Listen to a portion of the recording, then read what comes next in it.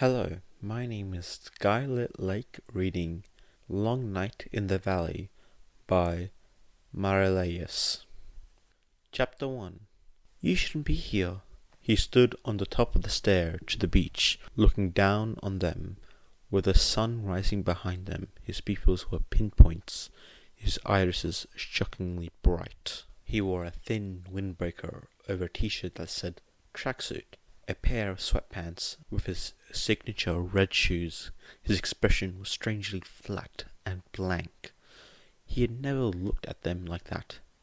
"Deku," said Ochako, uncertainly taking a step forward, her hand half raised, as though she could reach him despite being so far away. The commission instructor flung out an arm, stopping her. He was staring up at the boy too, his eyes blown wide, his lips pulled back with something like worry, something like fear, and something like avarice. "Whatever that is," he said. "It isn't Midoriya Izuku." Aizawa reviewed the program the commission had sent him, ignoring the gentle bumping of the bus and barely controlled chaos of the students around him. It looked fairly straightforward, all things considered. The requirement was new. Aizawa felt it was illogical to test the students like this, when they could simply have this material added to the course load. But overall, he had seen worse. So why did this bother him so much? He scanned the paperwork again. He was going to be getting the same certification as his students, had arranged to be part of the same general cohort even. But he didn't trust them on their own, at all, ever. But that shouldn't be an issue. Even when they did get split up, they'd be going to groups of 5, and there was groups of 5, with any odd number being used to fill out other groups that are undergoing testing on the same day, most of whom were adult heroes, if you recall correctly. With the addition of Aizawa, there are 21 of them. Calling on years' experience, Aizawa didn't groan. The thing was, Aizawa knew even before arriving and having the numbers and groups assigned who the odd one out would be. There was one student who could be so problematic without trying, or indeed having any control over the variables that went into causing the problem: Midoriya.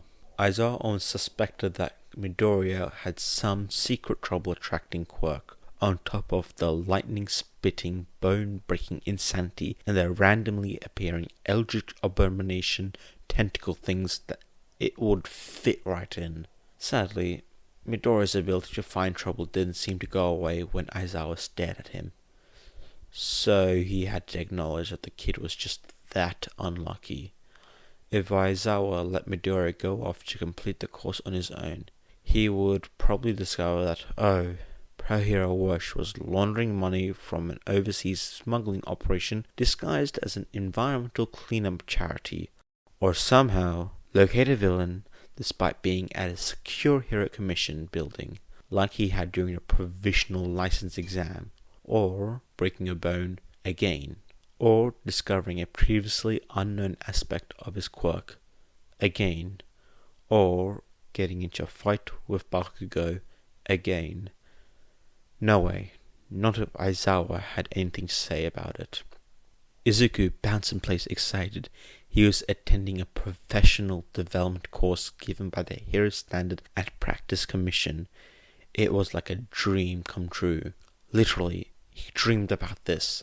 Of course, he had dreamed that when he was 7, and he had just learned about the HSPC and what it did, and All Might had been the course teacher, which he wasn't going to be for this course, and which was a little redundant because All Might, Mr. Yagi Toshinori, 8, was already his teacher and the reason behind this course, and making everyone with any kind of hero license take it was a bit disturbing, and he had to opt out of some of the course fixtures because reasons.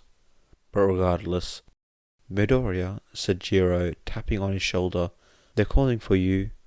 "Oh, thanks," said Izuku, nodding vigorously, and man, He really had to cut his hair soon. It was getting long enough to fall in his eyes when he did that, and that would be distracting in the field. Good thing it wouldn't matter for today. They weren't going to be doing anything physical after all. He walked up to the table, showed the person his clipboard, his provisional license.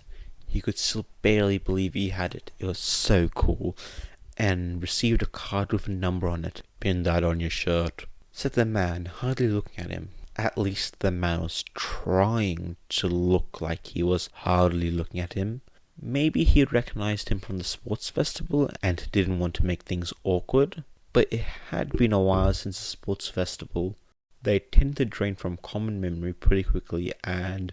Oh no! He'd been holding up the line. He sketched a quick bow and ran over to where the rest of his classmates and teacher were waiting. "So," said Aizawa, looking as exhausted as ever. There was a spark of something in the man's eye, though. Vigilance? Had he noticed something amiss? Should Izuku be on alert as well? "We have consecutive numbers, so most of us should be together in the same group. Problem child." Izuku jumped to attention. "Yes, sir." It was kind of sad that he answered the name Problem Child, wasn't it? Was it sadder that he almost liked the nickname? It was nicer than what some of his other teachers had called him. It didn't have the same bite. "Trade numbers of Yorozu." Izuku blinked and looked at Yorozu. He said, "Okay?" He unpinned his card and held it out to his classmate. Yorozu took it carefully, frowning at the number. "Why are we doing this, sensei?" she asked. "Because knowing his luck, Midoriya is going to be the odd one out. And you're the only one I trust not to kill someone or get kidnapped if you're left on your own." "Okay, harsh, but fair. What about Ida?" "I know what I said." "Harsher? Wait, Aizawa already knew that? Since when? Didn't she go off that one time, though, at Camino?" Aizawa turned to stare at Mina, who held her hands up. "Forget I said anything, sensei." No, you're right. Hagyore, you take Midoriya's number." "Eh? Me?" "Yes." Sir, are you sure? I don't know if I could handle a Midoriya level calamity." Izuku felt his jaw drop a little. Was that what they were calling it now? Rude. "The calamity won't happen if he isn't there," reasoned Aizawa. Which, okay, true, but also rude. Izuku wasn't that bad, was he? Izuku took Hagiku's card. The number put him between Uraraka and Aizawa. So he'd probably be at least with one of them. On reflection, Yaro's number had put him on the other side of Aizawa's, which probably wasn't a coincidence. The rest of his class went through registration, with several of his classmates trying to trade their own numbers, only for either to scold them, which was typical, really. It was almost calming. Izuku needed calm after that. Was his luck really that bad? Now he was much more nervous than before, except before he'd been excited. Now he really was not. He fiddled with the sleeve of his uniform, trying not to pick at his scars or cross the line into overt fidgeting and being distracting. He'd wished he brought one of his grip strength tools, at least those he would pretend were only for working out, unlike his other fidget toys. Oh gosh, was it the pro hero Rosemary, the memory hero, and Strato, the high altitude hero? He'd been so worried that he almost hadn't noticed how many amazing heroes were here. There were even some he didn't know. And then they were being called up number by number. Hagakure, true to Aizawa's prediction, was placed in a group of confused-looking strangers, including Rosemary. Izuku was almost jealous. He'd loved to learn how her quirks work. Actually, all the people in that group were heroes with mental quirks. How interesting. Izuku would also ask Hagakure if they gave her any tips. He was sure they had different insights than other people in their class, especially considering the subject matter of the course, the subject being combating mental attacks. That's why Izuku had to opt out being a subject for the course. He didn't entirely understand it, not yet, but One for All definitely had a mental aspect, and he didn't know how or if that would show up in a simulated attack, like the one they'd be demonstrating.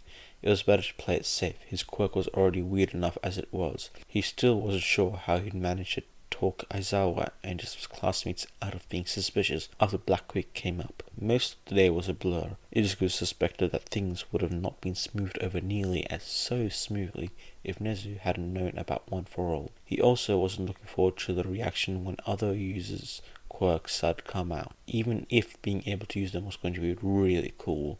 Anyway, his own group had resolved itself to consist of Aizawa, Uraraka, Ida, and Todoroki. Todoroki looked revealed. That made sense, with what Todoroki had told Izuku about his history. He wouldn't want to be doing this with people he didn't know either. But Todoroki would have opted out anyway, right? Or did Endeavor not let him? Honestly, that would be par for the course for Endeavor. Todoroki said he was getting better, but Izuku had doubts. He'd like to think that people could always be saved, even from themselves. That most villains could be reformed, even if the government didn't think so. Though people like Endeavor and Kachan could see the error of their ways. But even though Kachan was better than he was before, it didn't mean that he still didn't do things that Izuku didn't like. And he couldn't imagine that Endeavor was changing faster than Kachan. Who will they have us do first, do you think? I mean, I know they're going to go through all of us, but all of this is making me so nervous. I have a lot of embarrassing memories. I mean, I'm sure everyone does, but that didn't come out right. Well, said Ida, if they let us volunteer, I shall go first. What? Said Izuku, surprised. You didn't opt out? Opt out? Asked Uraraka. That was an option? I mean, yes, said Izuku. I had to file a bunch of paperwork and get Mum, All Might, and Principal Nezel to sign off on it. But I mean, it's an option for people who know secrets that shouldn't be exposed. Like Ida, what was he thinking? I didn't know that was an option, said Ida, who had evidently now realized he was in deep, deep trouble.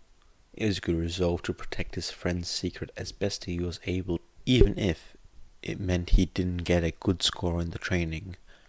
I didn't think there was an opt-out option either, said Todoroki, frowning. He reached towards his face but tugged his hair instead of touching his scar. Okay, so am I the only one who asked? Like, it wasn't easy. I had to get a bunch of signatures and it was doable.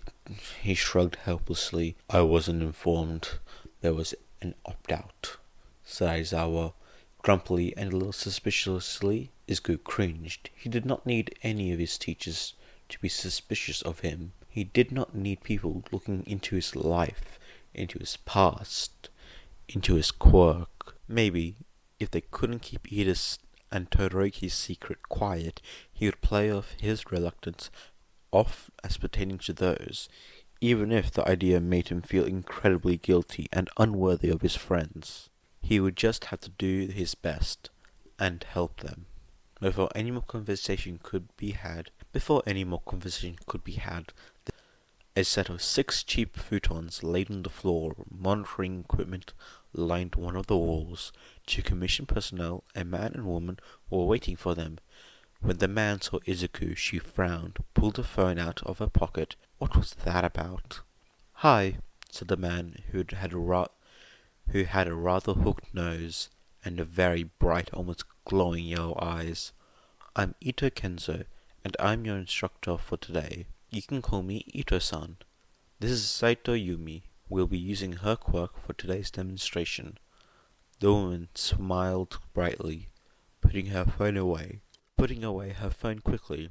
The way my quirk works is that I can put 5 people into a shared dream state, modeled after a 6th person's mind. All 6 people lose consciousness when I use my quirk, and the perception of time in the dream state is usually altered, although by how much varies depending on the group. The dream state persists until either I release it, the people involved break free, or 8 hours pass. However, I'll be making the rounds once an hour to pull everyone out and let you move on to the next person in the group. I'll be joining in the dream state with you to help point out tactics, it said Ito, although the person the dreamscape is modeled on won't be completely aware of what's going on. The goal is to familiarize yourself with what it feels like to have your mind invaded in a safe, secure environment. Saito-san's quirk is similar enough to that of several known villains to be a good example of what to expect. Any good questions? Uraka raised her hand. Who's going first? She asked. That would be... He broke off as Saito tugged on his sleeve and showed him her phone. The man did a double take, then paled. He glanced at Izuku. You're not meant to be in this group. Yes, I am, said Izuku. This is my number. It matches. Ito glanced at Saito. Then his phone rang. Oops, he said, looking at his phone. It looks like I'm in the wrong group. You kids are supposed to have Suzuki-san. I was requested by another group. So sorry. He'll be here in a minute. Ito retreated through the back door at a high speed. Izuku saw something was going on behind the scenes. This wasn't about the suspected traitor thing again. Was it? Izuku thought after the training camp that it was pretty obvious it had to be a teacher, and it couldn't be Aizawa-sensei. He had almost been killed by the Nomu. Also, he was the best teacher Izuku had ever had. A new, much taller man walked through the door. Hello, I'm Suzuki Takami. I'm your instructor. Apologies for the mix-up. No worries, said Saito. Everyone go ahead, lie down, and get comfortable. Midoriya-san, you're first. What? Said Izuku. But I opted out. I filled in the paperwork and everything. I got a signature from Abe-san and Kondo-san, and he fumbled to pull out his paperwork. He kept copies just in case. Saito and Suzuki didn't so much look at it. This course doesn't have an opt-out, said Suzuki. Excuse me, he clearly has paperwork for an opt-out option. Maybe you were misinformed, like you were about the room. Suzuki shook his head.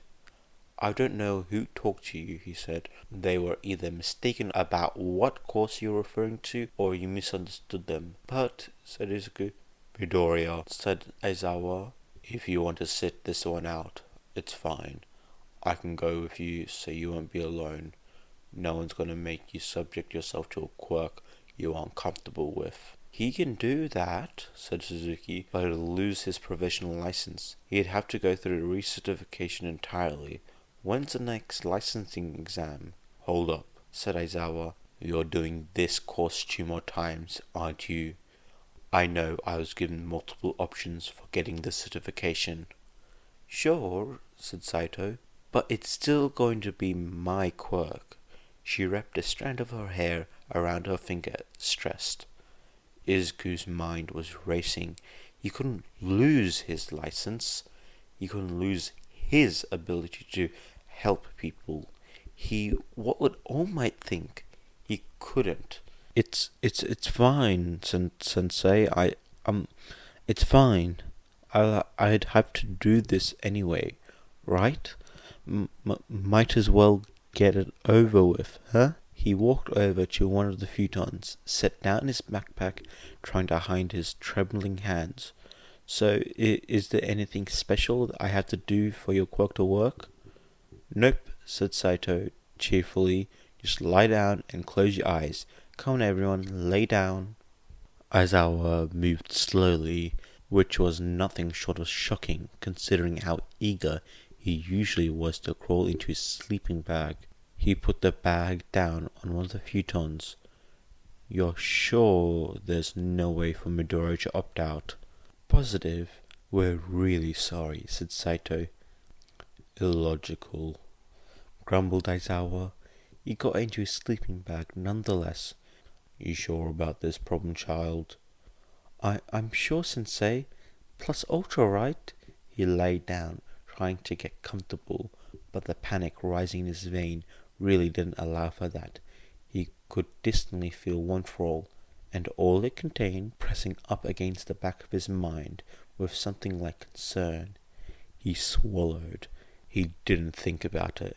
His classmates were hesitantly picking out their own spots. Ida looked like he wanted to say something. Uraraka's brow furrowed, her lips pursed. Todoroki was difficult to read as always.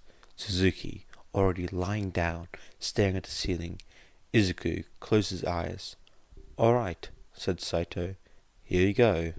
Yumi left the room with Midoriya Izuku in it. Feeling just slightly dazed, she paused for a moment in the back of the hallway. She had dozens of other groups to set off, and she was running late after that little snafu. Midoriya Izuku was supposed to be with a group with Suzuki-san and 4 other specifically picked professional heroes. Heroes who would get to the bottom of why and how he had multiple quirks, who would find out who he really was, who would figure out how he was in contact with a League of Villains, and why they decided to pick some random quirkless nobody, assuming that's what Midoriya Izuku really was. The initial investigations had uncovered some discrepancies in his family records. In any case, he was not supposed to be in a group with his little friends and overprotective teacher. Oh well, except for Midoriya, they were all clean. If they really were heroes, they'd do the right thing. Yumi pushed at the wall. When had she started to lean on it, and stumbled? Something bright and red caught on the periphery of her vision, and she looked down. Her nose was bleeding. She licked her lips, tasting copper. It shouldn't be bleeding. That only happened when she overused her quirk, when she tried to put too many people into one dreamscape, or tried to combine 2 dreamscapes into one. She'd been pacing herself. This shouldn't be happening. It shouldn't be bleeding like this, like she had just put more than a dozen people under. Saito Yumi promptly passed out. "Whoa," said Uraraka, looking around in delight. She was still worried about Deku. He'd looked really bad right before Saito-san activated her quirk, and she, Suzuki-san, had been acting kinda shady, but this place was beautiful, and she couldn't help but be in a little awe. She kinda expected dreamscapes to be more mushy maybe? Darker? Her dreams usually weren't very clear, except for the nightmares, but those didn't count. But Deku's dreamscape was as bright as he was. A beautiful beach, a cerulean ocean at sunrise, or was it sunset? Either way, the sun hovered above the ocean, its light gleaming off the wave. "Whoa," said Todoroki, approaching the breakers on the beach. He crouched down, looking at the sound. "It's really..." He poked the sand. "Detailed." "As expected of Midoriya," exclaimed Ida, waving his hands. "His attention to detail is unparalleled." Too bright," said Aizawa. He put on his goggles. "Excuse me," said Suzuki. "If I can have your attention, please. I apologize for the deception, however, you shouldn't be here." Chapter 2. "You shouldn't be here." Everyone turned to Midoriya, standing at the stairs to the beach, looking down at them. None of them, least of all Shoto, had ever seen the expression on his face. That was flatness that almost rivaled his own. Uraraka stepped forward. "Deku?" she asked, uncertainly. Suzuki, the commission instructor, threw his arms in front of her, blocking her path. "Whatever that is," he said, voice strange and low-pitched. "It isn't Midoriya Izuku. Saito's quirk doesn't allow for the subject to have an avatar in the dreamscape without a lot of practice. There's another quirk at work here." "You need to leave," said Midoriya, sending a single step. "Now." "It could be the result of his own quirk," said Aizawa, who nonetheless had a hand on his capture weapon. "He's had an odd reaction to mental quirks in the past. Jumping to conclusions is illogical." "We have evidence that Midoriya Izuku is working for the League of Villains," said Suzuki, backing away from the stairs slightly. "By the rules laid out in the standard." Shoto turned to Suzuki, by now quite convinced that the man had nothing particularly meaningful to say, in favor of examining Midoriya. It was Midoriya. Just a Midoriya that was annoyed, defensive, and maybe a little offended with just a touch of something else, which is a weird combination on Midoriya, especially as muted as it was. Midoriya's expressions, no matter what they were always so big. I am recruiting you to aid this investigation and determine the League of Villains' plans. If you don't leave now, I'll make you leave.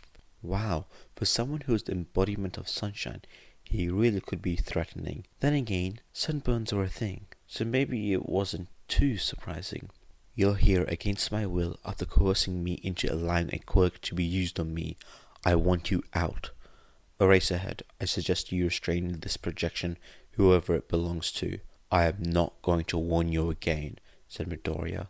I suggest that you listen to him. We can ask Midoriya about this when we're all awake and not in his head, like you should have done in the beginning, said Aizawa. Midoriya tilted his head slightly to one side. I agree, this is very unethical, said Ida, chopping at the air. This is basically an interrogation, and Midoriya is a minor. You need parental permission, which, before you started talking about him willingly participating in this course, said Aizawa, he explicitly withdrawn. Not to mention his mother signed those opt-out forms, so her permission is withdrawn as well. You can't be serious. I am, said Aizawa. Take us out. The whole thing is illogical. I can't, said Suzuki. Saito is the only one who can shut down her own quirk prematurely. What? There's no way for us to contact her in an emergency? That's really dangerous. That's not what Saito said either, said Midoriya flatly. The dream state persists until either I release it, the people involved break free, or 8 hours pass, implying there was another way to break free. One that you, by necessity, must know. So leave, or I'm going to start to defend myself. Suzuki took a deep breath. I am here to complete a mission given to me by the Hero Commission. Your refusal to comply with its terms set out in your licensing agreement will be noted. Midoriya brought his head up straight again and squared his shoulders. His hands clenched. He was wearing gloves, Shoto noticed. Not the gloves that went with his hero costume, but work gloves. He'd seen landscapers who worked at his family home wear something similar. Why though? Fine, said Izuku, then I'm going to kick you out. That's impossible, I know this beach very well.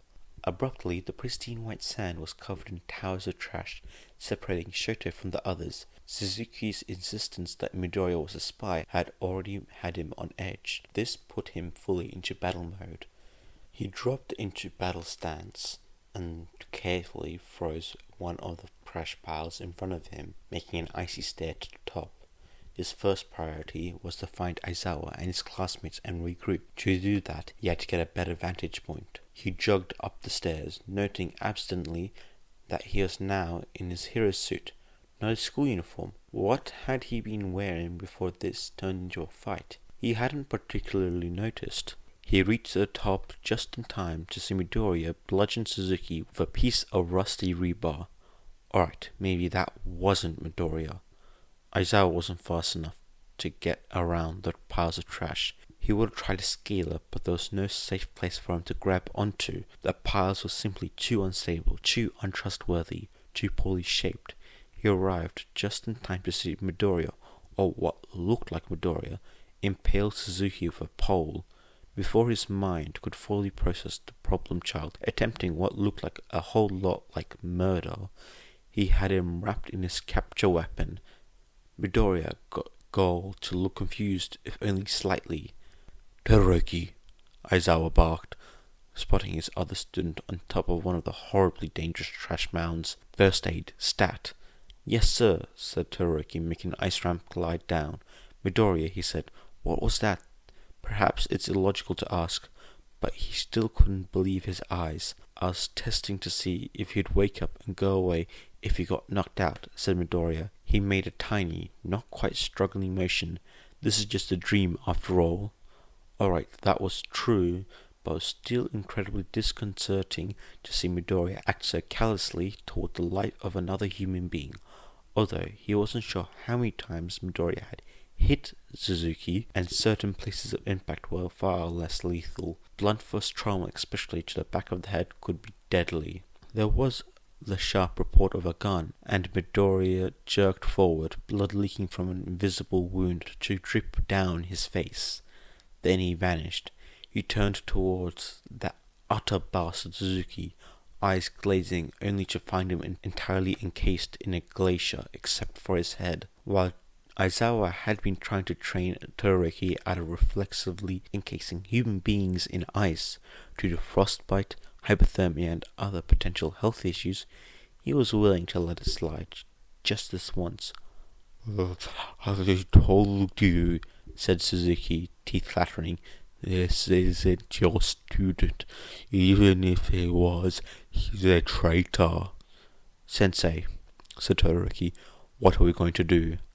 "First," said Suzuki. He didn't get beyond that because Uraraka was abruptly launched from beyond a wall of trash, trailing a makeshift tether of salvaged bungee cord. "Found them!" exclaimed Uraraka.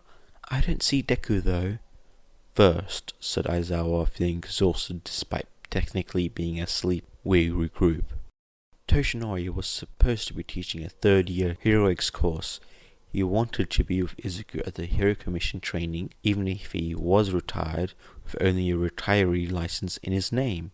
He was in the nurse's office, getting his brain checked by Recovery Girl because of sudden debilitating headaches weren't on the long list of symptoms he'd expect from his injuries and medication. Chio was worried he might be having a stroke, an aneurysm, or some other sudden lethal brain condition. She'd use her quirk on him at once, and the pain hadn't stopped. She said that at least it should stop an aneurysm from getting worse. Toshinori hoped it wasn't brain cancer. As far as personal abilities went, all he had to go for him right now was his brain power and stupidly high brain tolerance. He closed his eyes against bright lights of the room. Everything seemed too bright and blurry. Sounds warped and oddly in his ears. The fabric of the bed underneath him felt gritty under his fingertips. It wasn't like he was entirely here. Oh, the joys of hallucinations. Something like urgency pushed back against his mind, whispered 8, and help, and 9. Something was going more wrong than usual. He waited for Chio to step out of the room before he snuck out. Izuku emerged from the sleep with a choked gasp, heart racing, head spinning. It took him several full minutes to get his breath under control and recognize where he was. The room for the Hero Commission course. His classmates and teacher were sleeping next to him, as well as the commission's instructor. What had his name been? Something with an S? Thinking was hard. It was like his brain was occupied with something else, and he kept having to nudge it back on track. It was like he shook his head, which pounded with the movement, distracting him further. He should... What? An odd sensation overtook, and he found himself slowly, cautiously standing up. It wasn't like Shinzo's quirk, where his body was out of his control, but more like he was almost sharing control, somehow, like he could at any point take control back.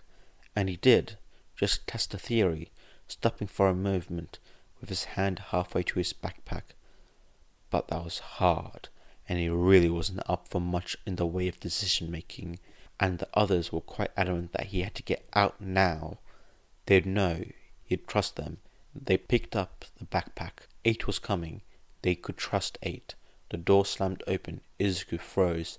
Several heroes in costumes and a man with a suit and a commission name tag stood in the doorway. "Get him!" 4 moved so easily from Izuku, precisely like he knew exactly how his opponents were going to act. What were they going to be? It reminded Izuku of how Sir Nightai moved. In seconds, they were in the main hallway, sprinting past crowds with the help of One for All. Izuku felt bad for leaving Aizawa and his friends, but they knew they weren't targets. Izuku was. Izuku didn't know how they knew that, but he knew that. Parking lot, streets, alleyway, rooftops. His UA uniform was too attention-grabbing. They dropped his blazer behind one of the rooftop ventilation shafts and tugged off his tie. The button down by itself was less tension-grabbing, but there was nothing they could do about his pants. Ali again. The people chasing him could track his phone. They needed to get rid of it, preferably in a way that wouldn't immediately tip their pursuers off to the fact they had gotten rid of it. Sending them the wrong way would be a good distraction, would buy them time. They slipped onto a bus and dropped Izuku's phone into a woman's purse. Hopefully she wouldn't notice the change in her weight for a while. 6 and 2 were really good at these things, not to mention 1. It would probably sound weird to an outsider, but it was comforting. The experience and care of past users wrapped around him like a thick blanket, making it so that Izuku didn't mind so much about his distractions. Even though he wished he could help more. He got off the bus. They needed to find 8. "Just so you know," said Aizawa, several registers shy of conversationally, "if you've harmed my students in any way, I will do everything in my power to make your life a living hell." "Nothing here actually affects the mind of the subject," said Suzuki, rolling his eyes. "Otherwise we wouldn't use Saito's quirk." "Your information has been accurate so far," said Tenya, pushing his glasses up and frowning. Suzuki had in fact been fundamentally unhelpful. "I believe you have outright lied to us on several occasions." He glanced at his classmates for support and did a double take. Standing behind Uraka, half hidden behind a beaten-up old refrigerator, was Midoriya, a smaller, slimmer, younger Midoriya. He was wearing an all-M t-shirt, thick gloves, and an awfully large amount of rope. He was also crying silently and staring at Suzuki. You shouldn't have done that," he said. He pulled on the rope. The refrigerator came free, destabilizing the pile of trash it had been supporting. It all came down tumbling. Ochako managed to avoid most of the debris coming for her, and slapped most of the remainder, making them float with her quirk. Even so, by the time that dust settled, she was covered in scraps, the pink fabric of her hairsuit torn. Wait, hairsuit? Whatever, she was asleep. The most important thing was she find Ida, Todoroki, and Aizawa-sensei. They had been in the direct line of the collapse. She pretty sure Deku had been able to get out the way. Shouldn't have done that. The 5-point touch activation seems to affect buoyancy of objects. Possible martial arts background based on movement. Ochako spun to face not 1, but 2 small Dekus. The new one, if possible even smaller than the first one, wearing a gakurin. He had notebooks spread out in his left arm, and was writing in it at lightning speed. Hands are a possible weak point, but a known one. Be careful of kicks. Gakurin Dekus delved into mumbling, and T-shirt Deku was still nodding, so he must understand. T-shirt Deku also had a length of pipe. Ochako did not like where this was going. Then again, the whole point of this exercise was to learn how to defend one's mind. She couldn't exactly fault Deku for doing just that. She dropped into a fighting stance and grinned. It was nothing short of a miracle, Aizawa decided, that they hadn't been killed yet. Then again, it was possible that Midoriya, despite his obviously distorted and altered mental state, was still holding back against them, which was annoying, because neither of the 2 small Midoriya lookalikes were particularly strong, nor did they appear to be using Midoriya's quirk, despite the fact that Aizawa, Ida, Uraka, Todoroki had no trouble using theirs. The problem was that they were terrifyingly intelligent, just a shy, ruthless, and had an incredible home field advantage in that they seemed to know the location and nature of every bit of trash on the beach, and in that they could evidently make it disappear, reappear at will. They also avoided head-on combat whenever possible, letting the terrain do the work for them. Fighting them was in fact like fighting someone with a quirk completely unlike Midoriya's, with a fighting style completely unlike Midoriya's, and that made Aizawa wonder, because all too often he caught Midoriya trying to replicate All Might's style, and if he did that when he could be doing something else more like this wasn't the time for such speculation. He pulled Todoroki away from a trap, attacking them, and then jumped away from a chain, and then jabbed and then jumped away from a chain reaction caused by whatever Uraka just threw. Unless they want to spend the next hour being beaten up by the problem child, we need to get somewhere he has less control over the environment. Off the beach? Suggested Uraka, panting. He said he knew the beach well, so... Aizawa nodded. That was good thinking. Where were the stairs? You need to leave. We're trying, problem child, snapped Aizawa, and miraculously that made Midoriya hesitate. Aizawa pulled Todoroki towards the stairs. The others were able to follow on their own. They made their way up, and as soon as they hit the top steps, the previously clear sky opened up and it began to pour. Aizawa was soaked through in seconds. Wonderful. However, the attacks, which had been relentless up till now, stopped. We left Suzuki. Aizawa held back a groan. Who cares? Asked Todoroki. We do, said Aizawa. We can't let him run around unsupervised in Midoriya's head. I think he might have gotten crushed, said Uraka. He was still in your ice, wasn't he? Yes, said Todoroki. Trash should stay with trash, he mumbled under his breath. We have no idea how many of our quirks will function long-term in Dream, said Aizawa, not addressing the trash comment because he honestly sort of agreed. Nor do we know what his quirk is, he sighed. We may also have to consider that he is correct and Midoriya is compromised. Predictably, there was quite a bit of protest. He may also have other information regarding the situation at hand, said Aizawa, which we need. There was a rattle among the trash heaps, and Aizawa turned to watch Suzuki drag himself out from under that mound of trash. You left me, accused Suzuki loudly. You almost let that gremlin kill me 12 times. Well, said Midoriya from behind them, where he absolutely hadn't been a minute ago, then maybe you should have left when I asked. Chapter 3. A mind-affecting quirk? Asked the secretary. Are you sure? Positive, said Recovery Girl grimly.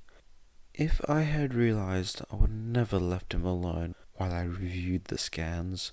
I thought it was something physical. By the time we looked up and down the campus, he was already gone. The secretary found herself shaking slightly. Even retired, even barely able to use his quirk, the idea of All Might under mind control, under a villain's control, was terrifying. I'm going to put you through to the chairman, she said, trying to keep the tremor out of her voice. I'm sure he'll mobilize every available resource. She pressed the button, sagged in her chair, glad she didn't have to make real decisions. Then, the calls from the people in charge of the Mustafa mental invasion training activity started to roll in.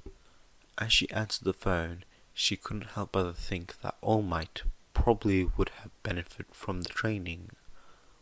Of all the things Suyu had expected to see while waiting to be directed to a room for testing, Midoriya fleeing from the group of heroes was not one of them. True, Midoriya had yet to come out of a class trip or event without some kind of trauma, but she'd been expecting villains to be the cause, not whatever this was. Kaminari and Aoyama walked forward, only to be held back by Shoji, who just barely managed to catch his phone. He'd been playing a Pokemon game with Koda. Hey, what gives, man? Midoriya's in trouble. Yes, said Shoji quietly, the lips on his extra arms barely moving. And look at who he's in trouble with. We can't go barreling in, agreed Tsuyu. We need to find the rest of the class before getting out of here. After all, if one member of 1A was in trouble, they all were. I have a better idea, he said. What do you think to a sparkling distraction to help our friend and us escape? Suyu followed his gaze and swallowed in a sigh. People should really stop leaving electrical boxes out in the open like that. This is basically a signed invitation. Izuku did not notice the power outage that occurred a mere fraction of a second after he burst out of the center's doors. But if he did, he would have been grateful for the chaos it caused and the precious time it brought him. "That is the room they were in," said Fumikage, dark shadow screening him and the rest of his class from you. "Hagikore should be..." He hesitates. "There," he said finally. "Are you sure we should go after them?" asked Mineta. "I mean, it's Aizawa-sensei and the top of the class." "Since Midoriya is the only one who came out," Yaoruzo coolly said, "it's probably that they're either asleep or heavily outnumbered, especially considering how out of character it was for Midoriya to leave them behind." "Unless he was targeted and was trying to draw them away," said Sato. They considered that silently for a moment. Bakugo's group was in that room, pointing with an earjack. "They'll definitely be asleep by now. Not to back away from a fight, but if we really think our class is in danger, we should get them out first. Only because they're not the center of this. The fate of Bakugo, much like Midoriya, is often shrouded in darkness." "I hate how you have a point," said Jiro. "Yeah, Momo, you're kind of in charge in here. I think it's your call." Yorozu made a pained-looking face. "We need to find everyone who hasn't gone into a room yet. We need to gather information," she said. "Maybe this is just a misunderstanding." Fumikage, for one, doubted it. T-shirt and a bright yellow backpack. Ochako swallowed uneasily and looked back at Suzuki. Did Deku's appearance reflect his understanding of the situation? Did he think that what was going on, what happened then? Was he right? A part of her, a part that was very used to Aizawa's logical ruses, was still hoping this was part of a course. "We already have proof you're the traitor," wheezed Suzuki, despite sustaining so many wounds. Beyond being out of breath, he was currently unharmed. Even his suit only had a few streaks of dirt on them. "Deku is not the traitor," shouted Uraraka. "He's risked his life for us so many times. He's hurt himself so much. It's ridiculous you could even think of that." Alright, perhaps the fight and general situation had Ochako more on edge than she'd thought.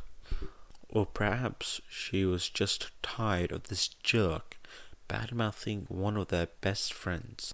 "I think," said Aizawa, splitting his attention between Suzuki and the new Deku, "that anyone who actually knew Midoriya would tell you the same thing, assuming you asked." "What are you here for? What are you really here for?" asked Deku. "Are you really working for the commission?" Suzuki wrinkled his nose momentarily, apparently affronted, then started to laugh. "You think we didn't? They came to us. Aldera Middle School ring any bells? Why didn't you tell your new friends you used to be..."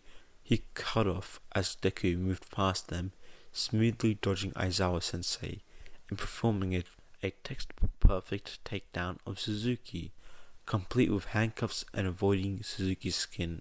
What was Suzuki's quirk anyway? "Wish I could have done this back then," muttered Deku, hauling Suzuki around. "What is your problem?" "You can't hurt me," said Suzuki. "Are you scared of the truth?" Aizawa pulled Deku away from Suzuki. "Midoriya," he said. "You are Midoriya, right?" Deku's face scrunched up. "I think so.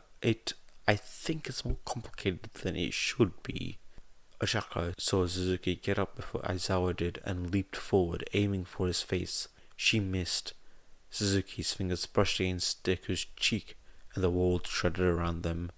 Aizawa had known going into this that a dream world would be, almost by definition, illogical and annoying. He simply underestimated how logical and annoying.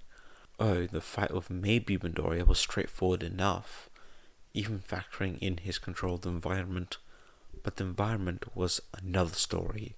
Aizawa knew he'd been hit. He'd been hit solidly several times, yet he didn't feel so much as a bruise. He was also, for some undefinable reason, wearing a suit. His students, except for Midoriya, who had disappeared yet again, had been put in an unfamiliar school uniform. Speaking of which, they are now standing in front of the middle school, the beach nowhere in sight. Adding that to the fact that at least some items, e.g. Midoriya's handcuffs, seemed to disappear when no one was paying attention to them, Aizawa's headache was rapidly going. Not to mention, he practically admitted he wasn't Midoriya. What more do you want? Demanded Suzuki, who seemed to ignore the fact that he was being stared down by 3 hostile, combat-trained teenagers. I want, said Aizawa, to wait out the clock. Midoriya isn't attacking us anymore, and I don't particularly feel the need to snoop around in his head. Suzuki's eye twitched. Saito isn't waking us up until the end of the course, a full 6 hours from now. You want us to have this standoff for the 6 hours? Or do you want to find something that will help you protect the rest of your little gremlin students? What do you mean, until the end of the course? Demanded Ida, adjusting his glasses. She's supposed to let us out in an hour. Aizawa sighed, but kept his gaze fixed on Suzuki. Ida could be a little too fixated on the rules sometimes. So? No one will miss you until lunch break, and that can be easily covered up. So, we should call the school too, decided Momo. I think Principal Nezu likes Midoriya. Huh? Really? Said Saito, surprised. Momo nodded. Whenever Midoriya is brought up at student council meetings, he sort of chuckles.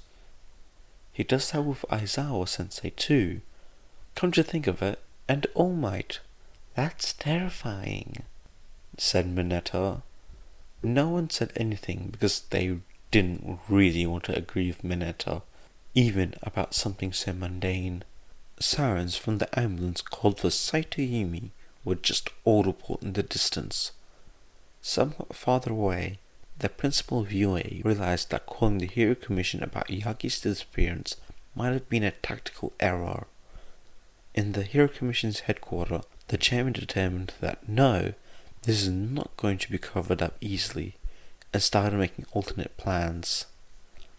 Aizawa speaking says, then we'll have to wait for a whole 6 hours. Consider it endurance training, he told the students, for stakeouts and whatever.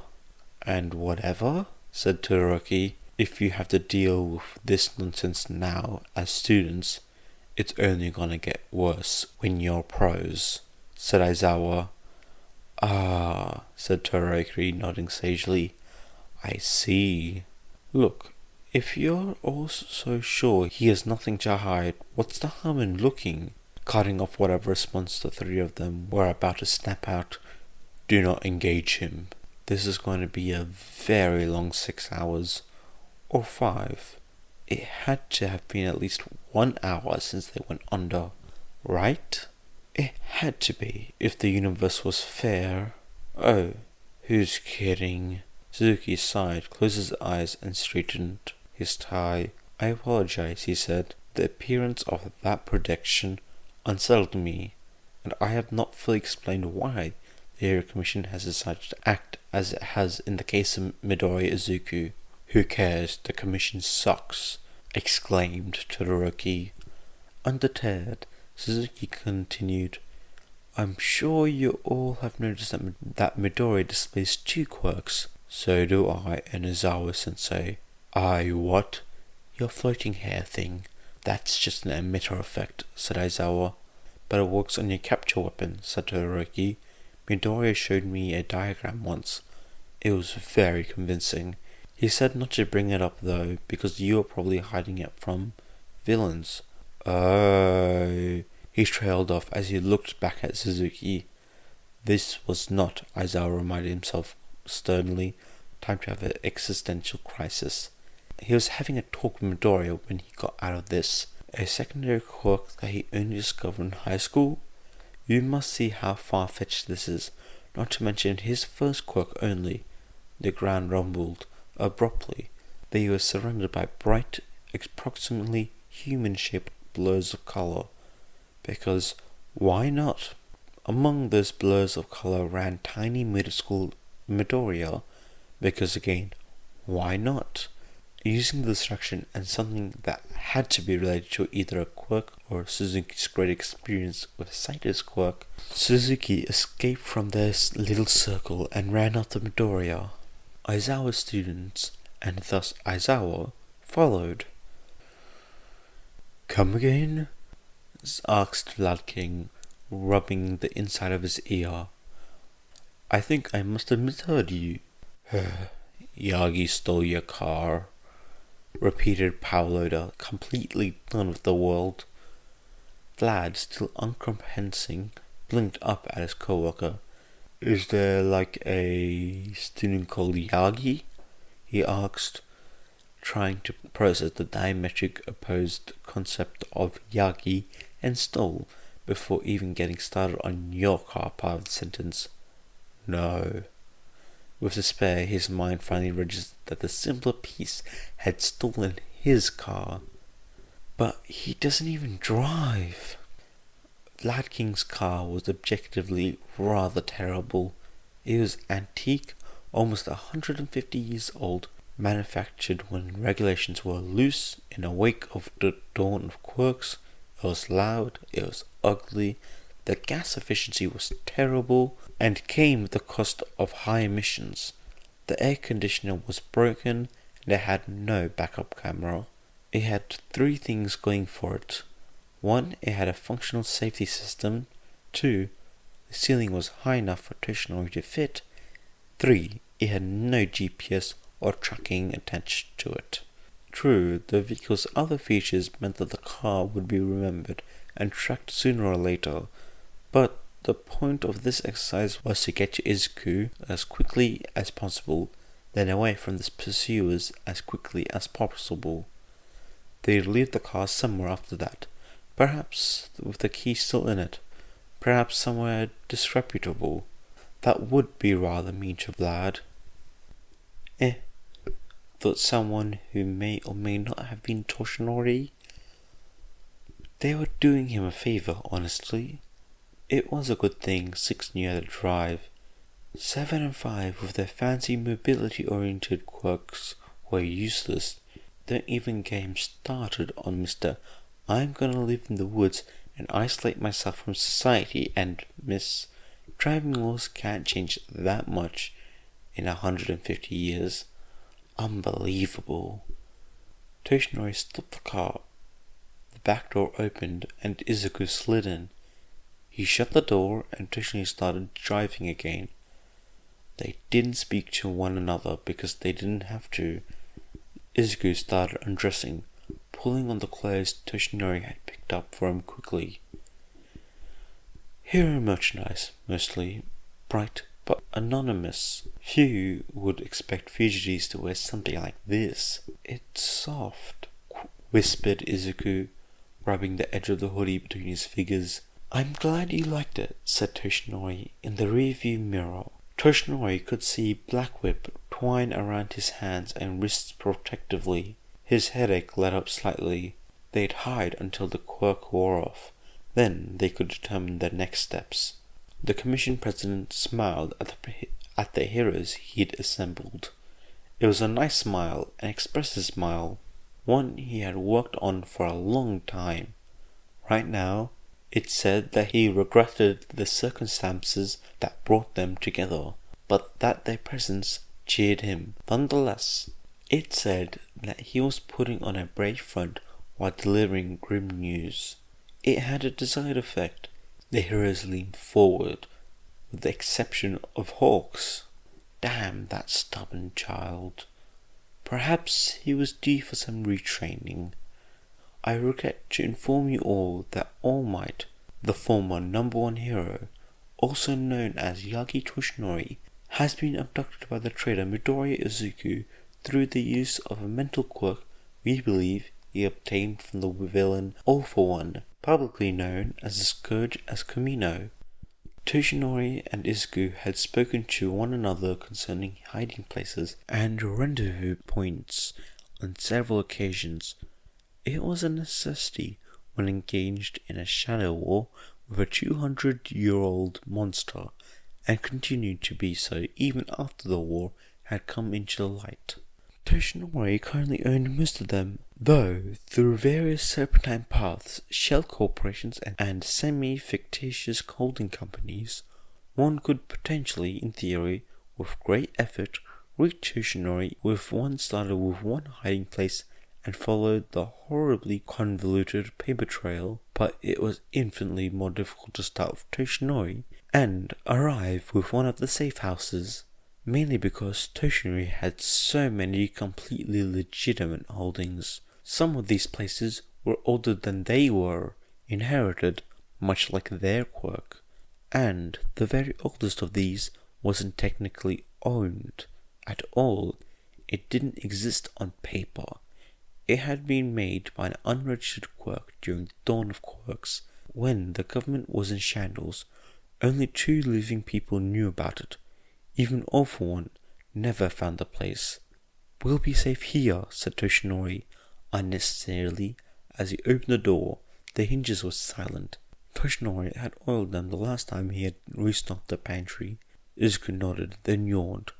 Everything about today was exhausting, and his brain still wasn't working right. But was it really okay for him to sleep, to rest, when he had left his friends behind? Why had he done that? Could he even call himself a friend when Toshinori put his hands on Izuku's shoulder, and Izuku let his concerns soak into his bones? The others were with him. Uraka, Todoroki, Ida, and Aizawa were not in danger. They reminded him. Izuku, 9, however, was. The others were in good standing with the Commission, more or less, and would likely remain so. For all the Suzuki's posturing, it appeared he had no real evidence against Izuku's friends. Otherwise, he would have used it for blackmail by now. Besides, Izuku wasn't the only one to make decisions to run. Izuku frowned. Was he? There was a bed in the little hidden house. Toshinori pulled a set of sheets out from the small cabinet and began to make it. Izuku retrieved and fluffed the pillows. It was interesting. He had never actually been here before.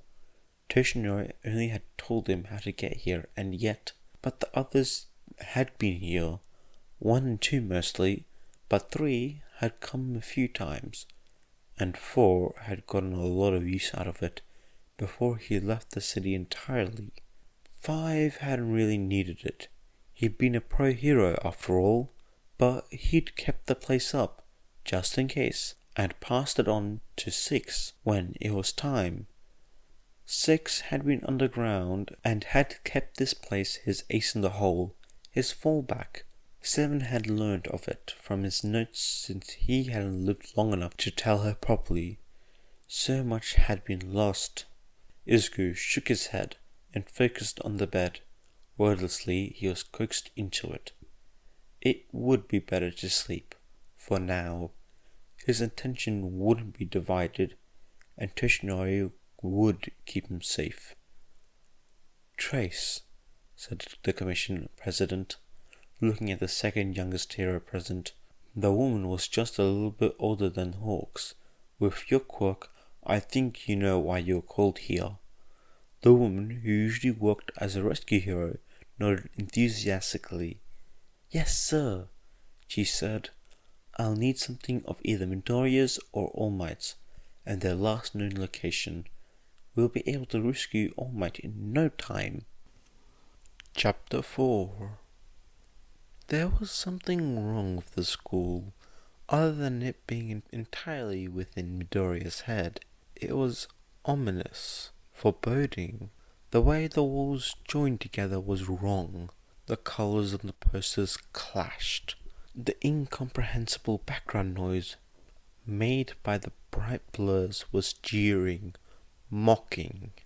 It reminded Aizawa too much of his old school, the one he went to before UA, of the looks and the hate he got just because his quirk frightened people. But Midoriya had a straightforward physical quirk. Correction, he appeared to have a straightforward physical quirk. Even if he had the bone breaking problem, he shouldn't experience anything like that. Aizawa was shoved hard from behind, and that shouldn't have knocked him off balance, but it did. He tumbled painfully to the ground.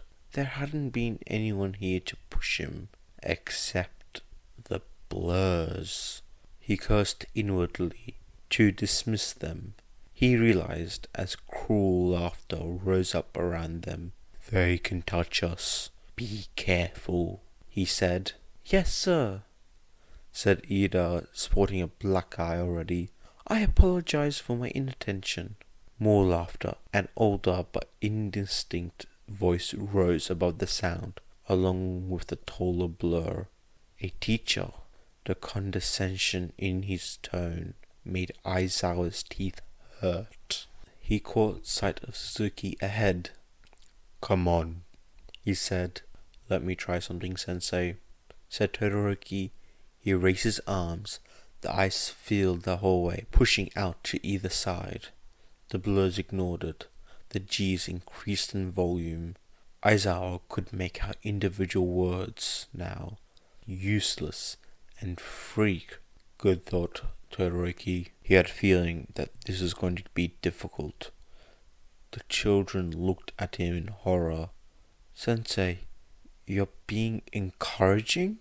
"Just follow them," he replied back, pointing.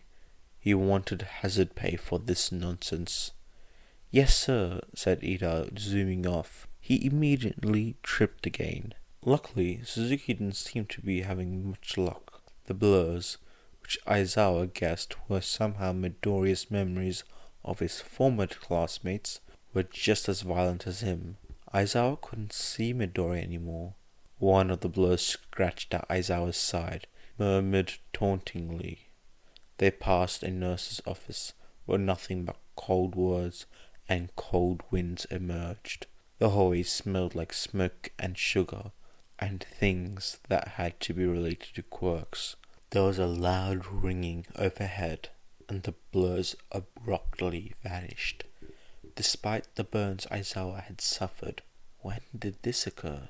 He forced himself to speed up.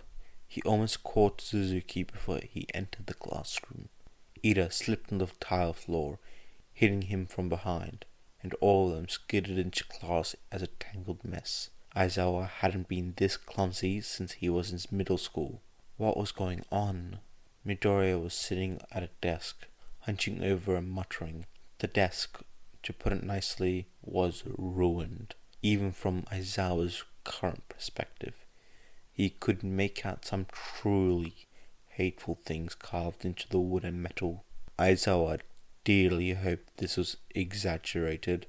Even so, he was going to seriously talk to Midoriya about therapy and taking legal action against this hellhole.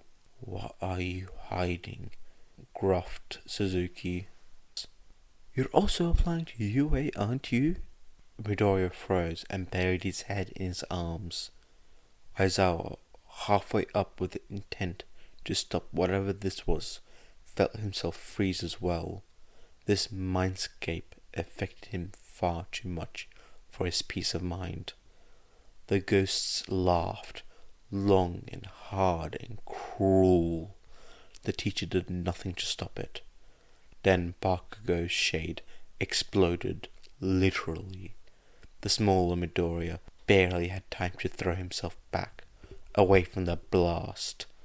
Midoriya's reflexes had much improved since middle school, but honestly, even this much was impressive for someone his age. "Come on, Deku!" Forget the crappy quirks. You're totally useless. What? Aizawa missed the next several sentences as his mind whirred, trying to comprehend what he had just heard. But then another explosion brought him back. Bakugo's words, completely unmissable. If you think you'll have a quirk in your next life, go take a swan dive off the roof. Just like that, whatever was holding them in place broke. The ghosts faded away entirely, leaving the classroom empty except for them and Midoriya. Midoriya was shaking, fists clenched, tears running down his face. Are you happy now? Are you happy? Why couldn't you just let me... Me being quirkless in middle school isn't hurting anyone. Midoriya took several deep and uneven breaths, his shoulders trembling. Izuku, she said. Midoriya, flinching, looked up, his expression guarded. The first thing I'm going to do when we get out of here is punch Bakugo, she said cheerfully, one hand in her fist. Midoriya gaped, but some of the oppressive, terrified atmosphere dissipated. Aizawa sighed.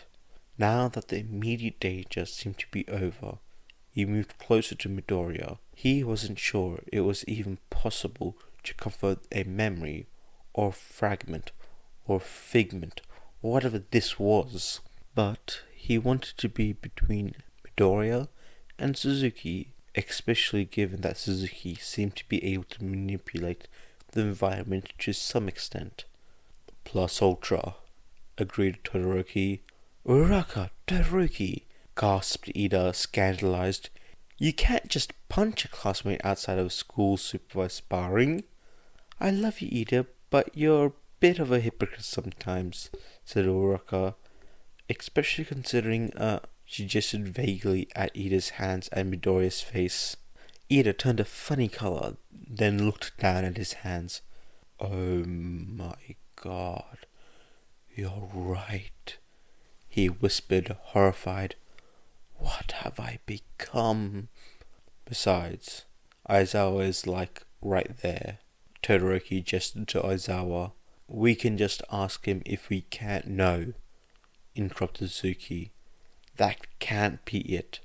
Show me what you're hiding. He started forward, only to be jumped by 3 extremely annoyed hero students. Just to be safe, Aizawa activated his quirk and kept it trained on the man. Mind the gun, reminded Ida. Ah yes, the gun, which the man may or may not have recovered at any point due to the impairment in the nature of everything here. Lovely, Midoriya, said Aizawa. He's after you. Get out of here. Yes, Yes, sorry, Sensei. Midoriya bobbed in an incomplete bow and turned to the door. And there was that stupid gun. Aizawa wished he had his capture weapon back. Why are you keeping secrets? Demanded Suzuki, his voice echoing somewhat. Midoriya clutched his head and screamed, falling to his knees. His body vanished entirely, but the sound remained somehow. The classroom fell apart. Very briefly, Tenya recognized Hosu. The smoke, the alley, the distant, indistinct cries of Manuel. It wasn't the alley where he had found Stain standing over Native. However, this was Midoriya's perspective. The scene shifted again, rapidly. They were now in the entrance tunnel to the sports festival arena. The air smelled of smoke. Todoroki startled, but it fell away. A hallway knew the smell of coffee. Then one of the soundproof conference rooms. Papers on a table, the writing all blacked out. Suzuki lunged for them. Aizawa punched him in the face. Another shift. A dilapidated apartment with footprints on the wall and ceilings. A microwave humming in the background.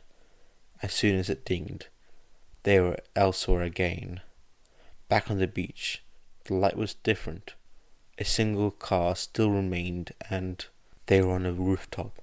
The wind blew mournfully. Midoriya was standing at the edge, uniform in disarray, a burnt notebook clutched in one hand. "Stop it!" he shouted, almost doubled over. "Stop it! Stop it! Stop it!" Tenya took a step forward. Before he could fully assess the situation, he tried to grab Midoriya. There was a good chance he'd go right over the edge. "There it is! That smile of his is just a mask." "Of course it's just a mask, you idiot!" exclaimed Midoriya angrily. Angrily?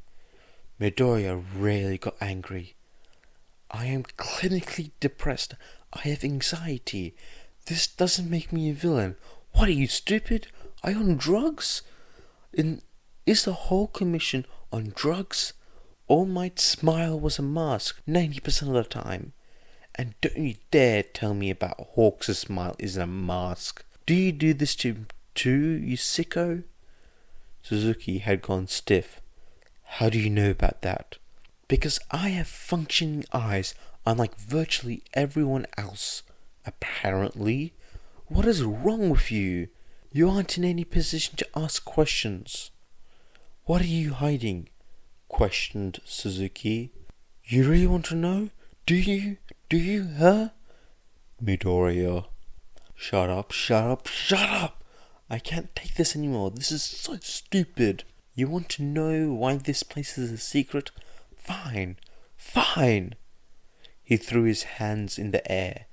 This is the first and last place I seriously considered suicide. Happy? The last was said with such incredible amount of venom that everyone took a step away from Midoriya. "Suicide?" said Tenya out loud, unable to stop himself. "I didn't want to. It of course filters stuff like that out. If they think you're gonna be a liability. Are you happy now? You have my deep dark secret. You know what I was like before, and Midoriya," said Aizawa gently. "It's fine. UA doesn't filter for that. All you would have to do is attend extra counseling." Really?" said Midoriya. "That can't be it," said Suzuki. He whipped his head around. "There was someone else here. Who stopped you? Was this where All For One recruited you?" "What is wrong with you?" demanded Tenya, activating his quirk long enough to skid to a halt right in front of Suzuki. Suzuki looked past him, as if he weren't there. "Who was with you?" A faint breeze picked up. Without power, can one become a hero?" "No, I should think not." "All Might?" said Oroka. "All Might?" repeated Suzuki incredulously. The scene changed in a blink. They were in a pedestrian tunnel. Midoriya, as dishevelled and tiny as he was on the roof, leaned up against the wall, clearly wary of them in general, and Suzuki in particular. "First contact," whispered a voice that dragged across Tenya's mind like the end of a silk curtain. "First contact," said Suzuki. "What is that supposed to... Hey!" They turned to see a figure standing beyond the tunnel's mouth, in the sunlight.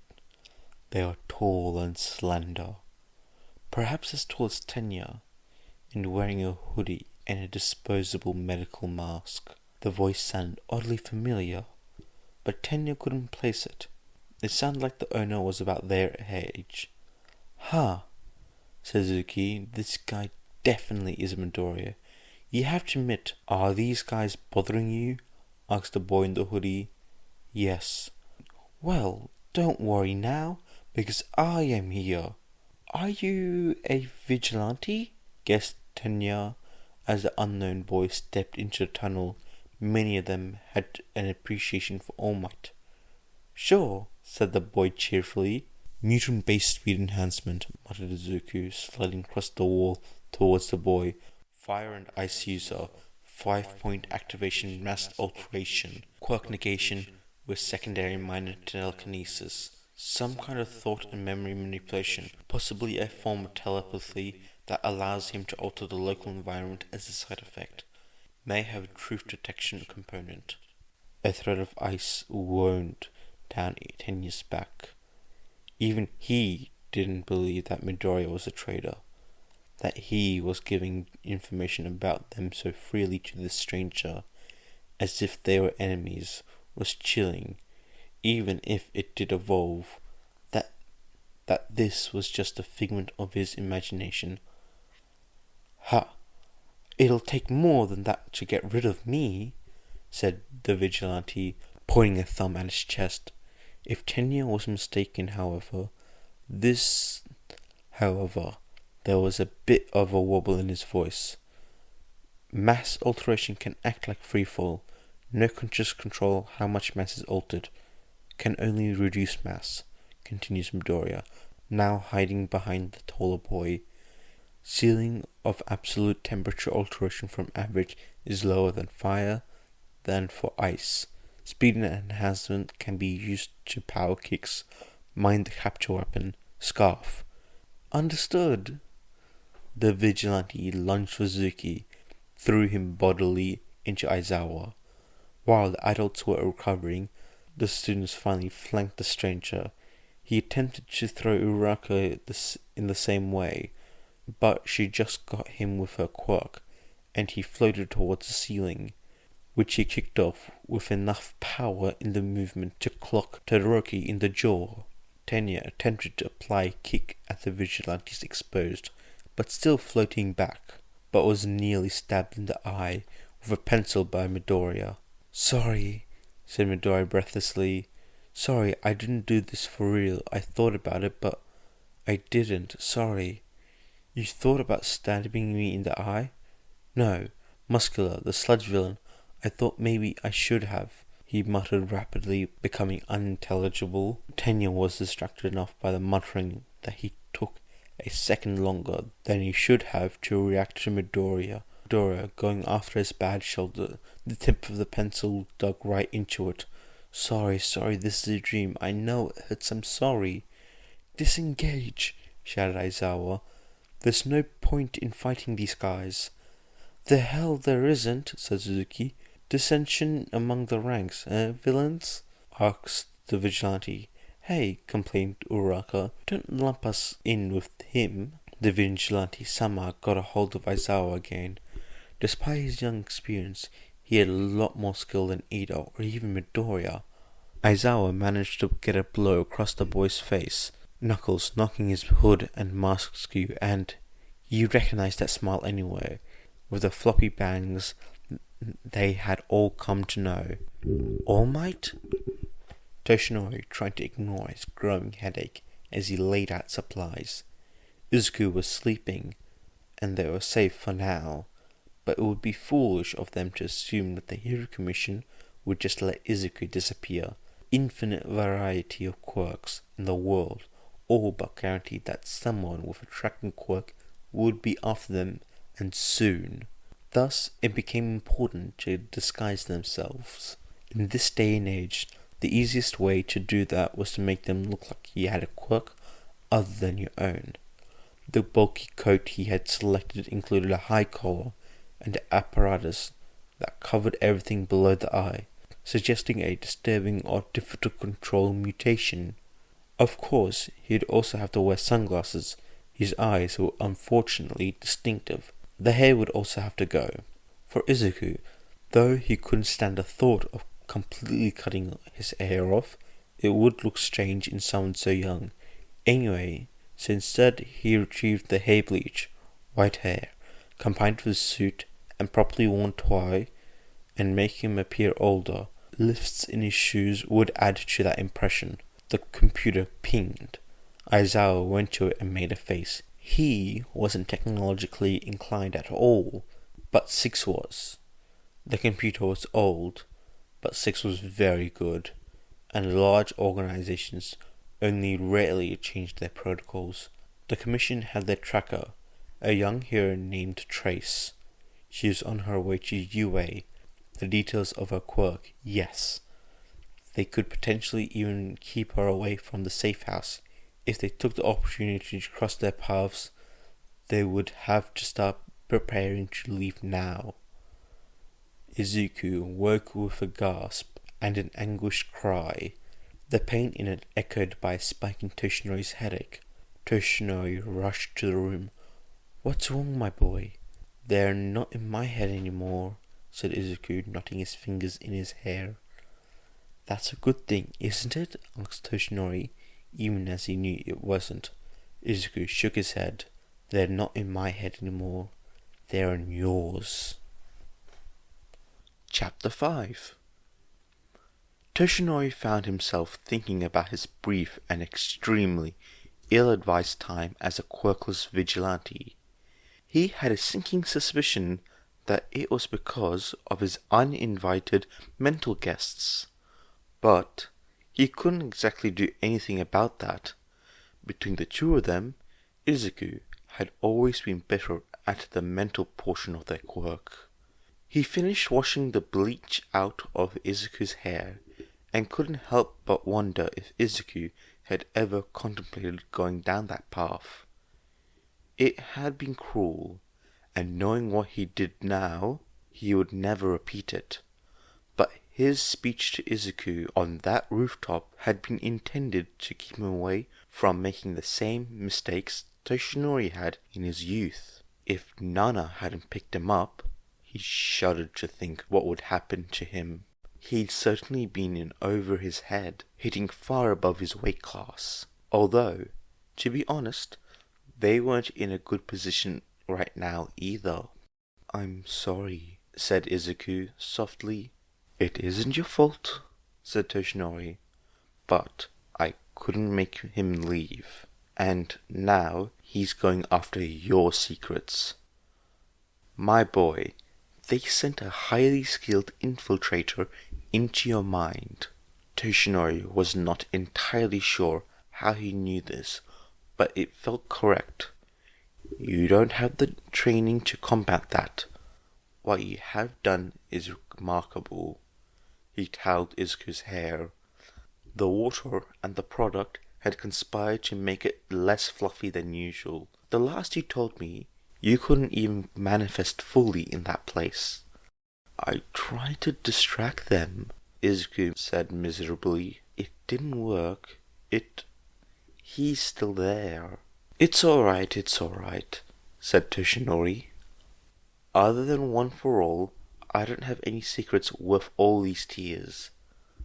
It might be annoying if they found out about all the illegal stuff he'd done over the years, but most of it was nigh impossible to prove. Let's get you into that suit." "Right," said Izuku, peeling out of his quirk. "Why a suit, though?" "It's something you'd never choose to wear, and relatively anonymous," said Toshinori. He started to put his own coat on, checking for all the hidden pouches were filled. To stay true to his disguise, Izuku was only carrying a messenger bag, and they would need the supplies. "How do I look?" asked Izuku. The first thing Toshinori noticed was that he hadn't bothered with the tie, but Toshinori had planned to take care of that from the beginning. The second thing, Toshinori did not blanch. "Of course that's what he looks like," whispered 7 or so voices. "Knew from the beginning. Have to read the DNA to rewrite it. Can't give it just to anyone." "Yes, of course. You look wonderful," said Toshinori, reaching for the tie. "And also unrecognizable." "Well, that's the point, right?" asked Izuku, running a hand through his hair. "So, how are we doing this?" Toshinori made a face. He wasn't terribly good at this part. There was a reason he'd relied so heavily on Sir Nightai once upon a time. "I could come up with a plan," proposed Izuku. "Tell me how Trace's quirk works." The fight reached the other side of the tunnel and spilled out into the bright yellow sunlight. Midoriya had been fighting Ida up until now, but upon exiting the tunnel, he had run off. Not before stabbing Suzuki in the eye with a pencil. Meanwhile, All Might, Teenage Menace Special Edition, was holding his own against them. One thing Aizawa didn't understand was why All Might wasn't using his quirk. Thankfully, after leaving the tunnel, the boy began to falter, and then ran off after Midoriya. Aizawa wasn't interested in pursuing them either. Were there questions he wanted answered? Yes. Did he want them answered at the cost of invading his student's privacy and breaking his trust? No. In the meantime, he did have to see if the idiot needed medical care. That was unfortunately part of his job. Want help with that? Aizawa asked. No, said Suzuki, pulling the pencil out. In less than a second, his eye was fine. That hurt, he complained. A small part of Aizawa mourned the fact that breaking Suzuki's leg would not be enough to stop him. A small but very present part. He pushed it away. Thinking on might-have-beens was illogical. Sensei, asked Uraraka, I think we're in America. All the signs are in English. She pointed. The signs were in fact in English. Considering how much time All Might had spent in America, it wasn't terribly surprising that Midoriya would construct such a place for him in his mind, although he had to wonder why Midoriya's mind had a teenage vigilante All Might running around in it. Because if he were Midoriya in this situation, he would pick any All Might. He'd pick top of his game, natural disaster All Might. So this had to be All Might that Midoriya just had. For some reason. This proves it, said Todoroki. Proves what? Asked Aizawa. That Midoriya is All Might's secret love child. Ida sighed heavily, leaving off prodding his formerly impaled shoulder. Think about it, said Todoroki, as emotive as Aizawa had ever seen him. Who else would All Might tell about his dark past? Regrettably, he had a point. Add that to the quirk, and the smile, and how they meet up for lunch at least once a week. That is literally the dumbest thing I've ever heard, said Suzuki. All Might is a natural-born hero, a pillar of society. Yes, said Todoroki, squinting at Suzuki as if daring him to say something that made sense. He isn't going to have a secret love child. Regrettably, he also had a point. Much less like Midoriya Izuku. Okay, the point was gone. In any case, black tentacles are not like All Might's general enhancer quirk. It's like his mother's though, said Todoroki. Even though I keep saying secret love child, my current theory is Midoriya-san and All Might are in fact married, but they had to do it in secret so that All Might's enemies wouldn't find out. Todoroki, please, you can't just spread baseless rumors like that about your classmates, said Ida, chopping at the air, much less your classmates' families. Todoroki looked hurt. But I have evidence. Aizawa should probably put a stop to this, but he wanted to see where it was going, and there was no way this was true at all. If Midoriya was All Might's child, he would never shut up about it. All Might, that was. Midoriya was evidently capable of keeping secrets. On the other hand, Aizawa didn't have a better theory for their obvious close bond. What evidence? Asked Ida, clearly intrigued despite himself. Midoriya is amazing. Todoroki's eyes sparkled like he was in a manga. Aizawa sighed. He should have known the evidence would... Wait, where's Uraraka? Uraraka really should be paying more attention, especially after all the situational awareness classes Aizawa-sensei had given them. Izuku didn't blame her. This was a distracting situation, and he rather suspected being asleep and dreaming was affecting their judgment. Still, it was almost too easy to pull her to the side and through a door into another part of the dream. But after that, she shook his grip and readied a fighting stance. "I don't want to fight," he whispered, making a quelling motion. Uraraka looked. She wanted to believe him, but frowned. Sorry, but I kind of find it hard to believe after you stabbed Ida.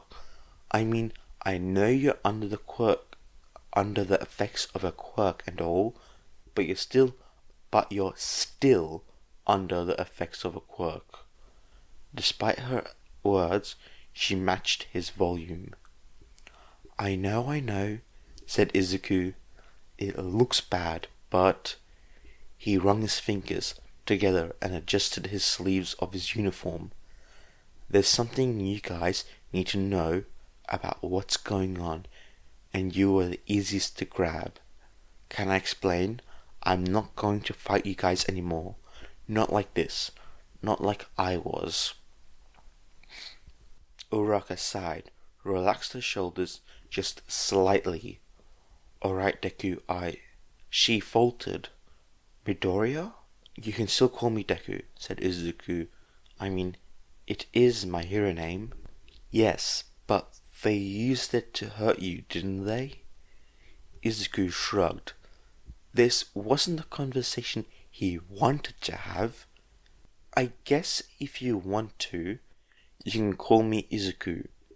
It would feel weird for you to go calling me Midoriya. Uraraka blinked. Are you sure? Yes. Then you can call me Ochako. Izuku blushed. Okay, he said in a tiny voice. He coughed. So, imagine you're in a room at the facsimile of the American diner. You're standing in the middle. Ochako nodded. Sure, she said.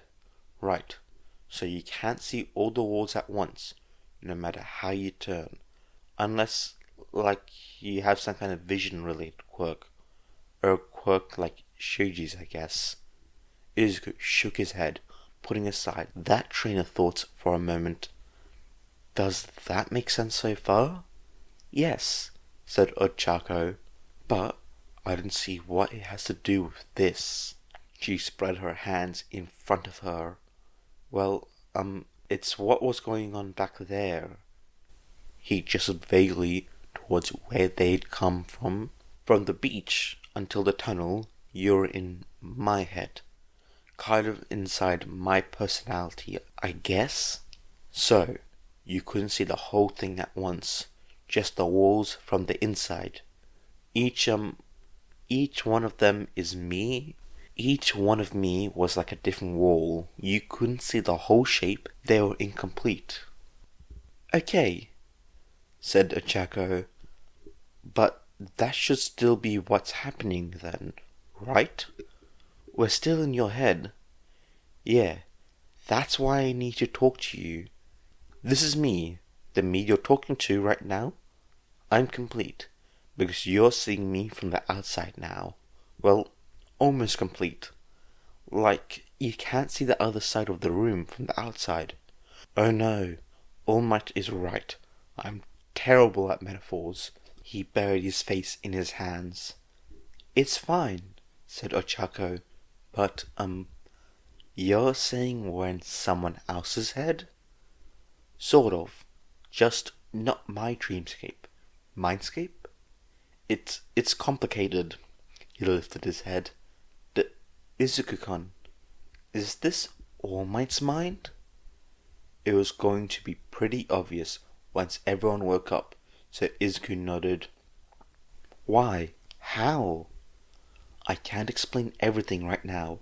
It's too much, and I don't know if the Commission has someone listening with a telepathy quirk from the outside. I know they're not using it on me, because I'm awake, but... What? You're awake? Sort of. It's a side effect of what's going on here. I woke up when Suzuki shot me, and I'm sort of on the run. It's really not something I can give details about though, because listening. Ochako took a deep breath. So, what did you want to tell me? Well, all of that, but also, we need to coordinate. It would be best if we could get Suzuki to stay in one place. I don't think that's going to happen though. We were trying to do that before. I kinda thought so.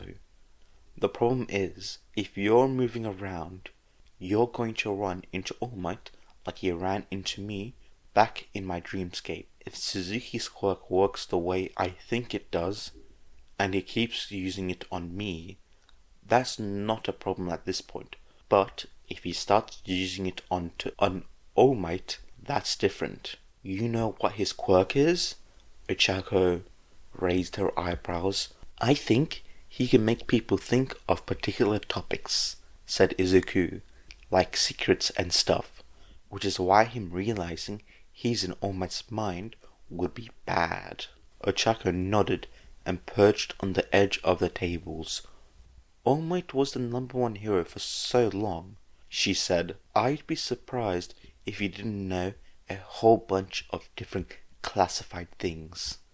Should we try going back? I'd say yes, but I need my brain power for escaping, not rendering traumatic moments from my childhood. And I know a lot of different classified things, some of which are significantly more recent. Plus, I'm not sure All Might will let you go back. Oh, said Ochako, tilting her head.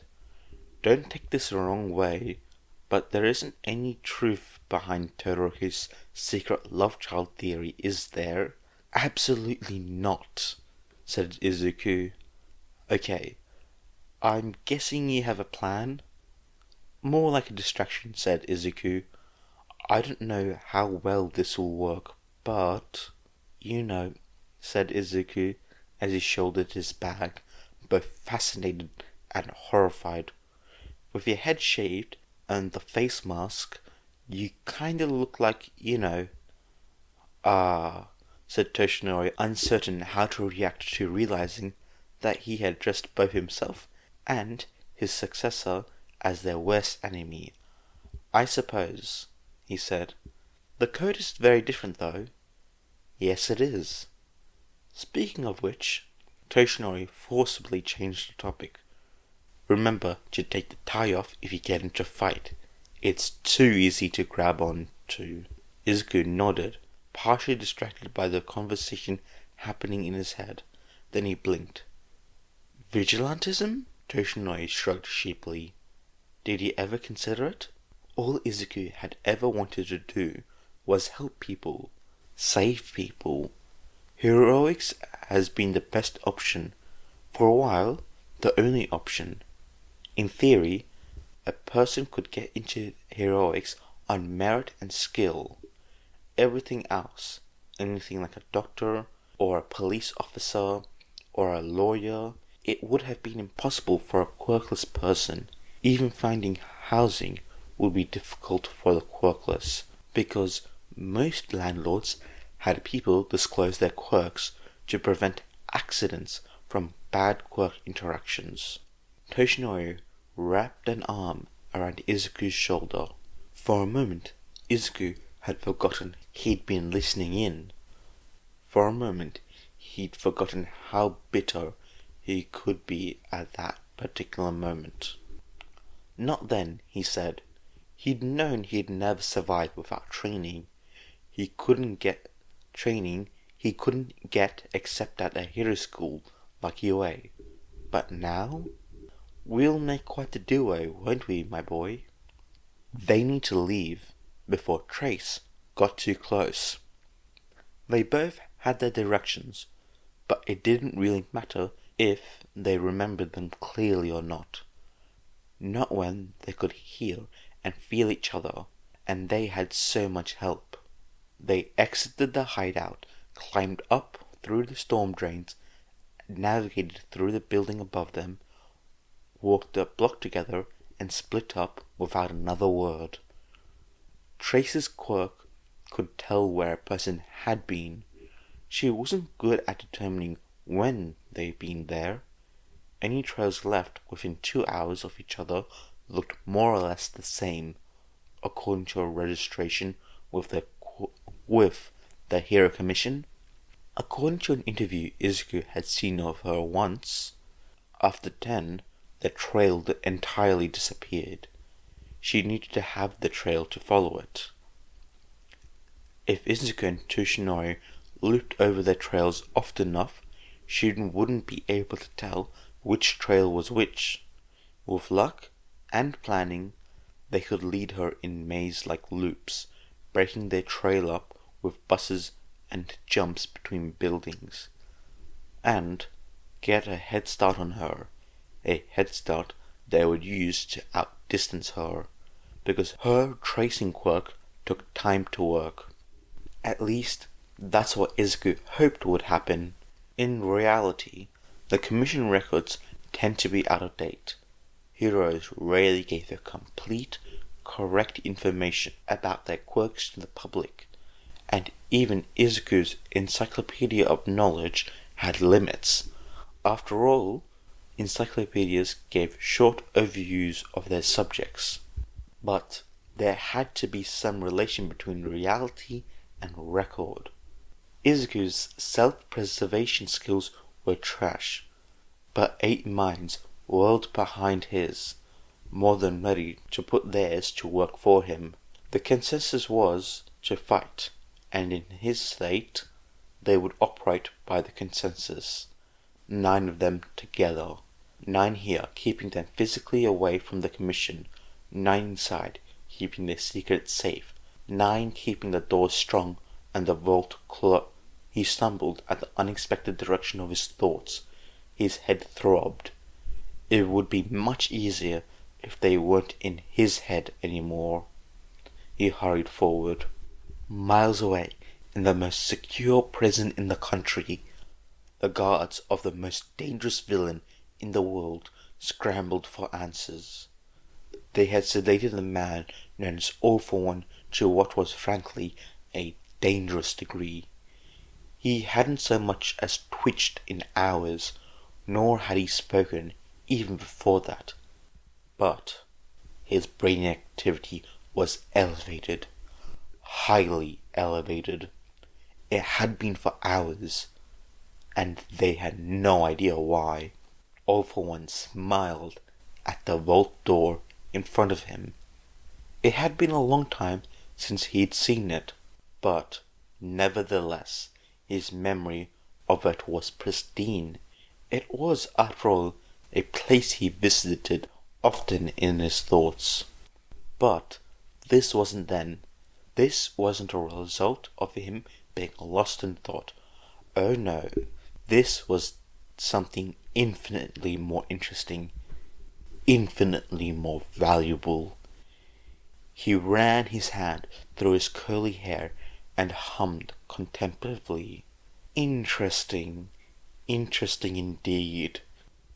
He walked to the door and ran his fingers down the cold interior, little scrapes and nicks catching at his fingertips. Now this was more detail than he had retained, but not perhaps more detail than, say, someone who had imprisoned here for a long time would recall. A smile stretched out over his face, wild and sparkling and full of glee. This, he thought, would be quite amusing. He pulled his hand and made a fist. "Knock, knock, little brother." Izuku slowed to a stop in the middle of the sidewalk. That, he blinked hard, that would be a problem. He started walking again, faster.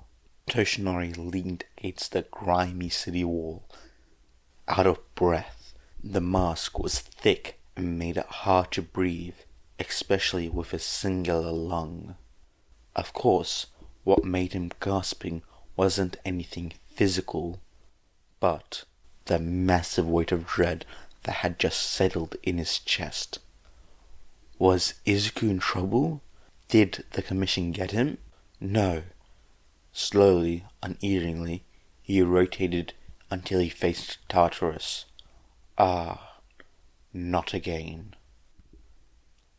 Izuku broke off mid-sentence and grabbed Ichaku by the wrist as the restaurant vibrated. "What was that?" said Ichaku. "A problem," said Izuku, staring off into the distance, as if he was seeing something completely different. Well, he could be, Ichaku realized. "Something in the real world, wherever you are?" "No," said Izuku. "Change of plans. You guys really need to get out of here." He pulled her out of the door onto the streets. The sky was rapidly darkening. He seemed to realize he was still holding onto her. He blushed, dropping her wrist. Sorry. We don't know how, though." "We don't know how, but..." Izuku bit his lower lip. Yeah. One might be able to do something, but if they're closer... Can't just wait. Can we still wait? What do you think? What would work? Maybe. We can work with maybe. 7, that's too far. Okay, yep. Izuku-kun? Sorry. I think you might have to go forward after all. The others have been here longer than I have. They know more. He started running down the street. "Come on!" "Others? What others?" said Ichaku, hurrying to catch up. The others were connected to me and All Might." He wasn't looking at her as he ran. "If you ask them, they'll know more than me. They've been doing this longer, and this is tangled in one's quirk. One of them might have seen a quirk like this before, been in a position before. But it's really dangerous for you to be here right now." "Why?" Izuku stopped and bounced in place. "Weakened mental immune system, basically.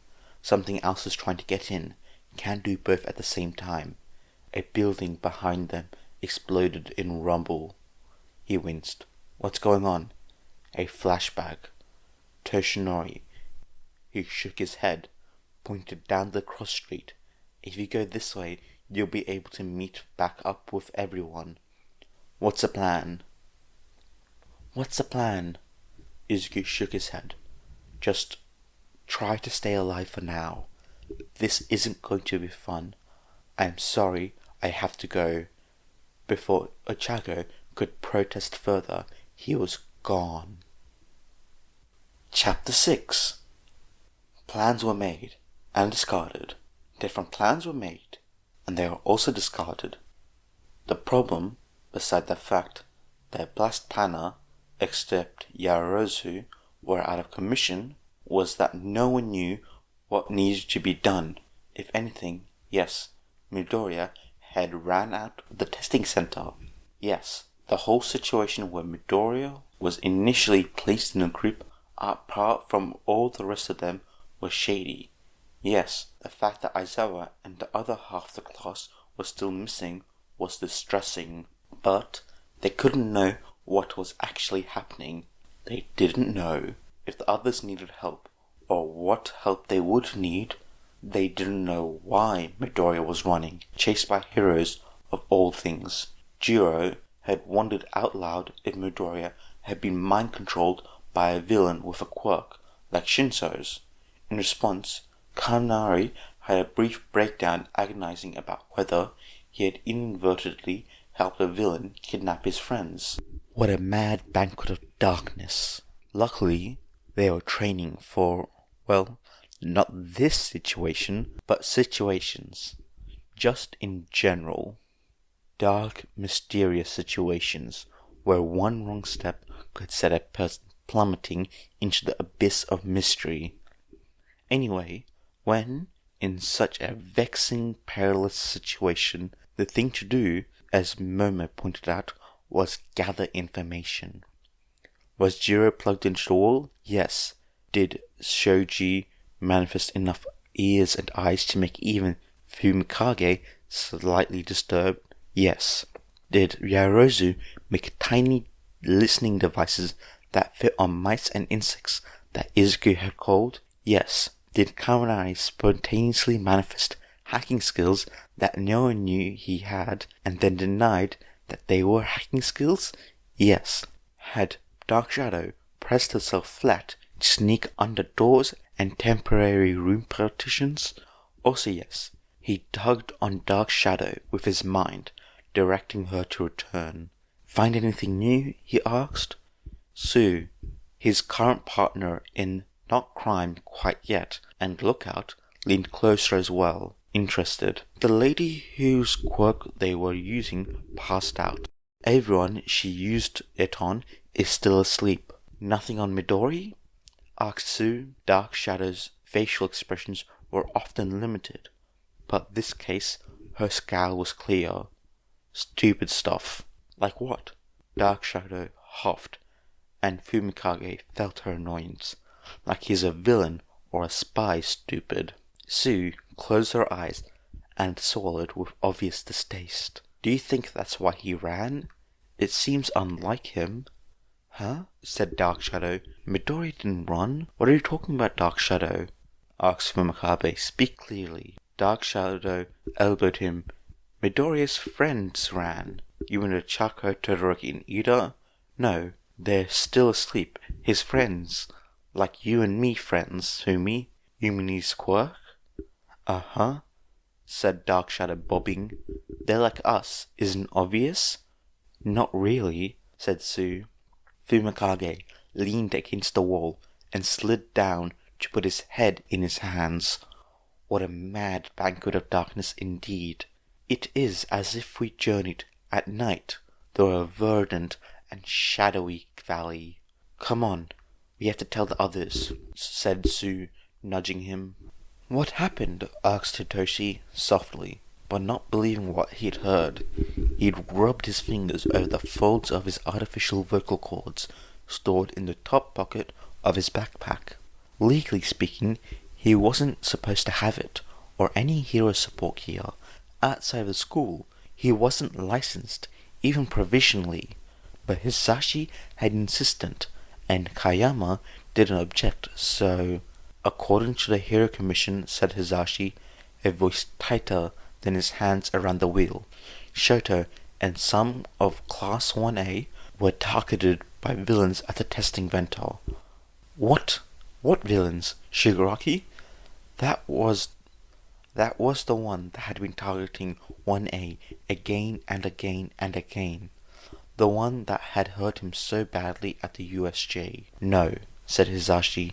They said it was Midoriya. Hitoshi blinked, his brain trying to find a Midoriya that matched the name before shoving his fellow student's face into his mind's eye. You mean he's the one that wound up fighting the villain? How many bones did he break this time? Or did he get a new quirk? No, said Kayama. They're saying that Midoriya is the villain. That's the dumbest thing I've ever heard. They think the second coming of All Might Sunshine Child is a villain? If he got locked in Tartarus, half the population would, I don't know, start confessing their sins and become model citizens before the day was out. If his quirk wasn't bone-breaking nonsense, I would say it was the power of friendship. He stopped, considered the last question. Wait, this was about his quirk, isn't it? We don't know, said Hisashi. They're saying he kidnapped All Might. Hitoshi wondered if this was what people felt like when he used his quirk on them, because his brain just blue-screened and was struggling to retreat. "There what?" screeched Hisashi. It was a good thing he was the one driving the car. Hitoshi winced and covered his ear. "Didn't All Might steal Vlad Sensei's car?" asked Hitoshi, feeling dazed. "How do you get from that to Midoriya kidnapping him from across town?" "I don't know," said Kayama, "but it's all over the HeroNet, and the Commission is starting to release it to news networks." "That has to be the stupidest thing I've ever heard. I'd put more money that Yagi is kidnapping Midoriya," said Hisashi loudly and angrily. "What the rat god said before we left makes much more sense now," said Kayama mournfully. Hitoshi blanched at reference to the principal, but then curiosity got the better of him. "What did he say?" "That to keep custody of all our staff and students, we're going to have to be creative." Hitoshi was expecting many things upon arriving at the testing center. Being refused access to unconscious teacher and students was one of them. Obstructive bureaucracy was one of them. People telling him something was illegal or forbidden by protocol when he knew it wasn't was one of them. Chaos was one of them. Confusion was one of them. Lack of organization was one of them. In these cases, he was not disappointed. What he didn't expect, however, was the remaining half of Schroeder's class to not only be 100% down with the kinda sort of kidnapping, but to have already laid a lot of groundwork for it already. Maybe he should have, but he didn't. How was it that Aizawa, aka Mr. Explosion, aka You Have No Potential, had kept all students from a class, had no issues against committing things that most people consider crimes? A class that, having been given time to bond, would probably collectively turn to villainy, then betray one of their members. He paused, considering his long relationship with Shota. Mentally squinting, he could see it now. It wasn't as if Hisashi wasn't like that too. He had never really considered expelling any of them, except Mineta. Grape juice was on thin ice. "We most likely would have acted already," Yaoyorozu said as the rest of the class distracted commission officials who were supposedly supervising the pickup of children. "But we didn't know what we'd do after. No escape plans." "Reasonable." The bus driver, Greenlight the transit hero, had gone back to school after dropping them off, and had to turn around once he heard the news. But now, Recovery Girl was coming around with a fleet of ambulances from the Hero Hospital Yue contracted with, a hospital that was incidentally not the same as the one the Hero Commission wanted to bring all the people affected by Saito's quirk. Ambulances had room for riders. It was unorthodox, but it would work. "Well," said Hisashi quietly. No one expected him to be quiet. It made him almost invisible when he was. "I know you already have a plan," interjected Hitoshi, "but is there anything I can do?" Momo blinked. "Actually, yes. We could get them out of the way, but it would help a lot if we had the keys." The search for Uraka had been going well before the city started to fall apart around them. In fact, it had been going incredibly poorly, because various versions of All Might kept popping up to try and punch Suzuki's face off. Literally. At least 2 of the All Mights had declared that as their intention prior to attacking. Tenya wasn't sure if he should be concerned about Midoriya's mental state or baffled about his incredibly violent view of All Might. Perhaps the eyeless villain in Camino had left a strong impression on him, but All Might couldn't have been responsible for the villain's injuries. It was All Might. He'd hardly ever injured villains he took down. On the other hand, the villain at Kamino had been terrifyingly strong. If there were to be an exception to the rule, he was certainly it. But the real reason, in Tenya's opinion, the search had been going poorly for Suzuki was that the man would not stop talking. His theories were even worse than Todoroki's. "That All Might is fake," he says. "He isn't even using his quirk, just like Midoriya. I think we all know that the All Might that exists in Midoriya's head is not in fact the real All Might," said Aizawa. "This destruction is just another ploy, another distraction." "We get it. But it isn't centered around us, so logically it must be centered around Uraraka." Suzuki scoffed. "We should be looking for what Midoriya is trying to hide. The only reason we aren't beating you up right now is that we are looking for Uraraka, so shut up," said Aizawa. "What about me?" Tenya whipped around to see Uraraka stooped over behind them, breathing heavily, hands on her knees. "Sorry," she said. "I ran all the way here." Izuku hurried over to her. Tenya noted that he had never quite turned his back to Suzuki. "What happened?" he asked. "Where were you?" Izuku wanted to talk to me," she said. "He said something dangerous was about to happen. But if we went further in, we could maybe get out." Under normal circumstances, the overly vague report would have been cause for a scolding, but Tenya could see how her eyes flicked to Suzuki. There were details she didn't want him to hear. "Did he say how to go further in?" asked Aizawa. "No, that happened, and he ran off." She gestured towards another building that was slowly collapsing. "Wait a moment. If you're here, what's there?" Said Uraraka. "He told you, didn't he? What did he say?" "Excuse me," said Tenya. "You're being very rude right now. Uraraka has just come back from a harrowing experience."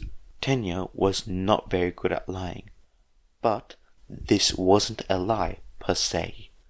The distinction didn't matter to Suzuki, who gave a brief, incredulous look before turning back to the gathering storm. "He doesn't want to see us." "Don't you dare," said Aizawa, eyes narrowing. Suzuki didn't listen. Tenya caught up to him without any trouble, punched him in the back of the head. "Ow," said Tenya, who had forgotten he wasn't wearing his hero costume. "Did you break your fingers?" asked Aizawa as he dragged Suzuki back by the foot. "I'm going to have you all arrested and stripped of your hero licenses unless because we didn't help you with an illegal interrogation." "No, you're not," said Aizawa. "Nana!" The voice bounced off the buildings and was swept away by the wind. "Nana! Master, where are you?" It was the voice of younger, Vigilante All Might. "Is he calling the name or the number?" asked Uraraka. "Master, please, answer me." With a shuddering heave, the building right next to them tipped over, falling into rubble before it could even hit the ground. The storm wind, heavy with rain and lightning, whipped down the street with all the force of a hurricane. Tenya had to brace himself and cover his eyes. Then he could see again. It was to discover Suzuki had ran off again, towards the falling buildings. Tenya was honestly torn between letting him get beat up by whatever had flattened the building, whether it be Midoriya's subconscious, the illusionary All Might, or worse, although arguably all those were the same thing. But Tenya was training to be a hero. Heroes couldn't pick and choose who to save. He and everyone else took off after Suzuki. They all stopped though when a boy in a torn UA uniform clambered over the rubble. The boy cupped his hands around his mouth. "Nana!"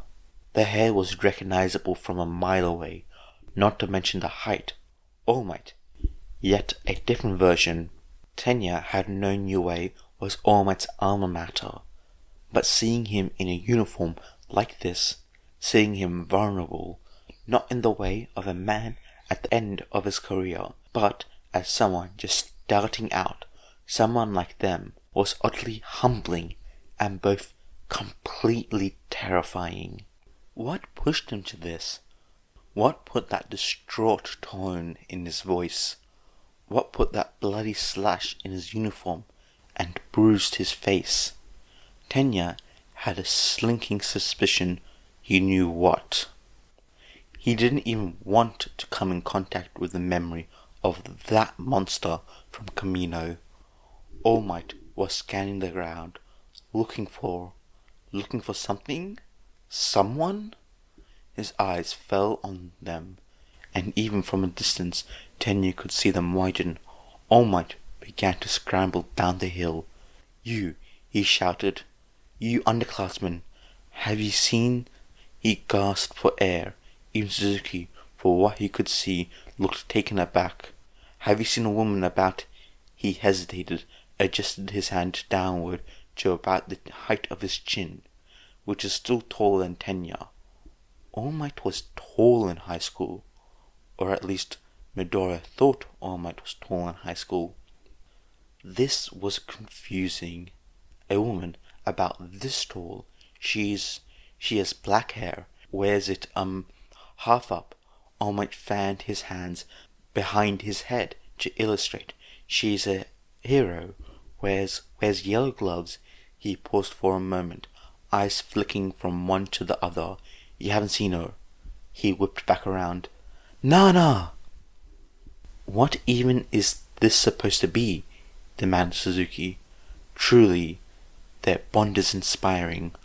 For an All Might to tell Midoriya even of this tragedy. "Todoroki, that was entirely inappropriate," exclaimed Tenya, turning to face his classmate. The wind picked up again. The building began to twinkle. "Earlier, you said something about being a vigilante. What was up with that anyway?" Midoriya's voice sounded like it was right next to him, and yet the voice was entirely sourceless. The color shifted. "Izuku, wasn't sure if you wanted to curse the bystander culture, encouraged by the hero system, or bless it for its unintentional effects." Even though Toshinori was clearly suffering, slumped against the wall and shoulders heaving, no one stopped to help him. In fact, most people averted their eyes, barely looking at him. Generally speaking, Izuku decided he'd curse it. In this particular instance, however, it benefited him. Looking back and forth before dashing across the street, not caring about jaywalking at the moment, he jogged up to Toshinori, swallowing the name before it left his lips. Right, they were undercover. The commission definitely knew Toshinori's real name. "Dad," he said instead, and mentally felt himself collide with a wall. Couldn't he pick up something better? Can't come up with a fake name, or just not use a name to begin with? With effort, he picked himself up, and his dream self kept running. "I got your text," he said. Instead, for the benefit of anyone listening, he inserted himself under one of Toshinori's arms. "Let's go." He smiled. He smiled at a couple of people who were stirring and hoped they wouldn't report this. I can walk," said Toshinori, heaving himself off the wall with a shudder. "I'm fine." This was a lie. Izuku could still see the flashbacks playing out in his mind's eye. Even so, he nodded and tried to give Toshinori space, even as Toshinori put one hand on his shoulder and leaned heavily. This mental invasion was wearing both of them out. No, all of them out. This was not, they reminded, at all normal. 5 gently pressed ways of dealing with flashback into his awareness.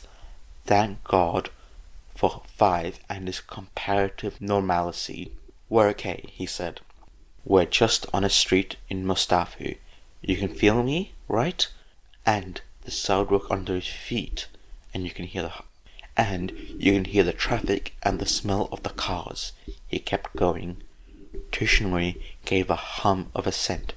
After each item listed, he could tell it wasn't enough. He might be able to see and hear, to touch and taste, but he could do the same things to that mental battleground. What if, said Izuku, you tell me a story? A story? Rasped Toshinori. Yeah. Earlier you said something about being a vigilante. What was up with that anyway? It isn't well known, said Yagi's voice, as the world came back into focus in an entirely different city, with entirely different weather and signage. But I didn't grow up in a terribly pleasant area. In fact, there was quite a lot of crime. Aizawa caught sight of a familiar head of yellow hair positioned above a plain Gakuren. The younger version of Yagi was staring down an alley. Suddenly, Aizawa felt himself pulled to a stand right behind Yagi. A man with a mutation quirk was being mugged by 2 men with fire quirks. He blinked. The sign didn't change. Even behind his eyelids, he couldn't see his students or Suzuki. What was this cutscene? I, rather disliked that. Obviously, my thoughts about becoming the symbol of peace for the world were, well, just thoughts. But even then, for my own little corner of the world, I wanted to make a difference. Yagi, showcasing the fact that he'd always been a bit of an idiot, pulled on a medical mask and threw his book bag at the muggers, and punched the other one in the face. At least he wasn't using his quirk to do it.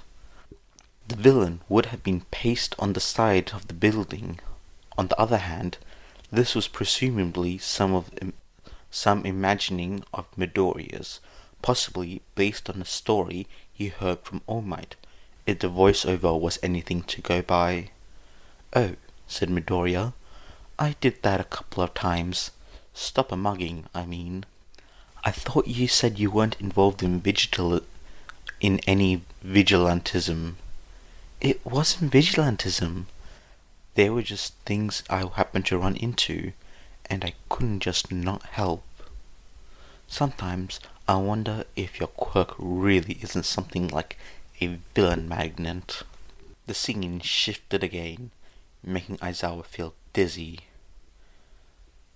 Even though he wasn't moving, except maybe that was why he felt dizzy. Motion sickness. I never knew my parents. I grew up in a foster home. Aizawa blinked. The scene became clear. A small apartment building with a tiny tattered lawn. Someone's shoe had been left on the sidewalk in front, and Yagi was climbing the stairs to the door. Then Aizawa was inside, and internally wincing at the noise level. Screaming preteens were so far out of his normal comfort level that you couldn't see it with a telescope. The exception was, of course, Eri. As he watched, Yagi was shoved several times, tripped, and had water manipulation quirks used to drop something that Aizawa suspected was toilet water on his head. Overall, the attitude towards the people like us wasn't quite what it was now, but to be parentless on top of that, many of the other children at the home thought there had to be something wrong with me. There was a sigh. Judging from what I've seen of your memories, I suspect you had the worst of it. I had a mum though. Aizawa found himself in a small bedroom. Pinned to one of the walls was a quirk board, which looked distressingly like Todoroki's. Yagi crossed his arms as he contemplated on it. Once I had built up my confidence, one thing I was trying to do was find out about a human trafficking ring. Oh yeah, those suck. Why do I feel like you have personal experience in the subject matter? It wasn't my fault. Soft, fond laughter filled the room before it was whisked away and replaced with a warehouse that just screamed villain hideout. There was a fight. I tried my best, tried to be sneaky. I knew I wouldn't win in a straight-out fight, but Yagi was surrounded and clearly losing. Then the doors burst open. A figure floated, framed by the threshold, backlit by the streetlights. First contact, whispered a voice like the wind. Nana, said Midoriya. Nana, agreed All Might's voice. She saved me. I didn't want to get caught. I ran, went back to the muggings, and then another change in scenery. A sidewalk by a stream. Yagi stood in his gakuen a few meters away from a woman in a hero costume. The yellow gloves stood out, and then, a week later, she found me. The woman's head snapped in Aizawa's direction, and he had just enough time to realize she could see him before the seeing glitched out and he was falling through an empty sky. Chapter 7. It was at times like this that really drove home to the fact that Eri had been raised by Yakuza. Normally, it was easy to forget. Eri was an angel, almost too well behaved at times, and Mirio loved spending time with her. Being asked to look after her while her foster parents were away was a privilege, not a chore. Right now, though?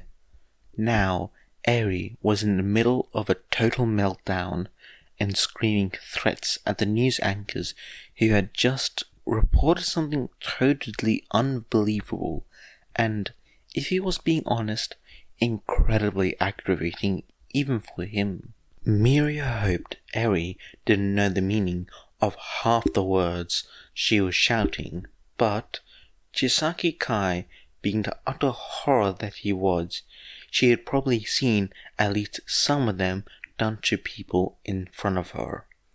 Once again, Mirio was filled with a totally reasonable, if unheroic, desire to punch Chisaki until his legs came off like his arms did, as this was not, in the moment, a helpful impulse.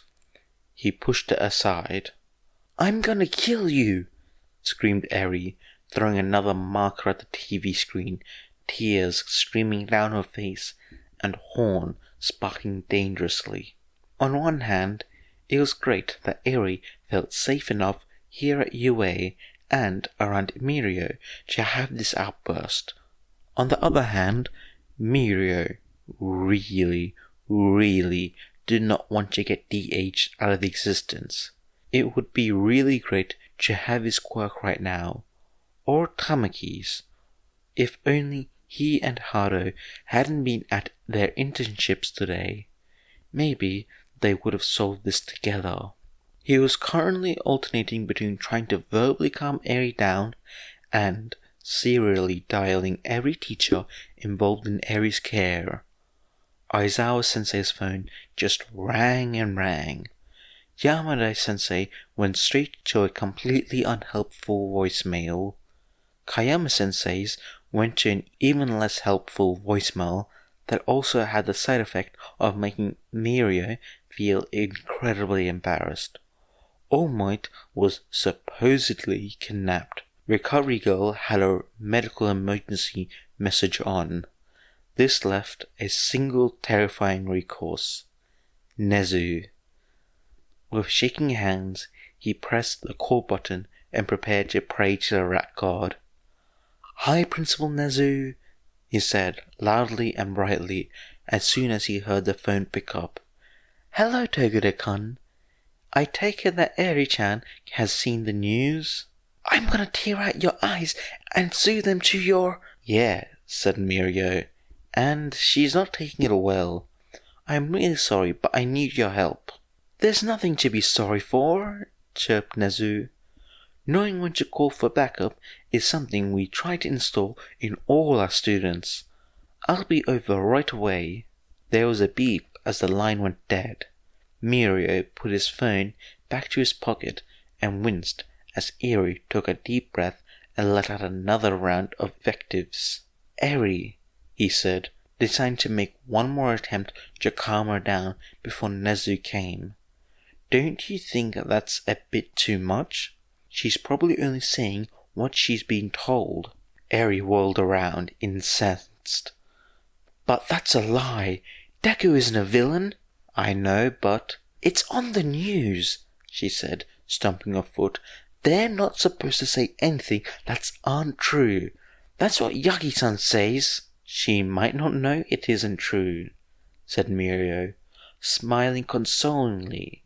He knew this particular smile was consoling, because he's practiced it extensively. Sometimes people believe lies, even good people.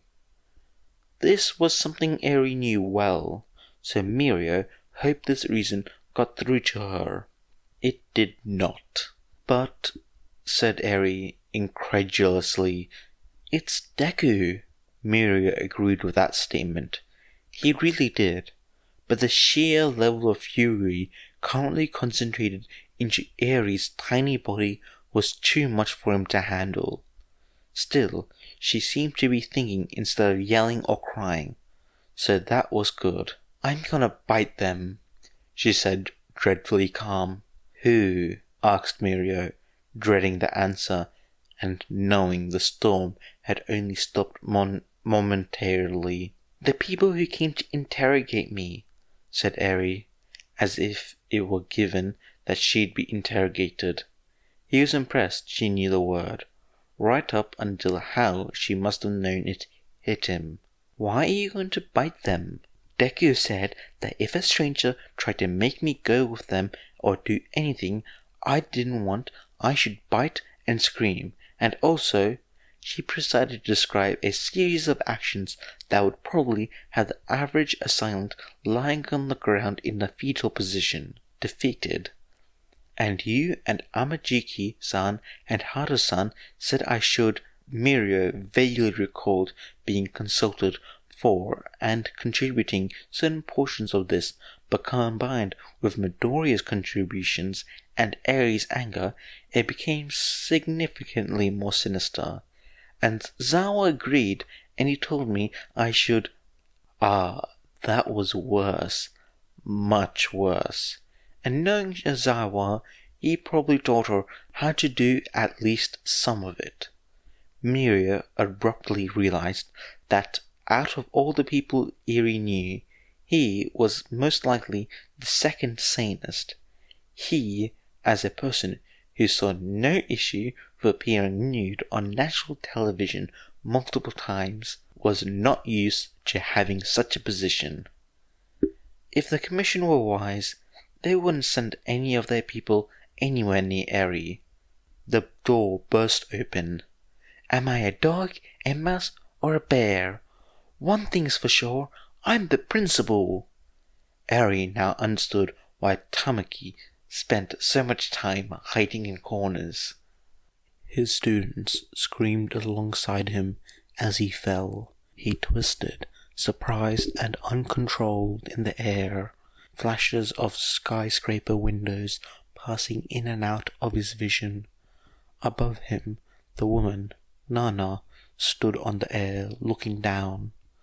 Uraraka had reflexively stopped herself fairly quickly with her quirk, but she was now too far away to reach himself, Ida, or Todoroki.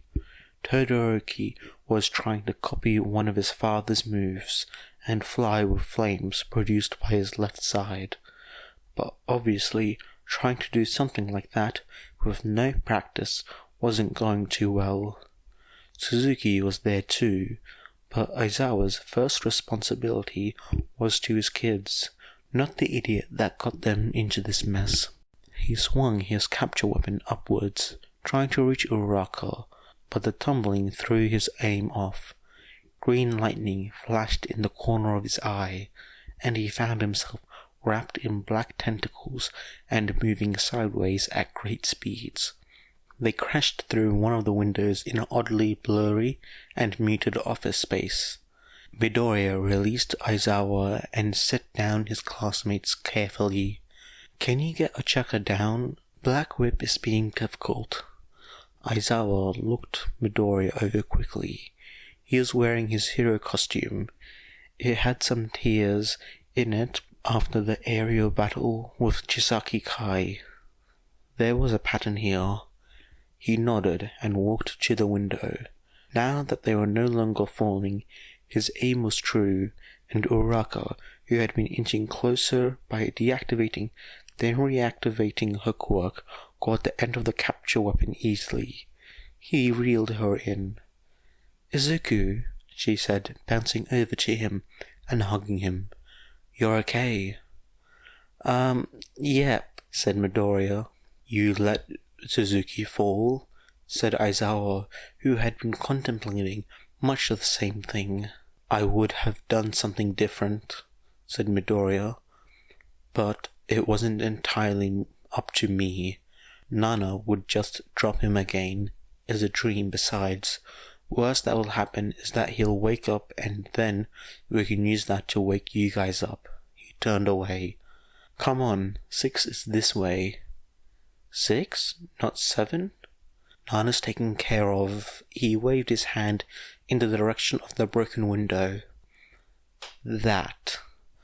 Uraraka glanced that way. "I wasn't sure before, but that's Skyrunner, isn't it? I didn't think she was still alive." "She isn't," said Midoriya, shortly before beginning to stride across the room. "We really don't have the time to stand around.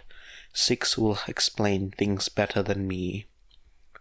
"Who's Skyrunner?" asked Todoroki. Aizawa kept his eyes on Midoriya. He seemed distracted.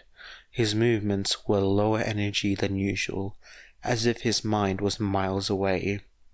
"She's a hero ages ago. She'd be in her 80s. I think that was her. I found her when I was doing research on quirks similar to mine," said Uraraka. "They aren't really the same," said Midoriya. "Float is an at-will telekinetic type quirk with a personal range. Yours is a 5-point touch physical property alteration quirk." "Application-wise," said Uraraka. "But how can we be in her head if she's dead? You said before we were in All Might's head, so..." "Wait, what? How the heck were they supposed to have gotten into Yagi's head? Was this something Midoriya's dreaming subconscious came up with? Or was there a massive problem about to smack him in the face as soon as he woke up? More massive than the Hero Commission feeling justified in running a quirk-assisted interrogation on a minor who was unconscious and may have been moved to another facility away from any adults who might be on their side. Midoriya had stopped to lean against the doorway, pinching the bridge of his nose. "I'm sorry," he said. "I'm not completely here. I can't. I'm busy. It's hard to process." "Busy doing what?" asked Todoroki. "Being awake," replied Midoriya. "You're awake?" repeated Aizawa. "Halfway. It's just unexpected quirk interactions. When I was shot..." He broke off and shuddered. "6 will be able to explain it better. I'm on the run, Sensei. I'm sorry." "You're awake and on the run from the Hero Commission?" "Mm-hmm," said Midoriya. "6 will explain, probably. I haven't directly met 6 yet." There were so many concerning things about that statement that Aizawa didn't know where to start. Midoriya pushed off the doorway and kept walking.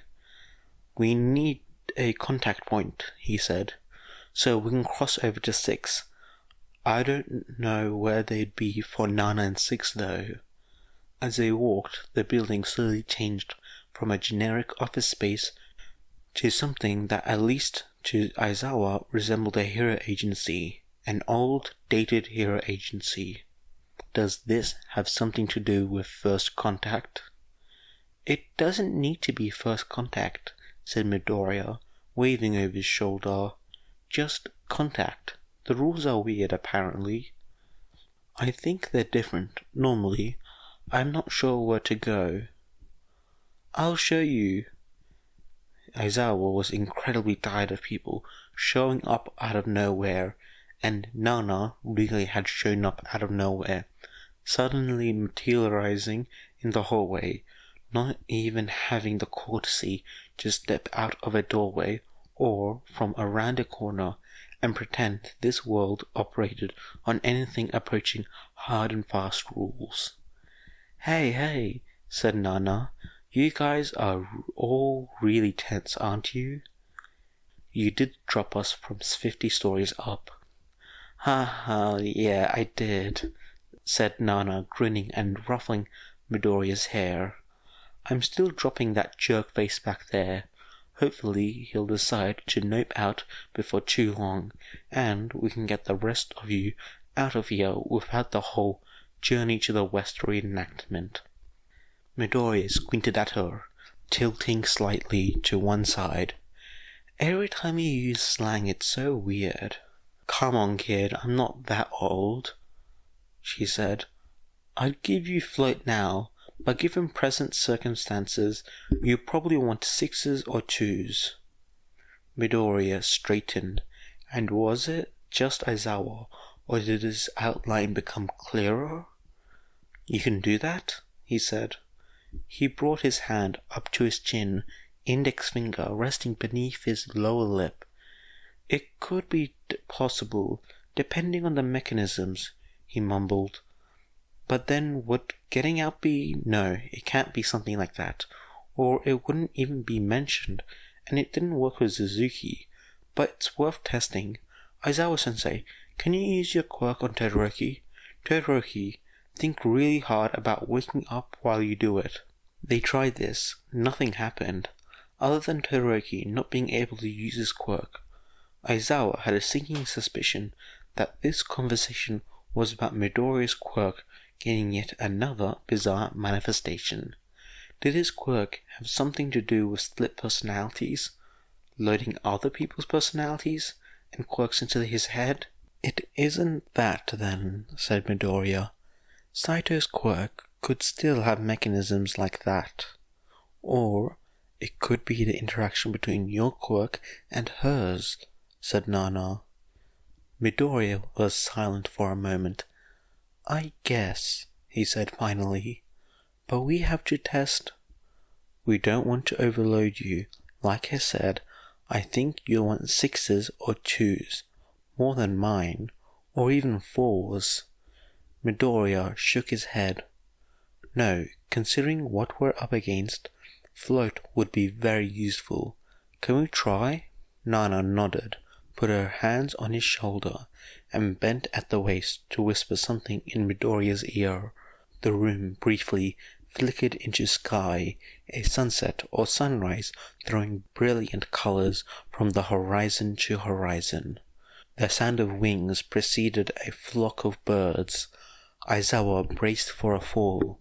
Nana stood back up. The room returned. Did you get it? Aizawa checked to make sure all his shaken students were still there.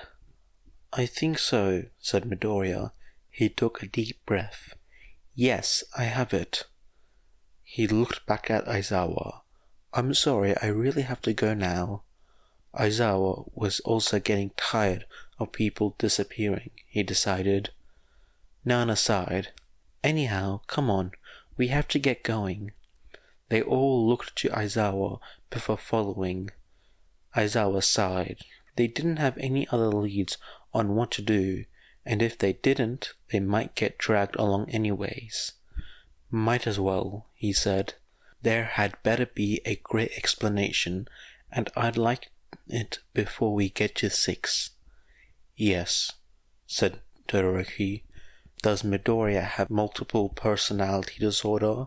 It's called dissociative identity disorder, and no, said Nana, not as such. For now, we're part of Izuku's quirk. Funnily enough, I had put that together. Why you? I used to ask myself that, you know. Six is the one who can answer. In the meantime, consider this a quirk history field trip. Here we are. They stepped into a conference room, a projector springing to life along with the faint murmur of phantom voices. I was just a sidekick back then, she said. Not his, though. It's funny. Toshinori was mine, you know, before his debut. He didn't even go by All Might back then.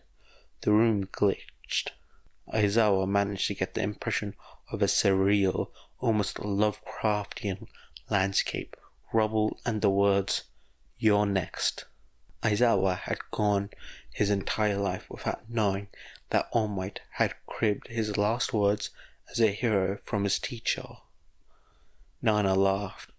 To be fair, she said, patting his arms. Patting his arms. He's not the only one. Come on, I want you 4 worlds away from Suzuki. Let's get this show on the road. The light in the room shifted, and it filled with ghosts, much like in Izuku's school. Another, younger version of Nana sat among them, looked up at the projector. The underground hero Fidelity is here today to discuss a possible smuggling ring based out of Mustafu. As the young man walked in, the whispers arrived. There seemed to be fewer whispers. First contact. Izuku managed to levitate a centimeter off the ground before settling himself again.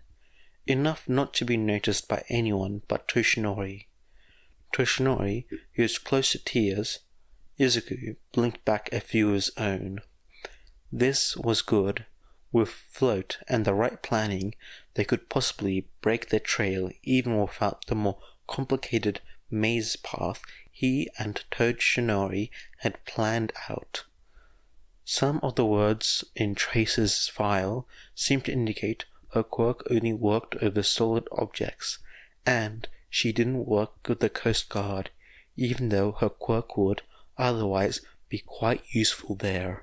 The conclusion couldn't be trusted, of course, but he could manage to stay floating and get Toshinori to float as well. It would be well worth it.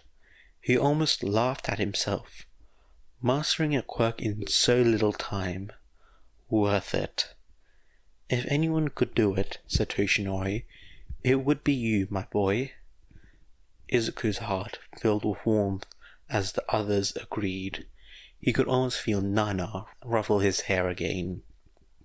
In theory, the plan to acquire the keys to the testing center's off-limits area was simple. In practice, it was also very simple. Shockingly enough, maybe because the human explosive and the deceptively destructive Sunshine Child weren't involved. No, that couldn't be it. Hitoshi walked up to the security guard, said excuse me, used his quirk, and asked for the keys. Then he handed them to Yaoyorozu so she could make copies.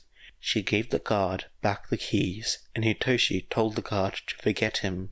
That orders didn't always work, but they weren't having the guard move. The whole operation had taken under 5 minutes. There wasn't much to remember in the first place. What now? Asked Hitoshi. Now, said Yaoyorozu, making the copies of the keys, we get lost. The benefit to having a blunt and straightforward demeanor was that people rarely thought Sui was lying. Well, the UA uniform helped too. Even among heroes, UA was known to take only the best of the best, the most trustworthy. Excuse me, Carol, Sui said, sliding up to the young hero in civilian clothing. I was told to tell everyone to go into the back. They want us to spread out for when the police arrive to question us.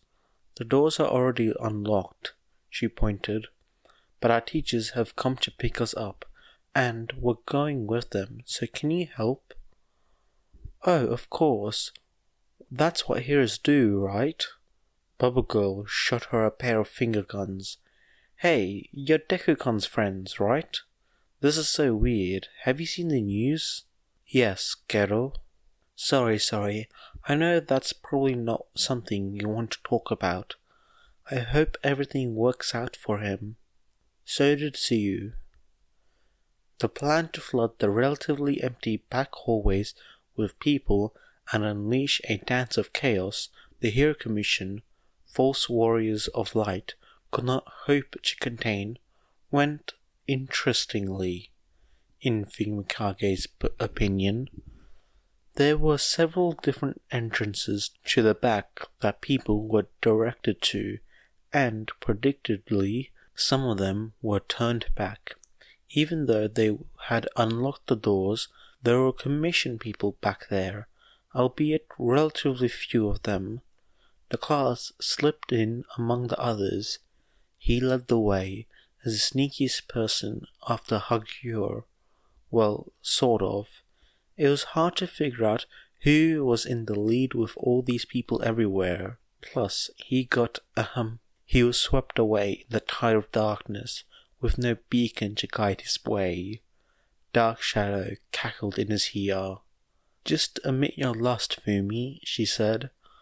I am not, he hissed back. Besides, there are fire escape maps over there. Oh, that was helpful. When Chiyo woke up this morning, she had not expected to face the fact that Toshinori had finally lost his mind, and the entirely baseless accusation that Midoriya, of all people, had kidnapped him.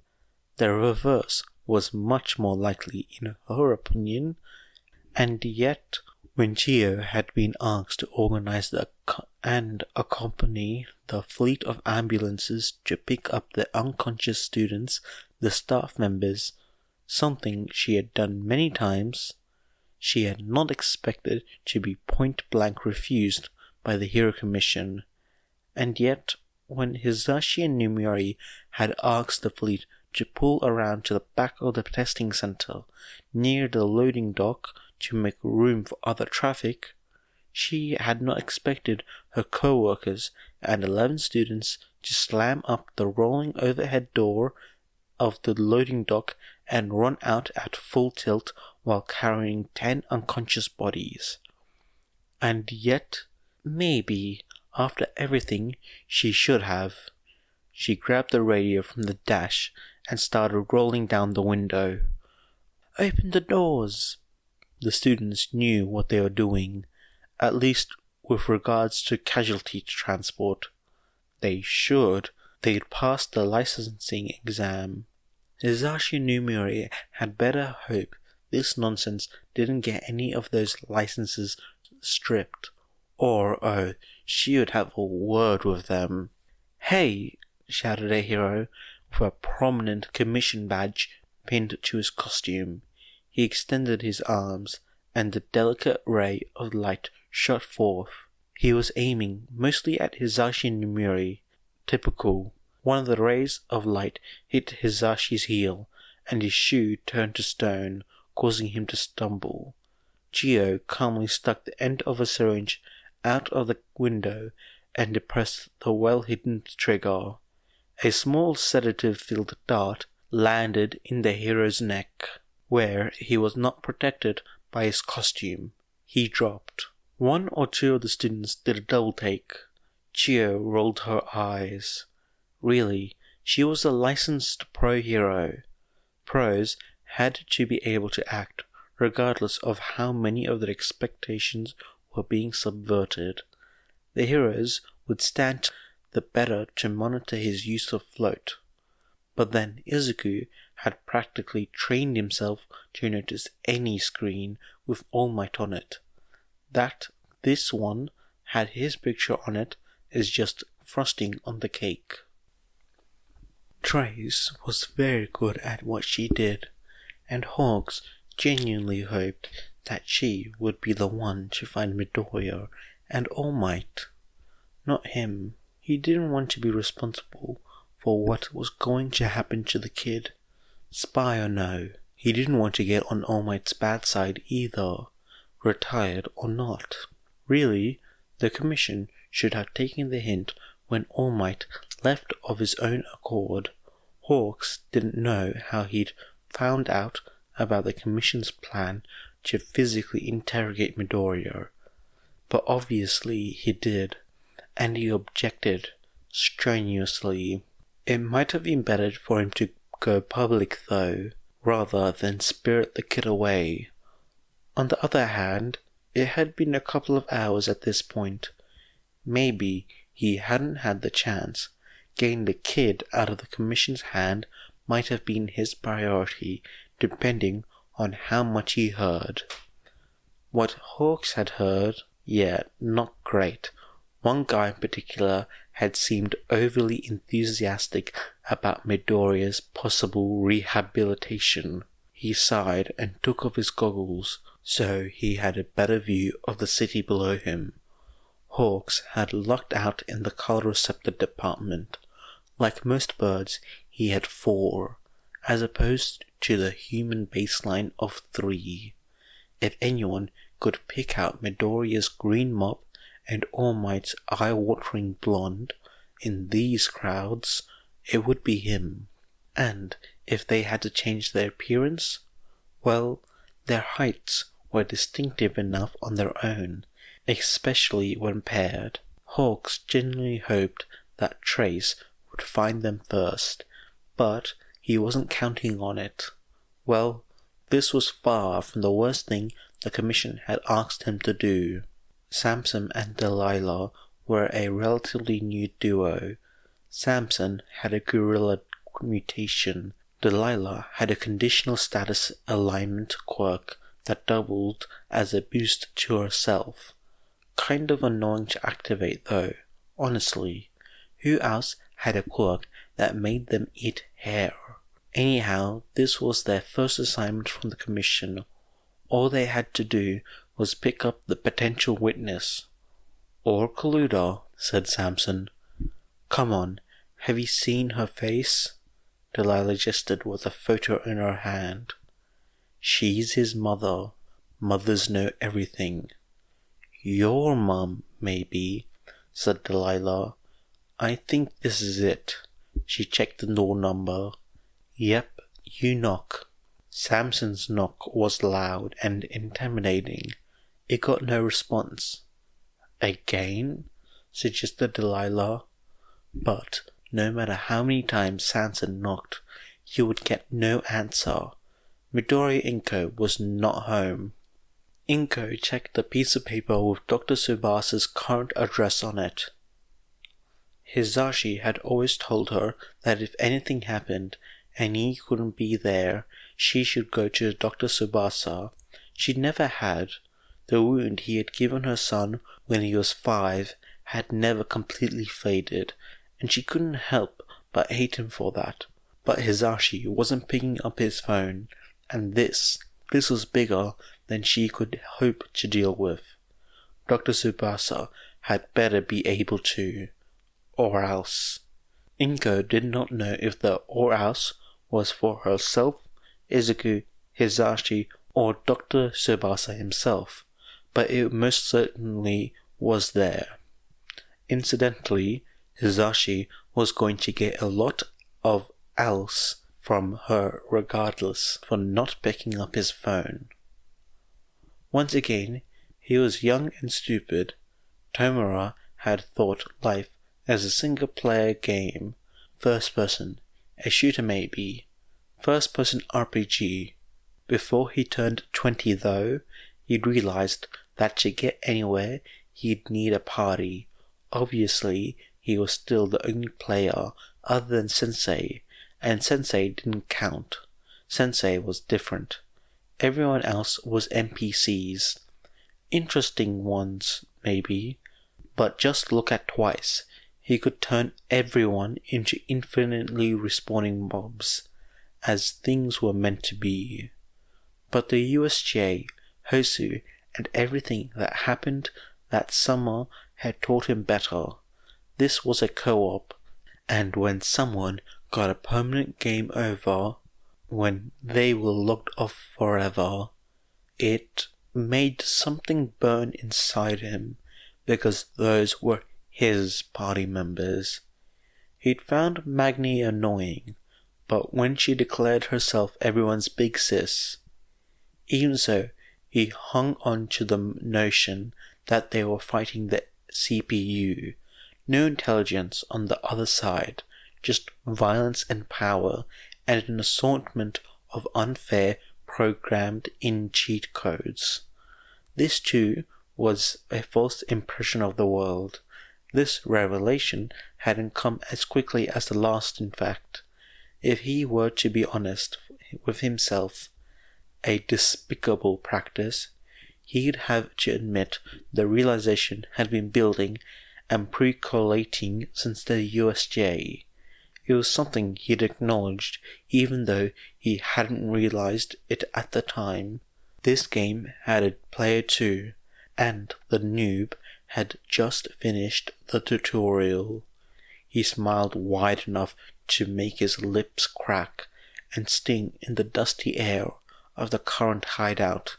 The pinging news alerts on his phone faded to the background as he made plans. Tomura was supposed to be following the main quest line, gathering party members and powering up. But what was multiplayer without griefing? What was an open sandbox without distractions? "Hey guys," said Tomura lazily, not even looking over his shoulder. "You up for a side quest?" Chapter 8. A young man walked in, his hair dark, the style conservative. The only thing that stood out about him was his high-collared jacket. Aizawa knew who this man is, for much the same reason that Uraka knew Skyrunner. Fidelity had literally written the book on underground heroism. The lights flickered, the murmuring of the shadows rose, then cut off abruptly, the shadows disappearing along with Nana. The projector screen changed. It now reads, "Greetings, Nine's friend and teacher. This was my last mission briefing before I died," said the young man. "At least, that's what I'd say if I really was Fidelity." "You're saying you aren't?" said Aizawa, keeping his voice level. The screen behind him changed to read, "Vestiges. What you need to know. I am based on Fidelity. I am also based on Railgun." "The hero who took down Distro?" asked Uraka, clenching her fist and briefly floating in excitement. Why was she not getting a better grade in history? Not exactly. He wasn't actually captured until years later. But you broke his charge, his army, and all by yourself. Railgun did, yes. I've put together a little presentation for you guys. Hope you don't mind. We all figured you wouldn't want to go any further without an explanation of sorts. He said this all with an enviably flat voice, despite his friendly words. His body language was controlled and to the point. Darn Midoriya for managing to build a fantasy that was so close to what Aizawa had always imagined the man to be like. He was not a fan of Fidelity. Underground heroes did not have fans. It defeated the point. He pointedly ignored his memory of the bootleg Eraserhead merchandise Midoriya and Yamada had snuck to Eri. What I'm going to tell you will be a lie. What? Said Ida, confused. Then what's the point?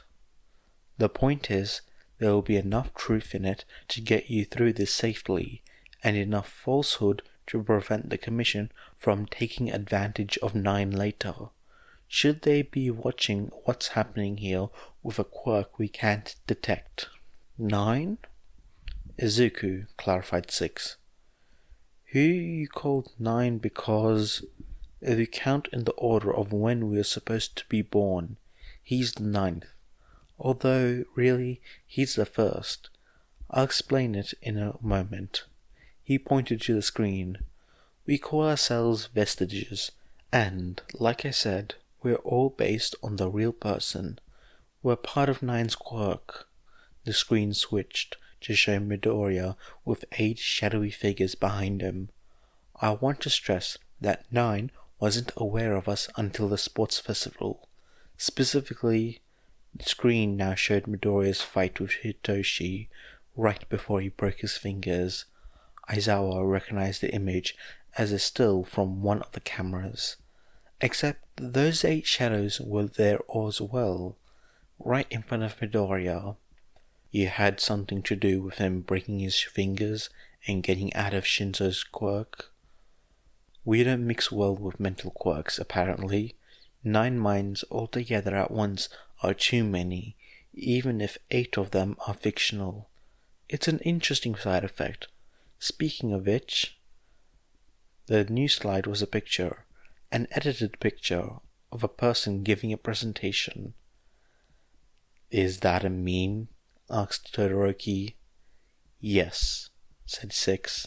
The slide read, "You're never in All Might's mind." 9 was just confused. The meme was so old, Aizawa could feel himself taking psychic damage just by looking at it.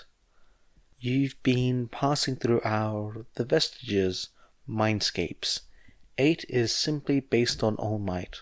That would be a relief, if not for the fact that the 6 had admitted he was going to lie. Also, there was something off about the whole explanation. Ida raised his hand.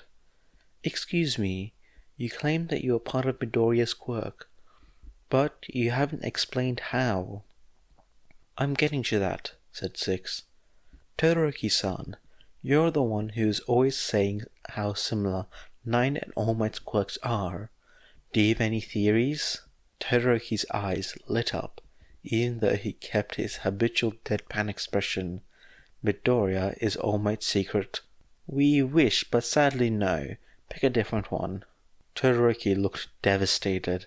He collected himself quickly, however. Midoriya's strength. He got it from All Might, didn't he? Said Todoroki. Yes, 8 is a bit of a complicated case, since he's based on someone who is alive, and 9 knows personally. But in the end, he's the same as the rest of us. He said something about receiving Skyrunner's quirk earlier, said Uraraka. And Black Whip, said Ida. You're getting it, said 6. Black Whip originally belonged to 5. Incidentally, he has a copy quirk, concluded Aizawa. 6 nodded. The screen changed. Right now, 9 has 4 quirks, 3 of which he can freely use. Superpower, Black Whip, and Float. He read the quirks' names off the screen. And he's going to get more? Asked Aizawa. Eventually, said 6. We don't want to overload his body. This whole process only kicked off when he met All Might. And why you? Asked Aizawa. Why All Might, Skyrunner, and these 5 others? I would like to tell you, said 6. He raised a finger and waved it in a circle indicating outside listeners. What are the drawbacks? Said Aizawa. The drawbacks. I get dry eyes when I use my quirk. Present Mike is death. Vlad is anemic. A quirk like this one has to have drawbacks. What? The broken bones aren't enough for you? or the fact he didn't hit the activation conditions until he was 14? Aizawa stared, unimpressed. A tiny corner of Six's mouth made itself visible over the collar of his coat. Well, I think you can make some conclusions, but again, he trailed off, there are a few more things you should be aware of. First, 9 had no choice in who we are, although we all fulfill certain criteria. Are you all relatives? Asked Todoroki. Man, you never do give up, do you? Said 6. That's a great quality in a hero. Are all you heroes then? Continued Todoroki. The slide on the screen changed again. Vestiges according to history. Yagito Tenma Rokuyo, aka Fidelity / Railgun. Hero. 5. Banjo Daiguro, aka Lariat. Hero. 4. Vigilante. 3. Terrorist. 2. Terrorist. 1. Unknown. Unfortunately, said 6, no. Toshinori caught sight of the feathers first. He had more experience as a hero, and as he was no longer the primary user of One for All, the mental strain he was experiencing was much lower comparatively. His awareness of his surroundings was better. Stay calm, don't speak, don't run. Hawks could receive sensory input from his feathers, though neither Toshinori nor Izuku knew how much. Better to be safe than sorry. We need to get out of the city. Out of the country too, for that matter, as much as it would hurt Izuku. They couldn't leave all their friends behind to face Shigaraki. A compromise could be reached. They knew a few places, an island near. But first, the city. The first priority was to evade pursuit. A bus pulled into the shop ahead of them, and they got on. If they could get outside of the city limits, where there were fewer people, fewer witnesses, Izuku could float them away. Also, Hawks was less likely to trap his feathers on a bus. We might be dealing with a Hawks problem earlier than thought. Izuku slouched back on the bus seat, covering his eyes. Toshinori looked up at the ceiling. The Hawks problem, aka the other's theory that Hawks has been raised as a child soldier, and Toshinori had missed the signs. Izuku put his hand on Toshinori's knee. I can't believe it, said one of the other passengers, a few rows ahead of them. I really just can't believe it. It's like something from a horror story. What? Asked someone else. Look, someone kidnapped All Might. The bus filled with chatter. Toshinori still couldn't believe people thought Izuku kidnapped him. The reality was closer to the opposite, honestly. He'd have to apologize to Izuku's mother. There was a tiny incensed gasp from Izuku, and Toshinori saw Izuku glaring up at him. Izuku made a series of gestures that could probably be interpreted as, You can't kidnap anyone, you're All Might, even without the psychic clink they were currently enjoying. Then went into an enthusiastic tangent about how Commission was probably playing up the crazy stalker fan angle. Toshinori sighed, ruffled Izuku's hair, and studiously avoided any and all thoughts about what he'd done to Aldera Middle School after Izuku had shown up to training with a black eye and a bloody nose that one time. What? Squeaked Izuku, his eyes gone very wide. Drat. Out of the corner of his eyes, Toshinori saw 3 passengers near the front of the bus stand up and felt his heart drop. One of them had an obvious eagle mutation, the second had a bulge on its spherical neck, and the third had a broad, flat-ended fingers. Decades of hero experience told Toshinori exactly what was going to happen next, even before the gun came out. "Well," said the eagle-headed man, "with all the heroes looking for the symbol of peace, I guess this is our lucky day." "Nobody move," demanded the man with a round neck. "This is a hijacking." Izuku let out an incredulous grunt next to him, but Toshinori could literally feel his mind whirring at 1,000 miles a minute, analyzing the quirks of the hijackers and possible motives. Really, there was no way they weren't going to help. By the way, not all of 9 is awake, so out in the real world, his body is operating according to consensus. "Consensus of," said Aizawa, not wanting to finish the thought as he stared at the 2 entries labeled terrorists. "All 9 of us together." "That's a pretty big drawback," said Aizawa, his voice rasping against his throat. It has its benefits. Besides, 3 and 2 lived over 100 years ago. We didn't even have heroes system back then. Things change." "Excuse me," said Ida, raising his hand. "Why don't the last 4, the first 4, have names?" "They asked me not to share them with you quite yet," said 6. "Don't call 3 a terrorist, though. That's a bit of a sore spot with her." He looked off to the side. "And the quirks," said Aizawa, hanging on to the very last bit of his will to live by the tips of his fingers. "The ones I'm presumably going to have to teach new Midoriya how to use." "Right.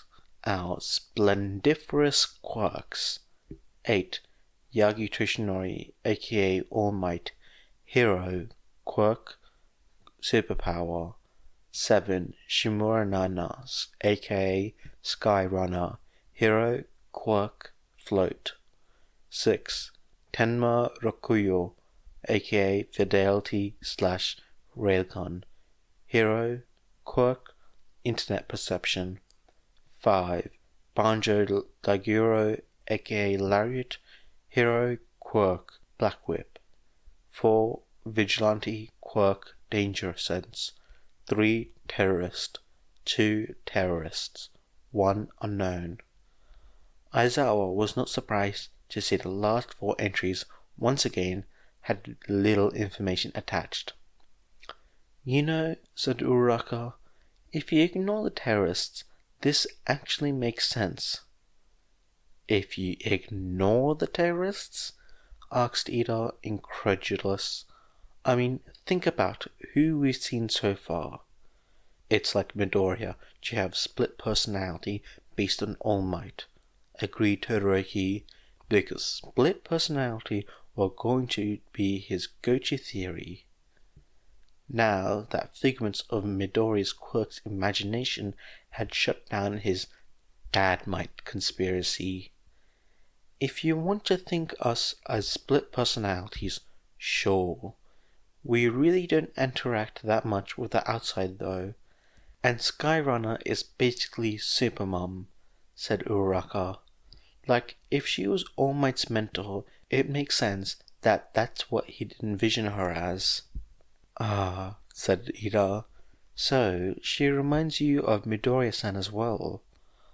Aizawa noticed 6 shift uncomfortably and look away, but decided he honestly did not want to know. "Oh, and you," said Uraraka, spreading her hand to 6, "are kind of like Aizawa-sensei." "Except with more memes," said Todoroki.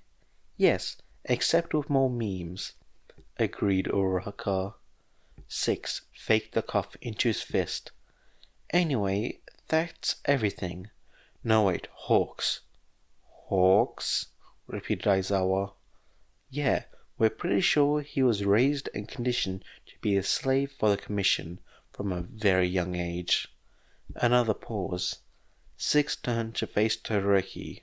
Also, Darby is probably your dead older brother, Todoroki Toya. Oh, said Todoroki. What? Said Aizawa.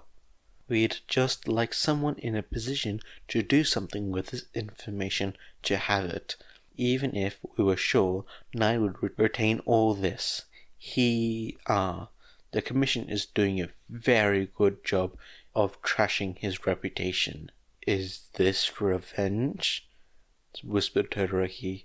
Did I push Midoriya too far? Kid, you could beat Nine up on a weekly basis for 10 years, and he'd still barely think of revenge. Come on, I need to take you guys to 5.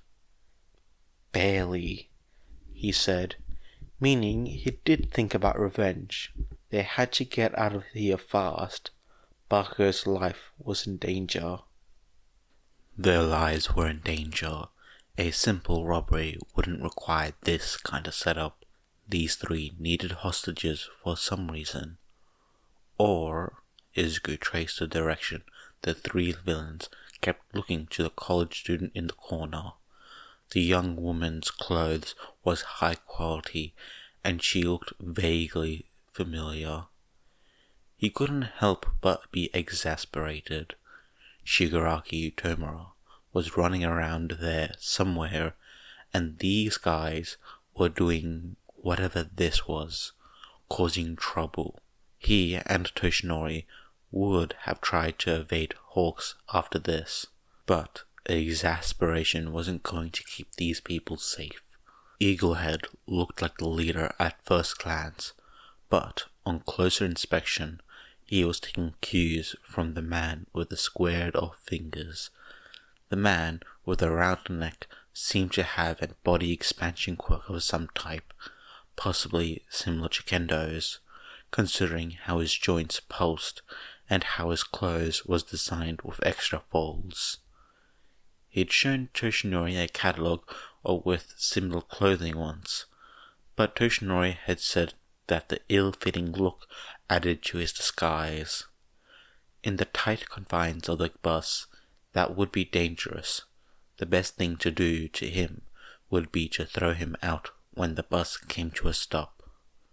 The quirk of the man with square fingers was a problem. It was probably an emitter, rather than a transformation type. Something to do with his hands. Honestly, the best thing to do for all of them, at least with regards to the people on the bus, would be to toss them off and then get the driver to gun it. But then, what about the people on the street? These guys didn't have any issues against taking hostages, obviously. Hey you, hand over the briefcase, said the man with a round neck. Izuku glanced at Toshinori, who nodded. Coils of back whip run up and down his arms under sleeves of his suit. Much more controlled and complex than Izuku had managed to date. Thanks for the help, 5. He slammed the briefcase into the eel-headed man's beak. Toshinori skimped on anything when stocking the hideout, and the metal made immensely satisfying contact with bone. Black whip shot out from the man with square fingers reacted first, raising his hand. Each finger emitted a flat square pane that travelled in a straight line and got progressively larger.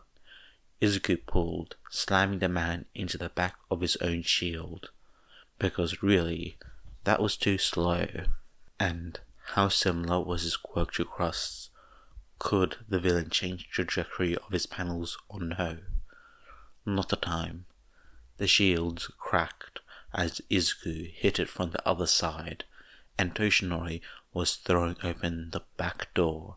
The man with the expanding quirk, and it was an expanding quirk, seemed to finally realize what was happening and lashed out.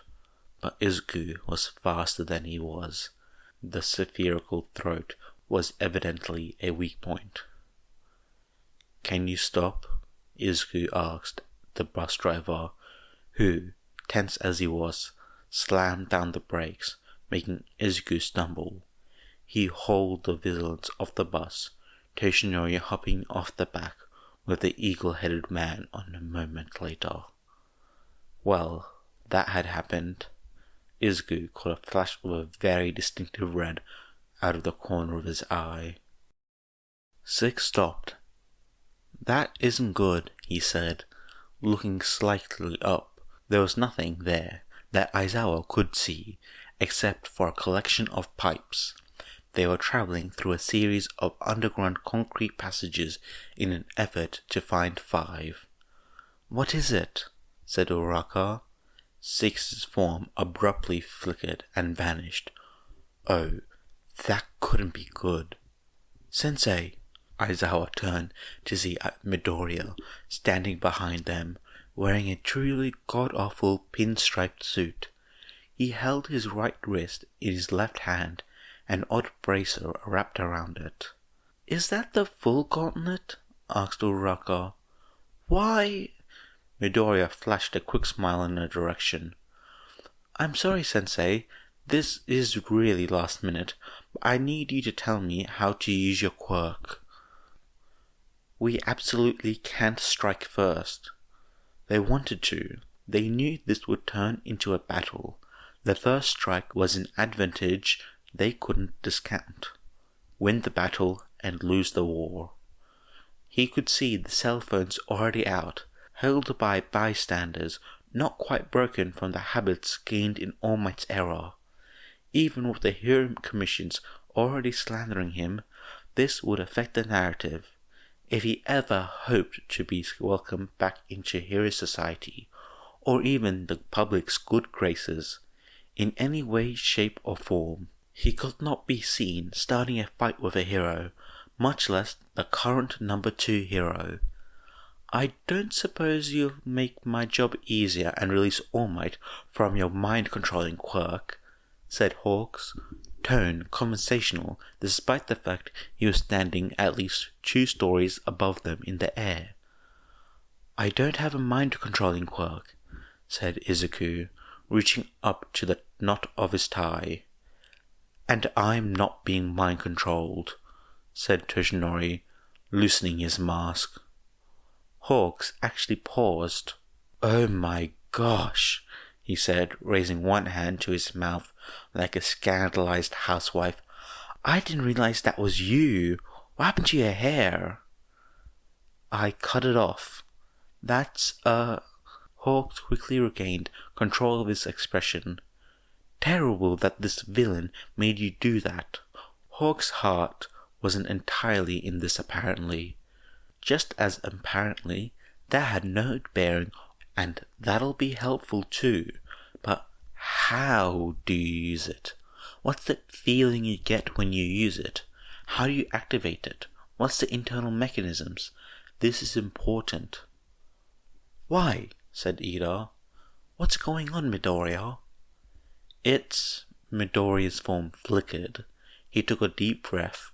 He was now wearing a t-shirt and sweatpants. "I'm in a fight right now, and it would be useful," he reported calmly. "Please tell me it isn't with my mind-controlled unconscious body," begged Aizawa, "or the League of Villains." "It isn't." "Thank goodness." "I'm fighting Hawks." "Why?" "No, ask questions later. The problem child needed help now, to fight the number 2 hero. He didn't know how knowledge about his quirk would be useful in a fight against Hawks, but the claim was far, far too stupid to be a lie. "When I turn on my quirk, I..." Black Whip unfurled from his arms like a dark version of Shoji's quirk, tearing his sleeves to shred and dislodging the feathers that had been embedded there. The ends wrapped around feather after feather, splitting into dozens and dozens of pseudo-arms. Izuku was amazed. Someday he would be able to do this on his own. For now he was fighting Hawks, who had trained since childhood to fight on behalf of the Commission. For now, he was a hero student with only few months of practical experience. For now, he was a fugitive, on the run and desperate.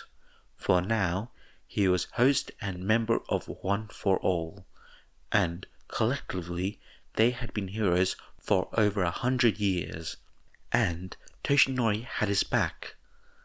They wrapped the silk tie around his knuckles. Any protection for the bones in his hands was valuable. In the other, they had adjusted the briefcase.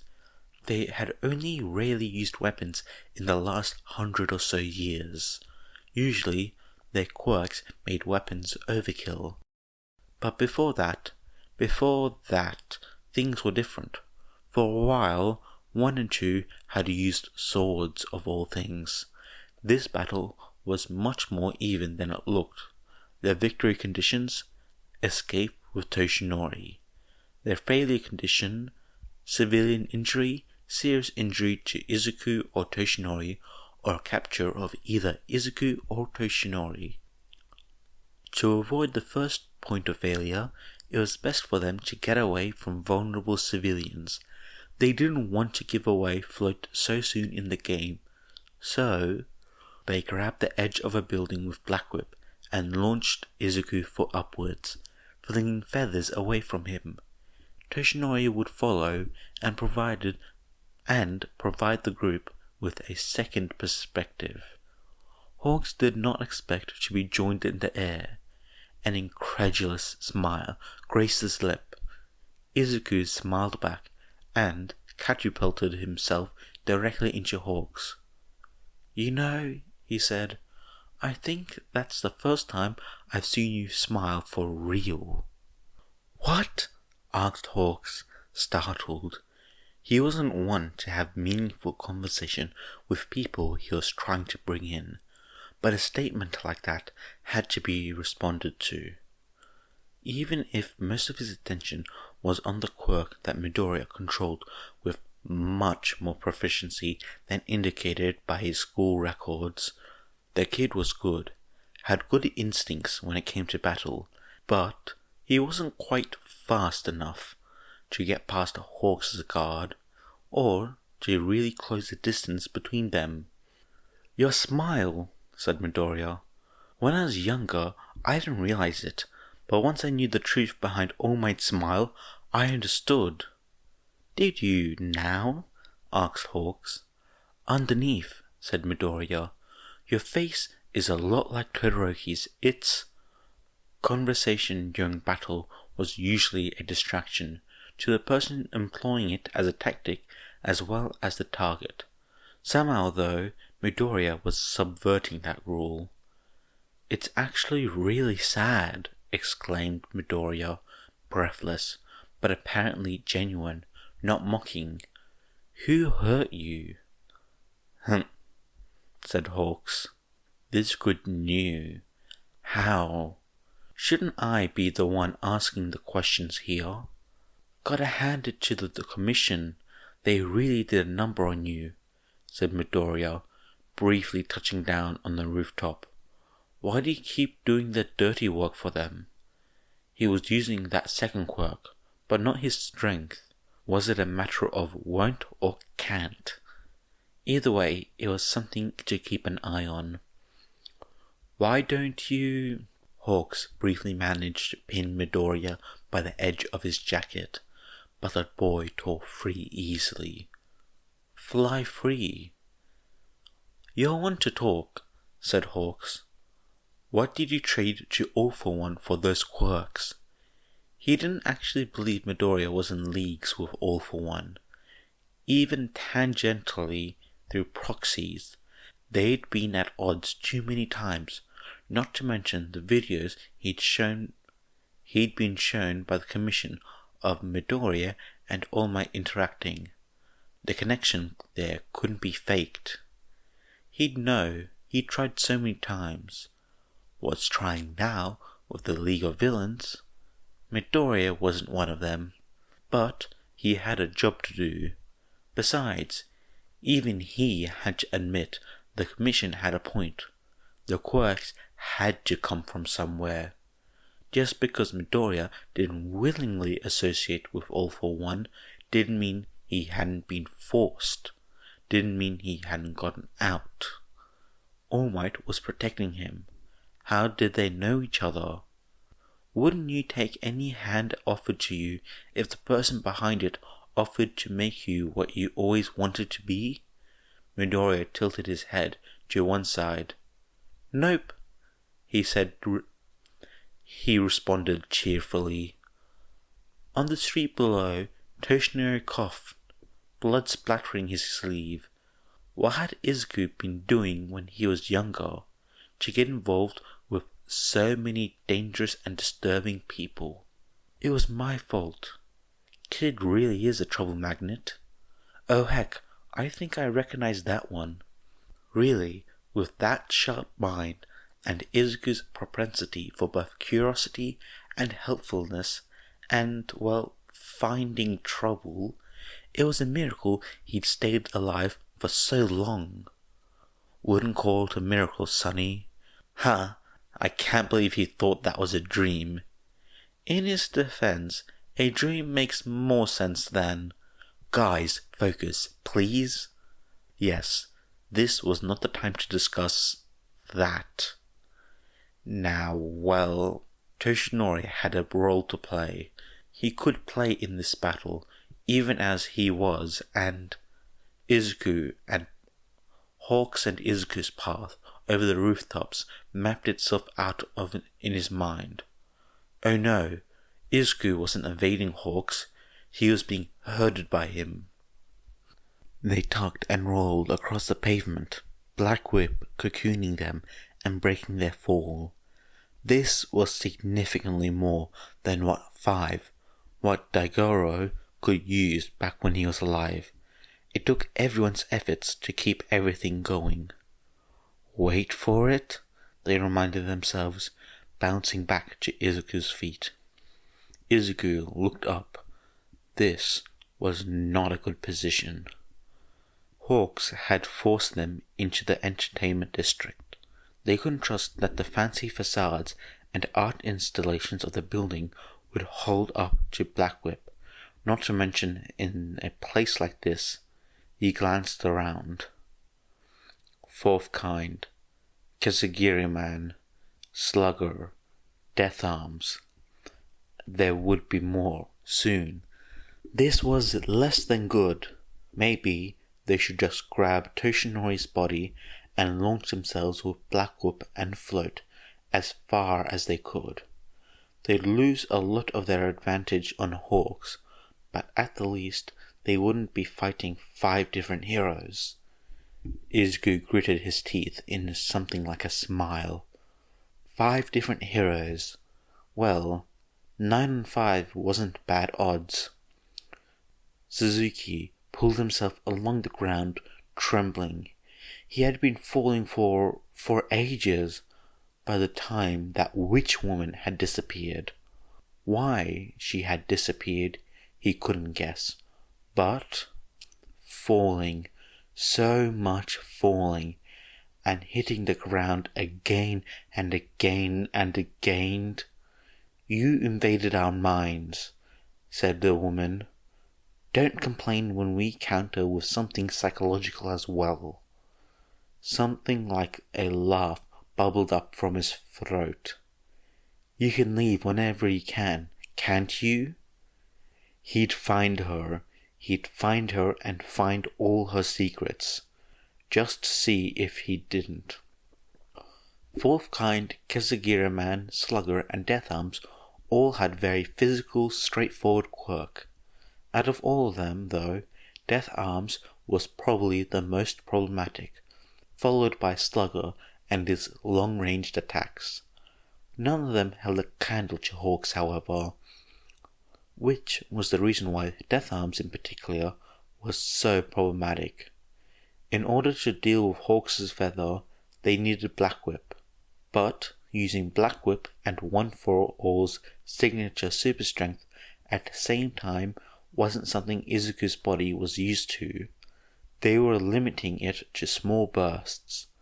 Death Arm's own physical enhancement quirk, while minuscule compared to One For All's current stature, was nothing to sneer at. If Death Arms or any of the other heroes landed a solid blow, that would be it for Izuku. They refused to be locked away again. That's when it happened. A scene played across Izuku's inner eye. A little boy with dark hair. A farewell. Tears. He flubbed the landing, and a sharp pain lanced through his ankle. Black Whip wrapped it, giving it much-needed support. He started to rise, only to drop to avoid one of Slugger's patented home run pitches, TM. The ball spun, ricocheting off the stainless steel art installations before drilling right through a wooden beam on a bit of scaffolding holding up part of a building that was being refurbished. Izuku let out a breath of relief. There were still people around who hadn't learned how to run away from dangerous fights. Before they returned to the dance with Hawks' impressive huge number of feathers, Black Whip could keep up with them. Barely, but Izuku was tiring. He couldn't take much more of this. He needed another opening to get Toshi. Another scene. She couldn't be pregnant, not now. Not right after giving away another.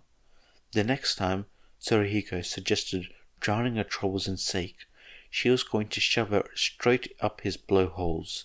No matter what, he was probably just as drunk as she was. This slip almost resulted in Izuku getting his face punched in by Death Arms. Considering what he'd just learned, he'd almost welcome that fate. If it made him forget. Plus, it might have been funny for the ultimate battle of ultimate destinies, the showdown between One For All and All For One, to take place between not one, but two potato-headed individuals. There was a sharp crack from above, as the damage Death Arms had done to the scaffolding made itself known. Izuku didn't have to think before moving. "All right," said Midoriya. "I think I've got it. Thank you, Sensei." He looked young now, barely primary school age. "I'll feel a lot better," said Aizawa, "if I knew what you needed this information for." "Oh, that's simple. You see, it's my theory that the overlap in mechanisms between my quirk and Saito-san's might allow for interesting emergent behaviors. Specifically, her quirk bridges a gap I'd normally have no way of crossing. Although there's certainly drawbacks. It's like what we tried earlier when I asked you to use your quirk. Although I am hoping for a different result than what I was looking for back then. I think with what you've given me, and with processing time, yes, this should work." He clenched his fists. "These remnants, I can use them." Remnants. Vestiges. Aizawa frowned. Something wasn't right here. The explanation Six had given them. "Just keep going this way for now. Six will try to get back to you as soon as possible. I have to go now. I love you guys." He then faded out while waving. "Whoa," said Uraraka. "Izuku-kun sure was a cute kid." Aizawa couldn't argue with that. "Aizawa-sensei," said Todoroki, "you're blushing." He couldn't allow himself to argue with that. "This conversation is illogical. Let's go." "Sensei is weak to little kids," observed Todoroki. And if they discover they could remove the little in that sentence and still be accurate, he'd never be able to live it down.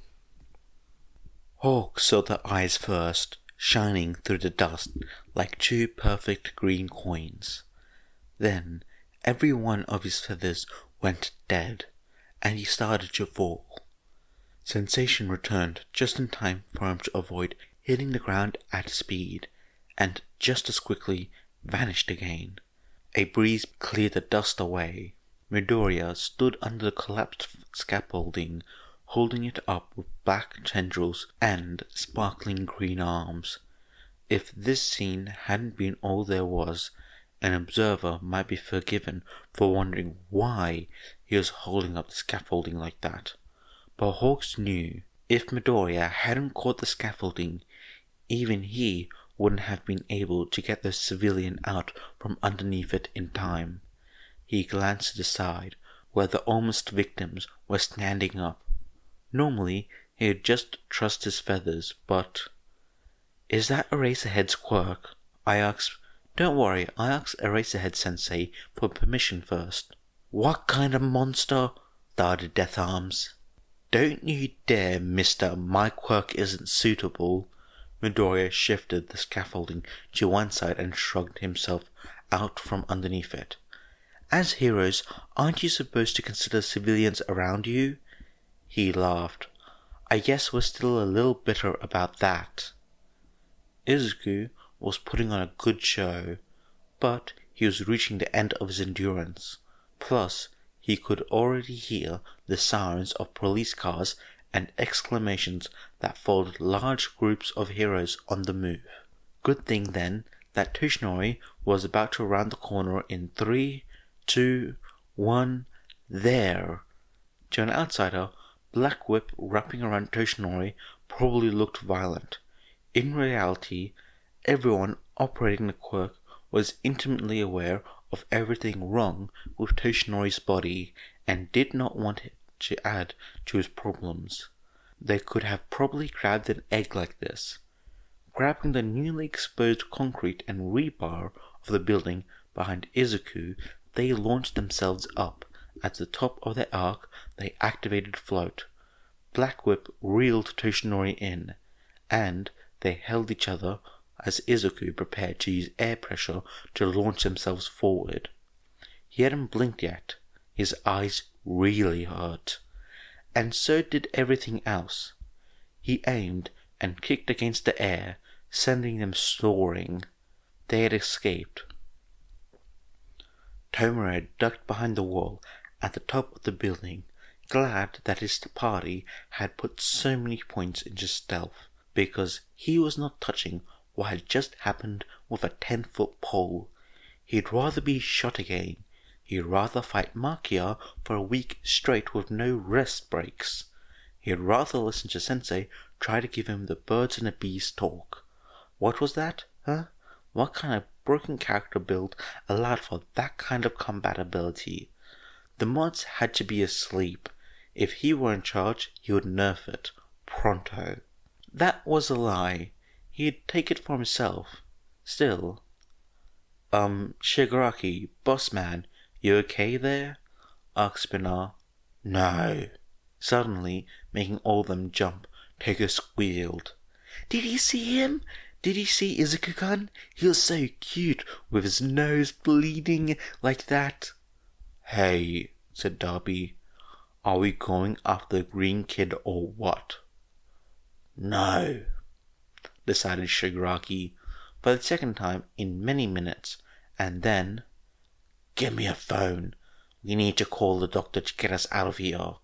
They did, but that was pretty much secondary to his primary objective, which was to cuss out the doctor concerning the cursed knowledge that was currently trying to escape his skull with a pickaxe.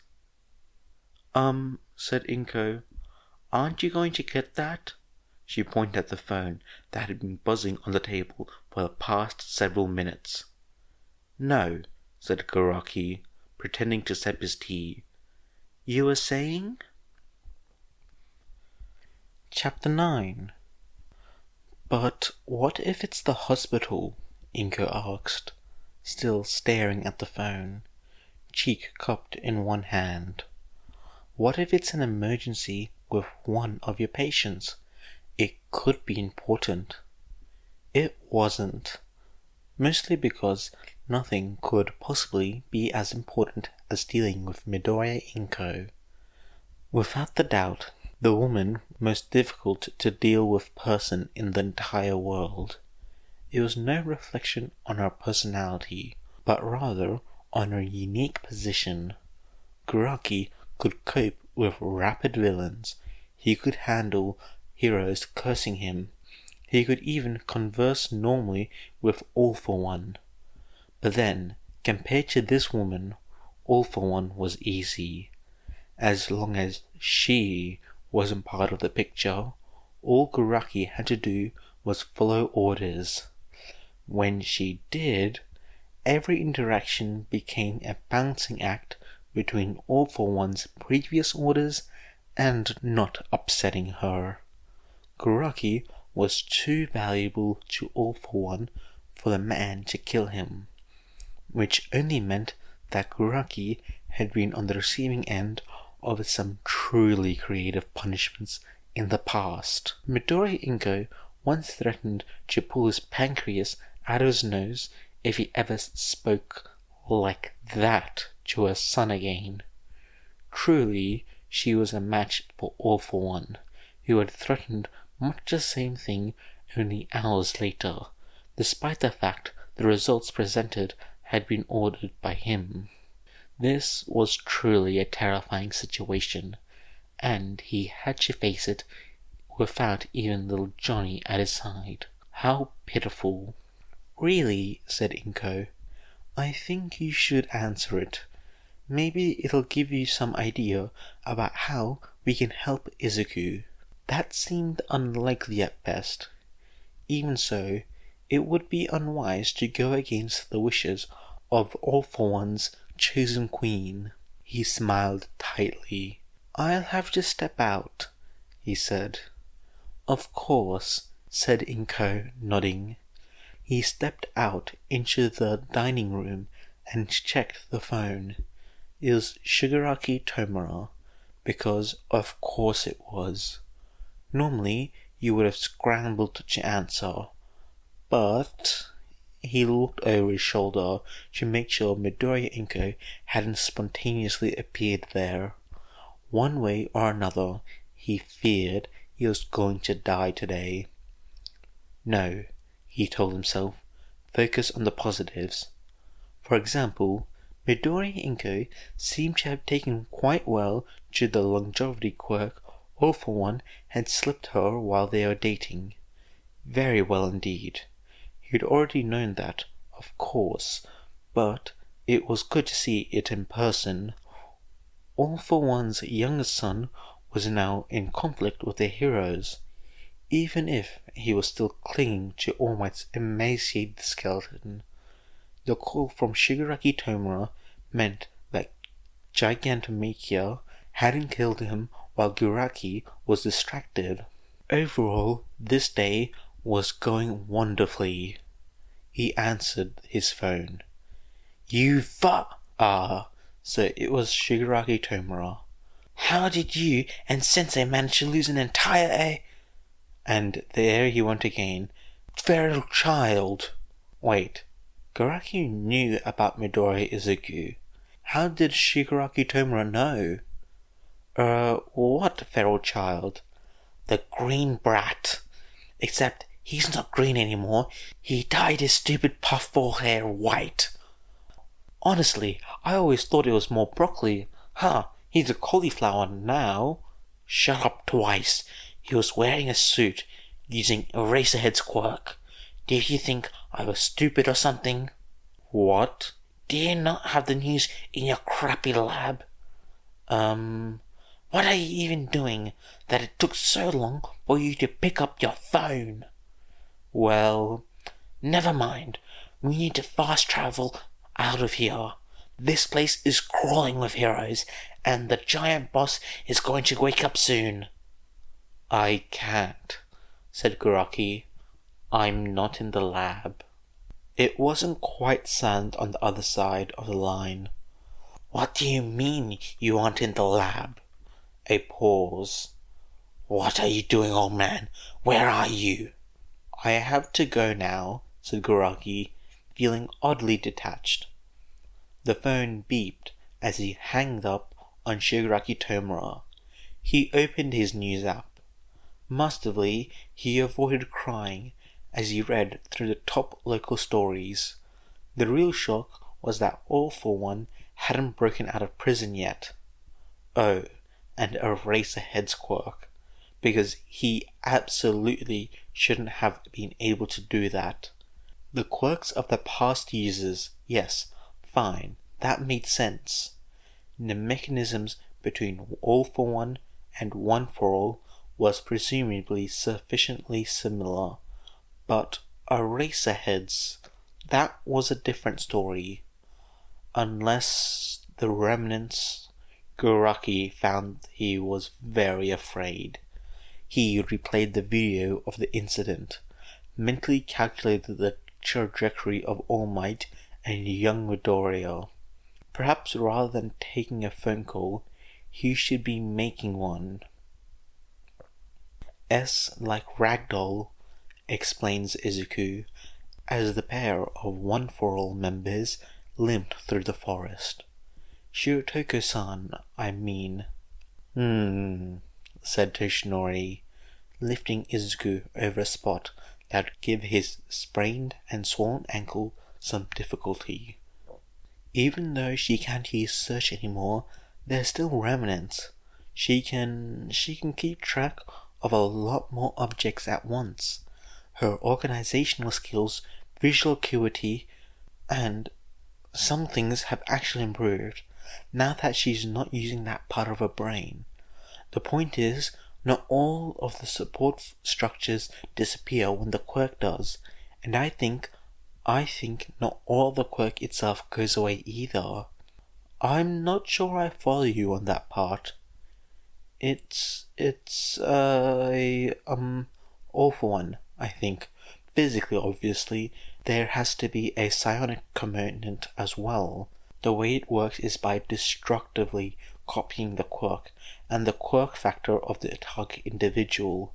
It's like if there was a copier in a shredder, I guess. Can't copy without destroying the original. But yeah, there has to be a mental component. So what I mean my boy, my head hurts. He swiped ineffectively at his sluggishly bleeding nose. Toshinori pressed his lips together, concerned. Izuku rarely admitted feeling pain, no matter how beaten up he was. This must be serious. We have some painkillers, said Toshinori. No, said Izuku. I am okay. What was I? Oh, I was saying, quirks. My quirk there's still remnants and the emergent behaviors. He took a deep breath and shuddering breath. The bits left behind when he took my quirk, with One for All assuming that's what happened, and they're not wrong, they let me access the past user's quirks, and also since Saito's quirk seems to interact with quirk ghosts at least partially, it can use that to pick up Aizawa Sensei's quirk. Probably could get the others as well, though I'm less confident about mutant quirks like Ida's. For a moment, they let the conversation lapse.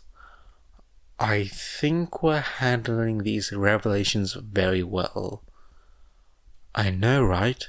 Izuku giggled like someone at the edge of a very tall cliff. Anyway, One for All uses more of a passive copy mechanism, but I guess there's something wrong with its writing mechanisms, unless the stockpile quirk just takes up all its time, or something, or there was a problem with interpretation, or the others are wrong about me having a quirk, and it's really just One for All finally processing and writing in the other quirks.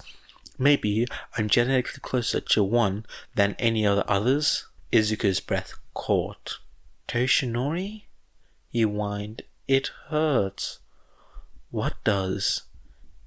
Everything, said Izuku. My head, my eyes.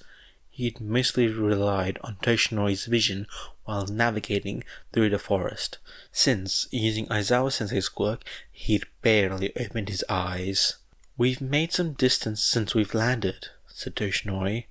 Why don't we rest for a little while longer? We can't, protested Izuku. We're still too close. Izuku, you're suffering from quirk exhaustion. Oh, said Izuku. Oh, I guess I never felt it before, because I just break my bones first. Toshinori visibly cringed. If I understand what you just said correctly, he said, taking Izuku by the shoulders and guiding him gently towards the fallen tree. What you did back there with young Aizawa's quirk was akin to running a race with a broken leg. Well, I mean, only if they're right about it being my quirk, and not just something one for all can do. Said Toshinori dubiously. Even then, it isn't something quite natural for you, is it? And this right after receiving float. It, said Izuku, frowning and letting himself be directed, actually felt good right before it started hurting, like satisfying almost, like when I used One for All for the first time. Well, before I realized all my bones were broken. It wasn't quite all of them, was it? Izuku shrugged. He blinked slowly as he sat down on the log. It's cold. It's December, said Toshinori, unzipping his coat. Let me see here. I had some winter clothing for you in here, somewhere. And we should take a better look at your ankle. He sat down next to Izuku, who immediately leaned towards him. Not quite touching. On impulse, Toshinori wrapped the open edge of the coat around Izuku, pulling him close. Izuku rested his head against Toshinori's chest and brought up his knees to hug them. This is warm, he mumbled. How about, said Toshinori, you just rest for a few minutes, then we can sort everything else out. Okay. Well, said the recovery girl, entering the conference room the hospital had lent to them. No one is any danger of dying. But, said Hitoshi, bracing himself for bad news. No but, they're all fine, beyond not waking up, but you already knew that. So, she hopped into a seat at the table they'd all squeezed around. What have you found out? She directed the question to Hizashi, who had his head in his hands, his elaborately styled hair almost hitting Jiro and Kaminari, who were sitting across from him. Midori has a sentient quirk, and no one bothered to mention it. I'm not sure Midori knew, said Tsuyu. It does seem like something he'd mention. I don't know, said Kaminari. He is like weirdly cagey about his quirk. Tokiomi crossed his arms. He may have shrouded it in darkness. Possessing a sentient quirk casts one into the shadow of the Commission's regard. Huh? People with sentient quirks are monitored by the Hero Commission, said Hitoshi. Just like people with villainous quirks. He was not hiding, miss, said Ayama. That's absurd. He was simply a late bloomer like myself. Does it really matter if he knew or not? Asked Jiro. Everyone has stuff they'd rather not tell other people. She's right, said Kayama-sensei. Well, said Yaozu, we're going to try and help him, aren't we? There were murmurs of agreement. But how? Overthrow the government, said Jiro. Start a social media campaign, said Kaminari at the same time. They looked at each other. And you call yourself an anarchist, scoffed Jiro. In my defense, I never called myself an anarchist, shoots back Kaminari. As much as I like the idea of overthrowing the government, the social media idea is probably more doable, said Hitoshi. I mean, there's only 14 of us here. What are we going to do against the government? As much as I hate to say it, said Kayama-sensei, we do have more resources than just the people in this room. Like the person who sent us to extract you in the first place. You mean, said Shoji, voice hushed, the rat god? Kayama-sensei blanched. Where did he hear that? All the students, including Hitoshi, pointed at Hisashi, because, really, she should have known that. Actually, wait. One of them hadn't, and hadn't said buried his face in his hands. That was Koda. Yeah, Koda. What's up with him? Asked Hitoshi. Mineta snickered. A baleful collective glare was turned on him. What? He whined. Ayama sighed. Miyami, Midoriya once asked him if he could control our fantabulous Principal Nezu, since Principal Nezu is technically an animal. Ever since then, continued Yaozu, he has a crisis whenever the principal is brought up. Man, said Kaminari, nodding in Hitoshi's direction. I bet if Midoriya was here, he'd ask you if you could control Principal Nezu, since he's not human. That was a good question. Speaking of Midoriya, said Sato, as if they hadn't been doing exactly that all along, I don't think we can overthrow the government without him. He's our plan guy usually. Even with Nezu? Asked Hisashi. The members of Class 1A seemed thoughtful. Maybe. Yeah, maybe. Wait, said Mineta. We're all serious about that? I thought it was a joke. Okay, said Yaozu. Perhaps we should discuss our other option first. Oh, said Aoyama, we could become vigilantes.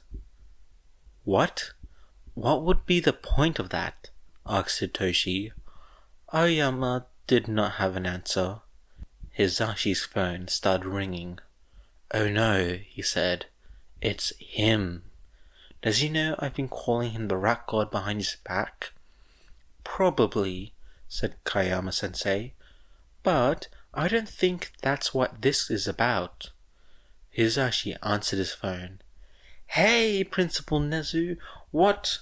Oh, yeah, we were planning on that, but we weren't sure. Yeah, I'll tell them. And he went pale. You already knew about that? Yep, okay, I see you soon? He cringed as he hung up. He wants us all back at the school before the commission decides to interrogate us. Also, he said check the news. It's just gonna be more slander of Midoriya, said Jiro, looking at her phone. Why both? Oh. Still can't believe they think Midoriya kidnapped All Might, mumbled one of Shoji's free mouth hands as Hitoshi unlocked his phone. I know. Do you remember when he came into the cafeteria to ask Midoriya to eat lunch with him? Asked Kaminari. Which time? Asked Dark Shadow, cackling. It was cute, Kero, said Asui. I have pictures. We can use them for the social media campaign. Hitoshi's news app loaded. He looked up, met Jiro's eyes. Judging by her pale face, what he had seen wasn't a hallucination. Am I a dog, a mouse, or a bear?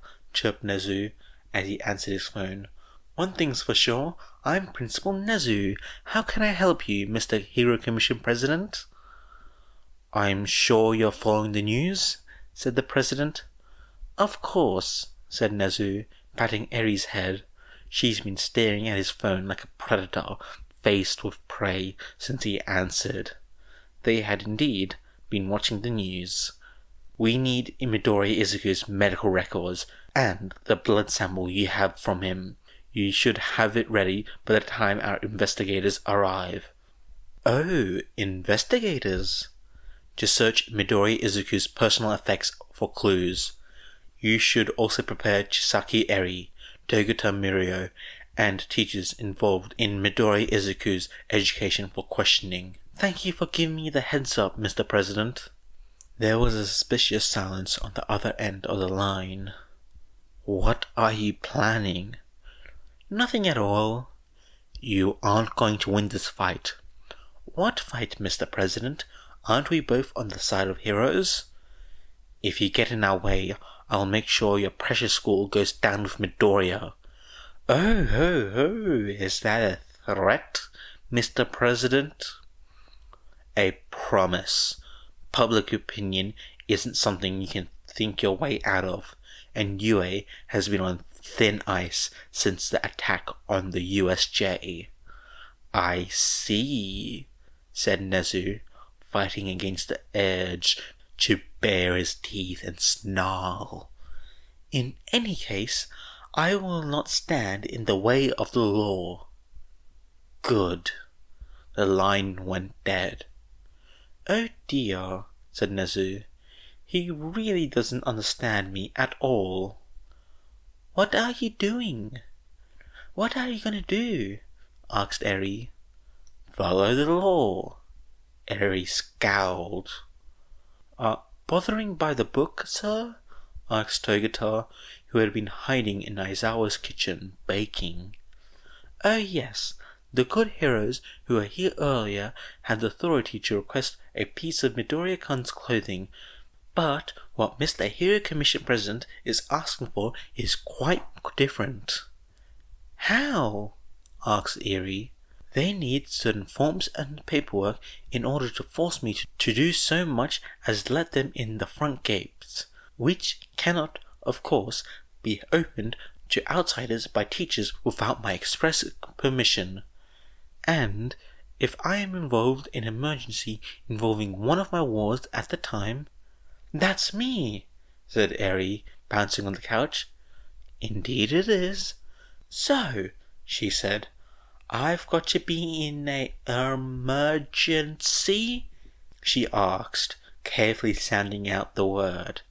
You don't need to do anything, said Nezu, except say that I was occupied with you when the commission representatives arrived. Eri nodded very seriously. Can we watch Deku kick the bad guy again? Nezu chortled. Did I say something funny? Asked Eri, her face pinching again. Not at all, not at all. I'm just imagining how others might react to you calling Hawks a bad guy. He's fighting Deku, so he's a bad guy. Immaculate logic, young lady, said Nezu, patting Eri on the head. Izuku walked through Nana's misty memories, searching for her and Suzuki. Hopefully, Nana hadn't reached through the dream to kill the guy in real life. He didn't like Suzuki. In fact, he pretty much hated him. But murder was still, well, murder. He had something to talk to Nana about. The far more comprehensive connection he currently had to One For All, thanks to Saito-san's quirk, meant he knew far more than he usually did about One For All, the others, All For One, and even himself. Enough that he was twitching for his notebook and pencil, because he was afraid he could forget once the quirk wore off. One of the things he knew now was that One For All had usability adaptations, little things that tweaked the user's body and subconscious in such a way that made the quirk actually viable. Required secondary powers, to use an older term. Common one was the heat and burn resistance most fire users had. Bakugo had lighters in his palms to set his sweat off. Tokyoumi had amazing night vision. Hagakure was resistant to cancer. One For All read the DNA of potential recipients to see if they could handle the quirk. One couldn't go shoving quirks into random people or willy-nilly, even if the quirk in question was one for all. That's why Nomus were so messed up. All for One didn't have the compatibility checking adaptation. But since compatibility here was a function of both mentality and DNA, that meant... "Were you ever going to tell me that we're all related?" he asked Nana. Speaking of which, he pointed at the memory shade of young Gran Torino. "How is it that everyone I'm related to is so tall? Why are Mum and I midgets? And where did the green hair come from? I'm having a crisis." Nana chuckled, but it was a sad sound. "Thanks for trying to cheer me up, kiddo. The effect would have been better if her boots weren't stained with blood." "Okay, but seriously," said Izuku, sitting on the rail next to Nana. They watched the memory play out. "You guys all knew. Why didn't you say anything? I think Toshinori would be happy to be related to you, even if it's only tangentially. But would he be happy with the other part? Huh? Being related to him. I think he'd overlook that. I mean, One was related to him too, so it doesn't really matter. And I'm..." He faltered.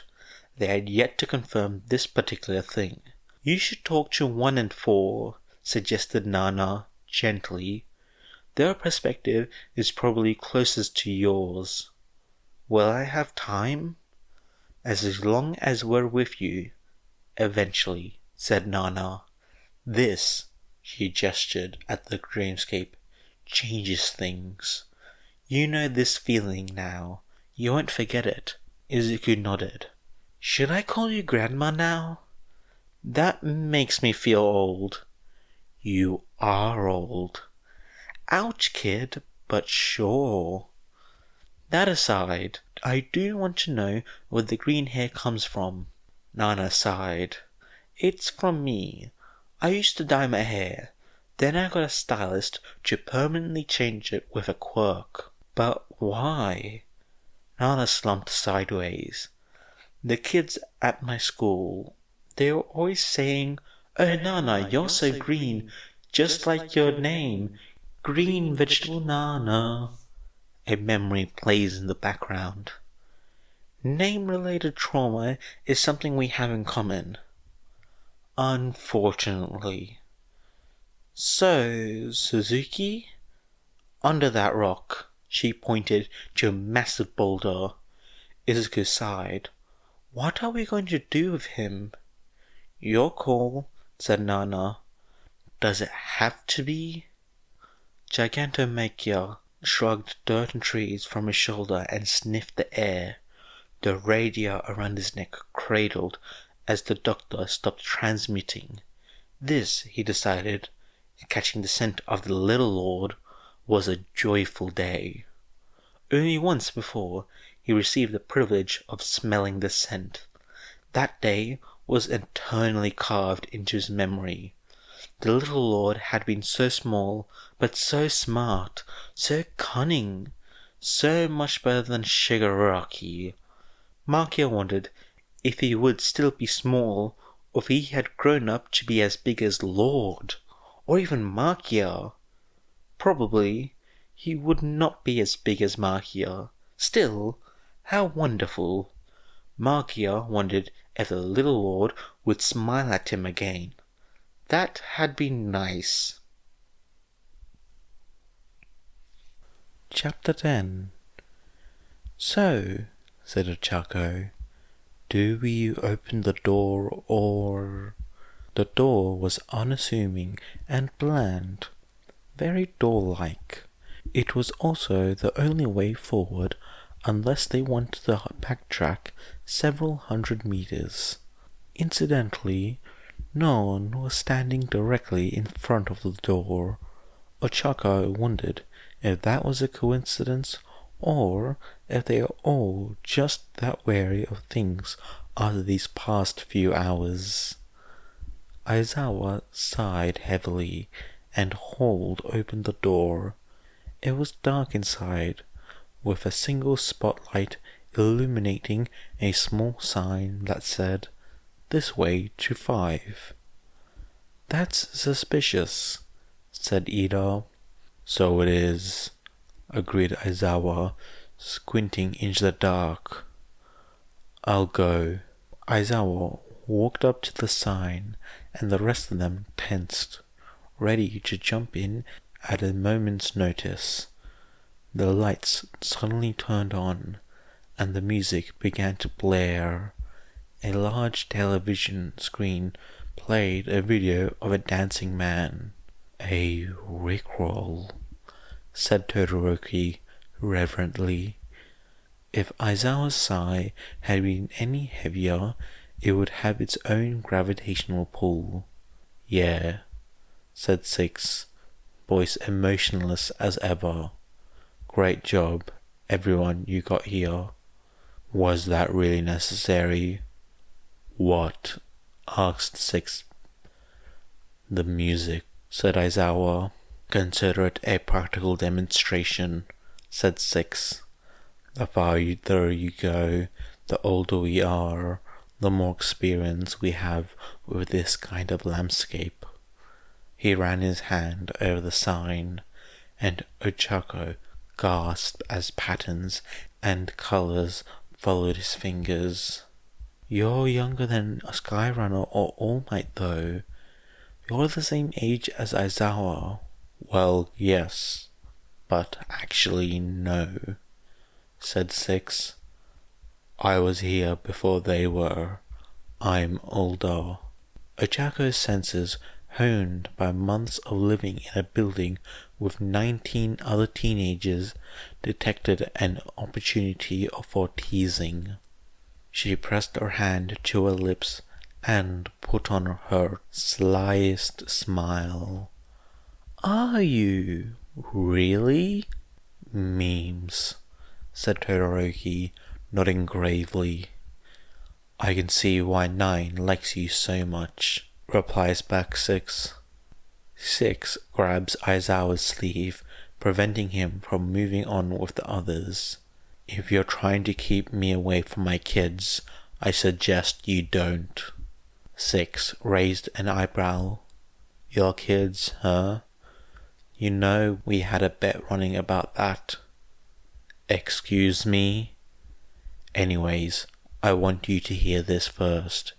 You can decide if you want to tell them after, but they are 9's friends. I don't want to be responsible for them running off on their own without your knowledge. I suppose you're going to tell me something that could help Midoriya, but will be incredibly dangerous. Are you sure your secondary quirk isn't precognition?" replies Six. "I am saving my crisis about that until we get out of here. This waste of time is illogical." "Right. So, remember when I said 9 didn't get to choose who we were?" He gestured at himself. "Yes," said Aizawa, already hating where this was going. "There's someone who we don't count as one of our number." Now Aizawa really didn't like where this was going. "You mean you'll count terrorists, but not this person?" "Yeah, usually we keep him locked away, but with all this disruption..." "He's gotten out," Aizawa says in a serious tone. "Not yet. What I'm telling you now may not be relevant at all, but if that door does open, I want you to have this option. Not all the others agree the risk is worth it, but I think this should be up to you, since you'd be the one taking it." "What option?" Aizawa skeptically replies. "That person, he took something from 9 back when his quirk first manifested. You know all the guys you ran into back when you were in his mind space? He took one of those, I think, and most of the others agreed that it would be beneficial if he got it back." "He took Midoriya's personality?" Yes, you can think of it like that. That part wouldn't happen to be something like a self-preservation, common sense, or grudge holding, would it? No. Pity. When you reach 1, if you want to try to get it back for 9, ask 1 if the vault is open. Exactly how dangerous would this be? Horribly. But you probably wouldn't die. This quirk comes with a time limit. Otherwise, we wouldn't ask at all. 6 let go of Aizawa's sleeve. Your students are waiting for you. You should go. Aizawa stepped into the dark. The battle strobed against the darkness. No, 2. 1 with 6 and a man who must be 5, and another with 6 and Shimura Nana. Both battles were against a darkness whose silhouette resembled the monster of Kamino, far too much for Aizawa's comfort. You're next! Shouted 2 overlapping voices. Aizawa blinked. He was in a well-lit street, looking at what could only be the so-called 5. Izuku woke up slowly. Being asleep had kept some of the pain at arm's length, but now it returned with a vengeance, along with an oddly comforting pressure. Oh, Toshinori had fallen asleep, wrapped around him. That was nice. They really had to start moving again, though. The ground rumbled, and Izuku realized what had woke him up. Toshinori, he said, shaking him the best he could from his position. Wake up, there's an earthquake. Toshinori blinked awake.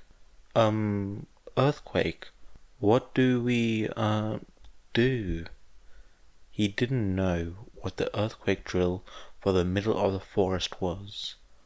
4 had, but Izuku was having trouble understanding him over the pounding in his head. It isn't shaking anymore, observed Toshinori. We should probably still go. He rubbed his eyes. Let's get you patched up first. I can't believe I fell asleep without making sure you're alright. I'm fine, protested Izuku, trying to stand up. He could just keep using Black Whip to stabilize. The space between his eyes turned white. When it became clear again, he found himself pressed against Toshinori's shirt. Toshinori, he whined, because he couldn't help it. And, oh no, he was such a burden. He shouldn't be making Toshinori hold his weight. He was a lot heavier than he looked, but his head was pounding, and his eyes felt like they were bleeding, and his skin felt like sandpaper. It hurts. I know, said Toshinori. Let me take care of you, please? Toshinori lowered him back to the log and started to remove medical supplies from the pockets of his coat. What are we going to do after this? Asked Izuku, voice as quiet as he could make it without whispering. That is an excellent question, my boy, said Toshinori, in an imitation of his usual heartiness. As you imagine, I've acquired a number of contacts over the years. Some of them are comfortable with, less than legal escapades. I didn't think you had any other friends other than Dr. Sakachi and Mr. Shield, and maybe Gran. Toshinori hunched his shoulders. Izuku immediately felt bad. Well, you ain't wrong. Contacts and friends are in 2 different categories, I'm afraid. In any case, I'm hoping to eventually reach one of them, and then... He trailed off, and Izuku got the sense that Toshinori was bracing himself for Izuku being upset. I'm hoping to arrange passage to Island. We're leaving? Just until we get this cleared up, said Toshinori. Izuku rubbed his eyes. Maybe it wouldn't be so bad. What about Shigaraki and All for One? Not your responsibility, my boy, said Toshinori. It kind of is. It really isn't. It's our family. I know. At least I know now. Goodness, I don't think I've wrapped my head around it yet. Toshinori rubbed his temples with his wrists, keeping his dirty fingers well away from his eyes. What about before that? Asked Izuku, guiltily changing his line of questions. I have a few other safe houses around here. Funny story about one of them. Completely abandoned building on public land, was being used by some anti-mutant cult. No one ever came to check it out before the initial arrest. So, finders keepers. You didn't. I did.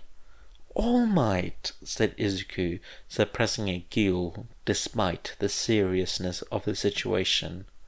That's illegal. I have done a surprisingly large number of illegal things in my life. Comes from fighting with centuries-old monsters the government doesn't want to acknowledge as existing. They've acknowledged him now, observed Izuku. Hasn't seemed to help much, has it? Anyway, that one shouldn't be too far from here. Probably. It will still be quite a walk. We'll stay there for a while, until I can reach one of my contacts. Toshinori sighed. I think the one in Deka will be the best bet. He works in the shipping industry. I'll introduce you just in case we end up separated. Izuku pretended the last sentence didn't send him into a spiral of panic. Of course, this spiral of panic was interrupted by an entirely different panic, because the ground started to shake again. I can float us... Don't, you'll hurt yourself, said Toshinori, keeping a tight grip around Izuku's bicep. Toshinori's hands were extremely large. A tree crashed to the ground in the distance, accompanying that was a sound of a roar too loud and animal to be completely human, but too coherent to not be human. Toshinori went pale. Someone you know? Asked Izuku, covering his ears to keep the sound from battering his brain any further. We need to go, said Toshinori, bundling up all the supplies he's taken out. We need to go right now. All for One? Whispered Izuku, getting to his feet. One of his subordinates, said Toshinori. One I never managed to find. I'd hope of all the luck. He started cursing under his breath in English. Maybe Izuku really did have a villain-attracting quirk. The shaking of the ground grew stronger. Run, said Toshinori. Don't look back for me. Toshinori had to know that he wouldn't fly or float with Izuku, because a second later his face twisted in something like resignation. Izuku grabbed Toshinori's wrist. He could float them both out of here. Blinding pain lanced through his brain again. Okay, maybe he couldn't. The ground in front of them erupted. A craggy giant burst from below. Little Lord! The giant shouted, voice more than loud enough to hurt, a massive hand picked up Izuku, holding him gently but extremely firmly. "I'm so happy to see you again." Something clicked in the back of Izuku's head, a memory he didn't know he had resurfaced. Hi, Makia, he said. "Did this bald man kidnap you? He smells like All Might, but All Might is yellow. Should I kill him?" "No," said Izuku. "He's definitely not All Might. He's, a friend." "Hello, little lord's friend." "Hello," said Toshinori, waving, clearly in shock. Makia shifted to wave at Toshinori, and Izuku hissed as the movement jostled his injuries. His minor injuries, his very minor injuries that weren't bothering him at all. "Who do you think you're kidding, kiddo? Not helping Grandma?" "Little Lord, are you hurt?" Makia sniffed him. "You smell like blood. I have to bring you to the doctor." "The what?" asked Izuku, alarmed. "Don't worry, little lord. He's a very good doctor. We must go." Wait, said Izuku, before Makia could get more than 3 humongous steps away from Toshinori. "It isn't my blood. It is the blood of my enemies." "Lord, try that too, little lord." "But..." "Oh, I forgot your friend." Makia turned around. "Sorry, little lord's friends." He picked up an increasingly distressed Toshinori and continued stomping through the forest. Izuku realized that Makia was headed back towards town. "Wait!" he shouted, despite not having a plan for what to do next. "Wait!" repeated Makia, balancing on one foot. Thankfully, Izuku's brain churned out a plan. "My friend is here," said Izuku, gesturing at Toshinori. "Has a house nearby.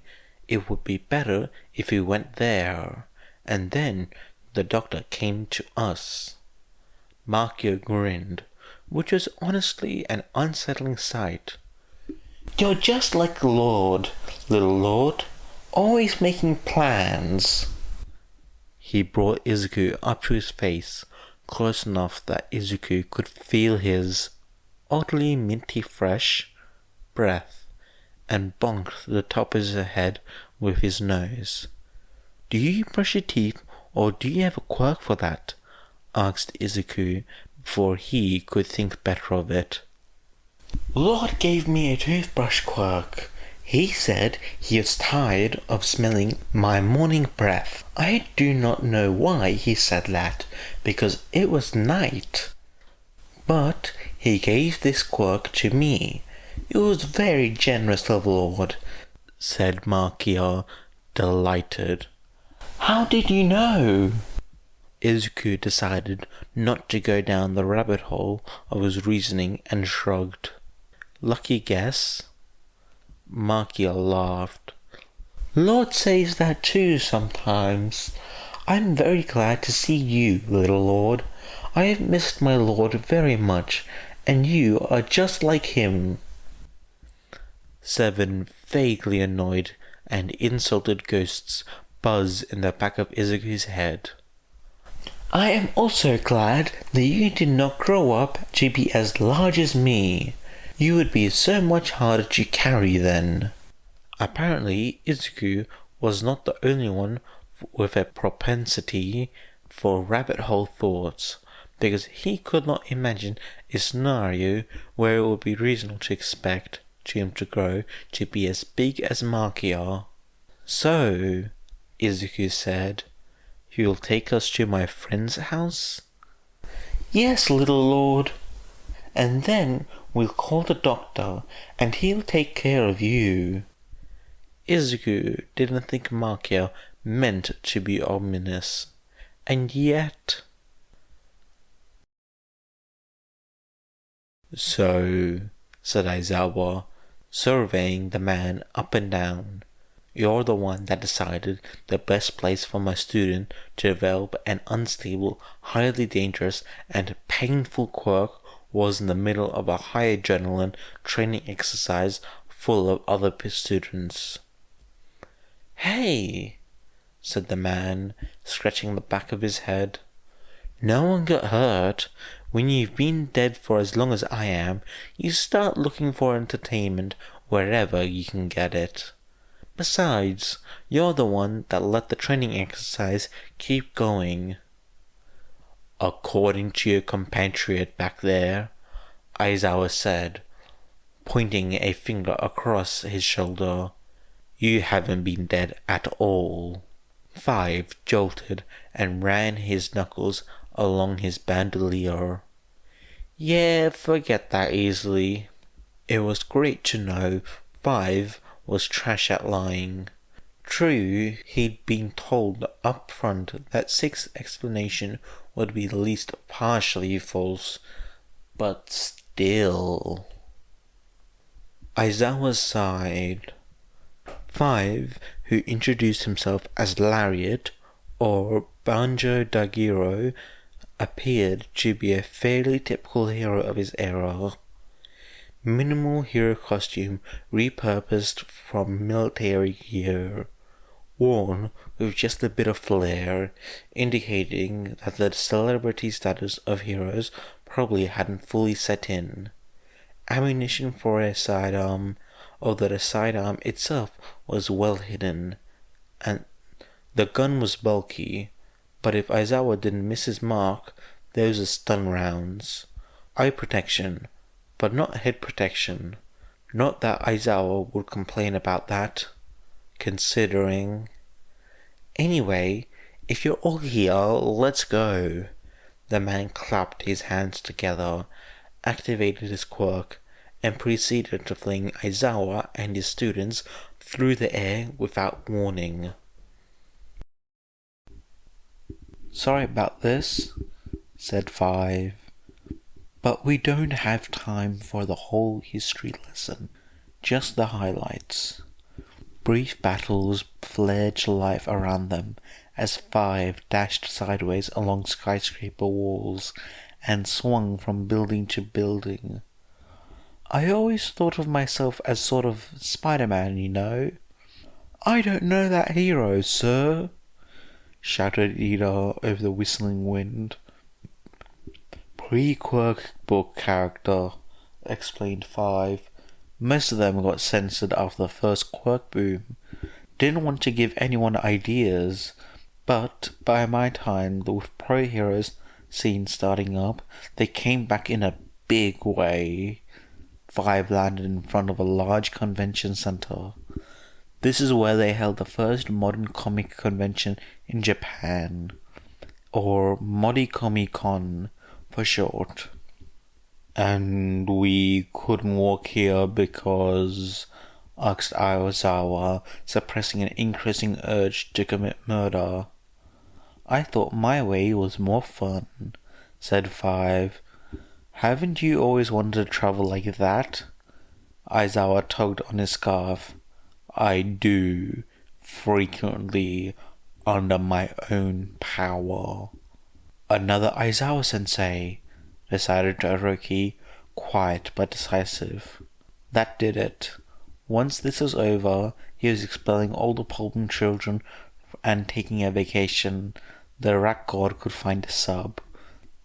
"This is where I met 4 for the first time," said 5, pushing the doors open. The auditorium was filled with rows upon rows of booths, all empty of people, of course. Aizawa grudgingly followed. "First contact." Those voices, something about them, the number. "Those are your voices," said Aizawa. "Yep," said 5. It's a special moment, you know. Aizawa frowned. At this point, he highly doubted that these vestiges were simply based on people. The vestiges themselves had to have reason to suspect that they were at least remnants of real people to give themselves a name like that. And add to that the repeated themes, the oddly ritualistic components, first contact, and you're next, Midoriya's closeness with All Might, and Aizawa got. Honestly, he had no idea.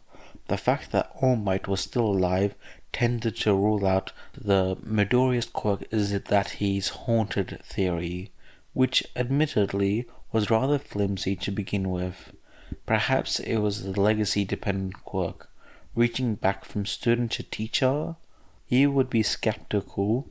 Most quirks had some kind of logic to them, and there was no way to extrapolate the entire people from contact with their successor. But Vladkin had a student whose head was among a speech bubble, and other abstract quirks existed. So it still didn't feel right.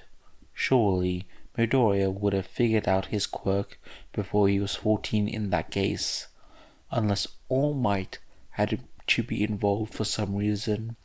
Also, the fact that they called Midoriya 9, 6's explanation for that didn't even make a little bit of sense.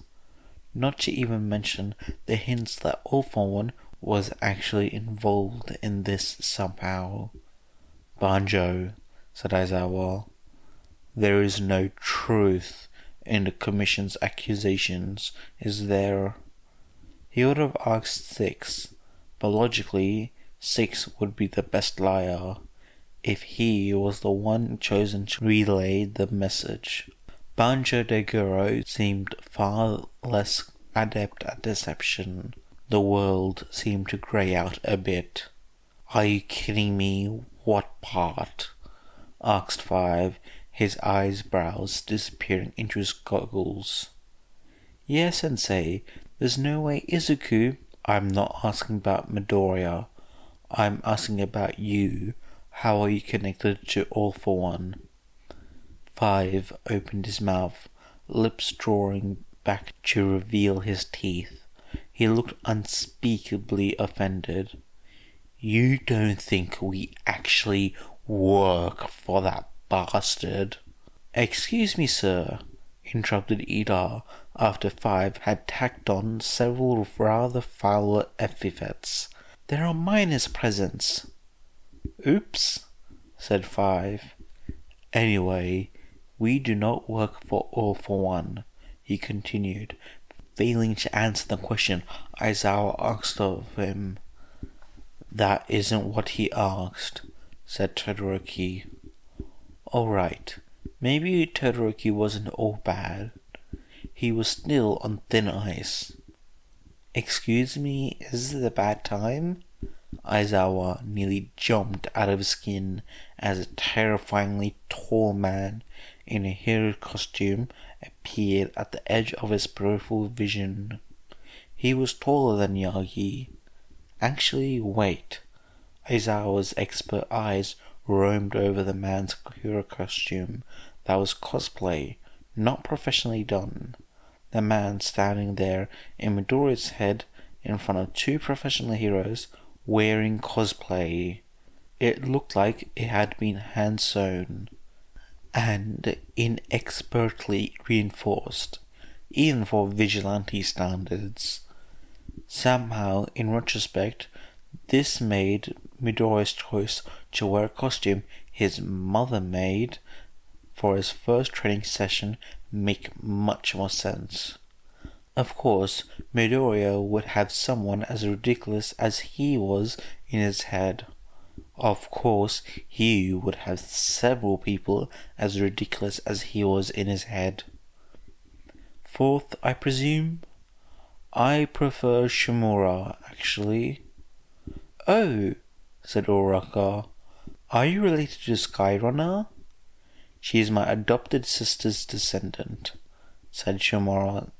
Hey, I thought we weren't telling them about this stuff, said 5.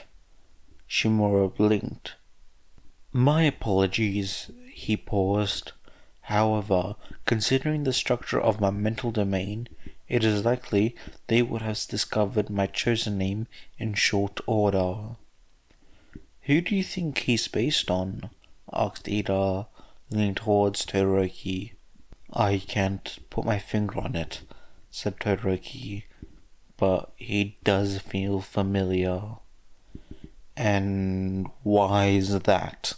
Asked Aizawa, pretending he couldn't hear his students. I have a lot of unresolved trauma relating to my biological parents and also my quirk. Oh, said Todoroki. He's based on me. Wow. Another horrible thing Aizawa would have to deal with when he was woken up. Isn't your quirk danger sense? That's what 5 calls it.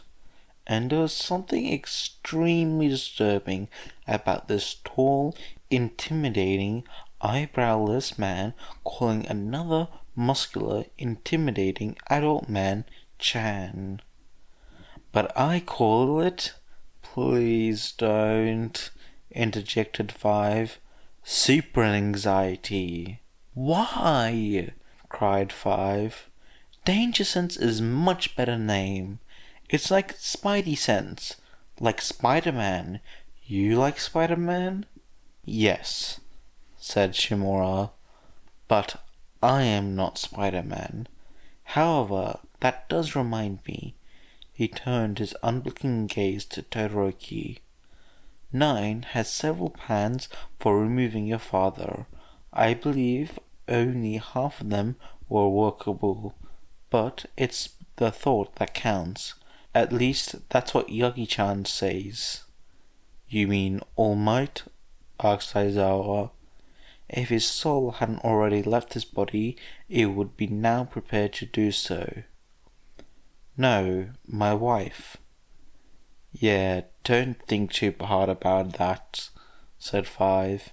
He's always been like this. I mean, he came up to me in the middle of this convention to tell me about a bunch of underworld deals going on out of town. I thought he was like some especially serious cosplayer, but then he showed up at my apartment too. The surroundings briefly shimmered into something that might have been the mentioned apartment before resolving themselves back into the comic convention. I apologize. I did not realize that it was inappropriate. I'm this little baby hero, just a couple of years out of training, no name for myself, and this guy shows up in the middle of the night like one of those old video games. Like, here, take this old legend and defeat the Demon King, you level 1 peasant. I did not expect you to fight them right away, said 4, looking both vaguely offended and consumed. And now, yep, okay, Aizawa could see the vague resemblance to Todoroki. I'm still not entirely sure why you picked me. Of all people, there had to be a dozen others with the right, requirements? Requirements? Asked Aizawa, having finally managed to shove the part of his brain screaming about the wife comment into a tiny locked box in the back of his brain. Yes, as my other adopted sister said, one must possess a strong will, an indomitable spirit, a sharp mind, a pure heart, and a ceaseless drive to save others, both body and soul. He paused for a moment. She also said something about being just enough of a bastard to be worth knowing, but I believe that was a reference to the book she was reading at the time. Her parentage was certainly known at that point. You see, I can never tell if this guy is serious or just pulling my leg. Why would I pull your leg? Do you need a puppet? I'm begging you, man. Learn some idioms. Wait, shouted Todoroki. Are you related to All Might? Is he your secret love child? The silence stretched out between them. I don't know what this is, said 4. You keep asking 9 if he is one of those. What does it mean? Is it a good thing? Anyway, said 5 loudly. He attempted to prop his elbow on 4's shoulders, but the height difference defeated him. 4 and I had lots of semi-legal adventures. No, we didn't, said 4. Became best friends. My wife is my best friend. Let me have this. Have what? 5 sighed. Okay, whatever, fine. Can you cross them over here? I think I'll need the other one, unfortunately. Why are you different, by the way? Asked Uraraka. The ones before stayed in their own mindscapes, it seemed. Oh, said 4. I'm having flashbacks because... He trailed off and sighed. Flashbacks. Right, wonderful. We're going to have to deal with your flashbacks, aren't we? Asked Aizawa. Unfortunately, yes, 4 said. I apologize for my habit of oversharing. This and that are 2 completely different things. They seem like the same thing to me, said Todoroki. I am inclined to agree. I also apologize for the things you may see. I'll attempt to keep you away from the more disturbing sections. Great, said Aizawa. Can we stop wasting time? We aren't really wasting time, said 4. At the moment, drawing time is compressed. We've only been talking for... He tilted his head to the side. Perhaps second in terms of real-world time. He's right, said 5, crossing his arms and nodding. Seconds are still time, said Aizawa, hoping they'd get the hint. I suppose... Oh, you're frustrated. Apologies. Neither of us have interacted with anyone but others in quite some time. I fear our sense of hurry has been damaged, especially with how distracted we all are. Why are you distracted, if you don't mind us asking? Asked Ida. Another unwanted guest is trying to get in. 9 managed to run into someone extremely dangerous. These people had a life connection to All Might too. Damn it. And the blonde idiot was wherever Midoriya was. Maybe that should have reassured him somewhat, because even if All Might is retired, he will still be All Might. But, by some dark magic, when All Might and Midoriya were placed in proximity to one another, they gained the ability to spawn problems that Aizawa had never even heard of before. Like this one. Our final meeting, then? I believe that would be appropriate. Black tentacles exploded from 5, covering the space around them. When they receded, they were in different places. Underground, if Aizawa didn't miss his guess, a safe house of some kind. Flickering doppelgangers of 4 and 5 occupied the space. Why didn't you transport us like that before? Asked Todoroki. Had to take the long way the first time, said 5. That latest quirk changed some of the rules. You ready, 4? Let it play out, said 4, gazing at the static figures. Your choice, said 5, shrugging. The real 5 and 4 abruptly vanished, and the doubles started moving. I suspect this is the last time we will meet, said an older 4 to a younger 5. "Huh? Why's that?" said 5, twisting in his chair so that his arms rested on top of the back. 4 stared blankly at the wall. "Everything is coming to a head now. I've chosen to put my faith in you and the new laws." "Huh?"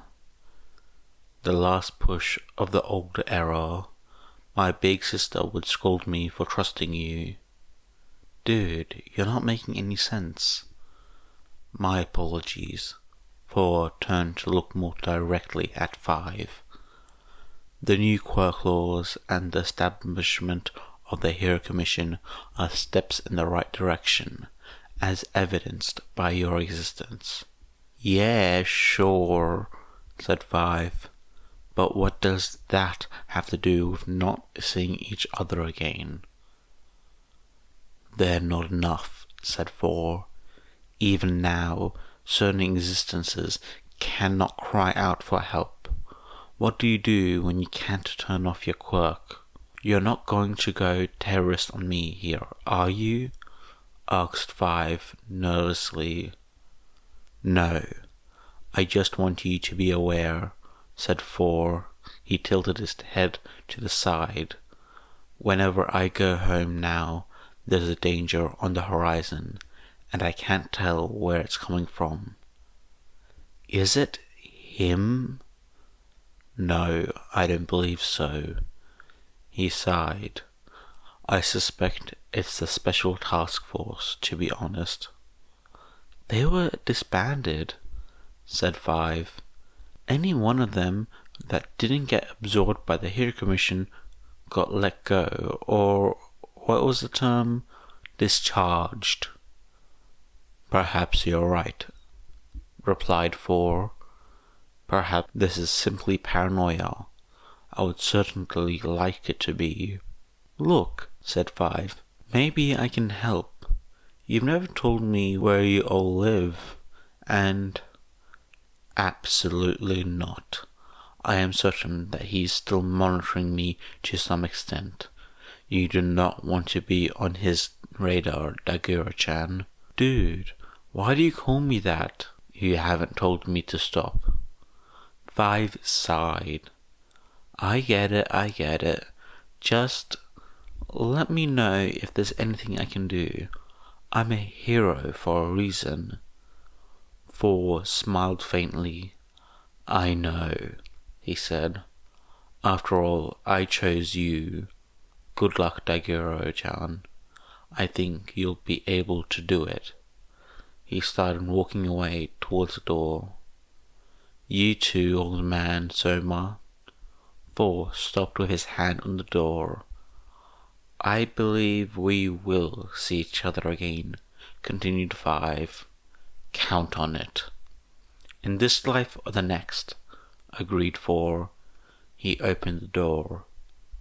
As they crossed over from 5's domain into 4's, the dream around them did not shift seamlessly, staying in the same general location with only the details changing, like it had for the others, but dissolved into something not quite like static. They were standing in the middle of a battlefield, a ruined landscape. Not the ruins of a city, though, which made the jump only more jarring. For all that Shoto was only a teen, he'd seen his fill of city battles. He was used to villain fights. The only time he'd seen this kind of devastation in a place like this had been at the forest training camp last summer. He swallowed, eyes rolling over uprooted and burning trees, huge craters and ruts in the soil, the rare bit of roofing and wall. He realized belatedly this must be the remains of a small rural village. He stiffened at the sound of someone crying. "Over there," said Uraraka, pointing.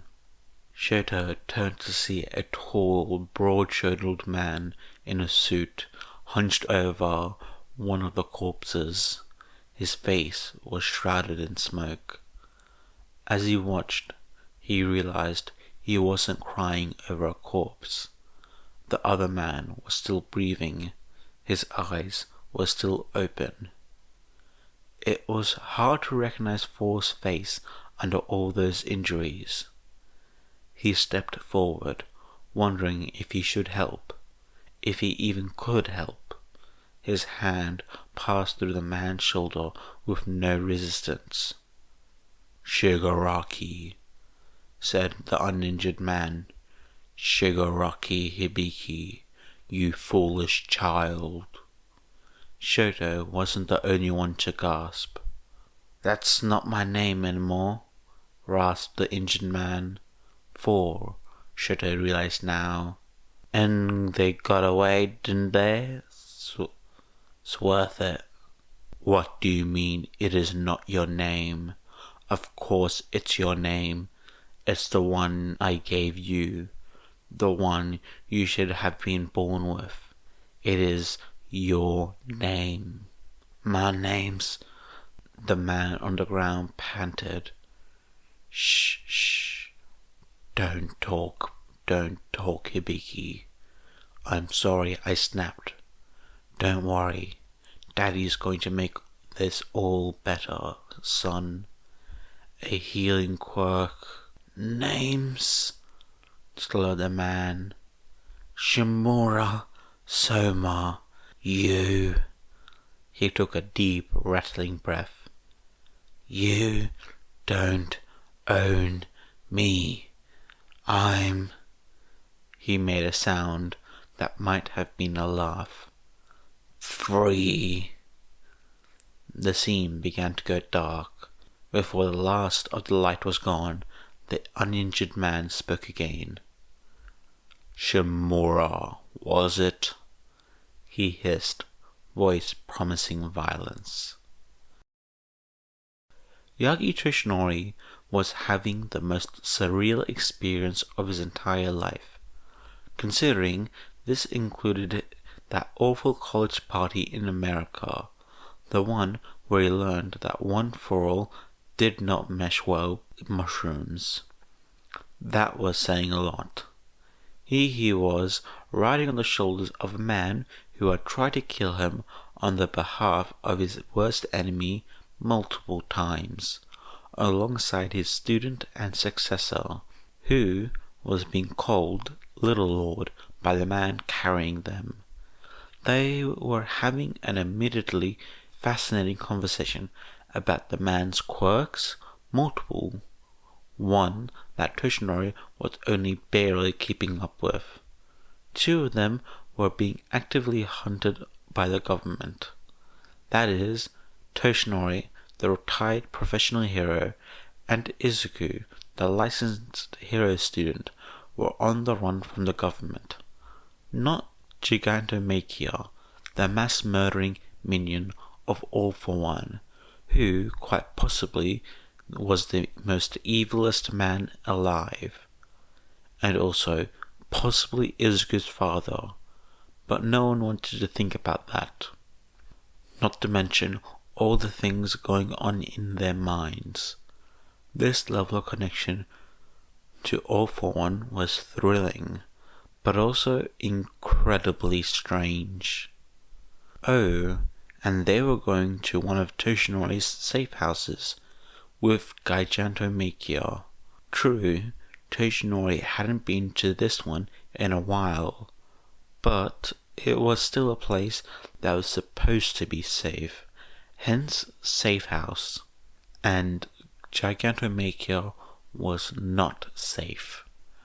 He also was going to be difficult to get rid of, because he had a sense enhancement quirk that let him track down individuals he was familiar with from miles away.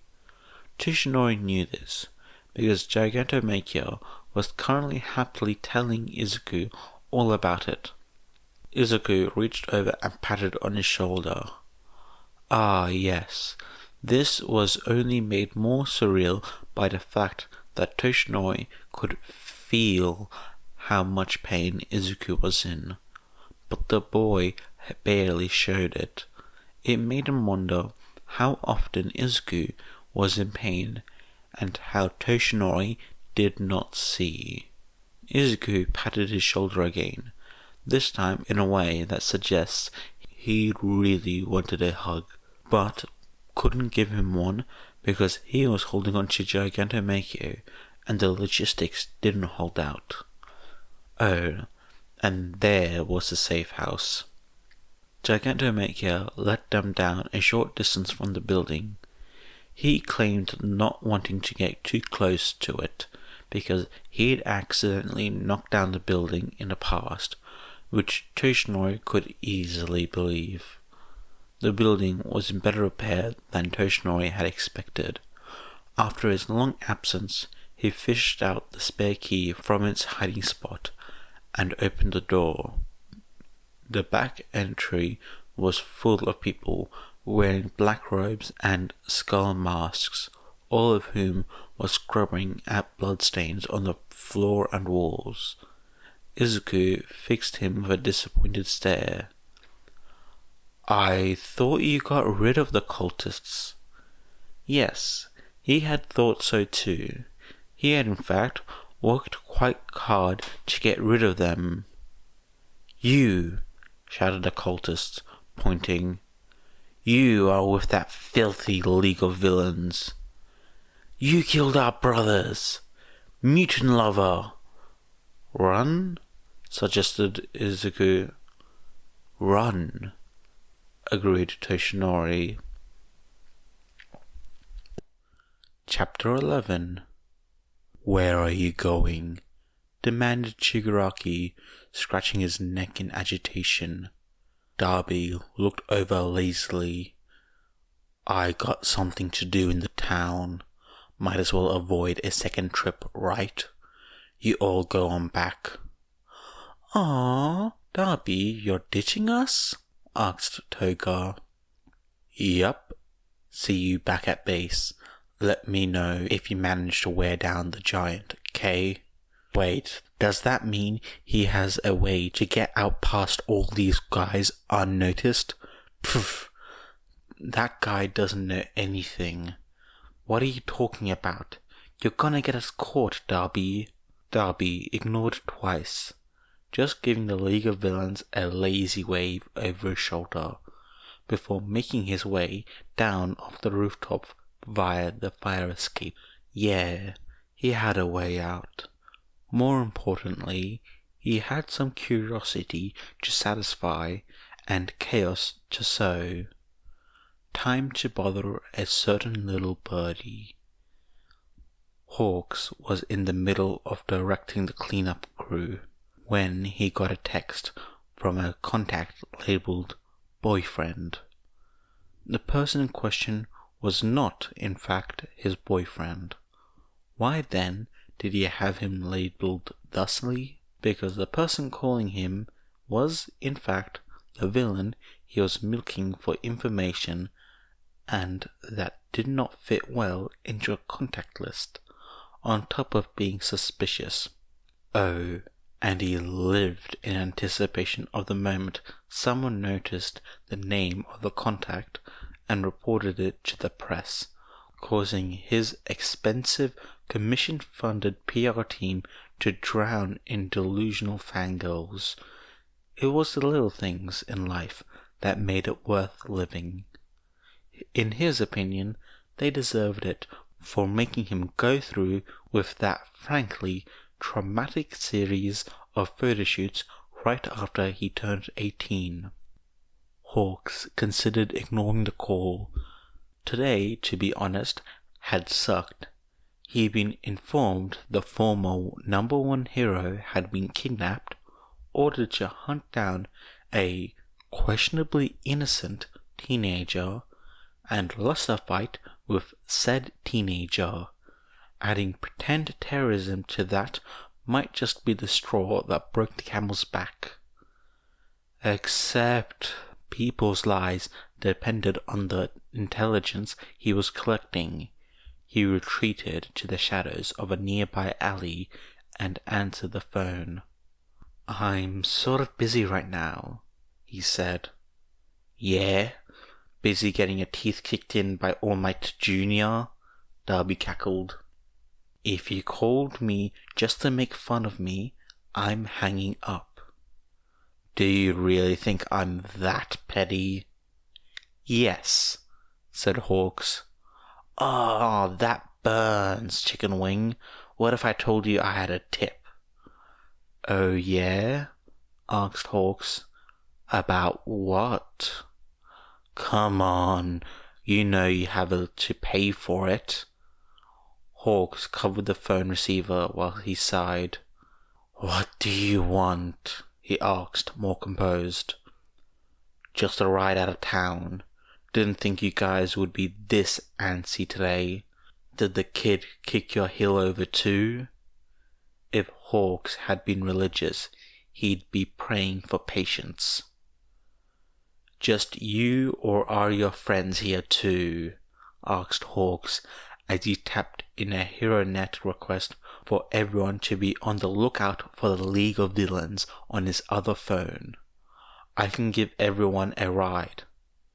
Nah, just little old me, said Darby.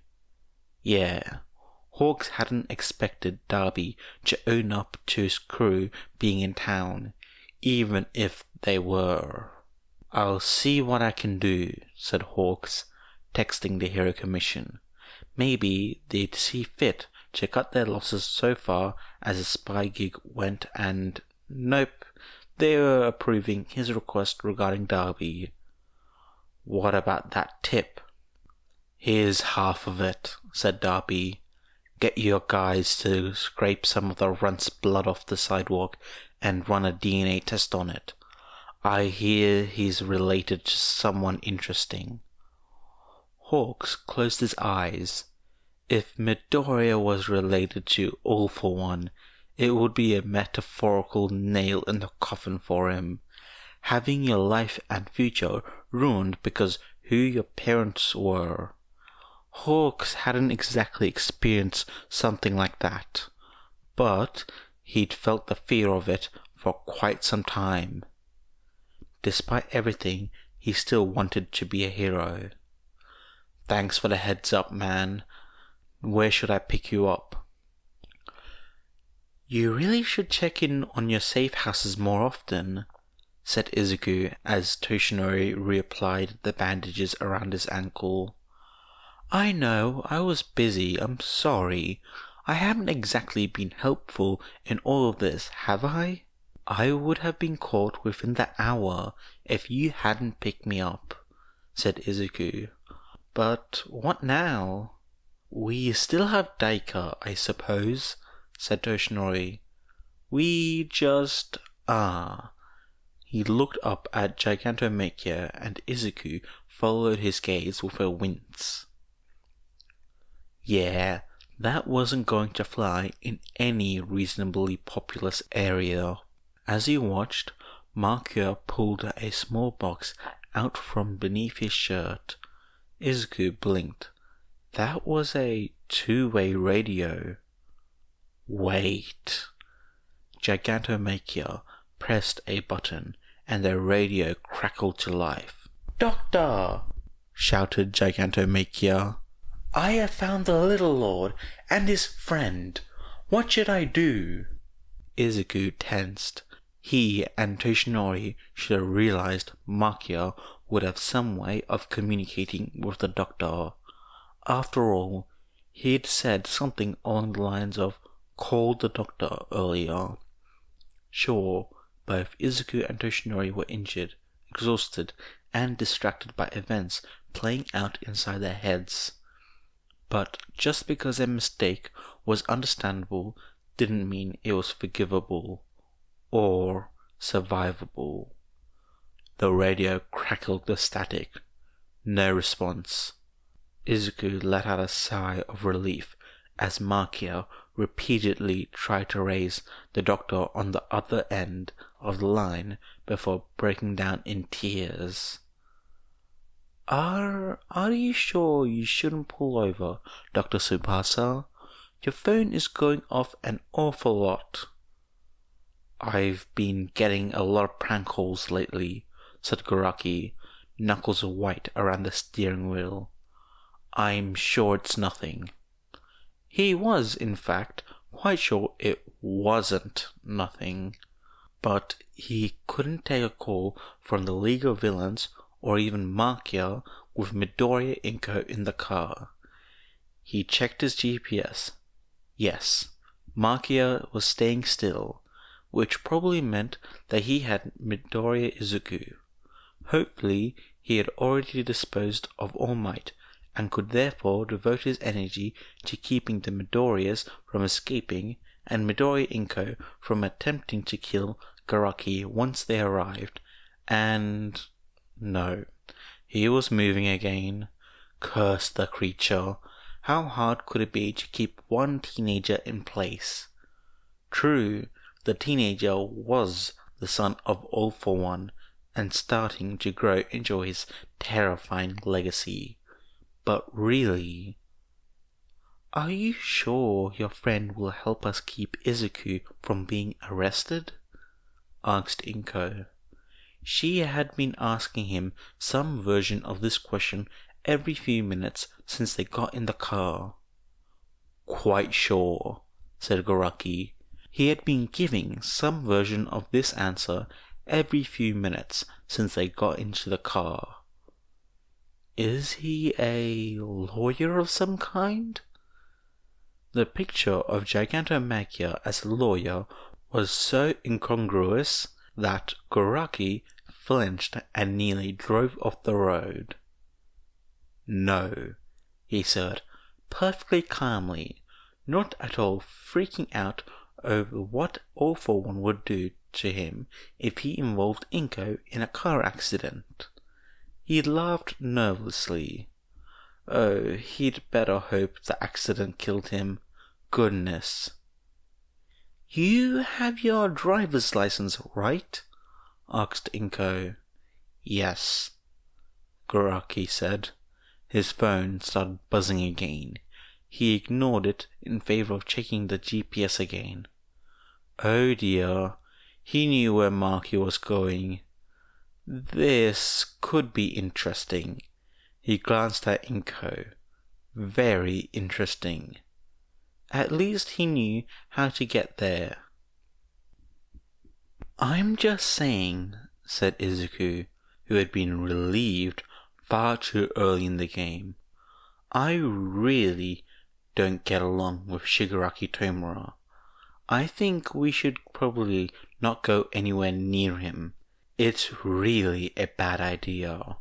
"But he can call the doctor for you," said Makia excitedly as he bounded through the forest.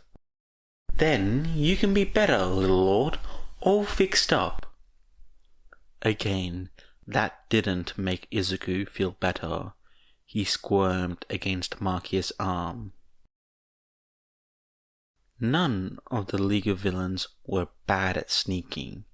In fact, they were all quite good at it. However, they'd come into the city with the expectations that they could have a quick getaway courtesy of the doctor if anything went wrong, which they no longer had because he was not in his lab and busy, self-important NPC.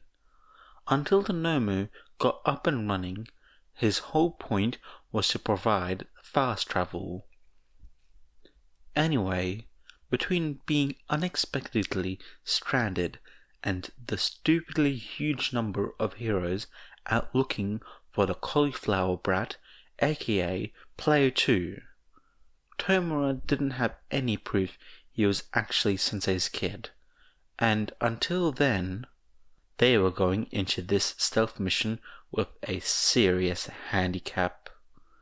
With Darby gone, something like 99% of that handicap was twice and his inability to walk around like a normal person. Tomura had left his hands at home, and Compress just had to take off his mask.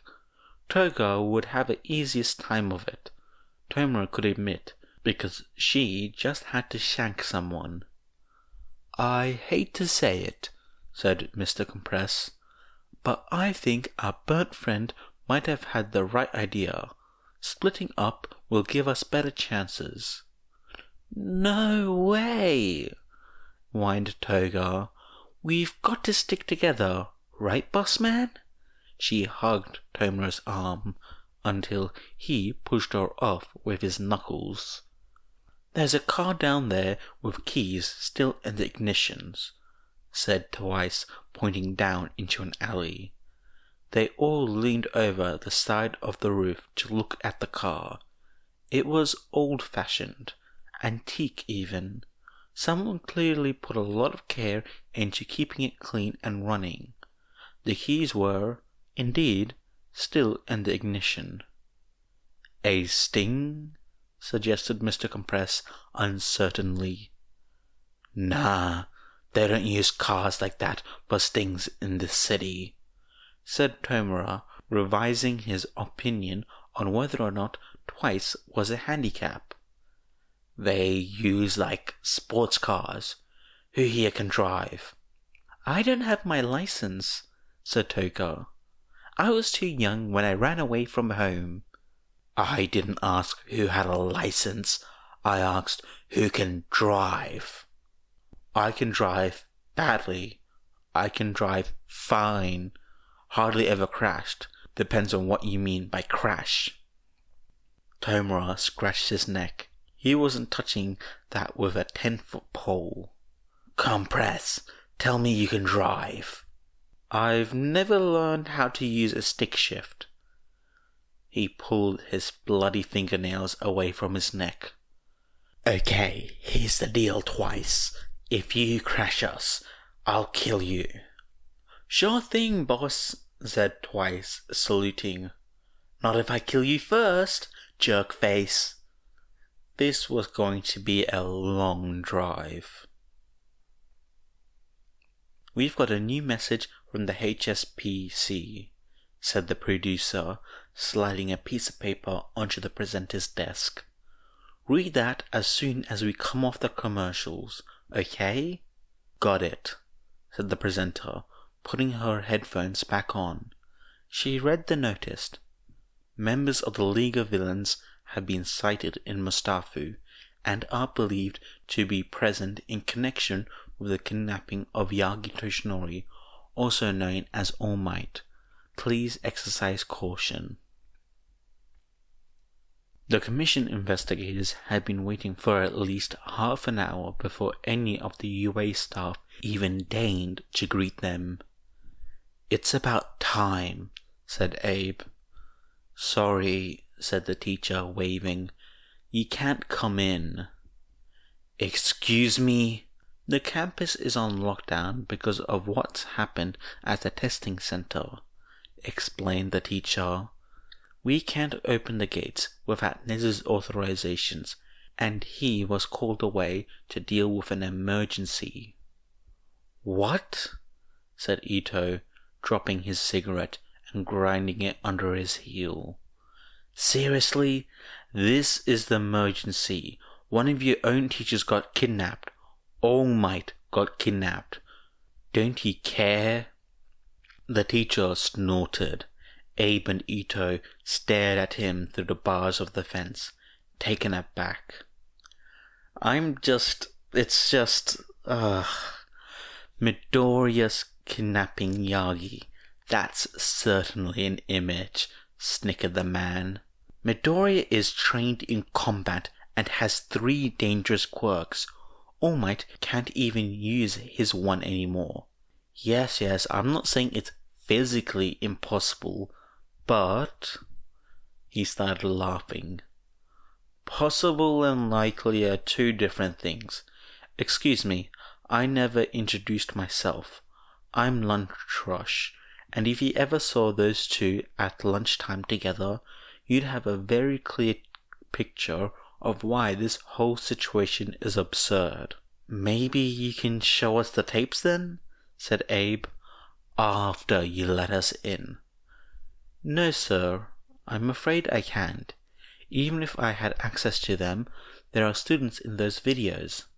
"So?" "Minors, you see. Without written parental permission or a court order, we can't show them to anyone not affiliated with the school. Now, I must be going. I have a culinary arts class to teach."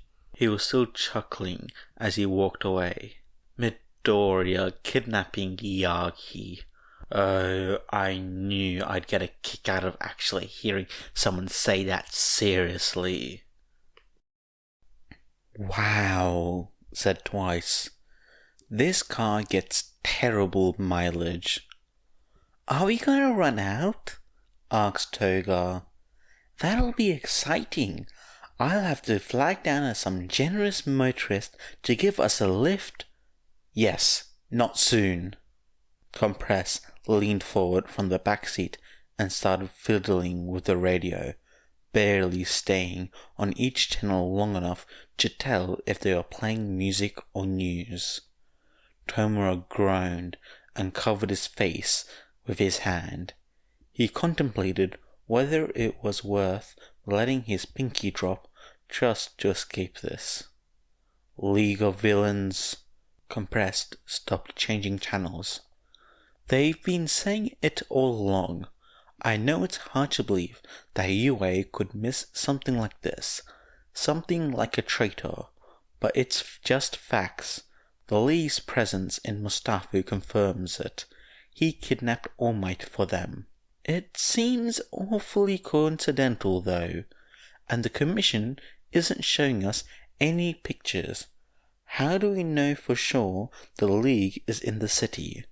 For that matter, if the League is really involved, how do we know Midoriya Izuku isn't just another victim? We never got a full tally of their members. They could have someone with a, I don't know, brainwashing quirk." "Yumi, you really need to lay off the late night conspiracy theories. We can trust the Hero Commission." The radio died horribly as Tomura decayed out of the console. "I'm gonna commit murder," said Tomura. How did this always happen? How was it always this attention-grabbing, kill-stealing little... "I guess we have time for a pit stop." "No, we don't." "Don't you dare stop this car until we're back at base," growled Tomura. He took a deep breath that really wasn't calming at all. I kind of have to. I mean, road signs and all." Dude, we're villains. You can break a few traffic laws." "Hell yeah, not if we want to live." "You can follow the traffic signs," allowed Tomura. He leaned back his seat, ignoring Mr. Compress's complaints about squished legs. Player 2, finishing tutorial and then blazing through quests like that. Crazy OP character build. He still wanted Player 2 in his party. He also wanted to knock the brat so far off the leaderboard that he'd never play the game again. These were, Tomura acknowledged, somewhat conflicting desires. He was, at the moment, leaning towards the second, but the first would give him an ongoing dominance which would be incredibly satisfying. If Play 2 really was Sensei's kid, then Tomura, he'd be like a big brother, an older sibling. That felt weird, but also weirdly like something he wanted. It sounded like a pain. Stupid story mode side quests with garbage rewards, except the garbage rewards were the best rewards. He hadn't built his character for social interactions. He was a combat class, high DPS. Why couldn't things just be simple? Why couldn't he just destroy what he wanted? "Hey!" squealed Toga. "It's McDonald's! We could get murder and fries!" "Do not stop the car!" Makia thundered into the abandoned quarry with all the enthusiasm of a deranged puppy. "This is Shigaraki Tomura's secret hideout," proclaimed the giant, setting a windswept Izuku and Toshinori down in front of a crumbling, half-collapsed building. He beamed proudly. "Shigaraki Tomura!" he screamed at the building, frightening away the few brave birds in the quarry that had yet to leave. No one came out. Makia sniffed the air. "Oh," he said. "They aren't home." "That's fine," said Izuku, patting Makia. He didn't elaborate. Most of his brain power was currently tied up in preventing his legs from folding underneath him. "Why don't we—" began Toshinori, before hacking up a large quantity of blood. "Why don't we just show ourselves in? I'm sure it will be more comfortable for the little lord to wait inside, and perhaps one of them left a phone we can use." "The last time you went into a building by yourselves, you were attacked," rumbled Makia. "That is true," said Toshinori. "But there's no one in this building. You'd be able to smell them." "Not if they're invisible." Izuku blinked slowly. "That," he said, "doesn't sound right." He continued to blink as Toshinori convinced Makia that he would, in fact, be able to smell invisible people. He must have missed something, though, because next thing he knew, Toshinori was steering him into what passed as the building's door. "All right," said Toshinori, voice low. "We're going to get you cleaned up as best as we can. Then we're going to take everything that looks useful and sneak out." "Like food and stuff?" "Yes, and we're also going to see if we can break enough things that they'll have to take care of that instead of following us." "We could just set some things on fire," said Izuku, who had never considered himself a pyromaniac of any kind, but had also grown up alongside Kachan. "Good idea," said Toshinori, who had been the type of 5th grader who would make jokes of setting things on fire, but had only burned his notebooks at the end of the school year. "Let's see if these guys have running water." "You know," said Izuku, carefully avoiding a bunch of old food wrappers, "I sort of expected a more impressive evil lair, all things considered." "This is average for high-level fugitives, actually," said Toshinori, "especially if they don't have a lot of connections or cash," cautiously opening a door. "Here's the bathroom." "Huh?"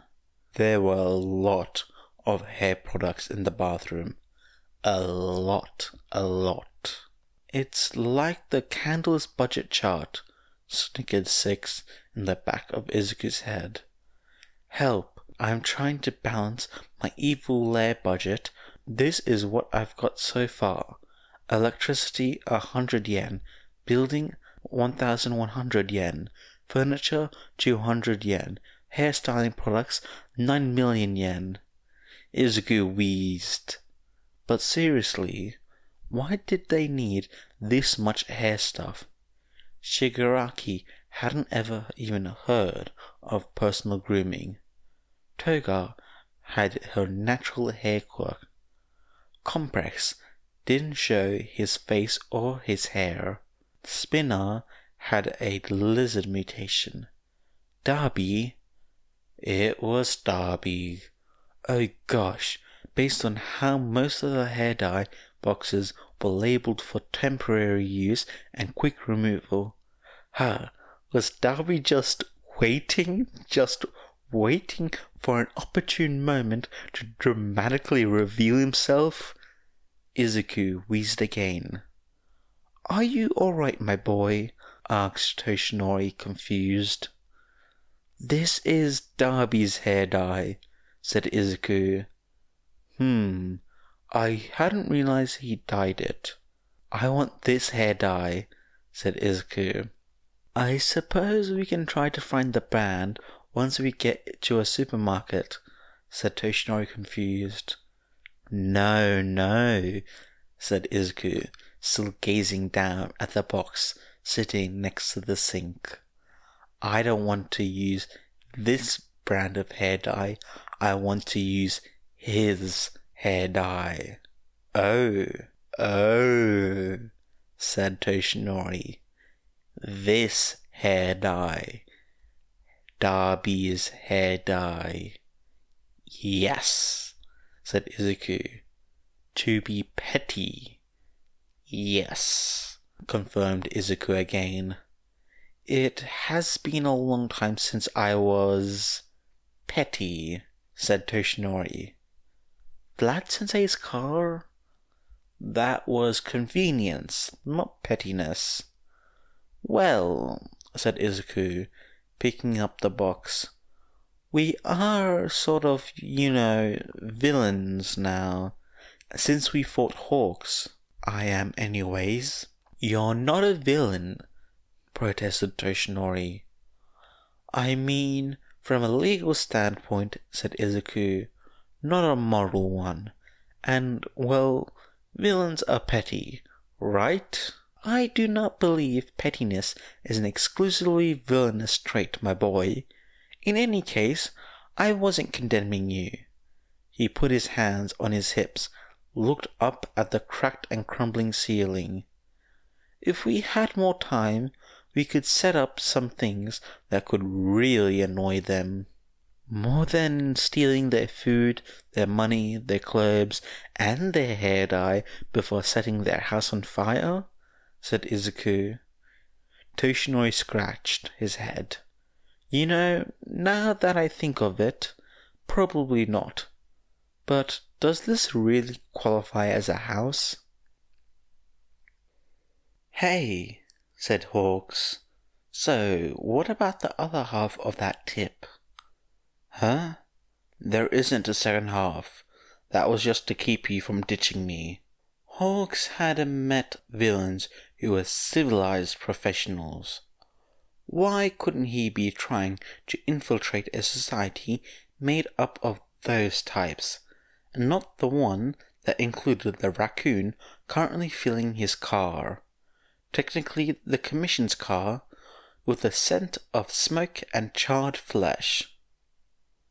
Well, what about that interesting parentage you were alluding to? Oh, Shigaraki thinks Midoriya is his sensei's kid. Darby shrugged. Honestly, yeah, I kinda see it. But you'd think he'd get his kid to work with us instead of whatever is going on between him and Shigaraki. On the other hand, Darby trailed off. Hawks momentarily glanced away from the road to see Darby with an uncharacteristically pensive expression. I mean, continued Darby, leaning on his hand as he stared out of the window. The whole hero thing could be sticking it to his old man. I can respect that. You sound like you're talking from experience, observed Hawks. You still talk to your parents? Asked Darby. Nope. Hey, you wouldn't tell me even if you did, would you? Hey, you are a villain. I've got to keep my soft spots covered, right? Right, drawled Darby. Kid held up pretty well against you, didn't he? He did, okay, said Hawks. He did okay, said Hawks. He got away, after all. Wonder how he'd do against Endeavor. 1-on-1. What do you think? Hawks couldn't help but swallow. If it were 1-on-1, and Midoriya could still use Erasure, he'd hated to think it, but Endeavor might lose. a man with no quirk against a strong enhancer and that black tentacle emitter. He wondered how long it would be before Midoriya got put on the S-rank villain list. The papers had to be in progress. After all, he defeated the number 2 hero, or near enough, while holding off 3 others. On the other hand, that building... It would certainly be a fight, said Hawks neutrally. Is Midoriya really not working with you? Nope, said Darby, not quite managing to pop the P with his burnt lips. Not saying he isn't a villain or whatever. That's up to you guys, after all. Not me, said Hawks. I'm on your side, remember? I remember, said Darby. Anyway, I only was face to face with him that one time in the forest, last summer. He had a great expression. Not as great as, well, that part doesn't matter. Hawks hadn't taken Darby for the kind of killer who'd reminisce about his kills. Maybe he could, no, lose Darby and he'd lose his lead on the league. And who knew how many more people would end up dead.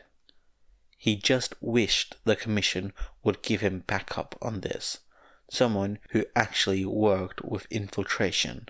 Someone who could help him minimize the damage the League was doing. Pull over, said Darby. This is my stop. You live around here? Darby snorted. Not a chance. You get to see our base once, we're sure you won't tattle. Come on, you can't blame a man for its curiosity, said Hawks. Sure can, said Darby, opening the door and jumping out onto the gravel margin. I'll call you. He walked off the side of the road into the scruffy tree cover and disappeared. Well, mumbled Hawks, deliberately ignoring all the elocution lessons the Commission had stuffed him with. That was useless. Except for the tiny feather he'd snuck into the lining of Darby's coat. But those had limited range, and Hawk wasn't good enough at stealth to follow Darby without making an idiot, a potentially dead one on top of that, out of himself. His phone began to ring, the bugs in the car having shown the Commission that Darby was gone. Hawks sighed and answered, Time for new marching orders. The landscape was more intact now. It was still a battlefield. Four was dodging bullets and catching grenades to sling them back at his attackers. He dove at the ground right before a cheerily painted building exploded into splinters. Danger sense, Aizawa concluded. Some kind of limited precognition? Shigaraki, said Ito. Like, he's a Shigaraki? He's related to him? To Shigaraki? Sensei, said Uraka, tugging on his sleeve. That other man, you don't think that was, the man from Kamino? All for One? Midoriya thinks that All Might is related to All for One, muttered Todoroki, just loud enough to hear. That does make sense. Their quirks are wrong, though. But if there are enough generations, you can't really predict. Does that make Midoriya and Shigaraki cousins? Todoroki paused. Aizawa braced himself both for the violence he was sure he was about to see and the torture Todoroki was about to inflict on him. Midoriya is related to All for One, whispered Todoroki. Shoto didn't blame Midoriya for trying to hide it. If at all possibly, he would have hidden the fact he was related to Endeavor. Sure, he might have lost some privileges, but he also would have gotten rid of the constant comparisons between himself and his father, much like Shimura Soma had to face. It must have been terrible for a young Midoriya to learn that he was related to a man who had so injured his father, to learn that he was related to this man. No wonder he based this shade on Shoto, although Shoto didn't think that Endeavor was quite as bad as All for One. There was a sound like cymbals being brought together, then light and sound.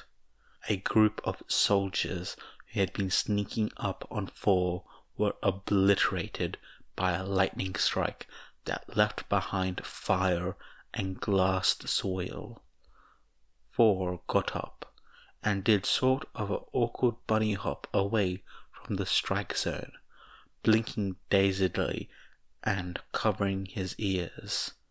Shoto knew he'd be behaving similarly if his dream body behaved at all realistically, especially given the risk of being electrocuted due to the charge in the ground.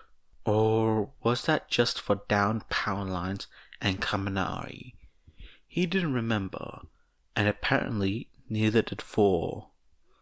There was another crash of the cymbal, like thunder before the lightning, and the lightning struck again further off. And then a woman, a few years older than 4, ran out from between 2 of the buildings, cymbals in her hands. Her greying hair was worn in tiny braids, and her skin was dark. Mixed race. That would have been rarer back then. She had other musical instruments, drumsticks, some kind of flute, what looked like maracas, attached to her belt, but was otherwise dressed in generic military surplus gear. There was a massive surgical scar stretching across her throat. "Haruna," said 4, "what are you doing here?"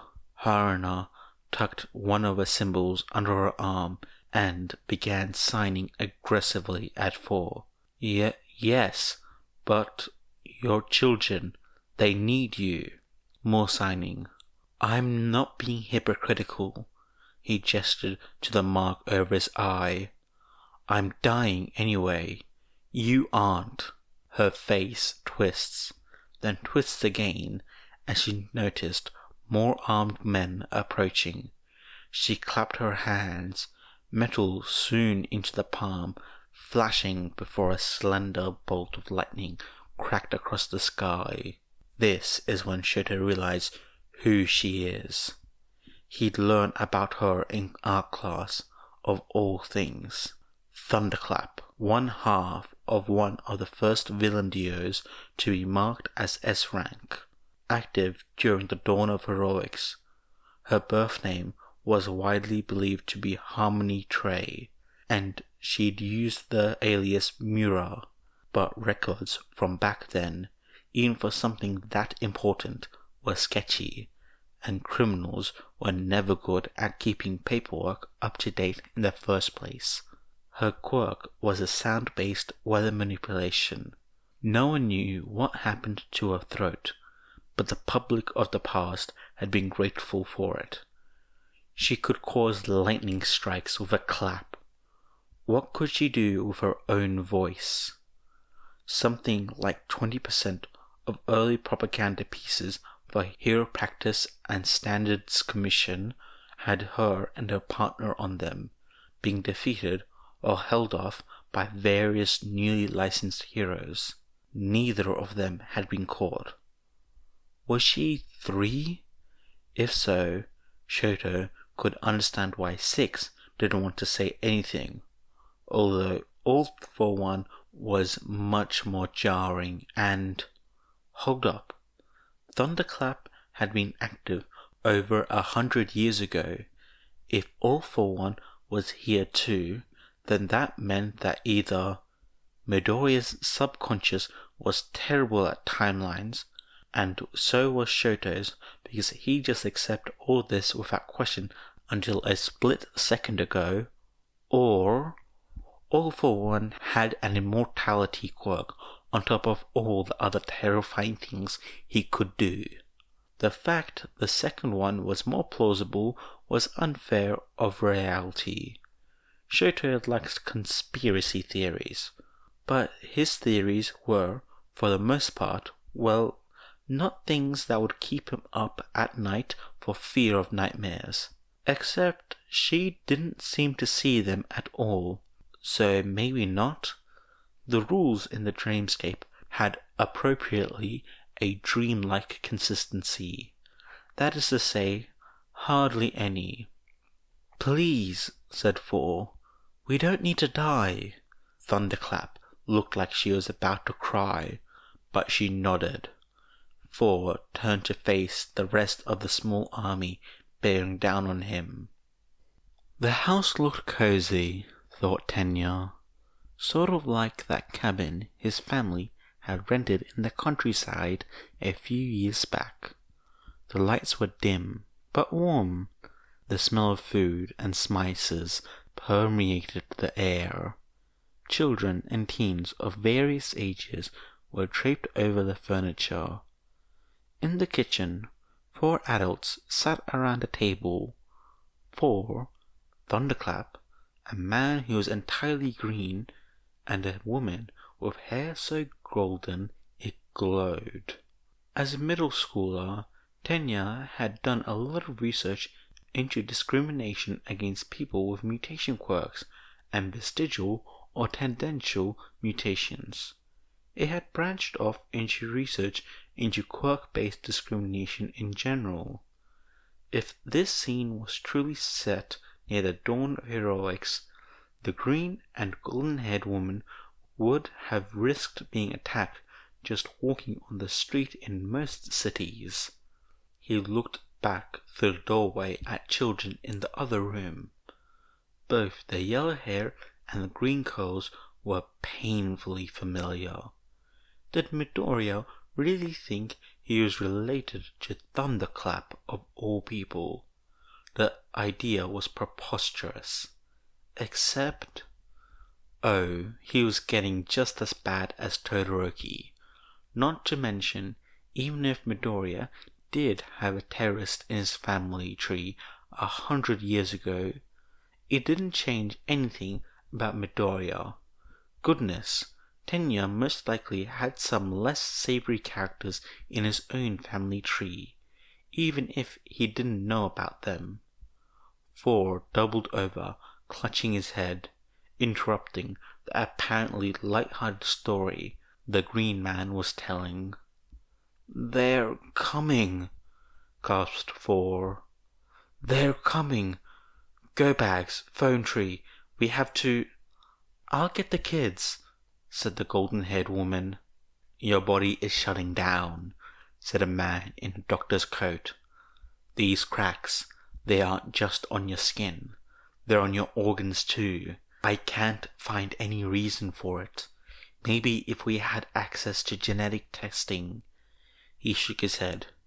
Maybe you can still get it. Your quirk is concealable, not like most of us here." He took a moment to tug on his long sheep-like ears. 4th shook his head. "Too big of a risk." It's up to you," said the doctor dubiously. "I'm sorry I couldn't help you more, Yagi-san." "It's still Shimura. Yagi is my wife. That's still confusing."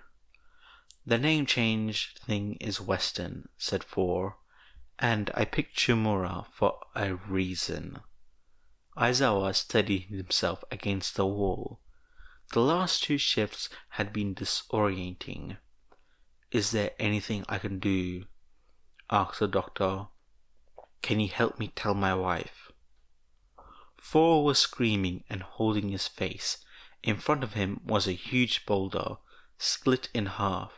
"Hoshino," said 4, leaning down so that his head rested on top of the golden-haired woman's. I gave it away. Lariat worked out then? Asked Hoshino. Yagi Hoshino, Aizawa had to presume. He's a good person, said Four hoarsely. I like working with him. You don't have to stop. Four closed his eyes. I think without it, I might be able to live here. At least visit more often. I'd like that. I think the kids would too. Four hunched over, clutching his head. Four in an alley, fighting men with knives, standing in front of a young woman with clawed hands. He just stabbed in the side. They were back in the house, watching a news program. A train line had been hit by a villain attack. A ticker on the bottom read, Mutant Metahuman Train under attack by evolutionary gang. The reporter voiceover was saying something along the lines of this is why mutants shouldn't be allowed on public transport. They bring the gang wars with them. Lariat was on the scene. A man recognizable only by his green skin at this distance fell out of one of the train cars. Lariat grabbed him with one of his black energy whips and pulled him back. Thunderclap relaxed her death grip on Four's arm by just an iota. He saved him, said Four. A much younger Four leaned against a wooden wall. He was splattered with blood, his clothing torn. I couldn't save her, he whispered. His hands were shaking. Shimura-san. His breath caught. A woman with her hair gathered into a curly grey ponytail sat at a desk, blankly staring at the content. She wore a grey cardigan and could have been Thunderclap's sister. Her eyes were obscured, which meant she probably was, all things considered. Which meant that she was other half of the S-rank villain pair, Tempest. You don't have to do this, said Four. I do. You don't understand how many people he's killed. You don't understand what he's done. He has Haruna. I can't. The scene sheared away as Tempest turned to face Four. Do you remember when I first met you? Oh, this isn't a pleasant one, said Four, voice deceptively mild. They were in an underground facility. The walls were concrete and metal, covered in pipes. The sounds of footsteps echoed down the hallway, starting and stopping. Although, said Four, there were certainly some good points as well. A teenage version of Four ran down the hall, frequently looking over his shoulder. His hands clutched a ring of keys by their blades, and a pair of ID cards. His long, shaggy hair hung in his face. He kept having to push it out of the way. He reached a door at the end of the hall and started fumbling with the keys, muttering under his breath. He slid one of the cards through a scanner near the door. It clicked open. First contact. There was definitely fewer voices involved in the proclamation now. 2 men, 1 woman. The woman had an American accent. Beyond the door, a woman was strapped to the bed, unconscious. No, not a woman. The same woman who had been at the desk. Tempest, Stormcaller, a villain who had been responsible for bringing so many storms to bear upon Japan that they had permanently changed the coastlines. Got to get you out of here before Dad comes back, muttered the young Fourth, untying the straps. You need to wake up. Narcan. He started rifling through a cabinet. Narcan, found you. Don't look for 3, said Four. She doesn't want to talk to you, or anyone. Do you know where Junoshi Lake Camp is. My class went there on a history field trip once, said Uraraka. Yeah, said Aizawa, not liking where this was going at all. I know the place. The place being what amounted to a concentration camp for quirked people in the early days of the quirk boom. How bad it was tended to be glossed over in the history lessons, but Aizawa had long been able to read between the lines. In the earliest days, the government had tried to surgically remove quirks, typically removing the relevant body parts. That's her contact point. Don't look too closely. Aizawa supposed he knew how Thunderclap got her scars. Chapter 12. The scene shifted the moment Tempest woke up. They were outside, on a street in the middle of the city. Storm clouds circled overhead. Tempest stood in front of them, hands in her pockets, a bland expression on her face. So, she drawled, you're Nine's friends. Said Ochako, taken aback. Right after 4 had said she wouldn't talk to them. This was disconcerting. Yes? I'm his teacher, said Aizawa, stepping forward. Yeah? You think you're doing a good job raising up little child soldiers? Excuse me, said Aizawa. You heard me. She shifted her gaze to Ochako, then to Todoroki and Ida. I bet Soma told you I wouldn't be talking to you. He did say something along those lines, yes, said Ida, even as Ochako worked very hard to elbow him. I can follow why he'd think that, said Tempest. I spent most of my life fighting against the government. Lord knows I wouldn't have approved of him choosing a pro-hero to follow after him. She took her hands out of her pockets to make air quotes. She was wearing brass knuckles. Whatever a pro-hero is supposed to be. Government lackeys, cops and war criminals with different names. I'm shocked he pulled a halfway decent person from the muck. We're not war criminals, protested Ida. Oh yeah? I forgot the Geneva Conventions was next, wasn't it? They had this big meeting and decided none of it applied to metahumans, and then BAM! Everyone's a metahuman, so it doesn't apply at all, huh? Neat, right? What we're doing now might not be what you're used to, said Ochako, but it's the way society works now. And we're not killing people like you did, said Ida. Ochako winced at his combative addition.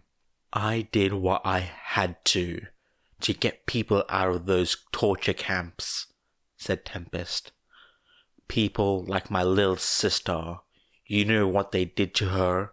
They thought her power was just controlled by her voice, so they cut her vocal cords. They don't do that anymore, said Todoroki. You think a government like that is just going to stop doing things without people making them, without them being forced? Tempest laughed and looked away at the swirling sky.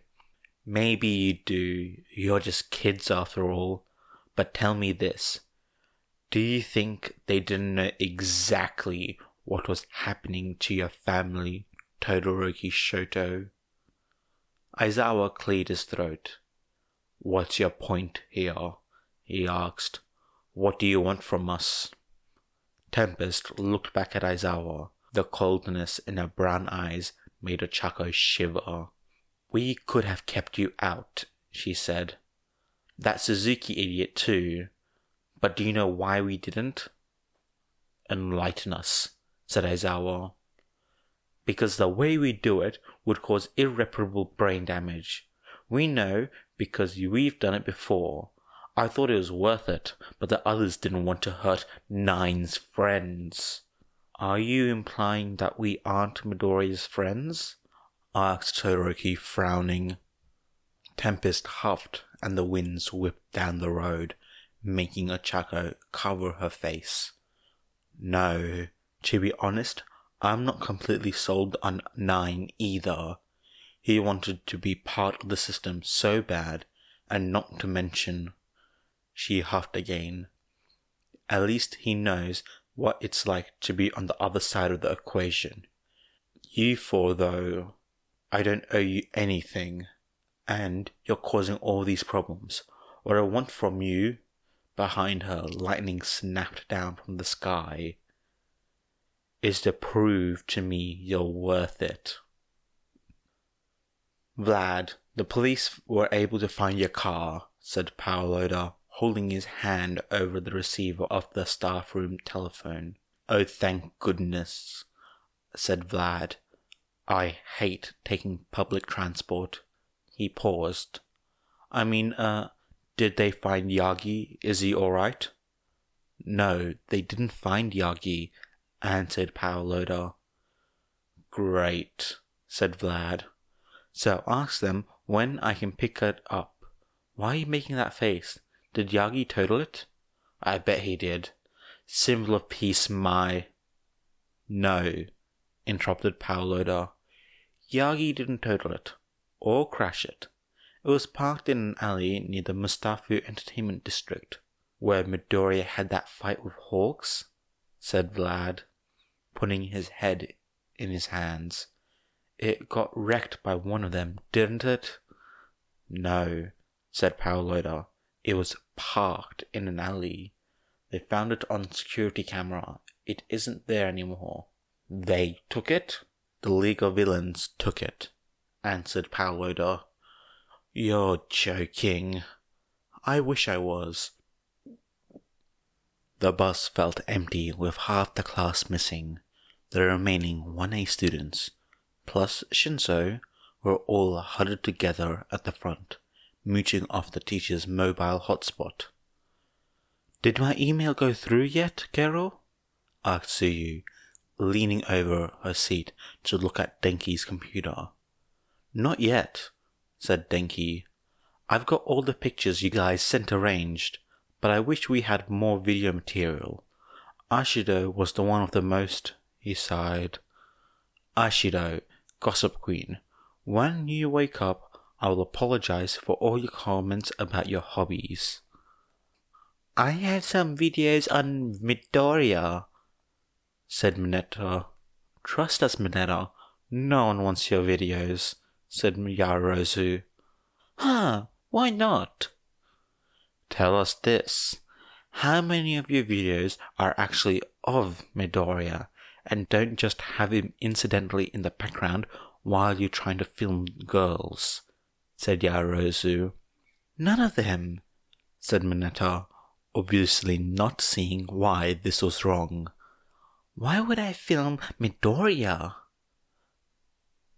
Mike, said Midnight, please remind me to sign up that walking lawsuit for some sensitivity classes.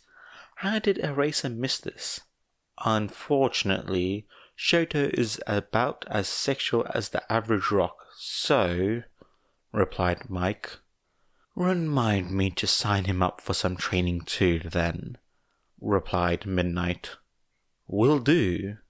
Walking lawsuit? Asked Mineta. Everyone else sighed. Then Denki's laptop pinged. Huh, I just got an email from Principal Nezu. The adults, including Greenlight, the bus driver, blanched. The adults were bothered by the weirdest things. In the end, Nezu was just a guy with a quirk, right? A hero even. Principal Nezu, the education hero. Okay, he scared Denki. Mr. Terrible grades, a lot in elementary and middle school, but really. Okay, the crane thing at the final exam had been low-key terrifying, but he was trying to get past that. Huh, repeated Denki, having read the email. That's interesting. "What is it, my electric friend?" asked Ayuma, draping himself sideways across his seat. "Ayuma-san," said Midnight, "do not put your feet on the windows. Principal Nezu sent me a link to an All Might Adopt a Kid fanfiction, and it's by..." "Midoriya writes fanfiction?" asked Shoji, evidently surprised into using his real mouth to speak. "That's cute, Kero," said Suyu. "It must have been before he met the real All Might, though." "No," said Denki. "It was last updated a couple of weeks ago, and well, Midoriya didn't write it." "So? Who did?" "Not Nezu, right?" Chiro asked, winding her earphone jack around her finger. "There's no way, right, Kaminari?" asked Present Mike nervously. No, it's All Might, according to Nezu." A beat of silence. Denki inserts his pinky into his right ear, trying to clear it out.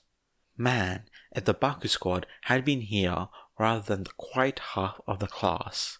"Yeah, it says here that this serves All Might right for working on this during school hours." More silence. "Green light, the road!" "Whoops, sorry." "Hey guys, are we sure that All Might didn't, kidnap Midoriya rather than the other way around?" Gran Torino, also known as Torino Sorihiko, was an active hero. That meant late nights and late mornings. He was also an old man, a very old man. Late mornings often turned into noons and afternoons. Sometimes during those noons and afternoons, he liked to ignore technology and the outside world for a good while. Maybe read a paper a little bit, or one of those terrible romance novels Nana had left him in her will. Still, he was a hero, one wrapped up in something best described as a 200-year-long shadow war. So eventually, he did turn on the news. Only to see Toshinori's boy fighting hawks on live television. Not to mention Toshinori hanging out in the background with a head shaved. And the header said, "UA student Midoriya Izuku kidnaps symbol of peace." Which is the dumbest thing he's ever heard, and under other circumstances he would have been on the floor laughing. Gran Torino was an old man, but luckily he only felt like he was simultaneously having a heart attack and a stroke. His body was more than functional enough to place a not at all panicked phone call to one Tsukachi Naomasa. Tsukachi Naomasa was incredibly busy. The busyness was divided mostly evenly between desperately trying to find his best friend, who had evidently decided to make a hopefully brief foray into kidnapping teenagers, and try to figure out what the commission was taking, because it had to be illegal. Oh, and putting together a complaint that the commission was infringing on police prerogatives. Honestly, he wasn't sure how much traction that would get, since pro heroes had been steadily gaining more and more responsibilities, even as the police were losing both them and the power that came with them. Not to mention Midoriya's stunt with hawks, which Naomasa just wanted to know why. What had the point of that been? On either side. Sometimes he wished he were friends with normal people. Like, he didn't know, an accountant maybe? Not that he would give Toshinori up for the world. Just some normalcy would be nice too. He took a deep breath, remembered what he always told Toshinori about stress, and took a mouthful of room temperature coffee. In that 30-second period, 2 more problems presented themselves to him. 1. His cell phone began to ring, displaying the contact information for Gran Torino. 2. His email softly pinged, and a message from Principal Nezu asking for any images or videos Toshinori might have sent him into his inbox. Briefly, Naomasa considered ignoring them both. That wasn't a realistic option and was irresponsible. Besides, it was contrary to his character. He picked the lesser of two evils, answered Gran Torino's call. Garaki was going to have a mental breakdown. This was fitting because his car had broken down. Midoriya Izuku was asking him if he thought that his friend might come and pick them up. If his friend had a car. This last had almost sent him into hysterics. Gigantomachia in a car. Oh. Except it wasn't funny at all, as this was almost certainly going to result in his death at the hands of All For One. No matter that he considered the man his dearest friend, he was under no illusion about what All For One would do to him over his inexcusable error.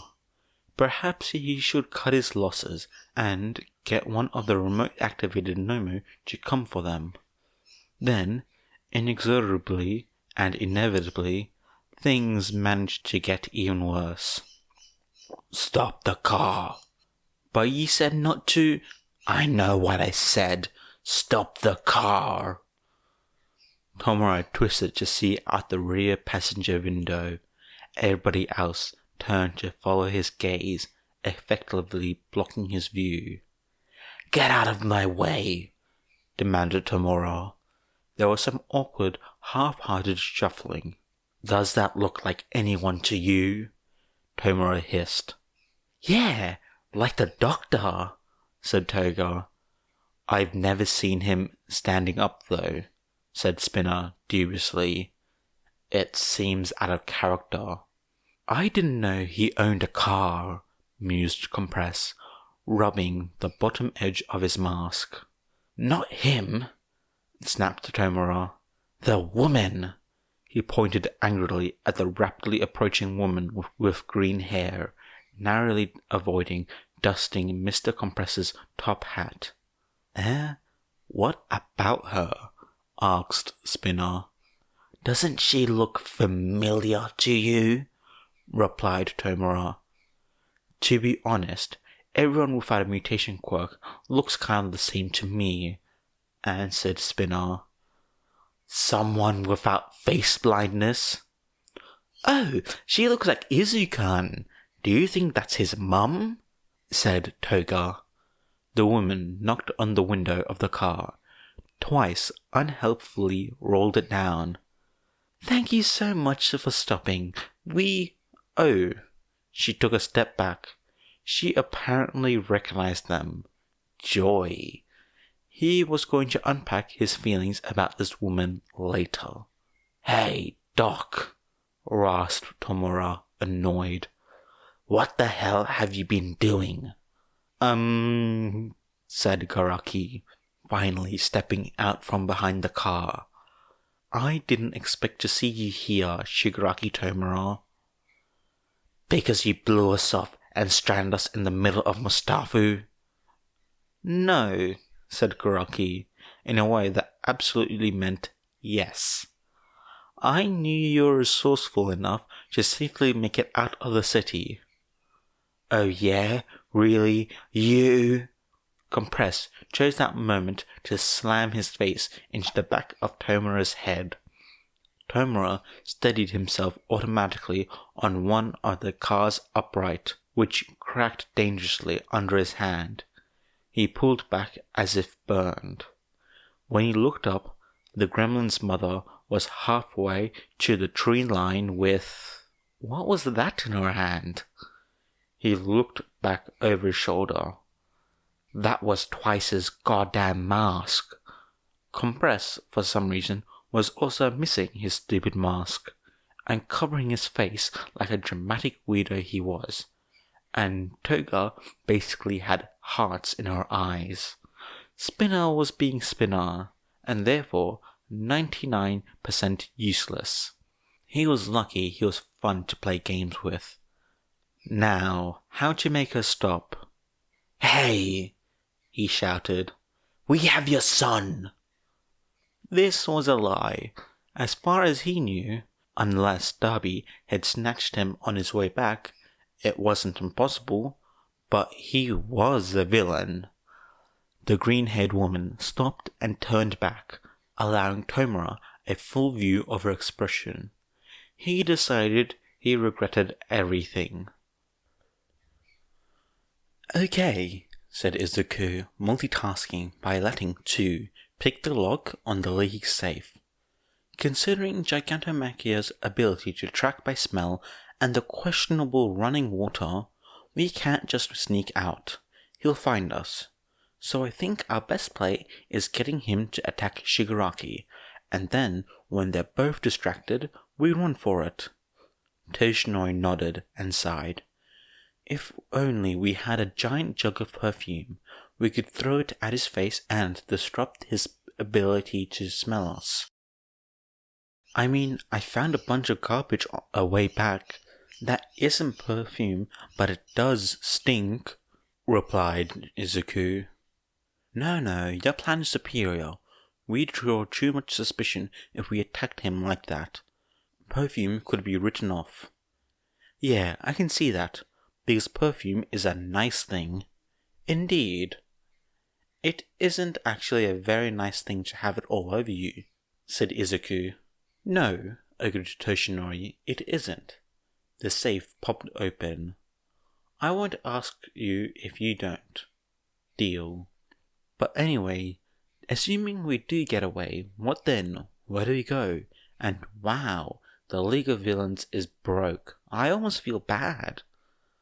I was going to say Dacre, but that's too far now, and we don't know if Gigantomachia will come after us. Drawing him to a place full of civilians would be irresponsible. Yeah, said Izuku, frowning, pulling his head from the safe, and glanced out of the window. What about the wild pussycats? What about them? Asked Toshinori. They're near here, aren't they? And they've got that whole complex. So, I mean, I don't know how they feel about us right now, but it wouldn't be a terrible place to hide, would it?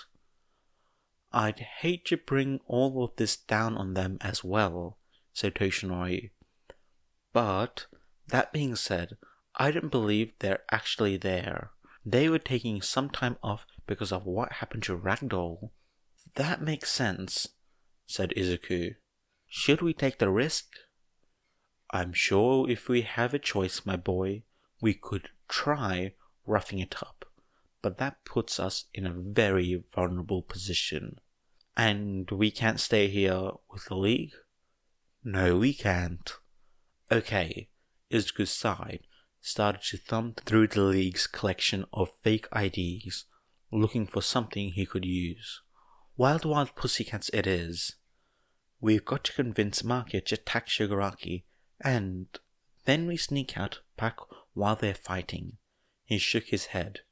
It sounds unheroic when I put it that way. Under these circumstances, I think heroic is the set of actions when no one dies. His mentor was right.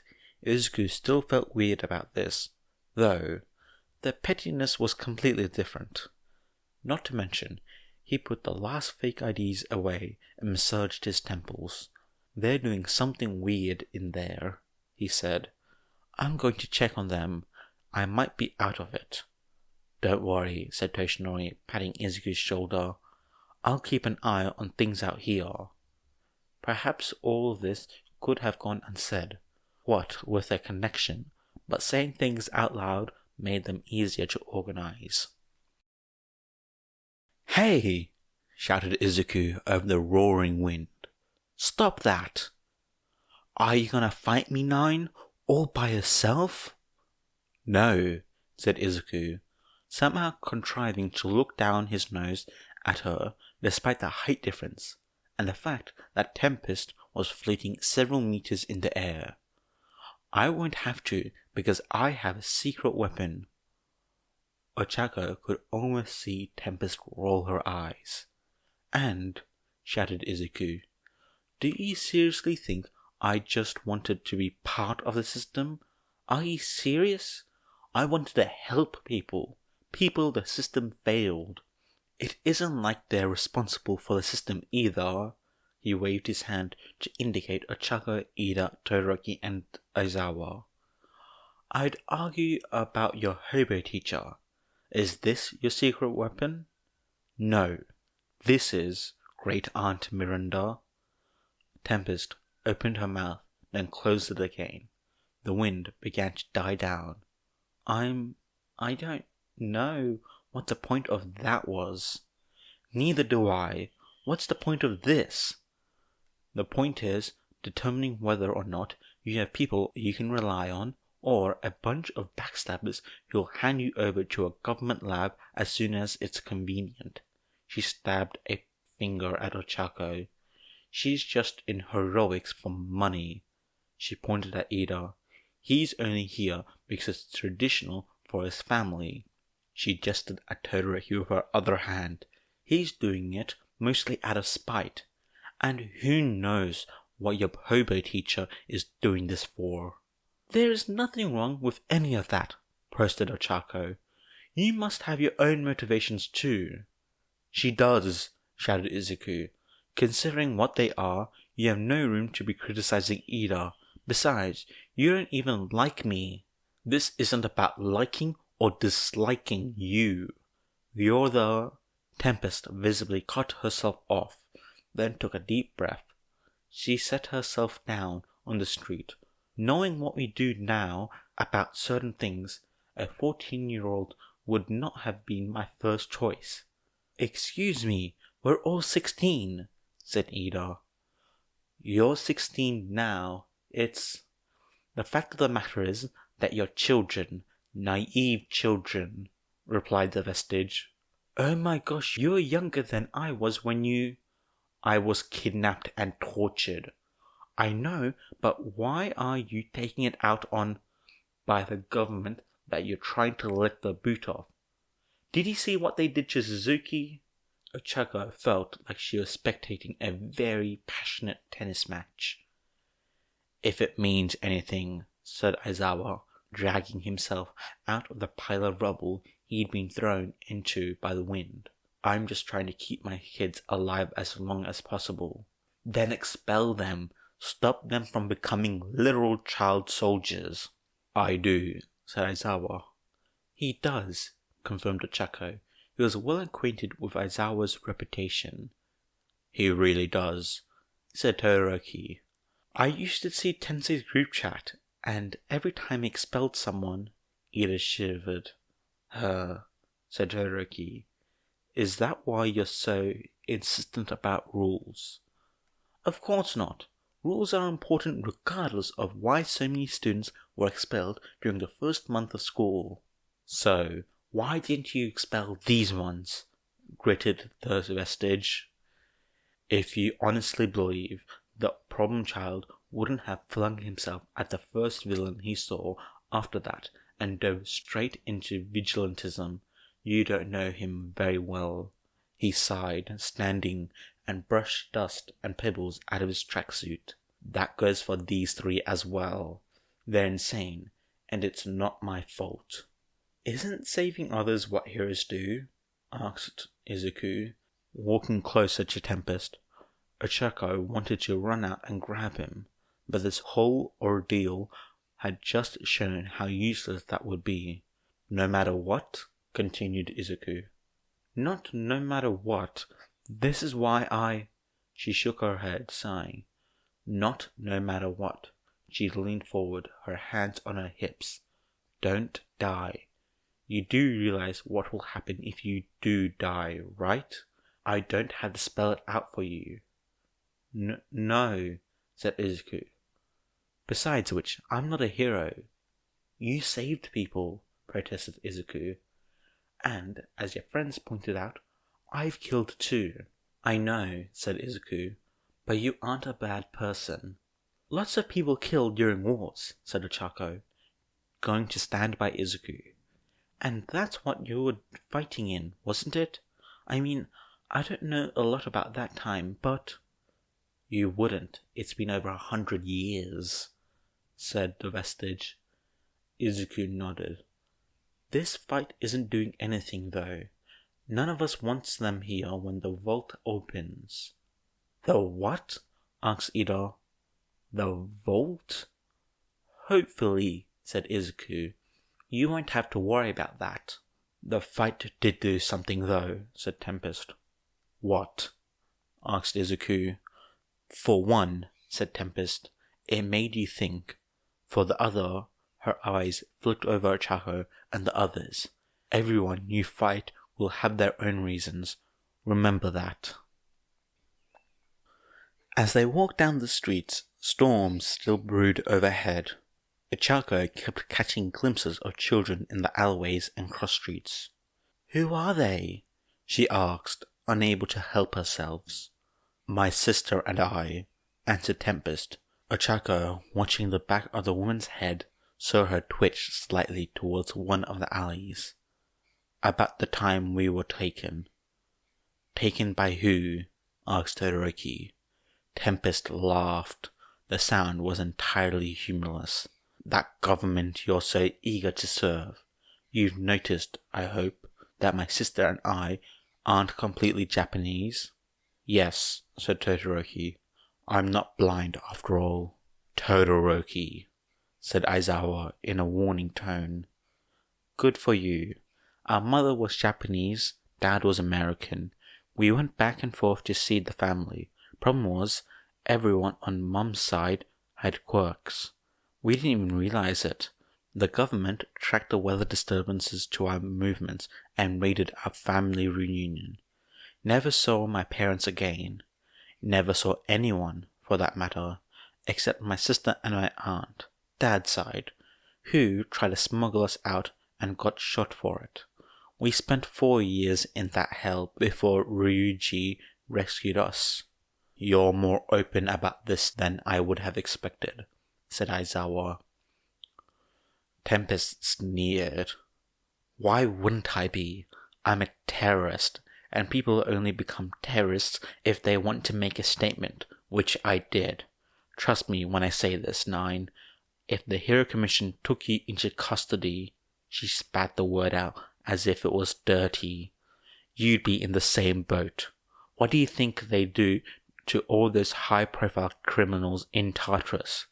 The ones that are being held indefinitely in a private prison without even a show trial. I know 3, said Izuku, far more calmly than Ochako would have been able to. That's one of the reasons I wanted to be a hero. It's easier to change systems from the inside. Not this system. No, said Izuku, but then I had no idea of this part of the system even existed. They do a lot to hide it after all. Grunted Tempest skeptically. The buildings began to thin out, interspersed with wilderness. The road rapidly narrowed into a 1-lane road, then gravel. Is this normal? Asked Ochako. We have more control over our environments than the other ones.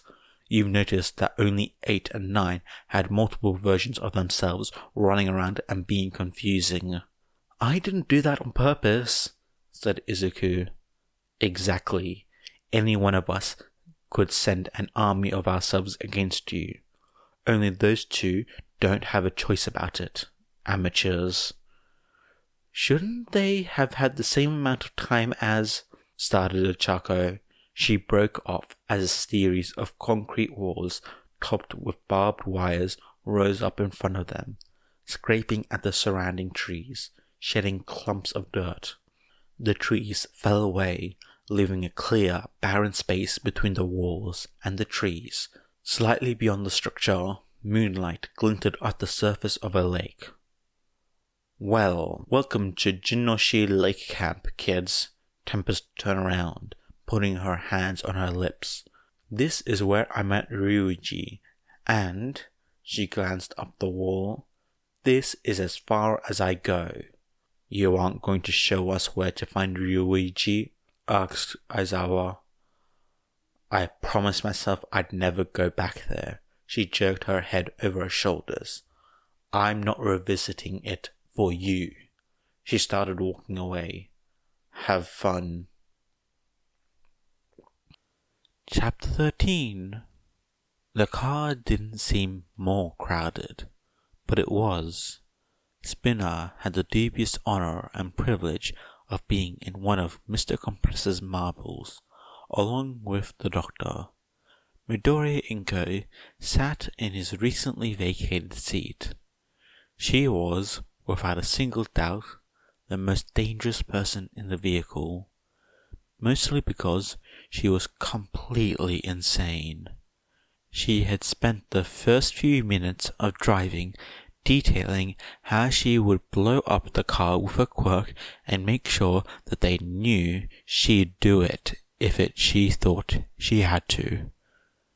What would make her think she had to was a mystery Tomura didn't particularly want to solve. He could totally see what Sensei saw in her, and he didn't like it.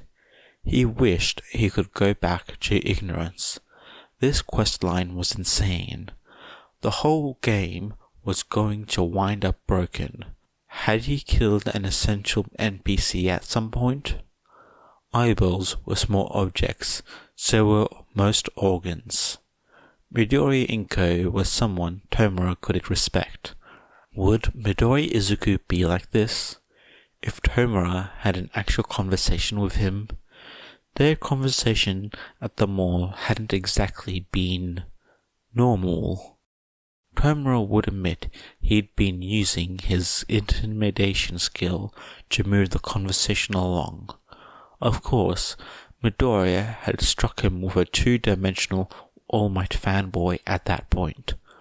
Limited dialogue options, killed in the next encounter, a hidden mini-boss? Maybe, but just a mini-boss. Not terribly important to the main campaign, forgotten by Disc 2. Clearly he had been wrong, which he shouldn't have had mixed feelings about, but definitely did. "Dear," said Midoriya Izuku, making everyone in the car stiffen, "do you have eczema?" "The what?" asked Tomura, his tone too subdued to be considered snapping, because he wasn't about to snap at someone who had convincingly demonstrated her ability to crush his organs against the inside of his abdominal cavity. "Oh," said Toga, "I know this one, Mum. It's a skin condition." Tomura pulled his hand away from where it had been scratching his neck. "I don't have a skin condition. It just itches sometimes." Midoriya Izuku nodded. "Yes, that sounds like eczema. She stopped blinking. "Did you call me Mum?" "Yeah, is that okay? Izuku and I are dating after all." "No, she isn't." "She is not, only in her dreams." "Ah," said Midoriya Izuku. "I see. Well, I don't mind you calling me that, but I think you really need to ask Izuku before you're saying that you're dating. Make sure you're on the same page, dear." Toga pouted. "Now, where was I? Eczema. Izuku used to have eczema, but he grew out of it, mostly. I still carry some cream with me. Do you want some?" Would it be dangerous refusing? Was the cream secretly poisonous? Was this a complex scheme to get under her skin? "Oh, Izuku mutters like that too," said Midoriya Izuku, happily. "You reminded me quite a bit of when he was going through his antisocial phase, actually. It would be funny if it turned out that you were related, wouldn't it? Quite a coincidence, One I'll have to ask my husband about." The last sentence was as hard as diamonds and as poisonous as cyanide. Tomura once again decided that he regretted everything. "This is terrible," whispered Tsuyu for the 5th or 6th time. "Tres mal," agreed Ayoma. "Is it bad that I can completely believe All Might wrote this?" asked Sato. "Why would it be bad?" asked Shoji. "Because it's so bad." "And yet," said Yarozu, "oddly compelling." "Why did he use so much English?" grumbled Mineta. "What a mad banquet of darkness," said Fumikage, who was, nevertheless, also reading the fanfic on his phone. "But, it makes it pretty obvious that All Might thinks the world of Midoriya," said Kaminari. "Do you think he knew that other people could read this?" "I mean," said Jiro, "he had to, right? It wasn't like he was born in the 1900s. "I don't know. Sometimes you got to wonder. Sometimes it's as if he was grown in a lab to be the perfect hero, you know?" "Kaminari, stop trying to be Todoroki, please," said Fumikage. "You do not need to dip yourself in such darkness." "I'm just saying," said Kaminari. "And it isn't as if we don't know that there are a bunch of mad scientist types that would do just that. Plus, the Hero Commission is psychotic." "That's unkind to psychotic people," said Fumikage, glowering. "You know, most psychotic people never hurt anyone. The incidence of villainy among people who experience that among the general population." "Sorry, man. Just a figure of speech." The bus slowly came to stop outside of UA's gates. My switch isn't working," said Greenlight, as he repeatedly pressed a button on his dash. "I guess they're still on lockdown. We'll have to wait for Nezu to come let us in." "Still? Midoriya isn't even in the city anymore, as far as we know," groans Midnight. "Not that he was ever a threat to the school," mumbles Present Mike, his quirk making him loud enough to be heard regardless. Fumikage, having finished the fanfic some time ago, looked out the window and spotted 2 people in suits loitering around the gate. "Yamada-sensei, Kayama-sensei, who are those people?" Everyone rushed over to Fumikage's side of the bus to look out the window, rocking the vehicle. "Oh," said Present Mike. "Yeah, that makes sense. Those guys are with the commission. Yep, good old Nezu keeping them out." "Wait, does that mean we're stuck out here too?" said Jiro. No, said Present Mike. "He'll have to let us in, but then they'll come in too." "Midoriya's room," said Fumikage. "They'll want to search it." "Can we do something?" asked Koda timidly. "Should we do anything?" asked Tsuyu bluntly. "We don't want to incriminate Midoriya even more by making it look like he's hiding things." Fumikage turned to Kaminari. "Anything new from the principal?" "Why are you looking at me?" "You're the one who he emailed last time." "Hey Fumikage, do you think you can fly over the wall? Maybe you can get a head start on, well, whatever I guess," said Jiro.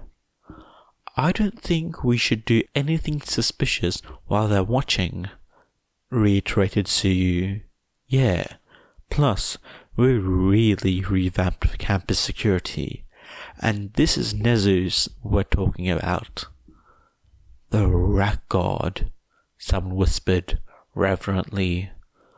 "Was that Shoji?" Exactly, said Present Mike. "So everyone, just please, calm down, just sit back down and we'll ride the bus to the dorms, like normal." "Yamada-sensei, nothing about this is normal. Kero, said Sue flatly. Well, said President Mike. Yeah, okay, you got me there, listeners. Nezu's coming up, said Greenlight. Aw, here's Eri with him. They're so short together. Greenlight, crackled the radio in Nezu's voice. Did you forget that I have cameras and microphones installed in all our buses? That's how he knew I was putting together the compilation, said Kaminari. Fumikage peered out the window and furtively opened it so he could hear what was going on. Eri was definitely there. She was also sporting the deepest, most dismal aura of darkness Fumikage had ever laid his eyes on. Luckily, it seems to be aimed at the commission lackeys in the form of a smile and dead eyes. Good afternoon, gentlemen, said Nezu cheerily. I apologize for the long wait. As Lunch Rush indubitably told you, we had a small emergency. We've been out here for hours. What kind of emergency could have kept you for hours under these circumstances? Eri's smile grew both broader and deader. Me, she said. I'm the emergency, corrected Nezu gently. Emergency, repeated Eri. I'm sorry, said the shorter of the two investigators. I'm the emergency. I had a... She paused, and her face pinched slightly in concentration. I had an emergency because... You're being mean to Deku. You're mean, insisted Eri. You're the bad guys. Deku is the good guy because he saved me. Only bad guys are mean to good guys. Excuse me, is this Chisaki Eri? Eri hissed. Perhaps I would ask you to refrain from using that family name. We've been trying to get past what her former guardian did to her. You understand. Teach her morality. I'll bite you, said Eri malevolently. Self-defense as well, continued Nezu. It's very important for children to be able to feel safe and confident in themselves, don't you think? And the recent news dealt a serious blow to that. You understand, then, why I felt that it was important to take care of my ward and other students than greet you here, especially given that you wish to interview Eri as well. I'll bite you, repeated Eri. A lot. We'll need to look at Midoriya's room first. Way to go, Eri, whispered Shinzo. Very well. You'll have to come around to the front office to fill out some paperwork. We'll need a physical copy of your badges, as well as the copy of your warrant, for our records. The gate opened, distracting Kunkage from whatever else Nezu had said. Greenlight quickly drove through, making it straight to the dorms. Fumikage snapped the window shut. So, said Kaminari, what are we going to do about Midoriya's All Might Shrine of a room? Should we do anything? Asked Jiro. If stuff is disturbed, that's going to be suspicious. I don't want to get him into more trouble. It's a teenage boy's bedroom, said Minato. The stuff in there is already disturbing. Minato, I don't know how to tell you this, said Kaminari, but your experiences are not universal. None of you are disturbing Midoriya's room at all, said Midnight, standing. You didn't forget that we were here, did you? If you say yes, we'll have to take some time to work on your situational awareness. Nimiri hadn't quite known what to expect from the words All Might Shrine. In her experiences, the word shrine could, especially when applied to a person's hobby or area of interest could cover a vast area of displays of varying intensity. But Midoriya really went plus ultra on everything, didn't he? "Okay, kiddos," said Midnight. "What would you say was the most incriminating thing in this room?" She and President Mike were the only ones actually in the room, but the students were gathered right outside the door. "Notebooks." Midnight nodded. "They'd get those first, then search for other places Midoriya may have put evidences of less than entirely morally upright behavior. Not that Midnight really expected to find anyways." "Where does he keep it?" she asked. "He has a shelf above his desk. He usually keeps them on there, Kero." Midnight looked at the shelf above Midoriya's desk. It looked back. This was because it was void, as in void of any notebooks, an abyss of sorts, empty. There were no notebooks in evidence. "Gigantomachia?" asked Izuku, turning up the sweetness in his tone despite his nerves and pain. Yep, there was a whole lot of pain everywhere now that he was no longer actively running for his life. It felt like he pulled every muscle in his body. "Yes, little lord," asked Gigantomachia happily. He really was like a giant dog. Izuku almost felt bad for tricking him like this, but he reminded himself that Gigantomachia was a giant, evil dog. "So, will you do something for me?" "Of course, little lord." "Well," said Izuku, "you remember how I said that Shigaraki Tomura and I didn't get along?" "Yes, little lord, my memory is very good." Izuku blinked. "Is that a—" He cut himself off with a shake of his head. "Not the time." "Well, I think it might be a good idea if, we establish that he can't attack me anymore." Gigantomachia stood up, shaking the earth and almost setting Izuku tumbling down. "He attacked you?" Maybe this would be easier than he thought. "Yeah, a couple of times. I'm okay though." He waved his hands. "I just think that it might be a good idea if we establish, a pecking order, sort of." "I'm going to peck him to death." "Please don't actually kill him." "I'm going to peck him mostly to death." "That's the spirit," said Izuku. "I'll show him you're in charge.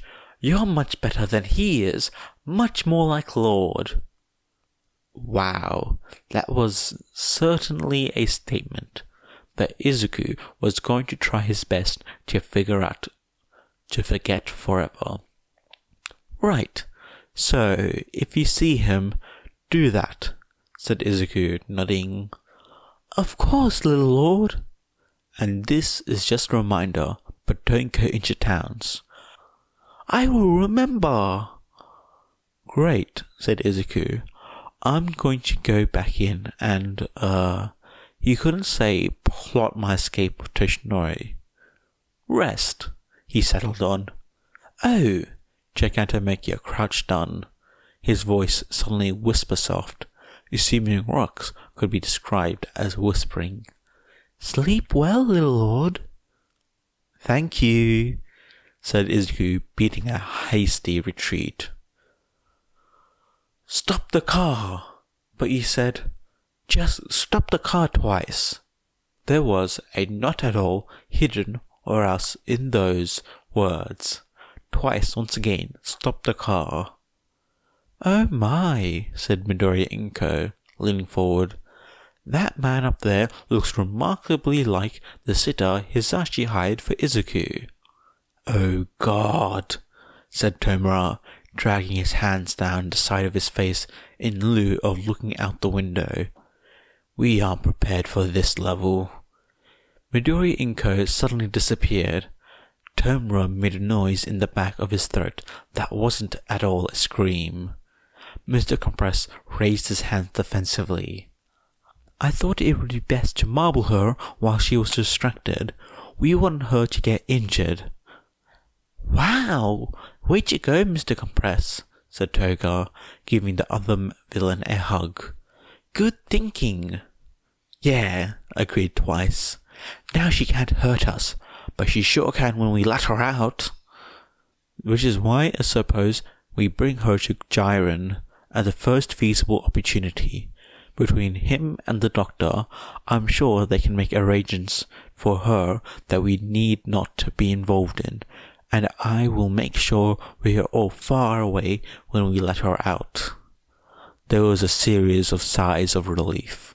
Good idea, croaked Tomura. But what are we going to do about? He swore vehemently. He's seen us. We've got aggro reverse.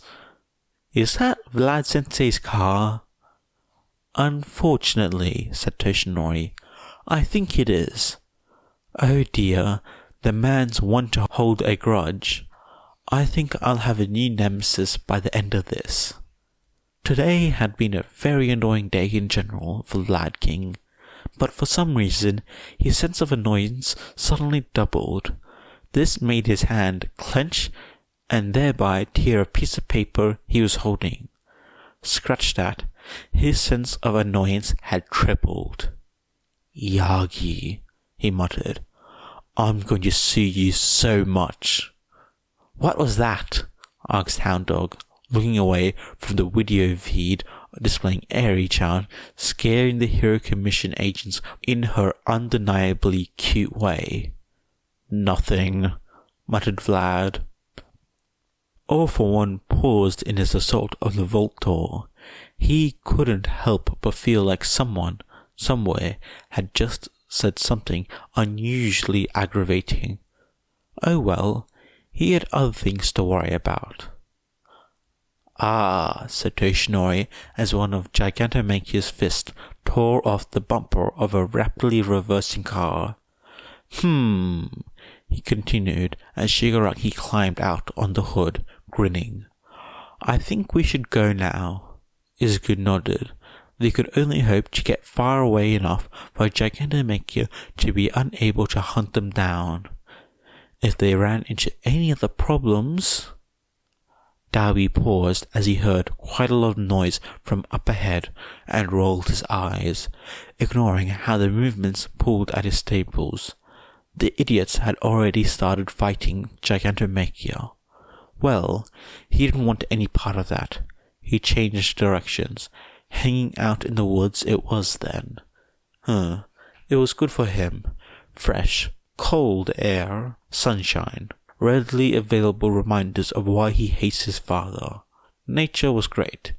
If only he could burn it all down without blowing cover. Oh no, said a hapless technician. What? Asked the commission supervisor who had brought the sample to the lab. What is it? Is he related to the scourge of Camino?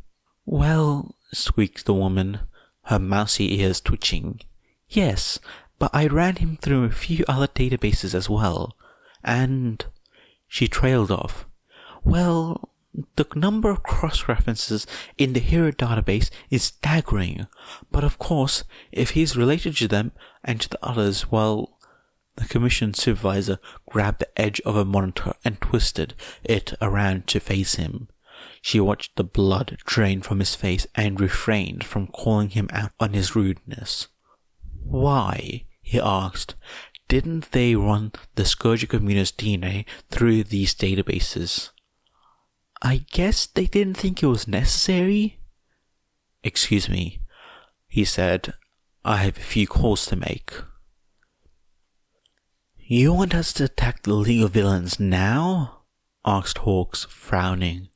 You had me following them around for weeks. You want us to go in now, with next to no preparation? We don't even know if the rest of the League of Villains is with Darby. What had they found from Midoriya's blood sample? Had it turned out the way Darby had expected? Was Midoriya Izuku the son of All for One? All right, he said in response to his handlers. He sighed deeply, leaning back to better look at the sky. But even I'm going to need a couple of hours to get everything together and start coordinating with other heroes. I really don't think I'm going to be able to take them all on with just myself and my sidekicks. Midoriya probably isn't with them to begin with. I'm not questioning you, sir. I just don't understand our objective in attacking them now. Why are we rushing? It seems counterpro... Yes, sir. The line beeped loudly as it disconnected. Well, all this had been a monumental waste of time. It also boded ill for Midoriya. It sounded like as if he became an even greater target than before, and considering the Commission had been labelled him as a villain even before his DNA test. Something bigger than being related to All for One must have come out. Something that had scared the Commission. Something they would scrap their stealth and intelligence-based plan for dealing with the League of Villains. Something they wanted gone, locked away with Midoriya. Hawks couldn't imagine what that could be. Maybe he was related to All Might or Endeavor. All Might wouldn't be bad. He was never publicly in a relationship, but then he'd always been private about his personal life. But Endeavor? That'd be a scandal and a half. But if either of those were the case, why were they so sure he'd be with the League of Villains? It didn't make sense, unless Midoriya wasn't the only one related to All for One. At least they weren't asking him to kill the kid. Their mission was capture, which meant Hawks had to come up with some way of letting an injured and probably exhausted teenager and a severely disabled old man escape without looking like he was letting them escape, or looking like an incompetent idiot again, because he wasn't about to bring Midoriya in under circumstances this shady. Maybe before, when he thought it was just trumped up kidnap charges, but with this uncertainty. Commission lackey or not, Hawks was still a hero. Sometimes that meant he put aside personal feelings for the good of society, and sometimes it meant that he ignored orders so a minor wouldn't be indefinitely imprisoned at a Commission black site. Fun times. He sighed and gathered his feathers, angling down into a dive. Time to get to work. Ochako kept seeing things out the corner of her eye. Shadow in the shape of children. Stains on the wall. The hallways were suspiciously clean. Spotless, empty, brightly lit. Todoroki had mentioned smelling smoke a few times and started gagging for no reason once or twice. Ida kept twitching as if he had heard something. Aizawa appeared unaffected, but Ochako could see the way he gripped the captured weapon and the rigidness of his spine. Izuku looked resigned. "Did they really?" started Ida. "Yes," said Izuku, almost certainly. "What are you talking about?" asked Todoroki. "You're only getting a fragment of 3's memories, since she's suppressing this," said Izuku. "But," he twitches, "it's going to get worse the farther we go. The places she was in." His voice was soft, sing-song, not entirely there. "Izuku." "I'm sorry," he said. "I'm focusing on something else outside." "Please tell me you aren't fighting pro-heroes again," said Aizawa. "No, I'm just escaping from the League of Villains right now." "How?" Great question. I'll tell you how it goes later, if it works." "That's not what I..." An ear-splitting, bone-chilling scream filled the air, making everyone flinch and clench. Something crackled overhead. Incident response team to hallway C Code Blue. More screaming. This time Ochako had a better idea where it was coming from, and it seemed like everyone else did too. They ran past classrooms that were alternatively empty and full of shadow people, past soulless dormitory rooms stuffed with bunk beds, past cells and rooms Ochako didn't even want to think about. A pair of dark-skinned girls stood in the hallway, one holding a bloody hand to her throat, the other baring her teeth. The lights flickered, dimmed. The girls were gone by the time the lights came back on. The hallway they were in was full of operating theaters, complete with lights over the door. Ochako felt sick, but she was used to dealing with nausea. She took a deep breath and swallowed. "What now?" she asked. The quiver in her voice was barely audible. "Now," Aizawa turned slowly in place. "We're trying to find where they met Ryuji." "Two," said Izuku, nodding. "So, the most likely place for that," he trailed off. "The most likely place for that is in the residential areas." He sounded disgusted with himself for referring to a prison with such a bland term. "We passed something like that," said Todoroki quietly. "Right," said Aizawa. "Let's go." The way back was much more crowded. The memories were more tangible. Ochako quickly taught herself not to look in any of the rooms. Not that it helped much with what they saw in the halls themselves.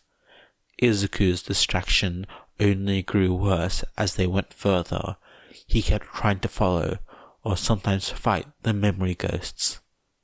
"Sorry," he mumbled, focusing on something else. "Don't die on us, problem child," pleaded Aizawa. "We're doing okay," said Izuku. This was, of course, when the facility's alarms went off. "Intruder alert! Intruder alert! Intruder alert!" Izuku couldn't hear the sound of the fight between the League of Villains and Maki anymore. This meant that either the fighting had stopped or they had moved out of earshot. Despite the League having a car, Vlad Sensei's car, Izuku doubted that the fight had gotten all that far. Next to him, Toshinori winced. Izuku looked at him with concern, but Toshinori waved it off. Izuku took a shaking breath. They just had to keep going. Twice had, perhaps predictably, backed the car up into a ditch, where, despite the amount of pressure he put on the accelerator, it stayed stuck, perhaps forever. All members of the League of Villains that were not crazy enough to crawl onto the outside of a moving car to fight a homicidal giant climbed out. All members, meaning a single member ironically being twice.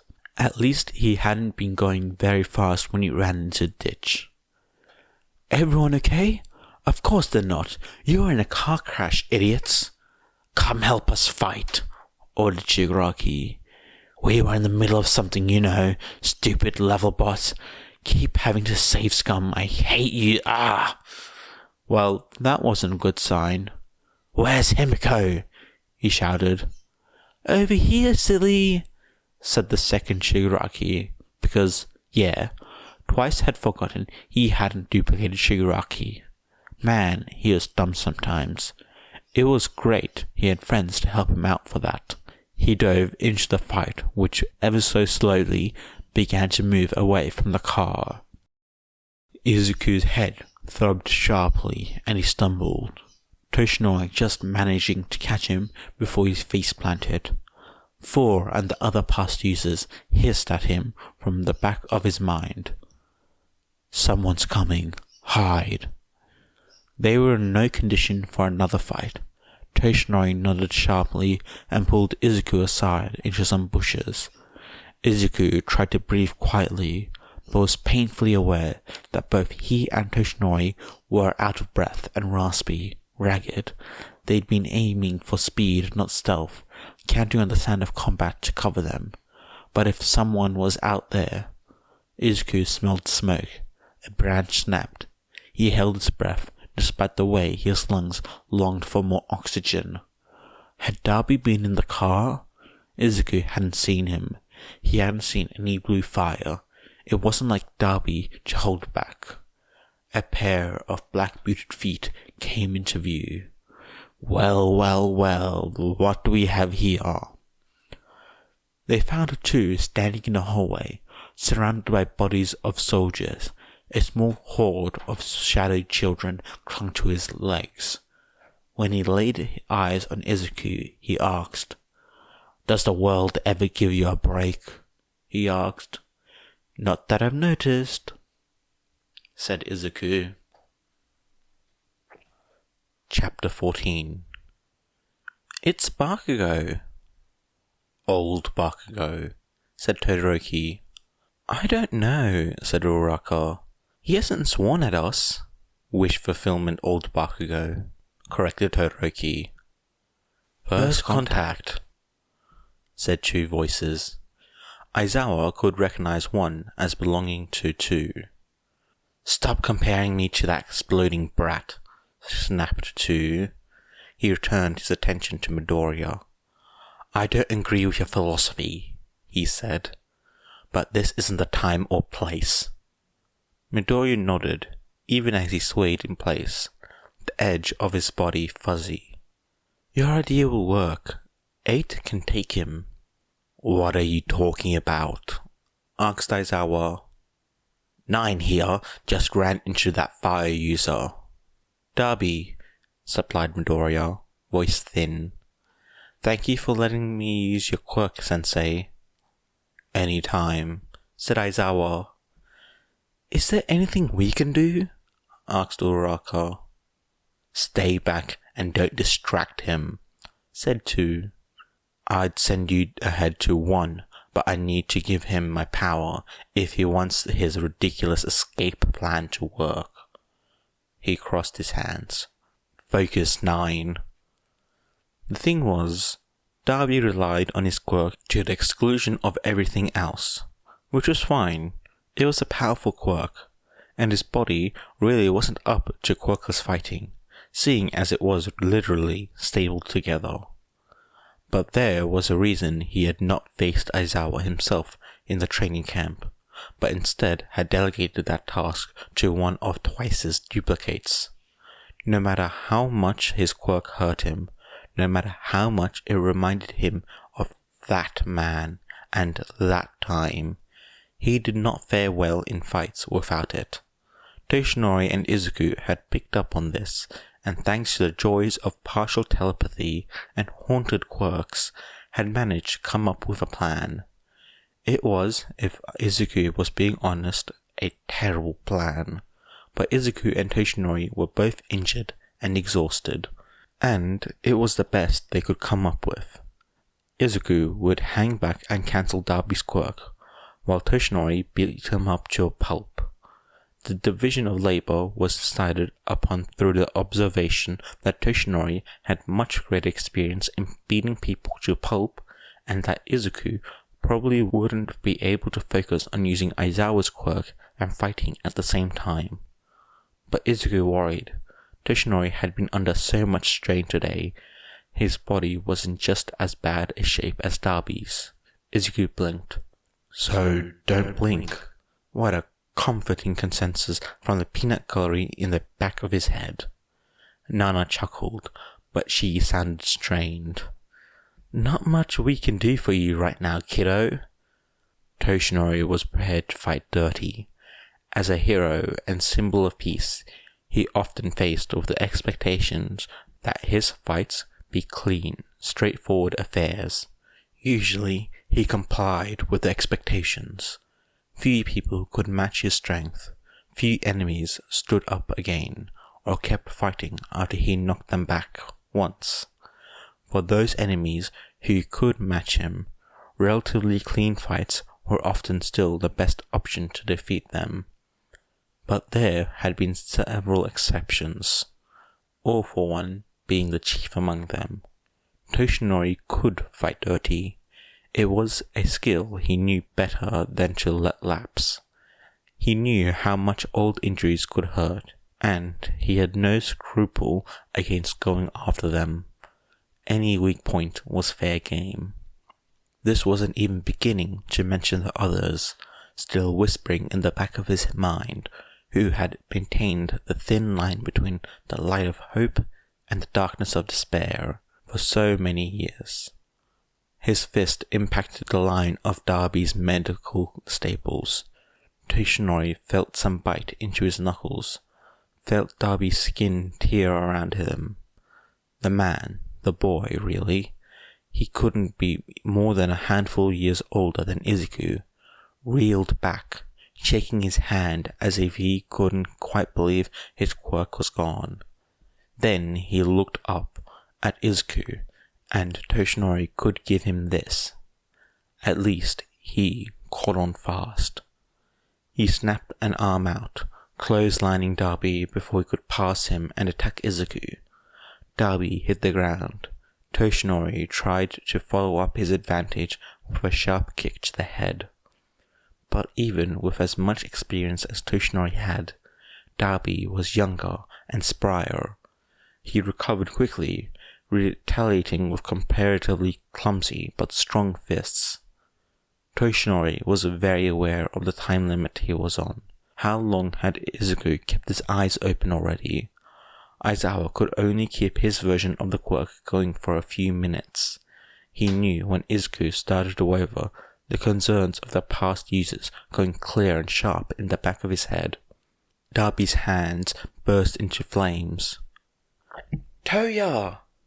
shouted Izuku. The man whipped his head around, apparently forgetting that Toshinori was even there. "We saw your hair dye, you drama queen." Toshinori grabbed the side of Darby's head and tried to slam it into his knee, but Darby pulled free. They were both breathing heavily now, but Izuku had his eyes back open and fixed on Darby. Toshinori doubted they'd be lucky to distract Darby again. The others slid into place in his mind, their experiences neatly complementing his own. They needed to finish it before Izuku had to blink again. They raised their fists. "Visit your mum, you loser!" They closed in. "At least tell the police what happened to you, so they can get your siblings out." So it turned out Izuku did have something else to contribute to the fight. "Please repeat what you just told me earlier, HPSC President." The hapless liaison with the DNA testing center flinched, then hid the flinch behind a cough. "Well," he said, "our technicians ran Midoriya's DNA through a number of databases, and Midoriya is related to the Scourger Camino, but, I think it's best if I let her explain the rest." He stepped out of view of the camera. The coward. The technician waved at the camera. "Hi, so I guess the first weird thing about the sample you gave me was how contaminated it was. There were, almost a dozen different people's worth of DNA in the sample you gave me, which usually Hawks is better than that. But then I remembered Nomu's DNA and the Scourger's DNA, so in retrospect... Anyway, I sort of ran them all through our databases." "Which database?" interrupted Mr. Brave.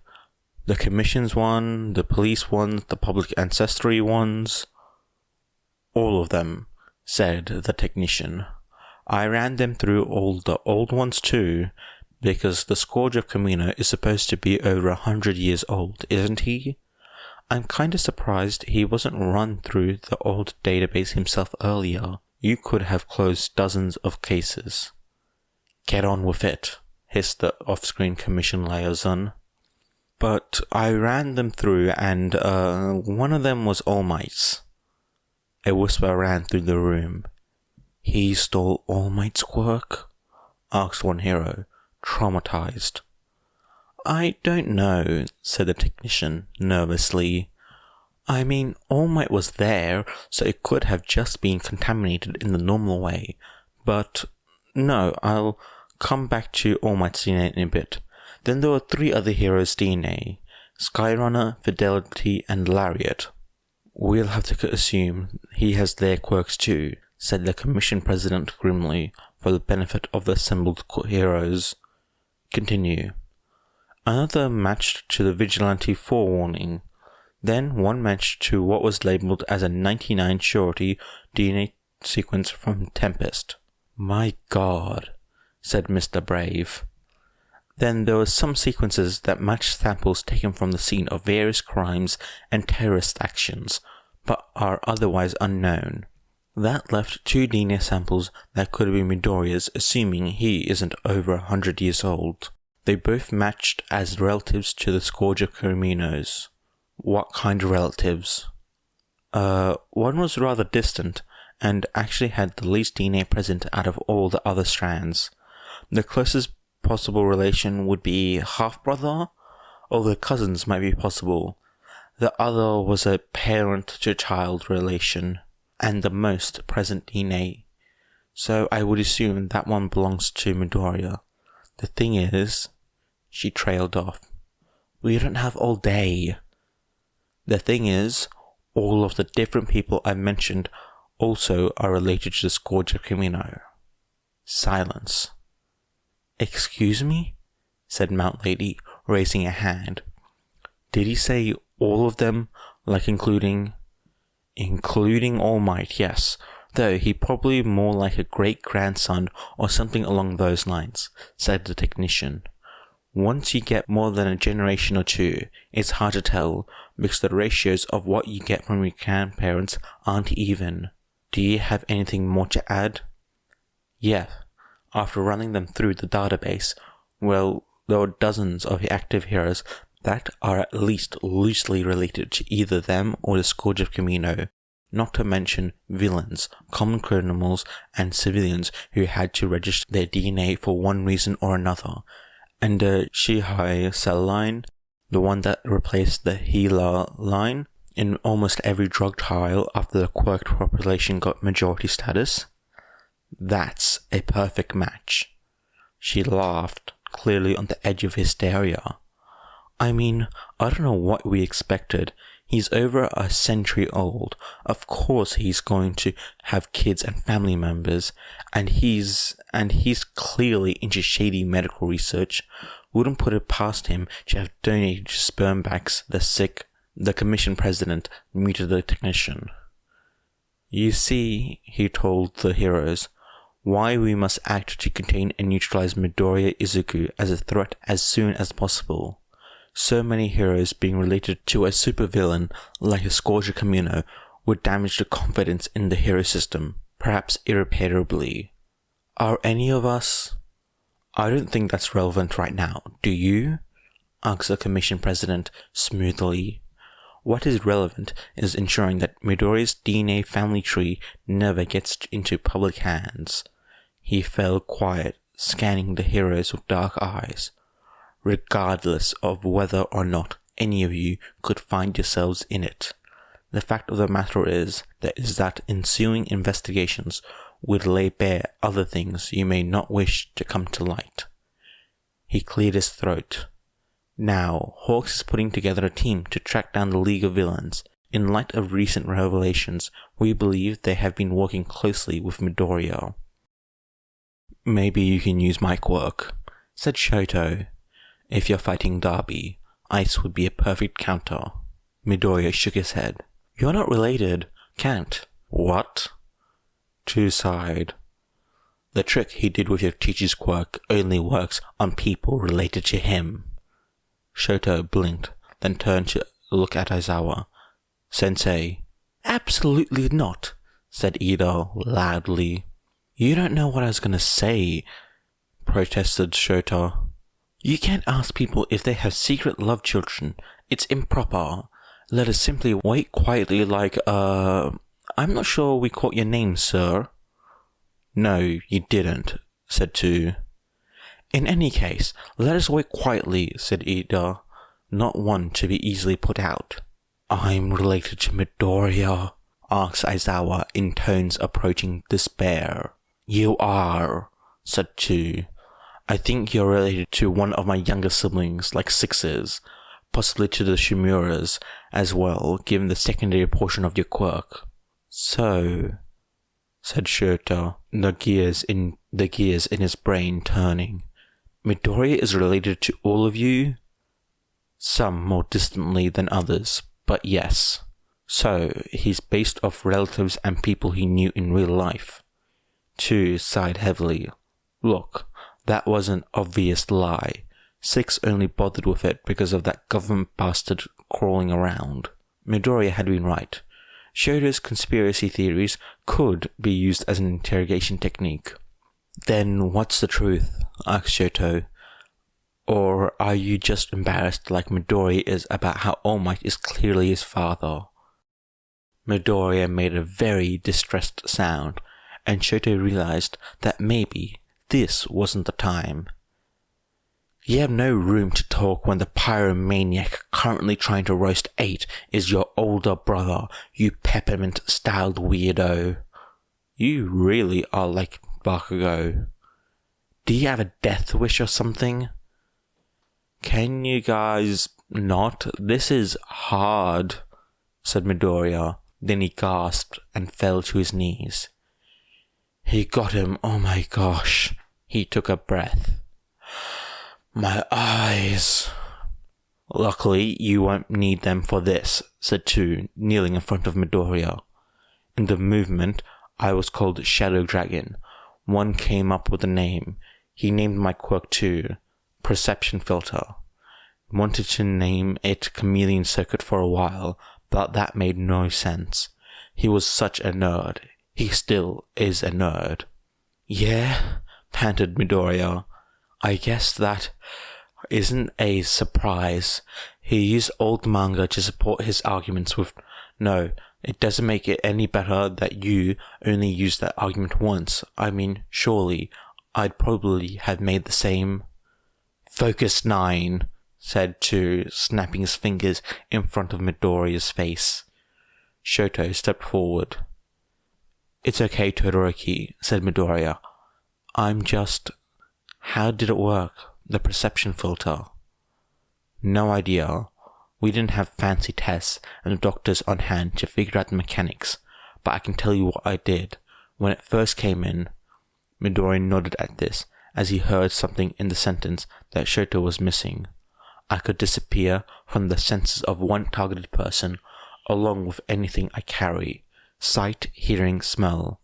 That last will be the important one for you. Gigantomachia, said Midoriya, nodding again. Exactly. Later, I was able to affect more people at a time. My range grew. The fewer people I was hiding from, the farther I could reach. Up to about a mile. Sometimes I could draw attention towards myself too, although I could never keep it up for long. Activation? Asked Midoriya. Don't think too hard about it being hidden. You're blending in, part of the scenery. No ripples on the surface of the pond, a shadow inside the shadow. Okay, said Midoriya. I think I got it. Were you able to hide other people with you? Otherwise... Sometimes I thought I did.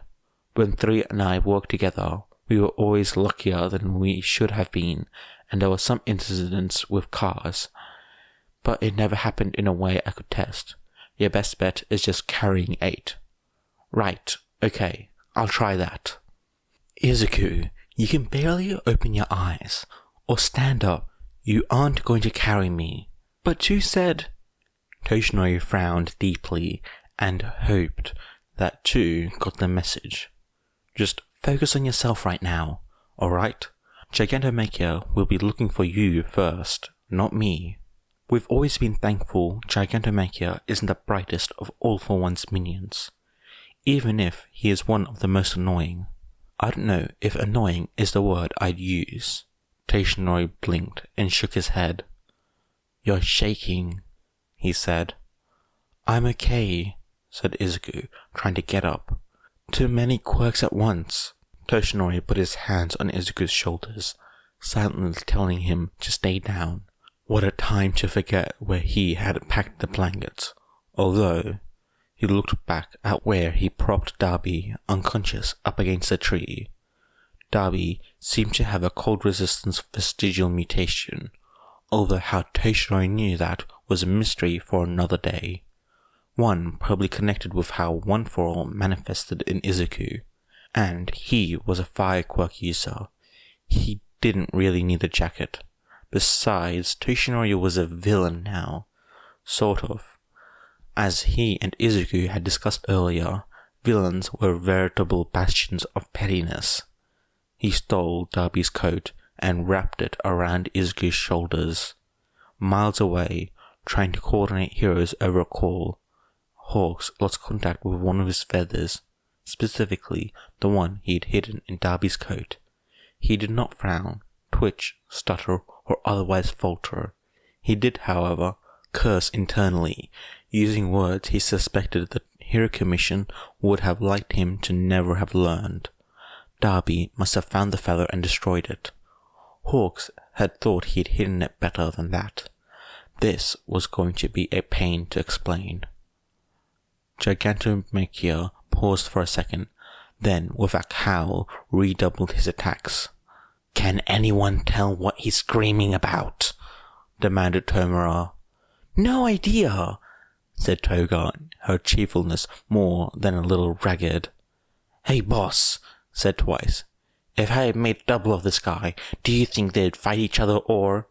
Dear God, who in their right mind would want two of these things running around?" "Little Lord," wailed Machia, "where did you go?" "Say, Shigaraki," said Mr. Compress, narrowly dodging a boulder. "You don't think he's, referring to the little green-haired, white-haired, or you know what I mean?" Yeah, Tomura did, actually, which meant the brat, who might be Sensei's brat, don't think about it, was around here somewhere, and they'd miss him. Like everything else about this situation, Tomura had mixed feelings about this. So maybe if the boy and the giant are acquainted, the mother... Do you idiots have a death wish? You don't want to fight two bosses at once unless you want to be pancaked. I was thinking she could perhaps calm the giant. Yeah, right, before they team up to kill us. What part of this are you not get it? Mr. Compress didn't quite manage to dodge and was catapulted into one of the few nearby trees that was still standing. As he lost consciousness, all the various marbles in his pockets ballooned and broke, disgorging their contents. This meant that Tomura had to rescue Midoriya Izuku from being crushed between an entire bus-stop shelter. Why, Compress, why? And several logs. Because if there was even a chance that she was Sensei's wife, Tomura didn't fancy his chances at staying alive if she was unalived in his general vicinity.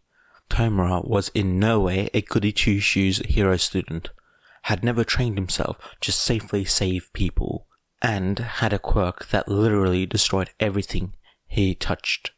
This went far from perfectly. At least Midoriya seemed unharmed. "Ah," she said. "My shirt." She shifted slightly. "And my bra." There was an utter rage from Gigantomachia, and Tomura contemplated just letting Machia kill him. Surely being stomped flat by a man taller than most 5-story buildings would be less painful than whatever Sensei would come up with. "Oh my, Machia, is that you?" asked Midoriya Izuku, quite calmly, as if she weren't standing half naked in the middle of a battlefield in winter. "It's been forever." "Mrs. Lord!" shouted Machia, his eyes tearing up. "I'm so sorry! I lost Little Lord!" "Oh, really? He was here then." Her eyes were glittering. "I'm sure he couldn't have gone too far. If we walk around a bit, I'm sure he'll hear us calling. In the meantime, perhaps you can explain to me what exactly you do for my husband. Your role in his business seems to have been downplayed." "Is that better?" asked Toshinori. Izuku nodded tiredly. Despite Chu's instructions, he couldn't keep up the perception filter and, well, do anything else, really. Toshinori wasn't much better. Izuku could tell, through one for all, that he was also on his last legs. "Alright, let's keep going the way we were before," said Toshinori, pulling Izuku up. "Got to get out of Gigantomachia's range so you can sleep." He did not say that reaching the Wild Pussycats camp was now out of the question, with how beaten up they were. They'd be sleeping outside tonight. Hopefully, they had enough clothes and blankets. Izuku shuddered at the pounding sensation in his head increasing. "I'm sure it will be fine," Toshinori said, guiding Izuku with a hand on his back. "Good job, my boy. You have the briefcase." Toshinori kept muttering encouragements. Izuku really wasn't paying attention, which made him feel terrible, but he had to keep perception filter going. He had to keep going, just a little bit more. Aizawa-sensei and his friends were almost to one. One would get them out before he broke through. He just had to hold on until then. Midoriya's form flickered and then faded. Chu sighed. "Is he alright?" asked Aizawa. "Is he safe?" "As safe as he can be, wandering through a forest filled with All for One's minions while the government tries to track him down in the middle of winter," replied Chu. "Which isn't very safe, speaking from experience. Come on, let's go." Chu walked out the hole in the wall, not waiting to see if Aizawa or any of the kids followed. "You're calling Yagi 8 now?" asked Aizawa. "That's his number. Yeah, hurry up." Yagi, not Yagi's impression, his copy in Midoriya's mind. Chu didn't answer. "You aren't impressions or copies at all, are you? You're real people somewhere that Midoriya is connected to. Why pretend otherwise?" Some of the others thought 9 could fix things with the government if they didn't know what was really going on. Thought it would be worth it. So stupid after everything. They walked through the compound gate and into the living room. "It seems awfully contrived though. Why try be dead heroes? Why pick people like Skyrunner and Fidelity to impersonate?" Chu snorted. "They weren't impersonating anyone. They really are Skyrunner and Fidelity. Except for 8 and 9, we're all dead. Otherwise, we would have finished this by now. 8 almost did, all on his own." They turned a corner. 2 young children played in the bedroom while a teen watched on. One child was obviously a younger version of Chu. The hair was distinctive. The other had a short curtain of white hair. He had an action figure that they were playing with, although Aizawa didn't recognize who they were. "First contact," said a single young voice. The face of the teen against the wall was scribbled out, as if it was with a marker. "Don't look too closely at that one," said Chu. "Who is that?" "All for One. I suppose you call him Scourge of Camino." "He's your older brother," said Todoroki, his eyebrows raised into his hairline. "Don't be disgusting. Biologically speaking, he was my cousin." "Oh no," thought Aizawa. "Don't tell me. Is he the one you have locked away? The one you don't want to count among your number?" Chu sighed. "Are you doing that instead of swearing?" asked Todoroki. "The sign, I mean." "I told you to stop comparing me to the explosion brat. Chu hissed, then frowned. Something's not right. "What is?" "This isn't a safe memory. Just a quick one. One should have been here to pick you up by now." "What do you mean it isn't safe?" "No matter how impressed we are, it's only a memory, isn't it?" "You did hear the part where he's breaking in, didn't you? And the part where we're all real people? Or are those glasses just for show?" barked Chu. "The real All for One is trying to break into Midoriya's mind," said Aizawa. Wait, said Uraka. But, Izuku, that wouldn't mean that the commission was right. Of course not. 9 would have probably cut off all his limbs before betraying his friends. Even if I don't agree with him and think he shouldn't, I can see why he would do that. But where's 1? Why are you telling us this? Asked Aizawa. You told us why the others didn't, but you have no reason to say anything yourself, do you? Chu turned slightly. She gazed at Aizawa out of the corner of his eye. As long as we're waiting, I might as well collect as much information as possible, right? It's insurance, said Chu. Finally, it's hard to see how this will turn out. 8 wants to take 9 out of the country, but even if that works, All for One will still be here. Someone else needs at least to have an understanding. I want 9 to do well, but I don't want this on him. He's a kid, so are you. He looked at the students, then back at Aizawa. You're all kids. If I can get someone else to take care of this for him, while he and 8 are somewhere safe. All for One is in Tartarus, said Aizawa. You think something like that is going to stop him? I'm not entirely sure death could stop him. It didn't stop us, and he's at least as stubborn. Well, wasn't this an impossibly heavy weight to set on Aizawa's shoulder? I have no sympathy, you lazy caterpillar lookalike. You're an adult, aren't you? Get help if you can't do it yourself. If I find out you pushed it onto the children, I'll kill you. Wow, he's secretly soft too, just like Bakugo, said Todoroki. Are you sure you're not related? There is legitimately something wrong with you, do you? The hinges on the vault snapped. The door crumpled outwards. Another well-placed kick sent the door tumbling outward with a crash. Shaking his hands, All for One stepped into the Mindscape and smiled. Well, he said, dragging his gaze over the assembled One for All users, his sworn enemies, and the closest thing he had to family. Isn't this a lovely little reunion? Chapter 15. Toshinori pushed himself up off the ground with trembling arms. Although, by the position of the sun, it hadn't been for long, he blacked out when... Oh no, said Toshinori. His head throbbed at the sound, making the edges of his vision go dark and fuzzy. When All for One had broken through into the shared mindscape. Oh no, he repeated. Where was Izuku? He had to find... Oh, thank goodness. Izuku was right there. He let out a sigh of relief. His relief was short-lived. Izuku, to put it lightly, did not look well.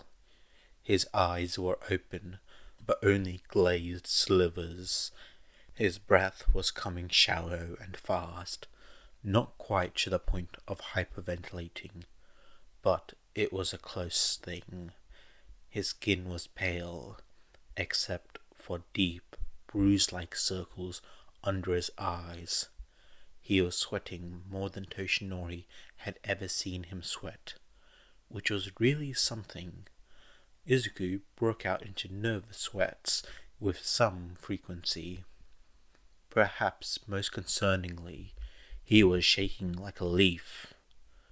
Izuku was, Toshinori realized, still maintaining the effects of Chu's quirk.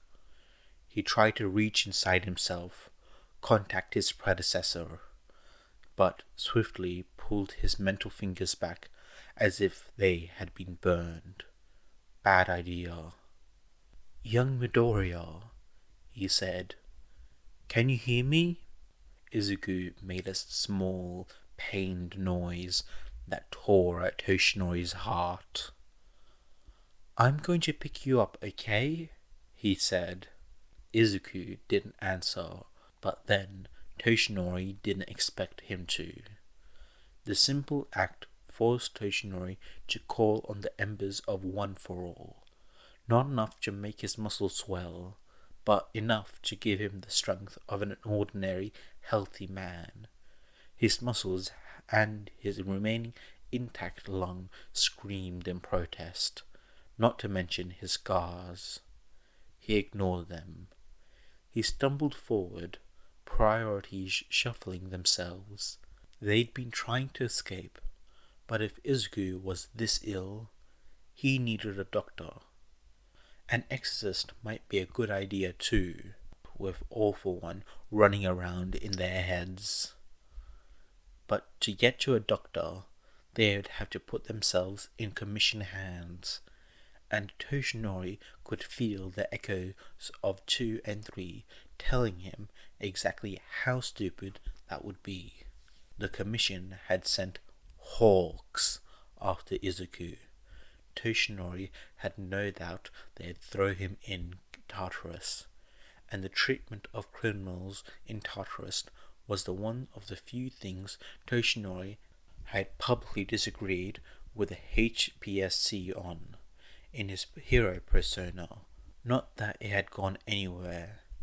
He simply hadn't had the time to really push it, and the commission had somehow managed to paint him as somehow too good, too forgiving, to be trusted when it came to the disposition of terrible villains. "I'll be okay," mumbled Izuku, the sentiment clearer over the mental link. "No hospital." "Okay," said Toshinori, slightly breathless. Let's keep going then. Find a good place to camp out, far away from Todoroki Toya. Here, yep." He was aware he was rambling, and needlessly at that, but he couldn't help it. One foot in front of the other. Was that a car running? Toshinori, keen on getting help and care for Izuku, even if it meant hijacking a car, changed direction slightly. Of course, it would be ideal if there were friendly bystanders who didn't believe the Hero Commission's lies and had a medical license and a healing quirk. But Toshinori would be more than happy with... He stopped, laughed some more, a little hysterically at that. There, abandoned in a ditch like a beached sailing ship, was Vladiking's much-abused car. Sure, it would have been reported stolen by now, and police and heroes would be looking for it. But that was a problem for future Toshinori. Present Toshinori, on the other hand, was simply grateful for the windfall, and wary. The presence of the car could indicate the proximity of the League of Villains. He gently put Izuku down in the seat, turned the car off, and made sure it was in the appropriate gear, then walked around to the back of the car and lifted it out of the ditch. If his muscles had been complaining before, he staggered back into the driver's seat, leaning heavily on the side of the car the whole time. Blood dripped from his mouth.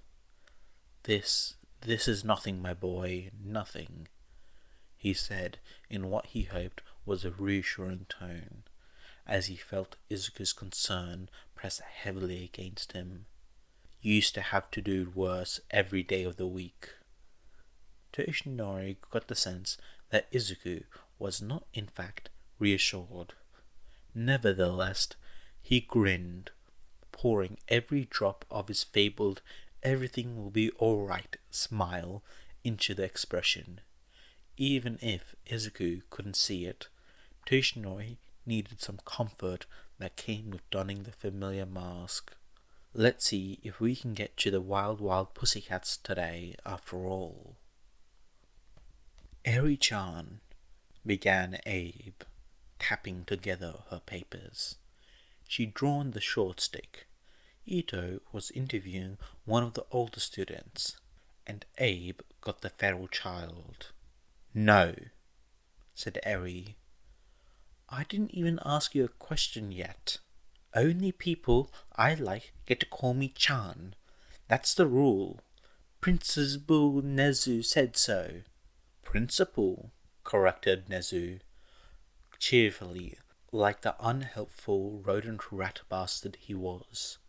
If only she could have gotten him kicked out. But no, he and Prison Mike were both sitting in on the interview. Principal, Nezu told me, and he's in charge. You tell them, Eri-chan, said Prison Mike, just a little more loudly than what was comfortable. Eri nodded to let Prison Mike know the noise-cancelling earplugs were working. In this situation, said Abe sternly, I am in charge. The girl tilted her head, and suddenly her expression went from pouting child to superior being contemplating an uppity insect. Eri-san, began Abe. No, said Eri. Abe looked up incredulously. What was wrong with San? She decided to ignore it. You spoke with... Eri began to scream like a tea kettle whistling. Can't you control her? Abe demanded, turning to Nezu, who chittered. This is very good progress, he said, barely loud enough to hear over the ongoing shriek. Before now, Eri-chan was too hesitant to act out or misbehave in any way, fearing the punishment that her former and completely unqualified caretakers would have inflicted upon her. Abe didn't know which was more long-winded, the still screaming child or the rodent principal. Her body was so tiny. How was she still screaming? Eri clicked off the present mic-themed combo audio recorder and player in her pocket at the same time. She shut her mouth. Principal Nezu was right. This was fun. At least it would be if Deku was here. I get to pick what you call me, said Eri patiently, since this person wasn't smart enough to see that Deku was only the best hero ever, and not a bad guy. She'd have to explain slowly. The person evidently wasn't even smart enough to breathe, as she slowly started turning purple. What? She said in a stilted tone. Would you like me to call you? Eri let the smile Aizawa had taught her spread across her face. Eri-sama! Is that a joke? It's very important to respect the boundaries children establish, Abe-san, said Nezu. Katsuki blinked. It was about time he woke up. Stupid dream time dilation or whatever. Stupid boring soy sauce face and his stupid boring mindscape, dreamscape, whatever hellscape. There was a limit to what you could do in a square mile that mostly consisted of a tape-covered jungle gym and a boring apartment building. Katsuki had found it, and, after spending a good period of time being angry about it, had decided to go to sleep. Dream time dilation, or whatever the commission proctor had been going on about after the first 1,000,000,001 stupid hour, it didn't matter. Katsuki hated it. It was taking too damn long.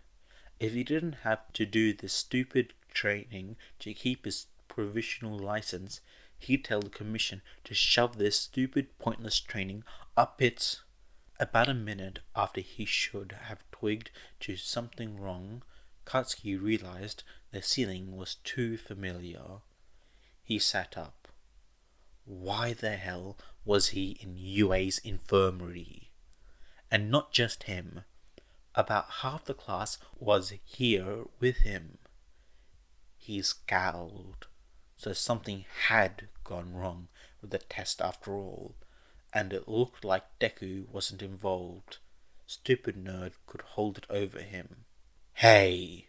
shouted Katsuki, spotting Recovery Girl. "What the language!" scolded Recovery Girl, shrilly, practically teleporting across the room to jab Katsuki with her cane. "You're in a school, young man." "I know that," protested Katsuki.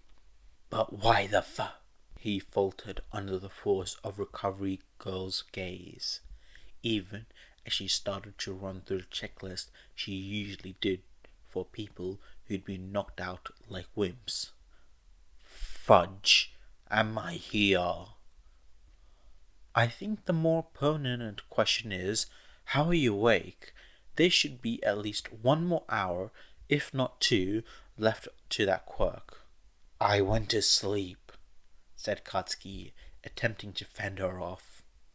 "Well, you wouldn't be waking up if—" "No, in the stupid dreamscape thing, I went to sleep."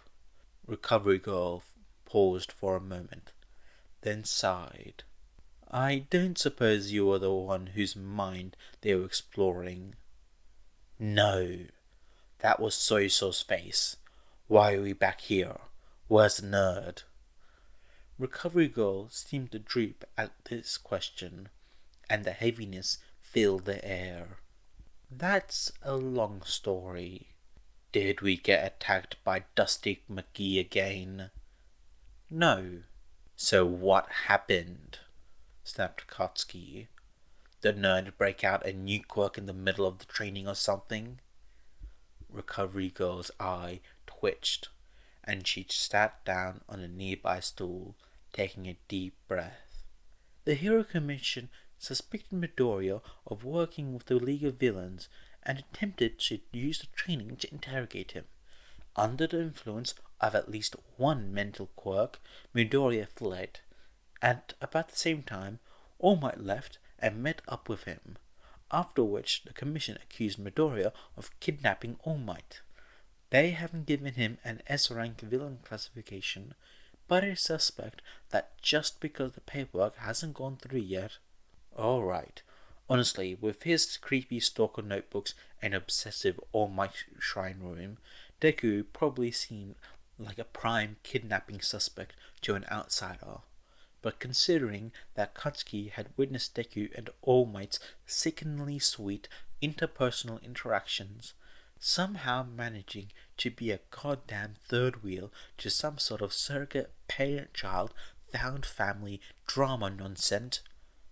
Has anyone told them it's more likely to be the other way around? And if it was, it'll probably be for the nerd's own good too." Recovery Girl nodded tiredly. "They hiding out here?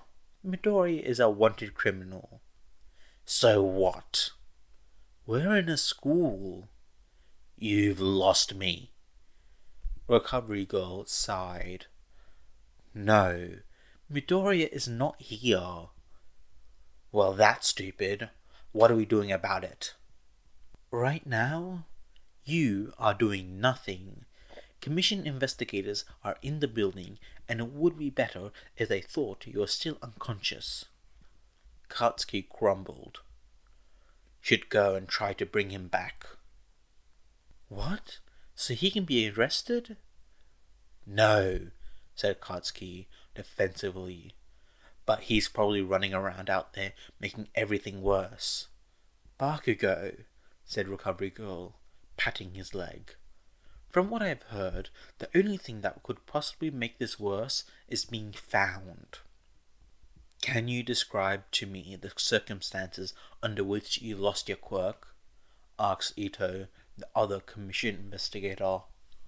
"Sure," said Mirio, hoping the man couldn't detect his discomfort at the subject, even if he'd made that split-second decision to shield Eri from his body with full knowledge of the consequences, to jump in front of Nemoto's bullet. It was still a traumatic experience. It still hurt, even if he didn't regret it. He took a deep breath. "Well, it was during the Shie Hasakai raid. I had gone ahead to confront Chisaki Kai and rescue Eri. There were a few other Yakuza with him, members of the 8 Bullets, Numato Shin, Sakaki Didoro, and Chrono, I think. But I can't remember his proper name. That's fine. Please continue. I engaged with Sakaki and Numato, while Chisaki and Chrono went ahead. I was affected by their quirks, but managed to get by. It was a hard battle. He interjected. Suddenly, he belatedly realized he wanted to draw out this line of questioning, and dove into a supremely detailed description of his fight with Sakaki and Numato. It was funny too, and he saw Ito getting sucked in. Sir would have been proud. And then I chased after Chrono and Chisaki, said Mirio, gesticulating wildly to illustrate his movements. He continued narrating the battle, the wild swings of fate, Eri's hope and fear, the strikes and counter-strikes, just like when he'd first debriefed after the raid. Weirdly enough, going through it like this also made him feel better. Less like he was reliving a terrible, painful moment in his life, and more like he was telling a very dramatic story. And, he wrapped up, Chisaki tossed the gun with the erasure bullet to Numato. I hadn't realized he was still conscious. I'd been too worried about getting to Eri. I got shot. Despite your quirk, I didn't want Eri to get hit. Even though the loss of her quirk might have been a blessing for her, considering the difficulty she has using it and the pain it gives her. Mirio felt his smile settle into something blander and more dangerous than his usual beaming grins. Are you saying that I should have let a 6-year-old be shot? Not at all. Not at all, said Ito, making a mark. Now, where was Midoriya at this time? He hadn't caught up to us yet, said Mirio. He was with Sir... Who? Sir Night-Eye, clarified Mirio. Before that, they were with Rocklock and some of the others, I believe. But you wouldn't know for sure. I wasn't there, so no, not really. But the exact situation should be on file from our debrief, and Rocklock can confirm or clarify. Only the parts he saw, said Ito.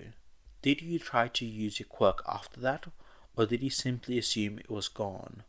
Of course I tried to use it, said Mirio, feeling somewhat offended.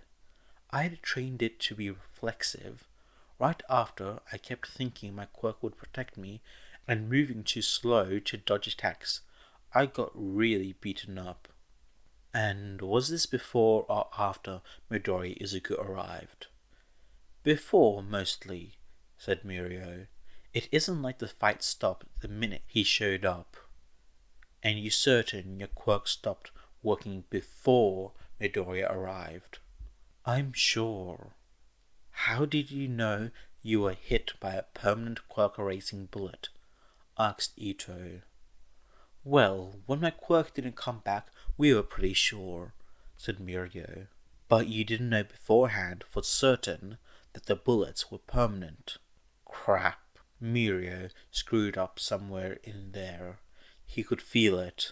I think Numato and Chisaki were shouting at each other about it during the fight, said Mirio. They were pretty proud of it. But you did not know for sure that your quirk loss was permanent, insisted Ito. There was no way for you to know that their claims about the bullets were true. I mean, not really, said Mirio. But again, here I am without a quirk. Yes, but that isn't the only way a person can lose a quirk, is it? The Scorcher Camino was already in Tartarus when the Shia Hisakai raid took place, said Mirio. I'm not sure what you're getting at. Did Midoriya Izuku come in contact with you before the end of the day? We talked, yeah, said Mirio. Physical contact. Actually, no, said Mirio. After the fight, we were both whisked away to the hospital separately. Midoriya came to visit me after we both got patched up.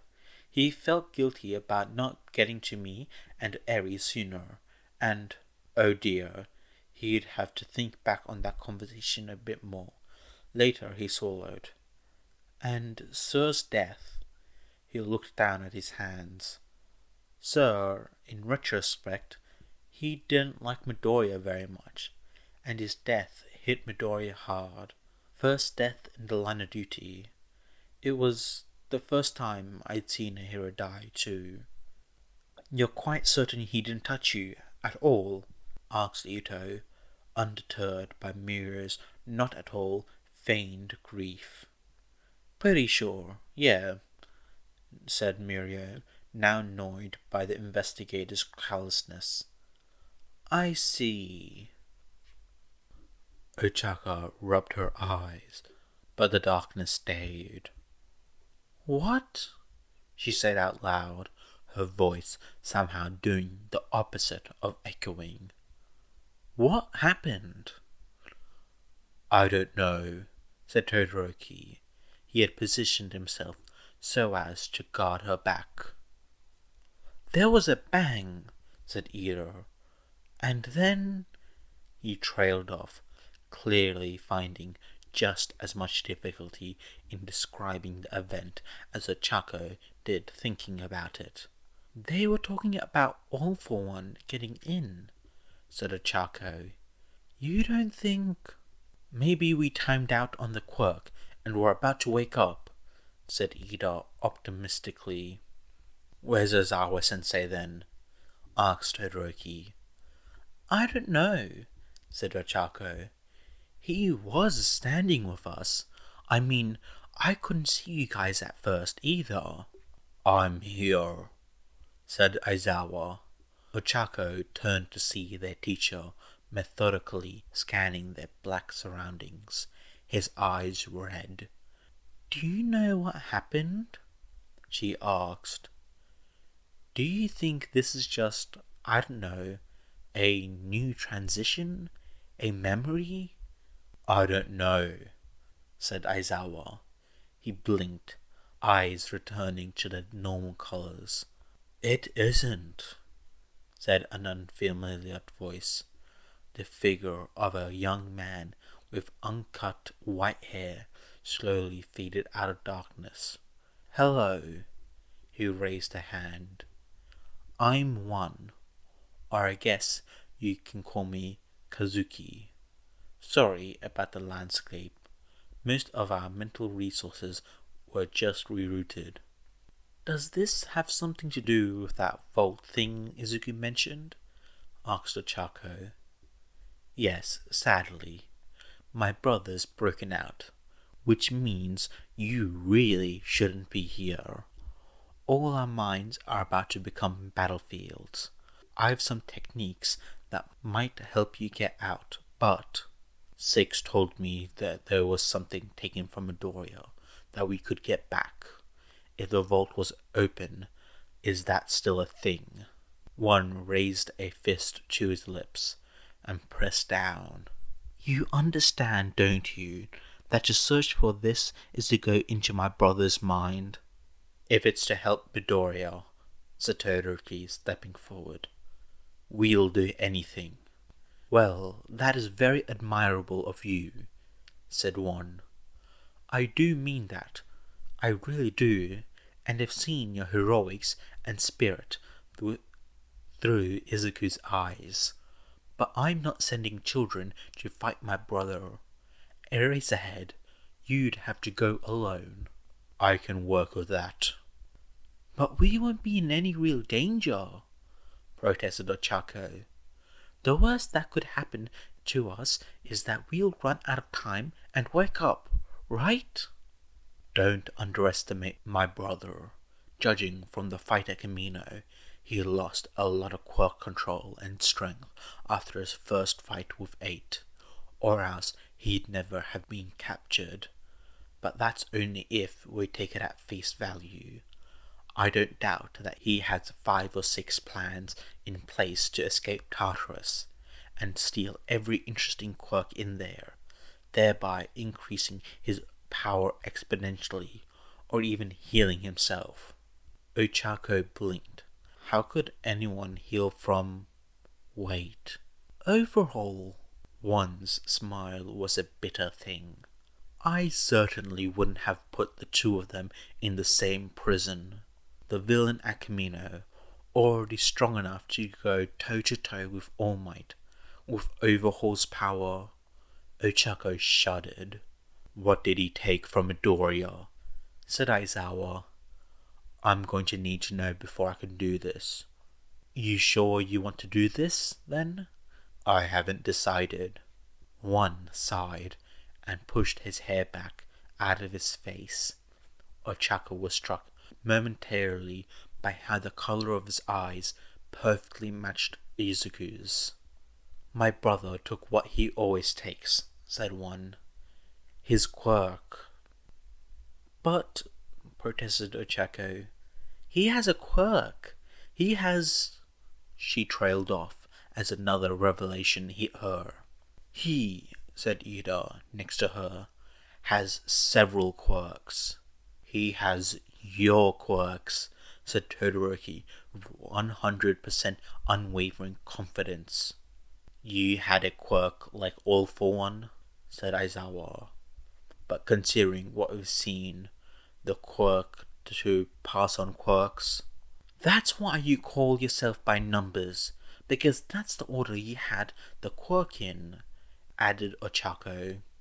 I prefer to think it as the ability to share quirks, said one.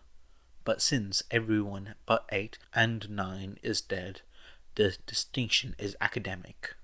Aizawa sighed and ran a hand over his face. Okay, let me get this straight. You and your brother both had meta quirks.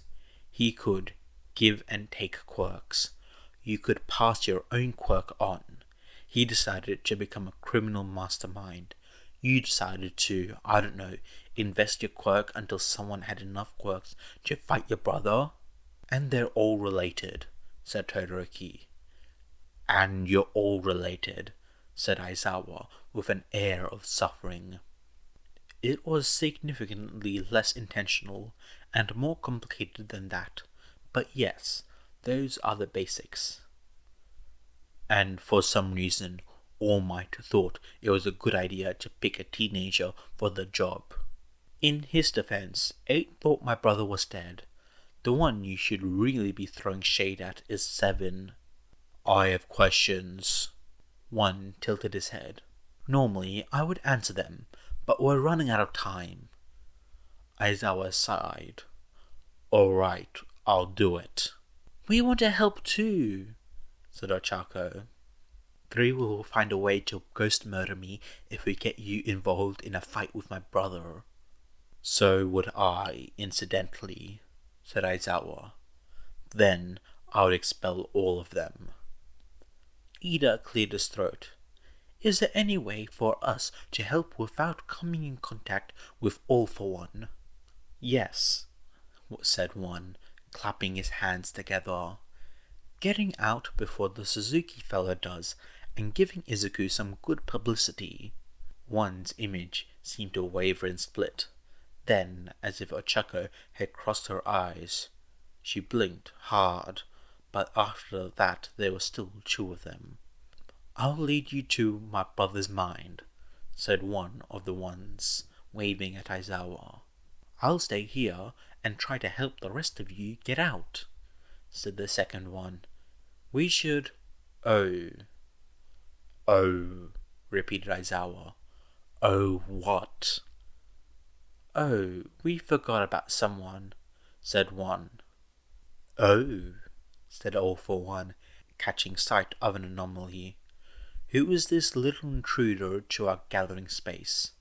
Just a government lackey, said Miranda, hands still for now, but in a position where she could likely summon a ball of lightning in a matter of minutes.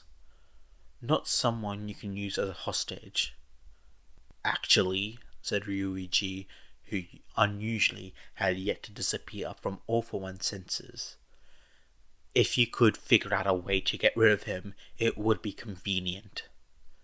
Two, snapped Nana. Come on, we were all thinking it, said Ryuichi. You can't use him as a murder weapon, hissed Nana. 9 will get in trouble. You're the one who repeatedly dropped him from a dozen stories up, and the one who was fantasizing about murdering him in real life. That daydream could have belonged to anyone. It had Gran Torino in it. 8 knows Gran too.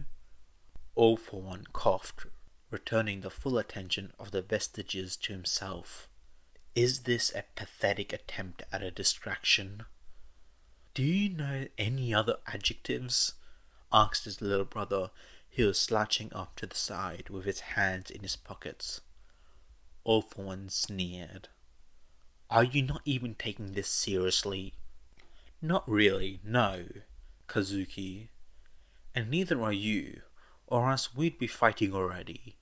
We both know that what you can affect here is limited. He started counting off on his fingers. You can't bring us back with you. You can't affect 9's morality. You can't take the stockpile. I knew it! Shrieked the little intruder, jabbing a finger at All for One. I knew it!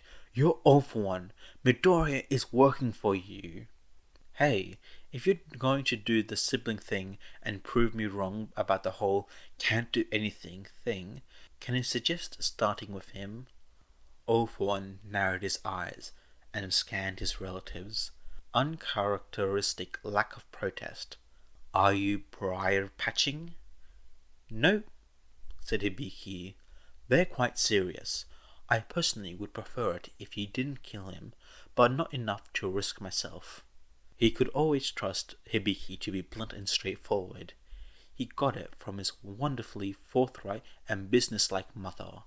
He hadn't loved her like he loved his current, still living spouse, but she had been refreshing. Mood, said Rikuya. I wasn't going to say anything, said dear sweet Izuku, raising a hand. But I'm not actually comfortable with letting All for One kill him in front of us. Don't try that now. You've shown your true colors, traitor. Don't worry, kid, said Daiguro. We're pretty sure he won't be able to. Torture, then? Not sure we can do worse than Nana did. All I did was drop him, protested Nana. Repeatedly from a great height, Miranda reminded her. Everyone was much more relaxed now, and were they ignoring him? They were. Are you all under the effect of a quirk? Said All for One. Yeah, said Kazuki. How else do you think this is happening? No, I mean, your personalities. They're all... He gestured at the One-for-All users who had stopped to watch him. Ni-chan, I've tried to tell you this before, but at least from me, I'm not all that a great person. You just suck so enormously that I look like a saint in comparison. That is not true, quipped All for One. It is, said Kazuki. I mean, think back to our first argument. I was less concerned about your morality and more concerned with the fact the Demon King always loses. Excuse you, but I've beaten every one of you. No, you haven't, said Hibiki. I, at least, died from no input from you. Killing you is obviously different from beating you, said All for One. I mean, by the time you chucked me in that vault, it had evolved to a moral and ethical complaint, said Kazuki, his one visible eye unfocused in remembrance. But it started out with me worried about you getting yourself killed. No, it didn't. It really did. You know, I don't think I ever told you this, but if you had been 20% more ethical, I would have absolutely been on your side. What? I mean, it was you, the government, and the ragtag resistant groups, and the government sucked. I can confirm that, said Miranda, and it continues to be disgustingly corrupt. But since you're also swimming through the human experimentation cesspit, we're staying where we are. Don't get any ideas. She ended the sentence with a hiss, and the fog started rolling in. I agree, but if you stayed away from the kidnapping, murder, and cult stuff, I would have probably stayed with you, said Ryuichi. Except you did do all of that stuff. Why are we even talking about this? I would add personal freedom to the list of things I'd want from you in the hypothetical world where we stayed on the same side, said Hibiki. But otherwise, I agree. All for One blinked several times, a small part of his mind cherishing the fact that he had eyes. Do you all feel that way? He asked, oddly touched but also strangely disturbed. No, said Daiguro. The rest of us hate you and the government just about equally. All for One turned his gaze to the quivering government lackey. I see. So I suppose I had the government to thank for this turn of events. What did you do to have these soft-hearted fools so upset with you? The little man squeaked and jabbed something like an EpiPen into his leg. A second later, he vanished. Wait, said Izuku. Wait, that's how you get out? That's so stupid. Can we do that? The last was said as an aside to Nana. Not with him here, said Miranda. Her voice dropped back into its more dangerous register. Oh, we are going to fight after all, said All for One, clapping his hands and smiling. What fun. I can't believe you distracted him and got Suzuki to leave like that, said Aizawa as he stepped out of the fog. Well, my brother always did like to hear the sound of his own voice, and to be a jerk. I'm sure that was obvious, said one. They came to the front of a normal-looking apartment building. One sighed. This is where we lived, he said. Before... He sighed again. Aizawa examined one out of the corner of his eyes. He looked tired. How much of what you said back there was true? Oh, most of it really. My successes built me up as some kind of big good, but I was never anything but a normal guy with a slightly more functional moral compass than my brother. From what Aizawa had seen so far, he suspected one was seriously underselling himself. I'm sorry, said one, but I'm going to have to leave you here. Nine's quirk should look like a younger version of himself. He couldn't have been older than 5 when it was taken. Anything else I should know? Sorry, not really. I've not exactly been inside my brother's head. If you manage to find a switch labelled empathy, you might take a second to flip it on. Or not. Could be a booby trap. Wouldn't put it past him. Great. Midoriya-san, said Mr. Compress. We've been searching for quite some time now. I hate to say it, but I rather suspect your son has thoroughly escaped. Escaped? Repeated Midoriya. Like a prisoner? Mr. Compress coughed into his fist. Tomura glared at him through the fog of exhaustion. He was wearing a mask. Why bother with a fist? Sometimes Tomura felt like the only sane person on a planet of aliens. Honestly, we didn't even know he was in the area, Midoriya-san. But perhaps at this point, the best course of action will be return to our, temporary base so that you can get some clothes. I'm sure Darby will have something that can fit you. Or maybe, said Toga hesitantly, Magni might have had something. Ah, excellent idea, Himiko. Yes, I'm sure Magni's clothes will be much more appropriate. I don't know that dressing her in a dead woman's clothes is a good idea, whispered Twice.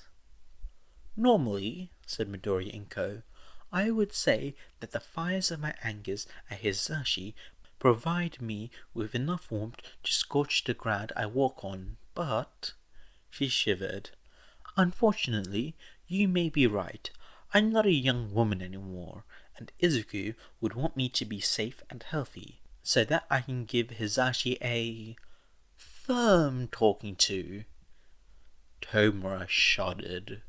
The ice in her tone was more frigid than the toilet seat in their stupid unheated bathroom at night.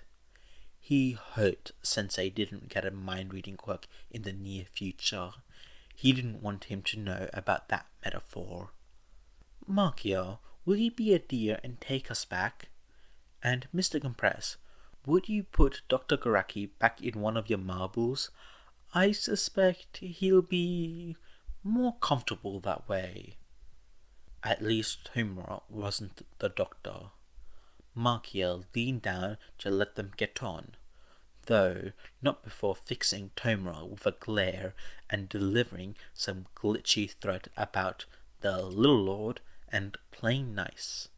Completely redundant, what with Midoriya Izuku much more pertinent and detailed threat regarding the same thing. Hey, said Twice. Do you guys smell... It's like a barbecue. Himiko sniffed the air. It does smell kinda smoky, guys. Do you think Darby got in a fight too? With who? Asked Tomura. Well, Izuku-chan has to be still around here somewhere, right? Said Himiko, putting a finger to her lips. Markia sped up. It's probably just the wind blowing someone's bonfire smoke this way. Markia slowed down again. Tomura frowned. There shouldn't be anyone close enough for that, he said. If Darby had set the forest on fire and given away their position, he was going to murder him. Markia sped up. They came into the sight of their current base and the source of the smoke. These happened to be the same thing. I'm gonna kill Darby, said Tomura. Are we sure it was him? Asked Twice. I don't care. Chapter 16. But Suzuki was knocked out a bunch before this, said Ochako. I know, said one, still holding out the little pack of pills. But apparently going to sleep is different from being knocked out. I think being drugged is a lot different from going to sleep too, said Todoroki, taking one of the pill packets. I literally did not make the rules of this quirk, he said, turning his head to the side and started muttering about how Saito's quirk could have been used for good. How closely are you related to Midoriya anyway? Asked Todoroki. One startled. Enough for him to use the quirk. Whoa, that was a suspicious answer. Are you Midoriya's father? Asked Todoroki. Todoroki, what? Started Ida. I have been dead for over 100 years, responded one. That's a no? Anyway, said Ochako, taking a sleeping pill from one but not opening it.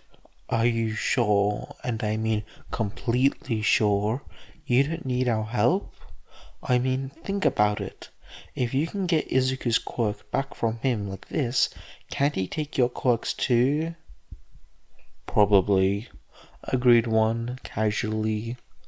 That's part of the reason we want you away from him, he mixed, taking a pill. we're also trying to make him think he can't. Or at least think that we think he can't. He's never had a very high opinion of our intelligence, and if he thinks that we think he can't, he will never think that we're doing it. Todoroki nodded along to this sagely. There's also the possibility that he won't be able to. There are significant differences between my and his quirk.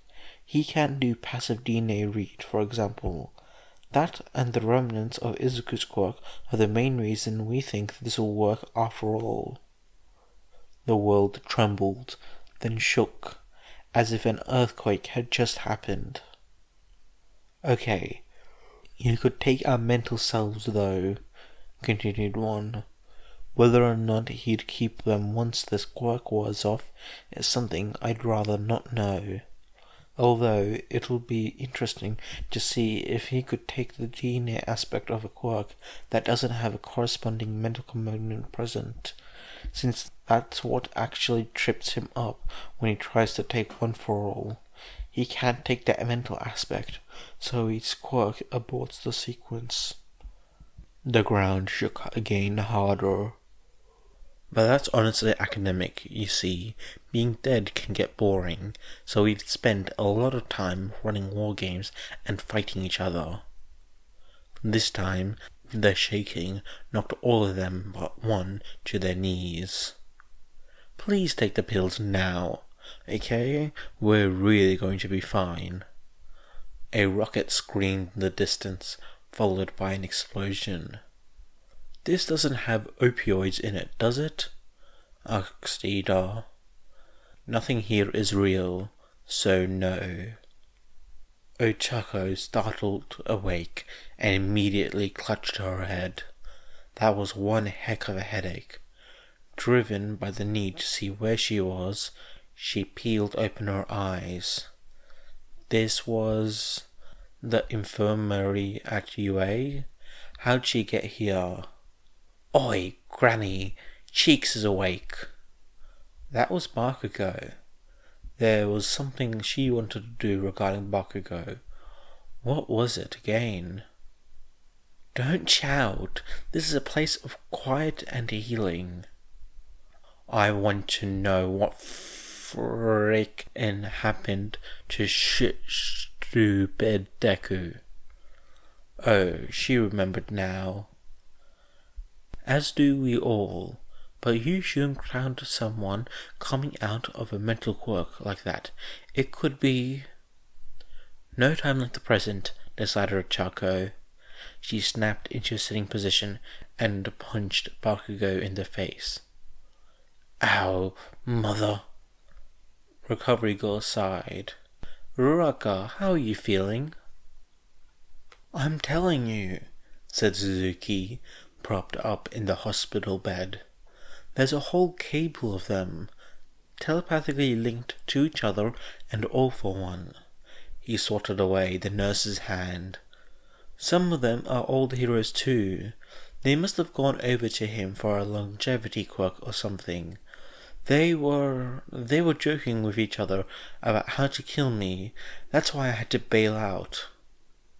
I believe you, said the commission president solemnly. We have come across some evidence of our own that puts yours into much more credible light than it would be otherwise. Could you identify the other members of the cabal? Some of them, said Suzuki doubtfully, but others I didn't recognize or see for very long. He shuddered. Some of them I would very much like to be mistaken about, sir. The ones you are sure of? Prompted the president. Skyrunner, said Suzuki, looking pale.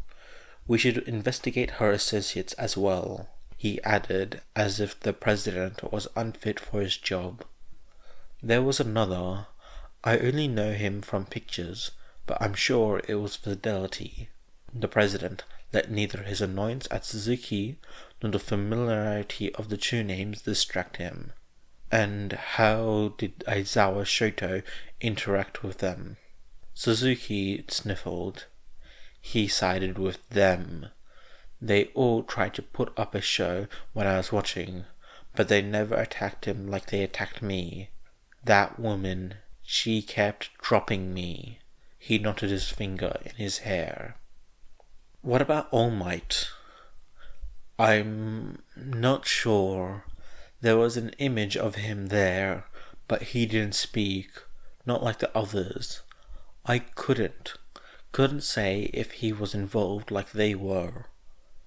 Not the conclusive report he had been hoping for then, but it confirmed that Midoriya Izuku was indeed in leagues with All for One, and also that he was providing All for One with at least one link with the outside world. If Skyrunner and the others truly were alive, that meant that he had even more. If they were alive, even for a man of All for One's talents, he had doubts about his ability to locate so many longevity quirks. The Nomu with the duplicated quirks seemed to be recent developments. Then too, there was the matter of Midoriya's blood sample. Skyrunner and Fidelity were both on the list of people whose DNA had been mingled with his. There was also, said Suzuki. He swallowed.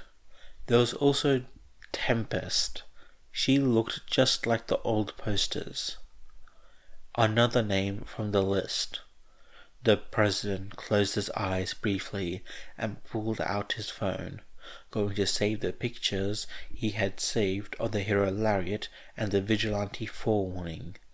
Lariat's photo was obviously better, having been an official picture for the process of identification. Forewarning's was blurry and at an awkward angle, but given what he'd been and who he'd served, it was only to be expected. He showed the phone to Suzuki. These two? Suzuki stared. Yes. How did you know?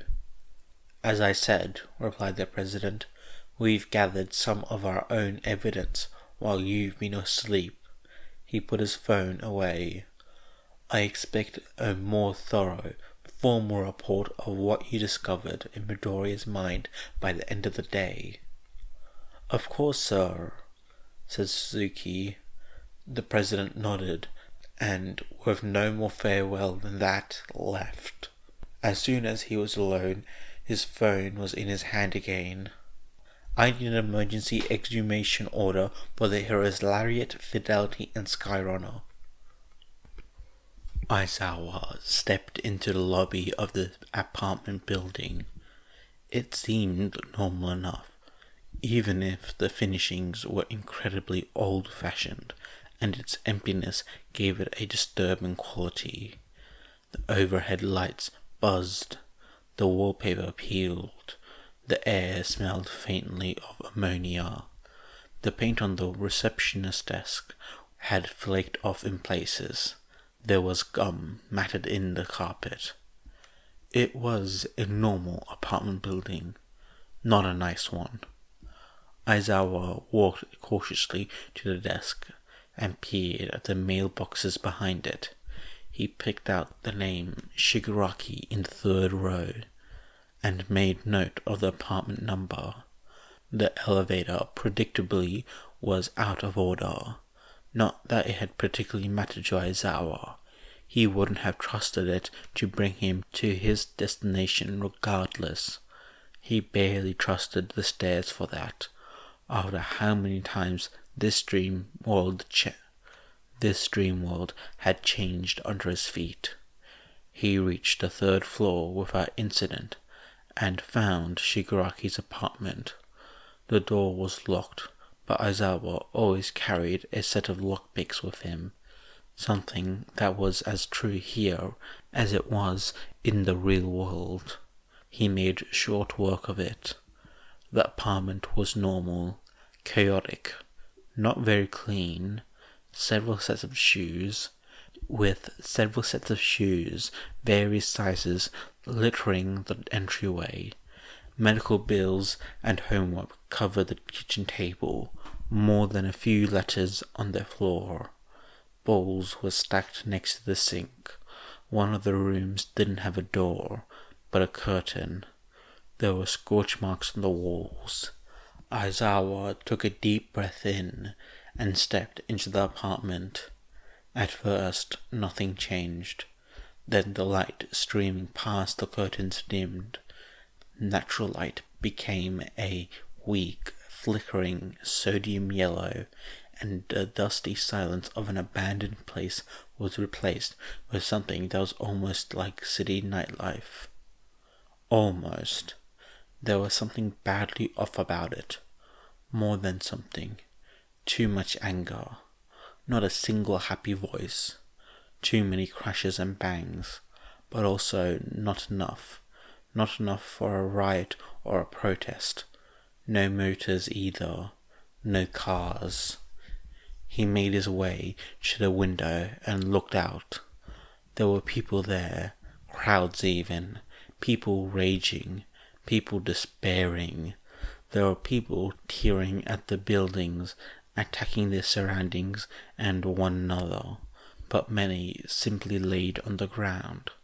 Others seemed to be hunting, looking for something, armed with makeshift weaponry. Red lightning split the sky above them.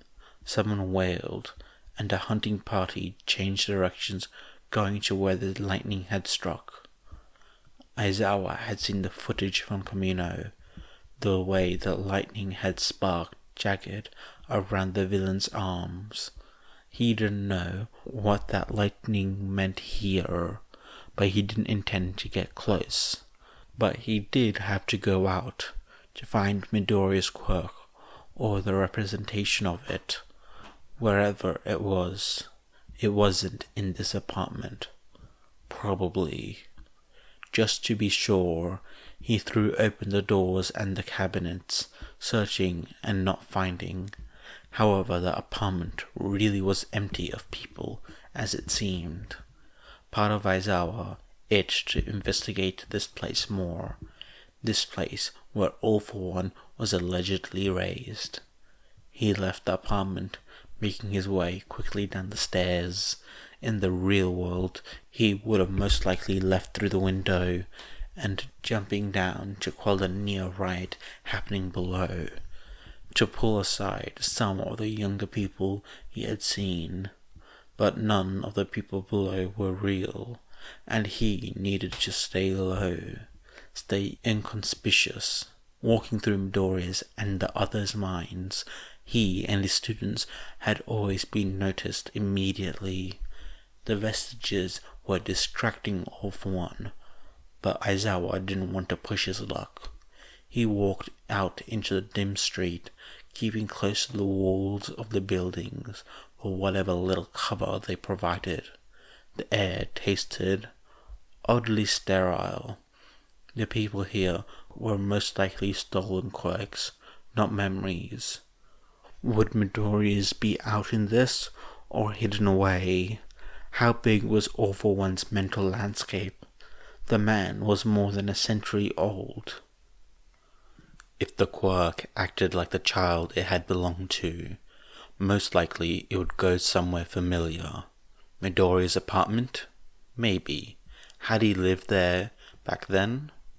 It was unfortunately his only lead. He did not think highly of his chances at success. Eraserhead?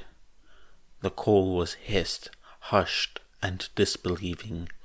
Aizawa half-turned, thinning his profile to provide a smaller target, his hands on his capture weapon. Then he hesitated.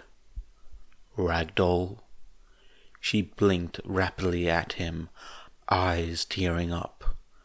He got you too, Eraserhead? Aizawa took in the brightly coloured hero costume, and ever so slightly off way she held herself. You aren't really Shirotoko Tomoko, are you? He knew that, or should have known that, but it was very different to see someone he knew, the quirk of someone he knew, here. She crossed her arms and pursed her lips. face still twisted in upset and grief. "Just like you aren't really." Her eyes widened, and she pushed him into the nearby alley. He let her, barely resisting the urge to throw her off and double-guessing that decision. "You are the real Eraserhead," she whispered urgently. "The real Aizawa Shota?" To trust or not to trust. She'd know more than Aizawa about this place and where Midoriya's quirk might be. But she was also compromised simply by the situation she was in, and what she was. He didn't know how much control All For One had over her, nor how similar she was to the real ragdoll. "Why are you here? How are you here?" Her words carried an edge of desperation. "You can't be here. This is hell." "It's a quirk. I'm looking for someone," said Aizawa, making a snap decision.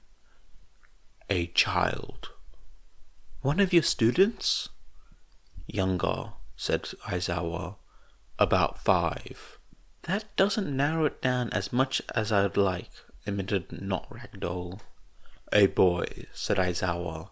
"Curly green hair, probably small for his age." She blinked again, eyelashes fluttering. "Green hair? Like Midoriya?"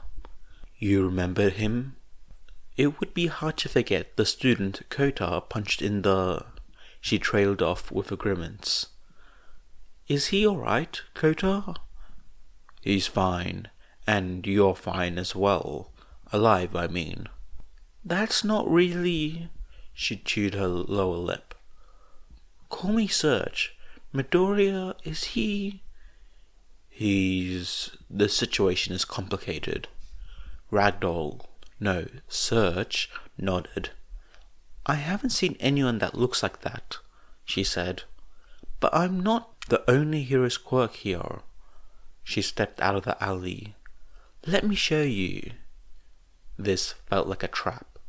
He didn't have any better leads. He followed. Kazuki had never been strong. As a child, he'd been sickly, and he'd grown into a sickly adult. Allergies and autoimmune disorders had plagued him growing up, as well as common viruses made near fatal by his adverse reaction to vaccines, and already compromised immune system. Then, as a teen, he'd been diagnosed with a cellular degeneration disorder that sprung up about the same time as meta abilities. A disorder that, if 9 was any indicator, had never been cured. Then, his brother had given him the stockpile, and that had... well, it had hurt at first. It had left him sicker than ever, confused and possibly a little delirious as his own power sheared away the ghost of a half-brother he'd never met into near nothingness, as instincts and senses he'd only been peripherally aware of opened up, angry and inflamed by the violation. He wondered now if One for All might have manifested very differently if the stockpile hadn't been forced on him. If the reason Izuku was drawing out the quirks of his predecessor wasn't because of the mechanical remnants of his original quirk, but because One for All itself had finally settled into equilibrium with the stockpile. But he had the stockpile. He had the well of power, shallow as it was back then, at the beginning. Kazuki still wasn't strong. Never in his entire life, from birth to death, had he been strong. But it was a fact that, for as long as the strong and the weak had existed among men, so had equalizing devices. Kazuki could lean on a cane. He could also beat someone to death with it, at least when he'd been alive. He'd done some staff work too, when he was alive. The weapon wasn't as inconspicuous in the modern world as it had been in the past, but it had reach and versatility. Also, many cleaning implements, garden tools, and lengths of pipes could be used as a staff in a pinch. but his favorite weapon was the sword. Kazuki had excelled above his brother in only 4 areas: morality, med school, finishing books, and kendo. Force multipliers, one friend in the underground had called Kazuki's weapon. Specialized levers. Someone, a Westerner, Kazuki thought, had once said that you could move the world with a long enough lever. Kazuki couldn't claim to have done that. He couldn't even move his brother. But weapons had made his use of One for All much more efficient, much more deadly in some cases. Unfortunately, his blade failed to cleave off his brother's insufferably smug face, steel skittering off his brother's quirk-enhanced hand. Kazuki dove past him, tumbled, making sure to keep the cutting edge of his sword pointed away from himself, and rolled smoothly to his feet, the phantom of a buzz of One for All under his skin making him much more coordinated than he previously was. Daiguro and Rukuya had already engaged his brother. Ryuji was circling, unnoticeable, waiting for an opening. Miranda had summoned a dense fog that crackled with lightning. Incidentally, not something she'd commonly been able to do in life. Most of her feats, the prevailing weather conditions, to be just right first. Nana was minding the environment, for the moment, making sure it suited them and hindered their opponent. Although she attempted a few several-story axe kicks when she saw the opportunity. As for the youngest 2 members, "I hadn't expected you to let Midoriya Izuku fight," said All for One, as if everyone involved wasn't completely and brutally aware that he was Izuku's father. "But I really expected more action from All Might. Are you afraid I'll do to your mind what I did to your body?" "Shut up!" shouted Izuku. "Leave him alone, he's driving." "He's what?" Rukuya and Miranda both took All for One's distraction as an opening to hit him with electrical attacks. Rukuya laughed widely. "Tase him again, senpai." Kazuki adjusted his grip on the police stun button he found in his hand. He'd stolen one once, and kept it for a week before realizing it was GPS enabled, and smiled. A request like that from his successor? How could he refuse? The lad's car ever so gently rolled to a stop. Toshinori cursed vigorously, although not particularly creatively, and winced. There wasn't anything he could do about an empty fuel tank. Swearing at it wasn't going to fill it up. Once again, someone with a quirk like... Toshinori squeezed his eyes shut and let the foreign memory roll over him. Focus on positives. They were much closer to the Wild Pussycats compound, almost to the cliffside that Izuku and his classmates had been tipped off by Pixie Bob, and Toshinori had to let that memory flicker and pass as well. He pulled first their supplies, then Izuku from the car, wanting to keep his student in the warmth provided by the barely functional heating system for as long as possible. On a whim, he took the emergency supplies Vlad had stored in his car as well. Perhaps taking things from his fellow teacher should have twinged his consciousness more than stealing from villains. Vlad would have more loss to worry about than a small first aid kit, emergency foil blankets, and road flares. Toshinori had originally intended to return the car, or at least leave it somewhere Vlad could find, but his plans changed. The car might not be next to the cliff Izuku and his classmates fallen from at the beginning of their summer camp experience, but it was next to a cliff. He made sure the wheel was turned in the right direction, got behind the car, and pushed. It took longer than he would like to get to the cliffside, but once he did, momentum and gravity took care of the rest. The result was loud enough to jostle Izuku from a state of not quite sleep and left a fair amount of car-related debris on the side of the cliff. But the car itself was obscured quite nicely by the pine trees below.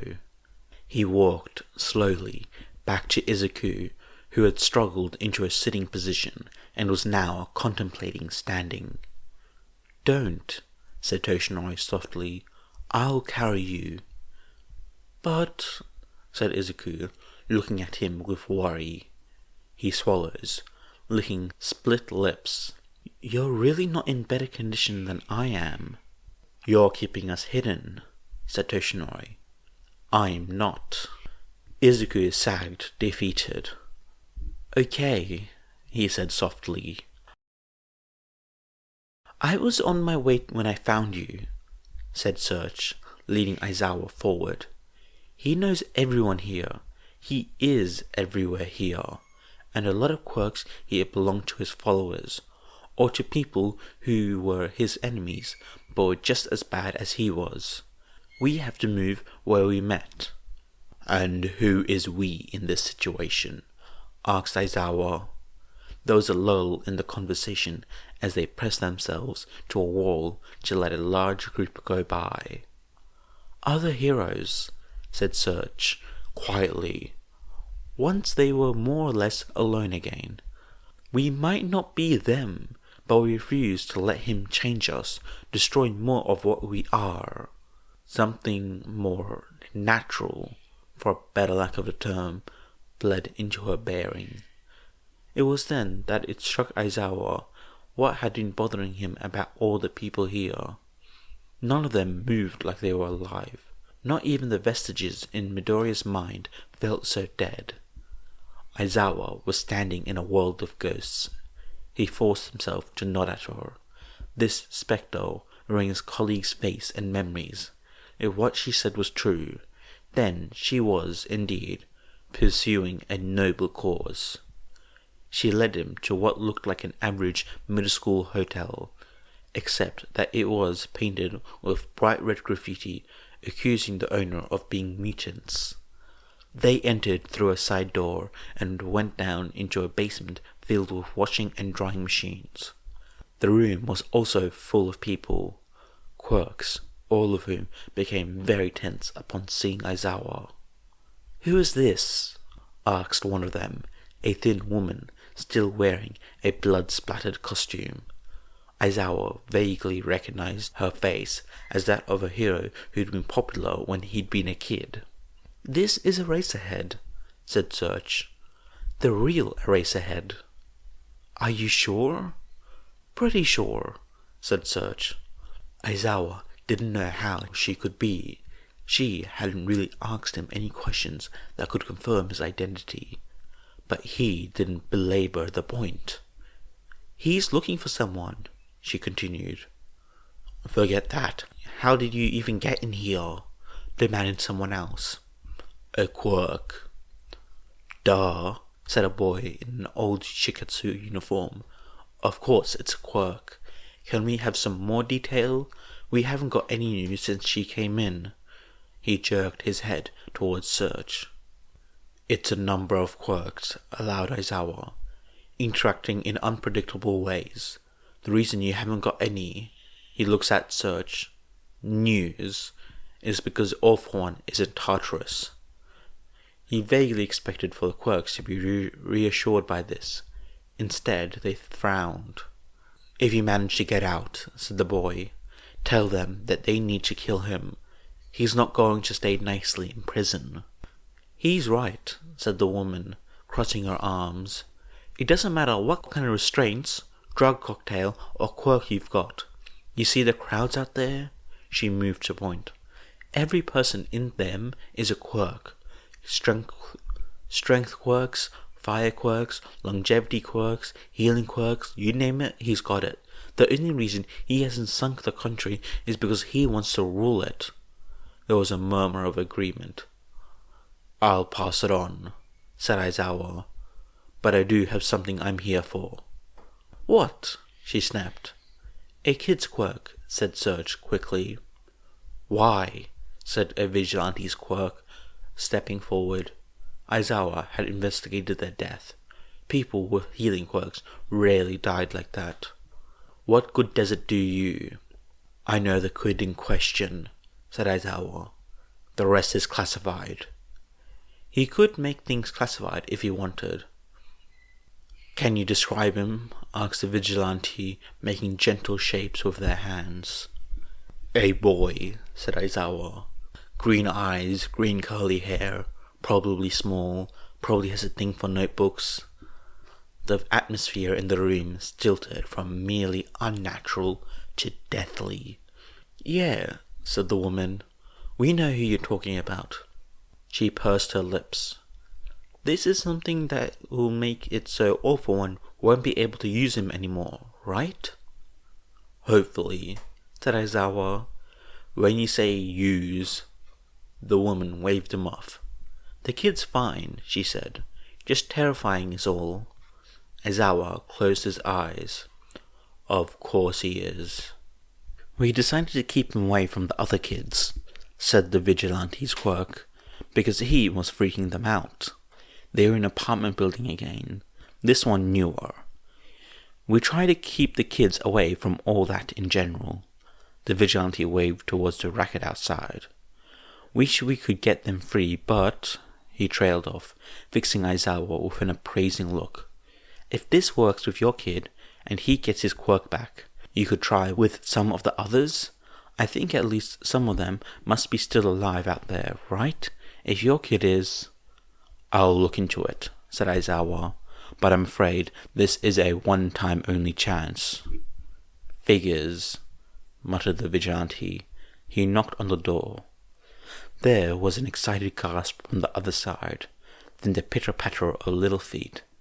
Then, more concerningly, several metallic clanks and clicks as bolts and locks from the other side of the door were released. The door swung back, and a painfully tiny version of Midoriya Izuku beamed up at them. Chapter 17. Obscurity. The tiny Midoriya frowned.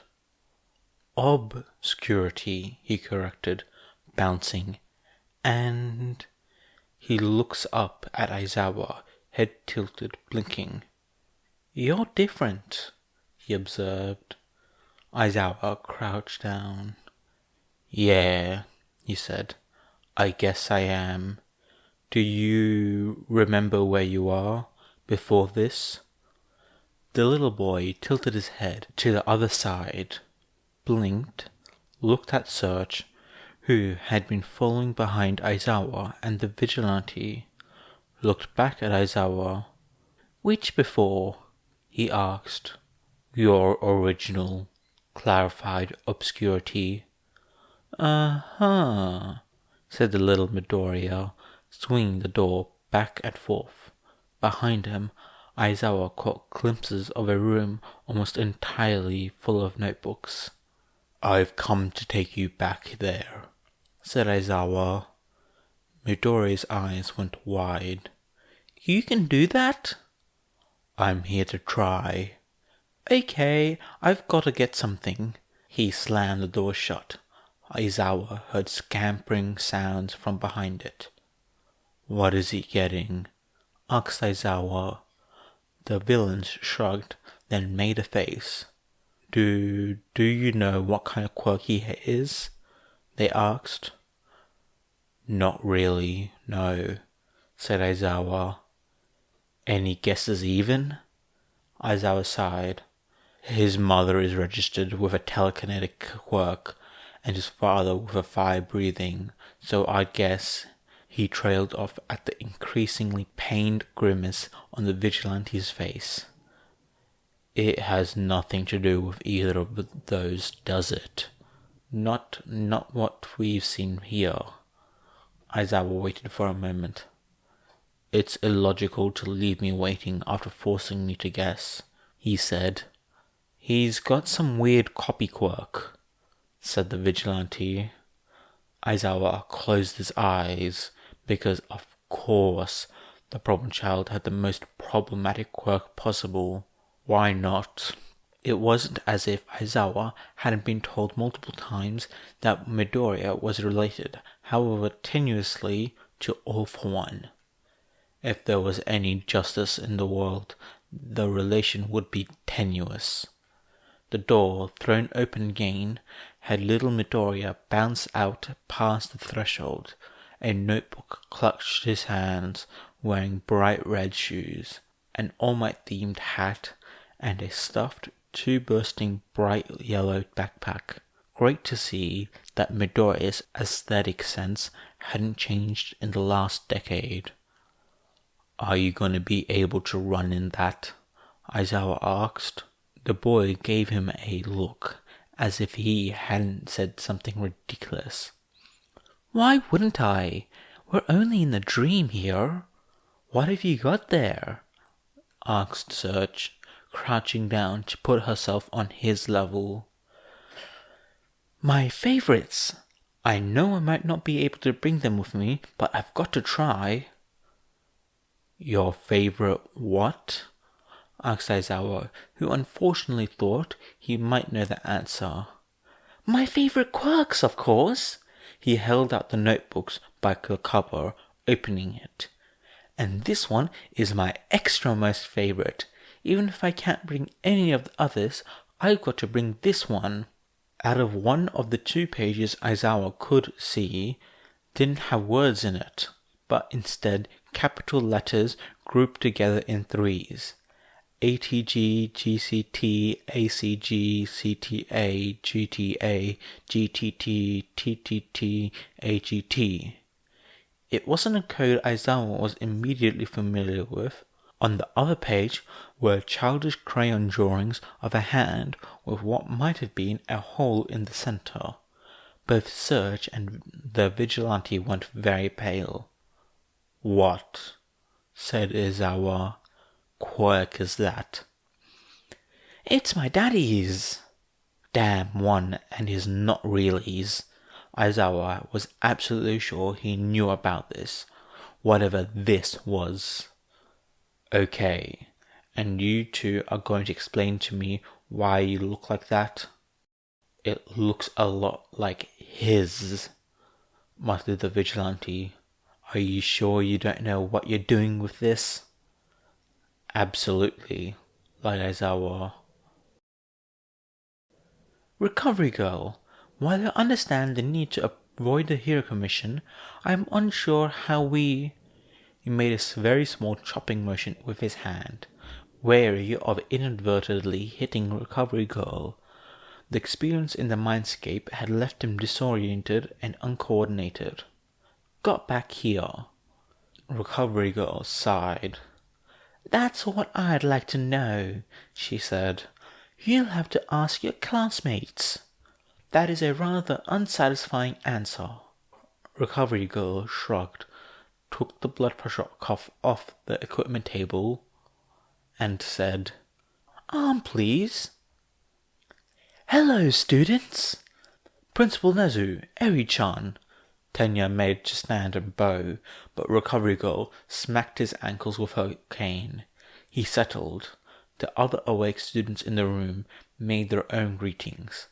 Well, most of them did. Bakugo just grunted. Tenya wanted to snap at him for it, among other things, for other reasons, but he'd learned his lesson about revenge the hard way. That is, if he wanted it. He had to do it legally, logically, and in a way that wouldn't put himself or others in danger. Well, to be honest, that wasn't the lesson he'd initially taken from the ordeal, which was that rage and revenge could blind you to the suffering of others, and that purposely putting oneself in dangerous situations beyond one's skills could get others hurt. Both of which were true, but like the entrance exam, there were layers, many layers. Tenya was waiting, although he might not have if Bakugo hadn't already had a bruised eye when he woke up. Who knew? Maybe he could think better of revenge after contemplating Midoriya's apparent and highly commendable forgiveness. But first, The principal was here. "What are you doing here? Aren't you babysitting those two spies?" asked Recovery Girl. "I believe that Hisashi and Nomuri have them well in hand," it said Nezu. He tutted. "Rather, I should say Hisashi, Hatsume, Nomuri, and Togata. I was able to cut Eri-chan's interview short by implying she usually has a nap around this time. A shame. She was doing marvelous." He patted Eri, who looked rather tired, on the head, and cleared his throat. "I have also just been informed that the Commission is sending more investigators. As such, this may be my only chance to interview you for some time." He hopped onto the stool. "Then I'll have to send you off to the underground so you can avoid the investigators, assuming that you all are healthy enough." "This is a bit disorienting," said Recovery Girl, stripping the blood pressure cuff from Tenya's arm. "A little anemic, but nothing some food won't fix." "The underground?" said Tenya, confused. "As in underground heroes?" "Not quite," said Nezu, showing his teeth. "Tell me, students, besides being mammals, what do dogs, mice, and bears have all in common?" "They're furry?" suggested Todoroki. "That's part of being an mammal, you half-and-half idiot," snarled Bakugo. Todoroki shifted so he could gaze down at Bakugo, as if he were some uninteresting but disgusting bug. "They dig," said Tenya quickly before a fight could erupt. "We're literally going underground?" "Very good, Ida," said Nezu. "Indeed, you will be. But first, I have some questions about your experience." Gran Torino, in full hero costume, sat on Naomasa's desk, grumbling as he ran through a list of Toshinori's safe house numbers with a burner phone. It was annoying, but Naomasa would prefer Gran Torino here, helping him instead of picking fights with the HPSC employees, which Naomasa was absolutely sure he'd do, given the slightest provocation, something he doubted the HPSC would be shy about giving, and then they'd get arrested and Naomasa would have bail him out, or he decided to go villain and resist arrest, and who knew how that would turn out. Gran Torino's real phone chimed. He glanced at it, huffed, and went back to punching numbers into the burner. Naomasa looked at the caller ID. Nezu. He rolled his eyes and answered Gran's phone. "This is Detective Tsukachi Naomasa speaking," he said. "Ah, Detective Tsukachi. I have just learned that the Commission was able to procure a sample of Midoriya's DNA and run it through the agency database. The results were unfortunate." "How unfortunate?" said Naomasa, slumping to a half-cradle his head. "Please put the speakerphone, if you are in a location where it is safe to do so." "All right," said Naomasa, hitting a button and preparing to hear something that would make him question reality and place in the universe. "Firstly," chirped Nezu, "were you aware that all the holders of One for All have been related to one another?" "Ah, yes, existential dread, as expected." "All of them?" asked Naomasa. "What?" said Gran. "No, that doesn't make sense." "And yet it's true," said Nezu. "But wouldn't that make them all related to One for All as well?"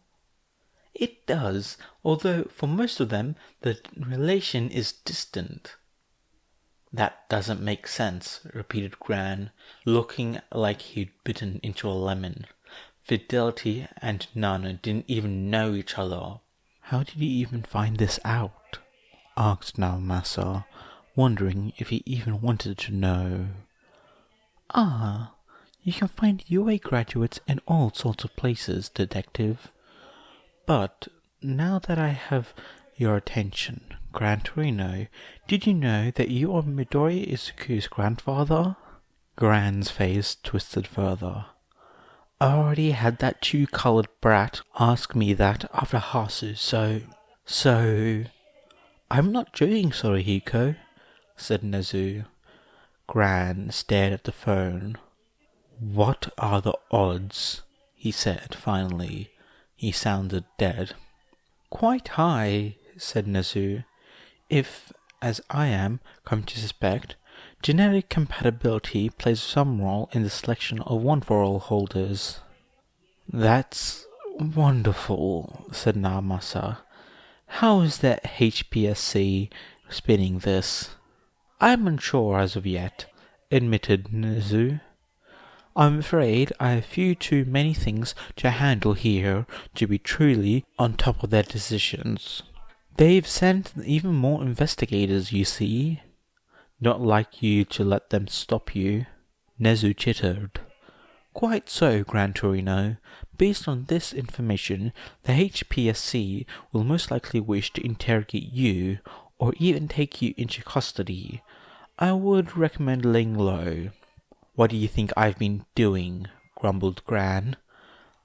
Less than you wish you were, as are we all. Excuse me, I have students to attend to. There was a click. Great, said Naomasa. Toshinori is going to be thrilled about being related to his worst enemy. He'll suck it up, said Gran, his voice still somewhat hollow. Midoriya doesn't look like me at all. That's what you get away from. Gran's phone buzzed. This time he looked at it. What is it now? Asked Naomasa. Is it Toshinori? It's the cemetery. The HPSC is exhuming Nana. Naomasa swore. Gran snorted. For all the good it'll do them, she isn't buried there. What?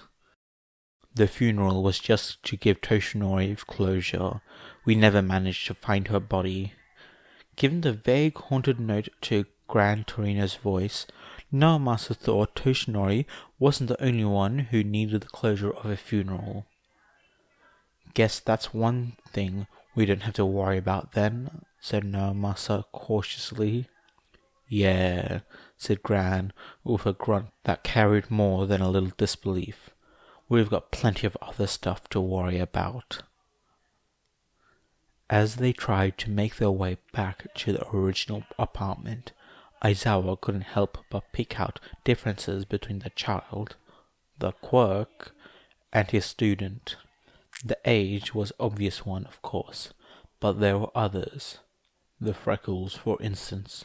This version of Midoriya had more of them, and they seemed deeper somehow, darker, more symmetrical. The pattern of them swept across his nose and cheek, and down his neck, making a reappearance on the back of his hands. Then there were the questions. The real Midoriya would fire off questions after questions about quirks if you gave him even a slight indication that you'd answer them. But his questions had a different weight and focus. The real Midoriya was typically more interested in effects and mechanics, in results, exterior concerns. This child asked questions like that too, but he was asking more questions about how it felt to use the quirk he was asking about, which Midoriya usually didn't. Except one, recently, and then he'd somehow wound up using Aizawa's quirk. And now his comments about remnants made more sense. Not remnants as in vestiges, but as in tattooed remain of his own native quirk. Which brought Aizawa to the next oddity. This Midoriya was limiting his questions to Search alone. Search, who was acting very confused by them all. Midoriya, said Aizawa, interrupting the barrage and preparing himself to take another shot on what was really a ridiculous theory. There wasn't much chance of being overhead here anyways. This street was fairly empty, although noise from the riots still reached them. The child turned his huge green eyes on Aizawa. Mm-hmm. Who's your father? That is the one that's here. What do you mean? The one that's here, repeated the child. You know, around. The one that brought us here. The one that uses us. Aizawa was not about to swear in front of a toddler. Does your father use you often? Asked Aizawa. The little Midoriya shrugged, kicked the ground. Yeah, he said, before puffing his cheeks out into a spout. But he doesn't use me right. That's why I want to go home. How does he use you? He just has me. The child threw his hands out in frustration. Do stuff. His quirk is supposed to let him understand us, understand me, but he doesn't use it like that. He just makes me understand, and I never get to do anything really fun, which isn't fair. I have to go, said the vigilante suddenly. What? Why? Said Search. Just do, said the vigilante, backing away. Are you really that scared of a 4-year-old? Asked Search. You know he's not really a 4-year-old, said the vigilante, just barely audible from his distance. Look at him, he's just a baby. I'm not a baby, I'm already 4. He held up the corresponding number of fingers. The vigilante shook his head and continued to walk. Yeah, said Search, crossing her arms. The child tugged on Aizawa's pant leg. Mr. Eraser, I'm tired. Can you carry me? Aizawa had his doubts about whether or not one could truly get tired here, but he couldn't resist a face like that. He picked up the child and ignored Search's teasing smirk. They walked for a little while longer, and it seemed that, for once, things would go smoothly. Of course, this was a trick played by an eternally lying universe. Hey, it's the kid that asks questions, shouted the one of the figures they passed loudly, and a few minutes later he and Search were running from a mob. It wasn't a large mob, but it still was one Aizawa didn't want to fight while carrying a child in this world of uncertain rules. Search, running beside him, seemed to be of the same mindset. Something is going to notice this, she said as she pushed past the doors of the apartment building, temporarily blocking them with the reception's desk. I know, grunted Aizawa, but we're almost there. Come on. The steps felt steeper than before, possibly because he was carrying a young child with a large backpack. It was probably psychological. Glass broke. There were footsteps on the stairs behind him. Too fast. A speed quirk? He half-turned, hoping erasure would work here. Midoriya's quirk lobbed his bright yellow backpack over Search's head and at the speedster's face, knocking him down the stairs and taking out several people behind her as well. Good job, problem child, huffed Aizawa, adjusting his grip on the child. When they reached the apartment, Aizawa stumbled into the kitchen. Breathing heavily, Search slammed the door behind them and threw the bolt. The question now was how to get back. The light beyond the curtain shifted, lightened. The door was thrown open, revealed a disheveled and bruised Midoriya with white-dyed hair. This way, he said, waving them out of the apartment. Wait, said Search. How am I here? The same reason Aizawa-sensei could go there, said Midoriya. But I'm a quirk, not a human. Am I gonna stay here? As they went down the stairs, their surrounding warped until they were emerging into a facsimile of a common area of Class 1A dorms. Maybe. I don't see why not. I mean, I have your DNA, so... What? Asked Search and Aizawa at the same time. Problem child, please don't tell me that she's also related to you. She isn't, but one for all, the quirk passed down to me from one, it scans DNA and remembers the DNA of people who are compatible with it. In this case, relatives. That's part of why I was able to use your quirk, Sensei. So, she is related? No, but All for One is, said Midoriya. And he had surge when I saw him last. And that whole thing should be easier now that... He waved his arms at his child-shaped quirk. So, there's nothing he has on you that I don't, he continued, addressing Surge. He bent over, putting his hands on his knees. Midoriya looked exhausted. Is this what you look like right now? More or less, said Midoriya. Can you give me back? Asked Surge. Can you put me back where I'm supposed to be? Midoriya stood up straight, looked at his quirk, he held out his hand, and Aizawa passed the quirk over. There was a flash of light when it faded. Midoriya was in casual clothes, a green hoodie, and a t-shirt decorated like All Might's Golden Age costume. He was holding the notebook with All for One's quirk in it. I don't know, said Midoriya. His thumb brushed the cover of the notebook. But if Ragdoll is there when we get there, I'll try. The building shook, windows cracked like they never would in real life.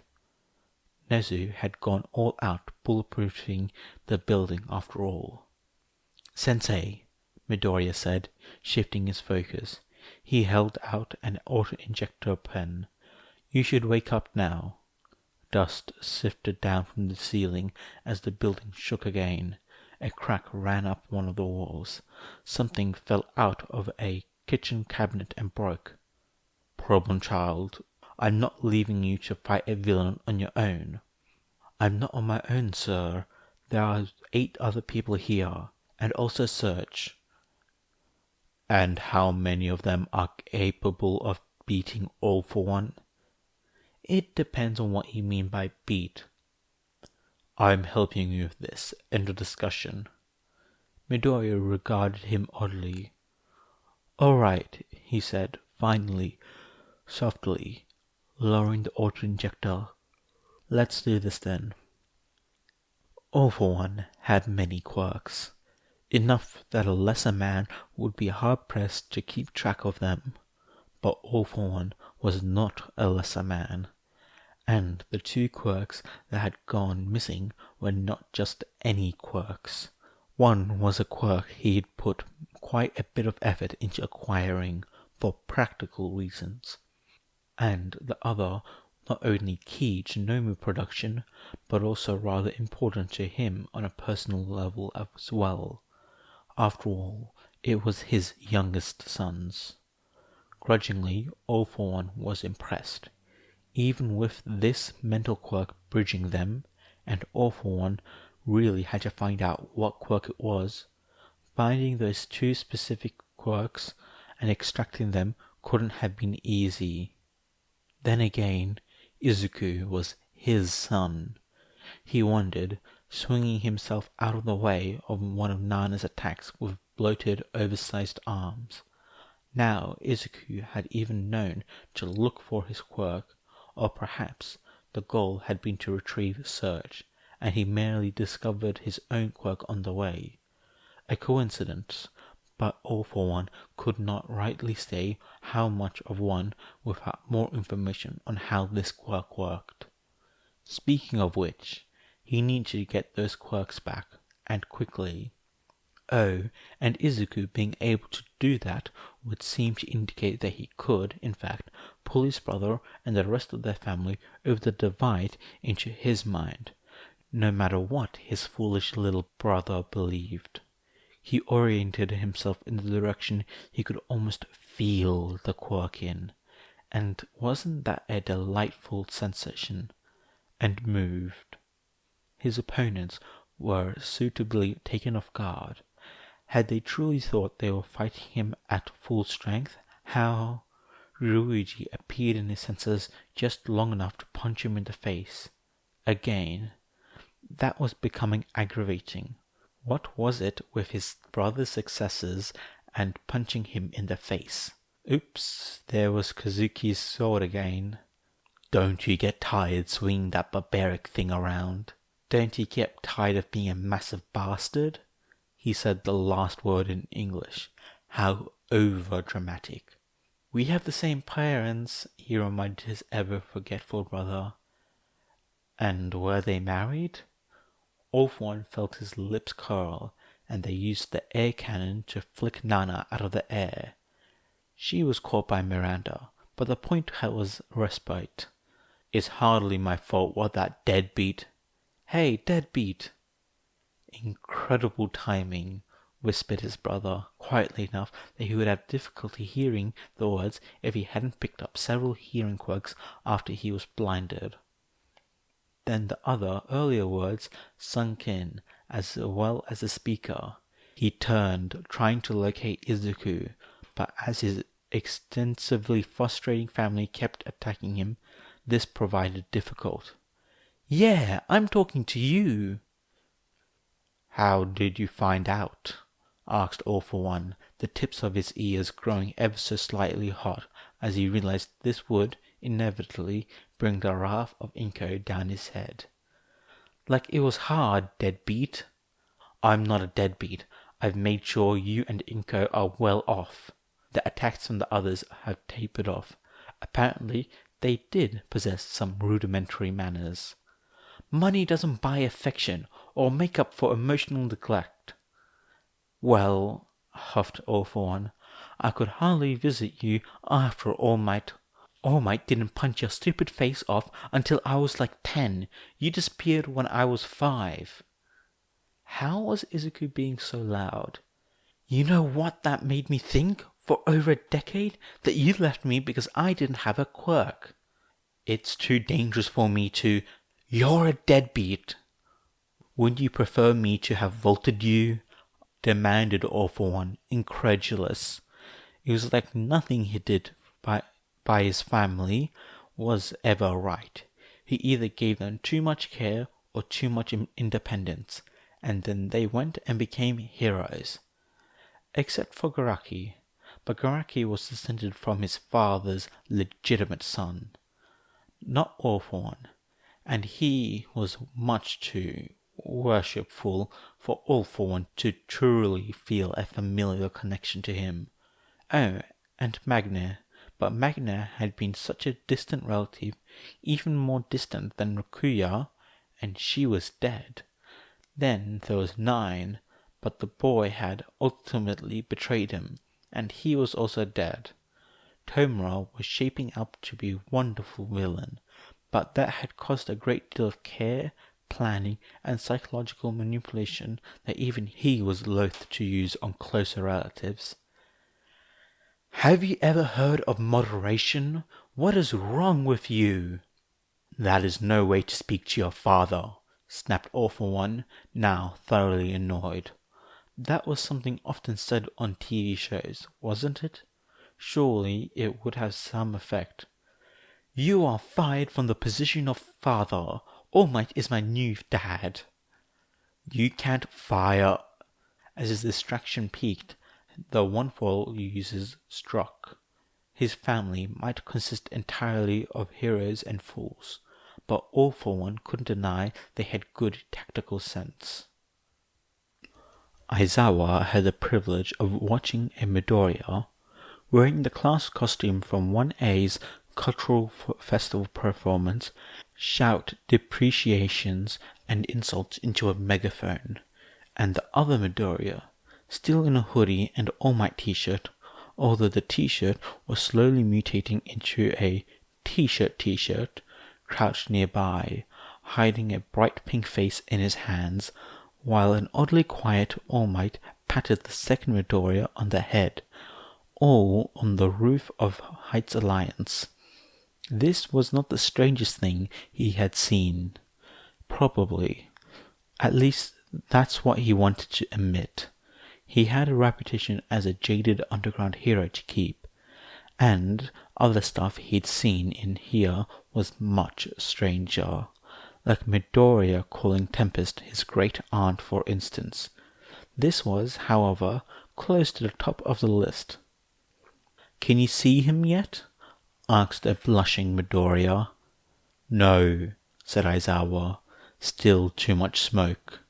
You know it's technically not smoke," said Midoriya. "Midoriya, what happens if he's still in your mental landscape when the quirk ends?" Midoriya looked up. "Best case, he gets booted back to his own head, like you should be. Medium case 1, he gets sent back to his own head, but his mental connection to Toshinori and to me is strong, which would suck, but we would live with it. Medium case 2, he gets stuck here and acts like the vestiges. That would be way worse, but it'll be worse for him, and we could outvote him on any consensus issue. Worst case, he gets stuck here and has more power than the vestiges and steals my body. We want to avoid that." "No kidding." "Soma thinks he's going to jump after Nana and Miranda soon," said Midoriya, voice suddenly sharp. "Be ready." Aizawa hadn't taken his attention off the battlefield at all, but he braced himself to use his quirk, even if he wasn't sure it would work on All For One in this mental landscape. And then, sure enough, a suited figure leapt above the dense clouds, directly for Tempest. Aizawa activated his quirk, his hair lifting. He wasn't thinking about it, and his eyes burning. All For One started to fall. The shouting Midoriya vanished, and the other one took a flying leap off the roof and exploded into green lightning. The fight for All For One had made its scrambling, halting way to Izuku's Mindscape. This was partially by design. The rapidly changing terrain, and to some extent laws of physics, kept All For One off guard. The path they guided All For One down was also far away from any easy contact points within his mind, the better to keep him from dragging one of them back. But this also was a barrier to getting him back into the vault, which was why the timing here was so important. As Izuku arced through the sky, the landscape below him shifted into something older, something without the dorms, something Toshinori would have seen. Jumping his way to the school while he still had full access to One For All. He grabbed All For One's ankle as a square hole opened up in an otherwise blue and cloudless sky. Beyond it was the glittering skyline of Tokyo. And another hole. This one was a window into a torn battlefield. Another hole looked out into the server room, and the one after that onto a city street during a festival. Then Soma's village was the next scene. After that, a beach whipped by waves and wind. Then a blasted building at night. Finally past that, sitting at the end of the squares, like the terminus of a tunnel, was the vault. It was warped and twisted, but visibly repairing itself. Izuku flung All For One through the tunnel of memories, each passageway seeming to expand around them until he and all the vestiges were standing in front of the vault in Kazuki's memory once more. The door was fixed. Izuku ran for it. All the others beside him pushed. Mere centimeters from closure, something hit the other side of the vault and growled. Their progress slowed, but they were almost there. Aizawa woke up. "Where the hell am I?" "UA," said the recovery girl primly. Aizawa sat up, expecting to be sore for some reason. Of course he wasn't, because all he'd done was sleep for 8 hours. which was novel. Dear Lord, he actually felt awake for once. "Where in UA?" he asked, not recognizing the surroundings. "The underground," said Recovery Girl. "Are we in high lockdown? Had the villains attacked UA? Or worse, had the Commission attacked UA?"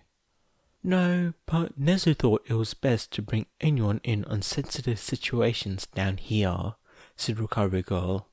"How do you feel?" "Fine. Where are my kids?" "Except for Midoriya, they're also down here," said Recovery Girl. "Something about not being accessible to the Commission while they were running a PSYOP campaign against them." "They're doing a what?" "Okay," said Denki. "That's the video compilation defending Midoriya's character number 1. How are you guys going on the social media front?" "Well," said Jiro, "there are a lot of people out there who really hate the government and really hate heroes. Unfortunately, most of those people are villains." "Hey, we don't know that," said Jiro. Okay, fine. A lot of them latched on and are being dismissed as villains and villain fanboys. "Alas, mon ami, I'm quite sure that some of them are villains and many more of them are villain fanboys." "How can you tell?" asked Denki, still focused on his screen. Video compilations didn't make themselves. "The username Dabby is the hottest of hot 69 doesn't really leave much of an imagination, especially not when combined with that profile pic. Ghastly." "I don't know," said Mineta, who was sitting on top of the couch behind Ayuma. "It almost looks like Todoroki with all those filters on." "That's probably because he is my brother," said Todoroki, calmly walking into the room, as if he didn't use his first post-quirk coma words to them to drop an incredible truth bomb. A truth that explained nothing, really. If Denki was being honest, actually, it made everything even more confusing. "You're saying you're related to Darby," said Yarozo. She sounded defeated. "The villain Darby." "Yes," said Todoroki. "He's my older brother, Toya. We thought he was dead." "Are you the only one who has fought free of the darkness of dreams, Todoroki?" asked Tokiyami. "No, the others are still getting checked by Recovery Girl. Also, I got kicked out of the infirmary for punching Bakugo." He sat down on one of the couches and made a contemplative noise. "What are you doing?" "We're blasting the HPSC on socials. Wanna help?" Todoroki stared at him blankly. "We're conducting a public relation campaign against their hero commission to support Midoriya," explained Shinso dryly. "Oh, yes, I would like to help." "Great. Yamame can hook you up with a computer. Do you have any social media?" "I have Tumblr." No, that's no good. Only weirdos go there and no one takes it seriously. You need Trill or HeroTube, maybe Pictogram." "I can set him up into the Veil of Darkness," said Tokiyami. "So first," said Denki, "you need to write out all the shady stuff you saw the Hero Commission do while you were with Midoriya. They did do shady stuff, right?" "Tons," said Todoroki. "There was a guy named Suzuki who was with us while we were in Midoriya's mind. He was awful." "Great." Todoroki frowned. It wasn't great. It really wasn't. "For our social media campaign." "Once you're done," said Jiro, "you should upload all your best conspiracy theories about the Hero Commission." Something twinkled in Todoroki's eyes. "My time has come." The doors slammed open. Todoroki slumped down in his seat and scrunched his legs up. "Where?" growled Bakugo, squinting through two black eyes. is icy hot. Yo, Bakugo, we didn't know you were awake. Want to help with? No. Bakugo slammed the door shut. They could hear him stomp away outside. So, said Jiro, you hit him twice? No, said Todoroki serenely. Uraka hit him first. Izuku gasped. Toshinori stumbled. Reality seemed to become realer, sharper. A blur that had been following them around for most of the day faded. Perception, knowledge, memory, and personality shuffled themselves into a configuration they were more used to. Mostly. Toshinori swore in English. Izuku couldn't help but laugh.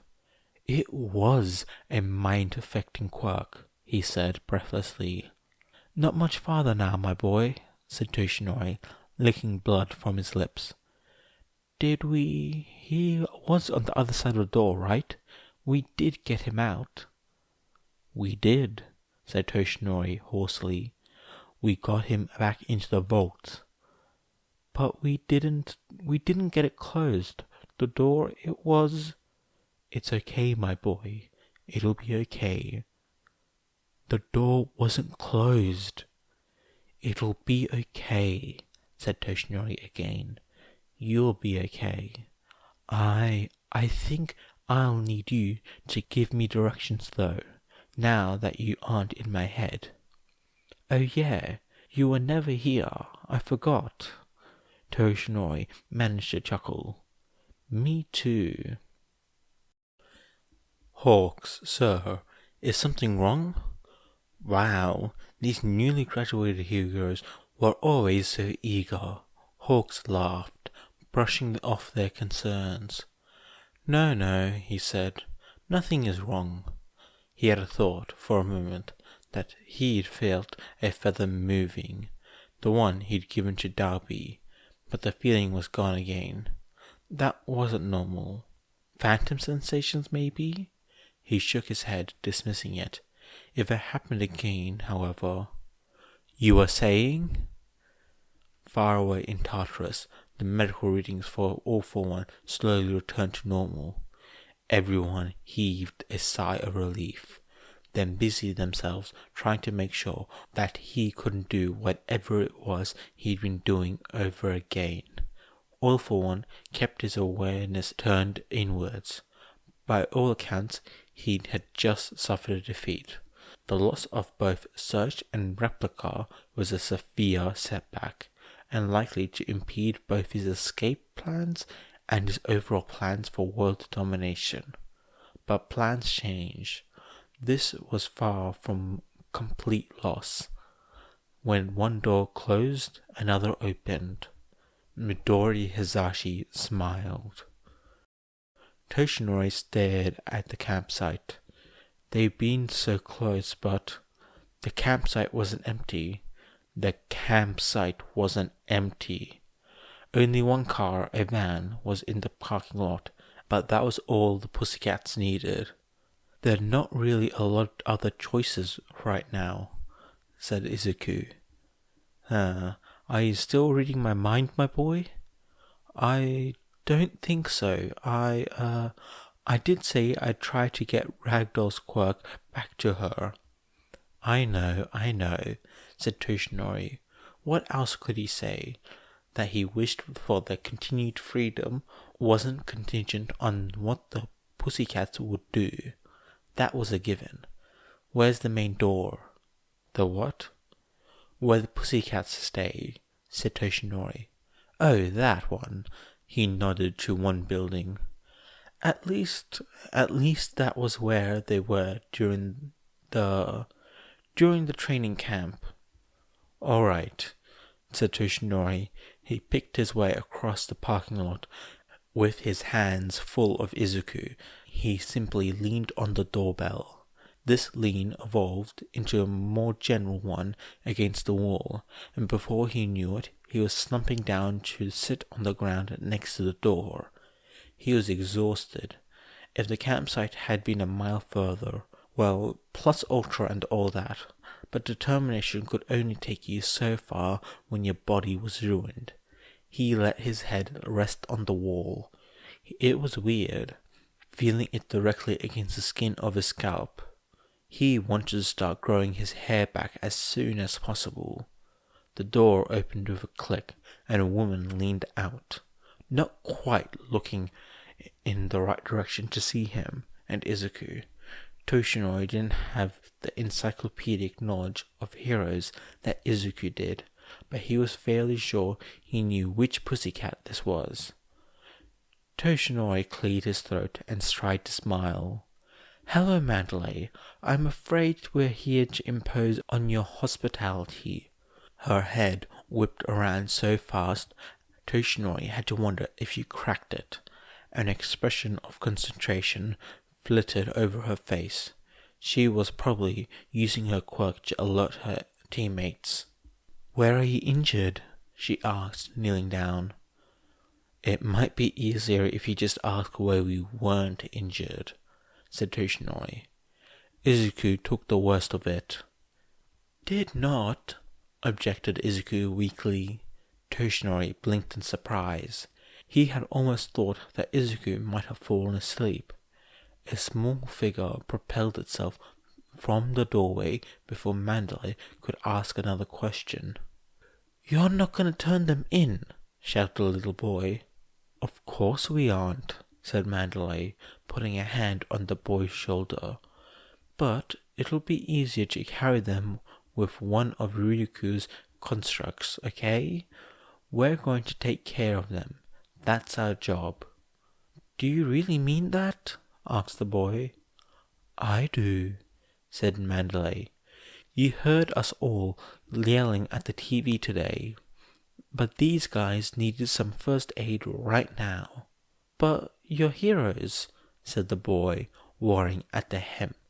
"You've got to do what they say. It's the law." "We're professional heroes, sure," said Mandalay. "But before that, we're just plain old heroes, and heroes help people, no matter what the law says about it."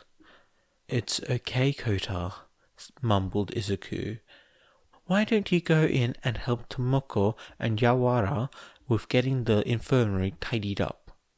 Pixie Bob slid out of the door, 2 collapsible stretchers tucked under her arms. "All right, what's the damage?" "I'm still trying to get these 2 to tell me that, actually." There, I'm sure you tried your hardest, Makia dear," said Inko, patting Izuku's once babysitter on his very large, craggy shoulder. "Izuku can be slippery when he doesn't want to be found, I'm afraid." "Wait," said Shigaraki Tomura. "You're giving up?" "Of course not, but we're hardly in a position to continue right now, are we?" She gestured at the burning building and her own state of relative undress. She gave Tomura an encouraging smile. The boy clearly needed better role models in his life. "It's the basis of first aid and something I'm still trying to teach Izuku. You have to make sure you are alright before you can help. Or maybe beat the living daylights out of them," which is what she was going to do to Hayazashi as soon as she found him. "What you're going to do now is bring me to your black market supplier." "Hey," said Twice, "how did she know about Girin? How did she know about anything, idiot? She knows things." Inko smiled mildly and filled away the name for later. It had been a long time since she'd put these skills to use, but it was like riding a bike. You never really forgot, no matter how long it had been, and once you started, you wondered why you had stopped in the first place. Even when being productive and attempting to destroy the reputation of a powerful arm of the government while hiding in an underground bunker, Aizawa's class was next to impossible to corral, and loud, very loud, especially Bakugo, who had decided to help by uploading stories about what Midoriya had been like as a toddler. Personally, Aizawa wasn't sure how that would help, but Kaminari and Mina seemed to be very enthusiastic about it. Whatever, at least they were all, except for the problem child himself, in the same room and unlikely to go running off from the moment. Even Eri was here, aggressively making crayon drawings of herself and Deku, the best hero ever, which meant that he could finally return to the warm, familiar embrace of his sleeping bag. His cell phone rang. He picked it up without much thought. Very few people knew his number, and Nezu was screening his calls. It couldn't be the Hero Commission. "Aizawa," he said. "This is Sasaki."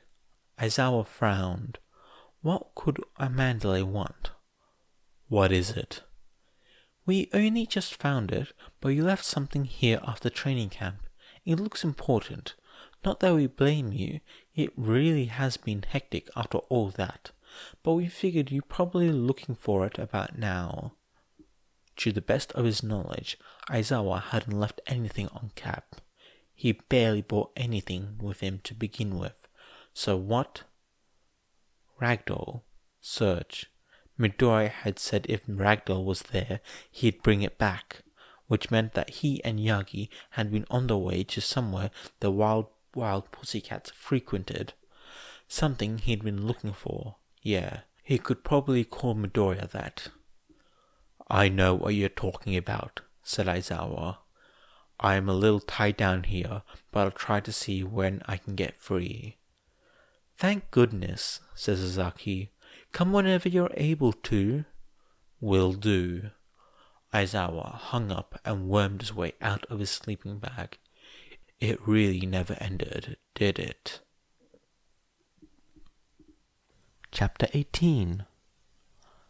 "I cannot recommend this course of action," said Nezu, steepling his paws. "The commission will be looking for you." "Legally," said Aizawa, "they can't hold me for anything." He had not, after all, done anything illegal. Anything he'd done in the dreamscape could be written off as, well, happening in a dream. The commission does not seem to care about that. "I've got to look after my students," said Aizawa. "Even the ones who are idiots. Especially the ones who are idiots." "Quite so," said Nezu. "Also, could you please let Midoriya know that his notebooks are safe? They are quite a monument to the art of quirks analysis." Aizawa closed his eyes. He would like to say that he was too tired for this, but the truth was that he was feeling well rested. He still wanted to crawl back into his sleeping bag and never get out though. The things he had to deal with. "You took Midoriya's notebooks?" asked Aizawa. Hizashi and Nomuri were frantic about those. "Indeed. They were quite enlightening with regards to understanding the mental development of human young." There were so many things wrong with that sentence.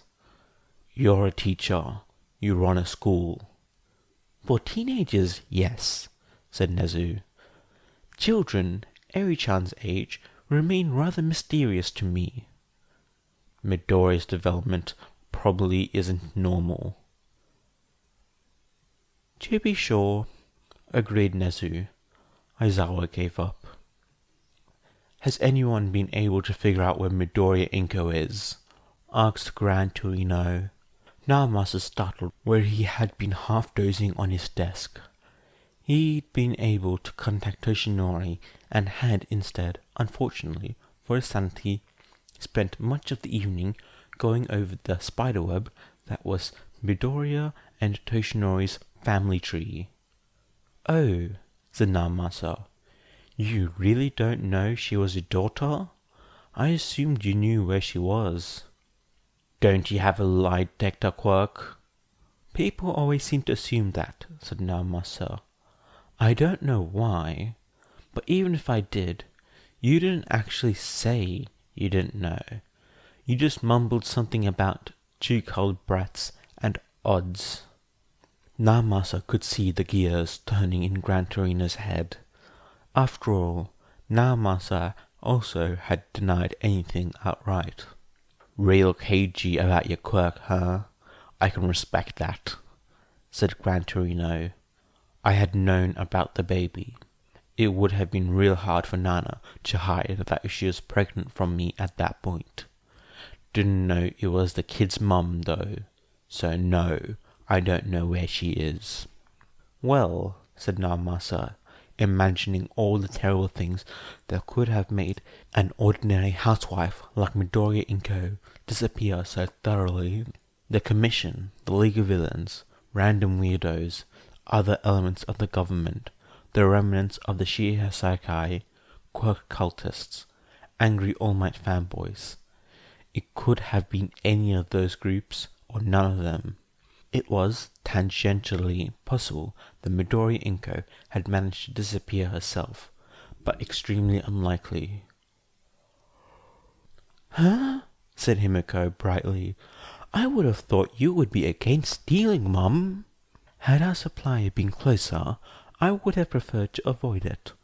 But different actions are appropriate under different circumstances, said Inko, tugging futilely at the blazer she borrowed from Himiko. You have to weigh the harm your actions may cause against their benefit. Stealing from a shipping center like this causes very little harm to individuals, but is a great benefit to us, especially if we conduct ourselves stealthily and avoid casualties. It was at this point that Darby, thrown over Markia's shoulder, startled into consciousness, and promptly lit himself on fire. Inko sighed.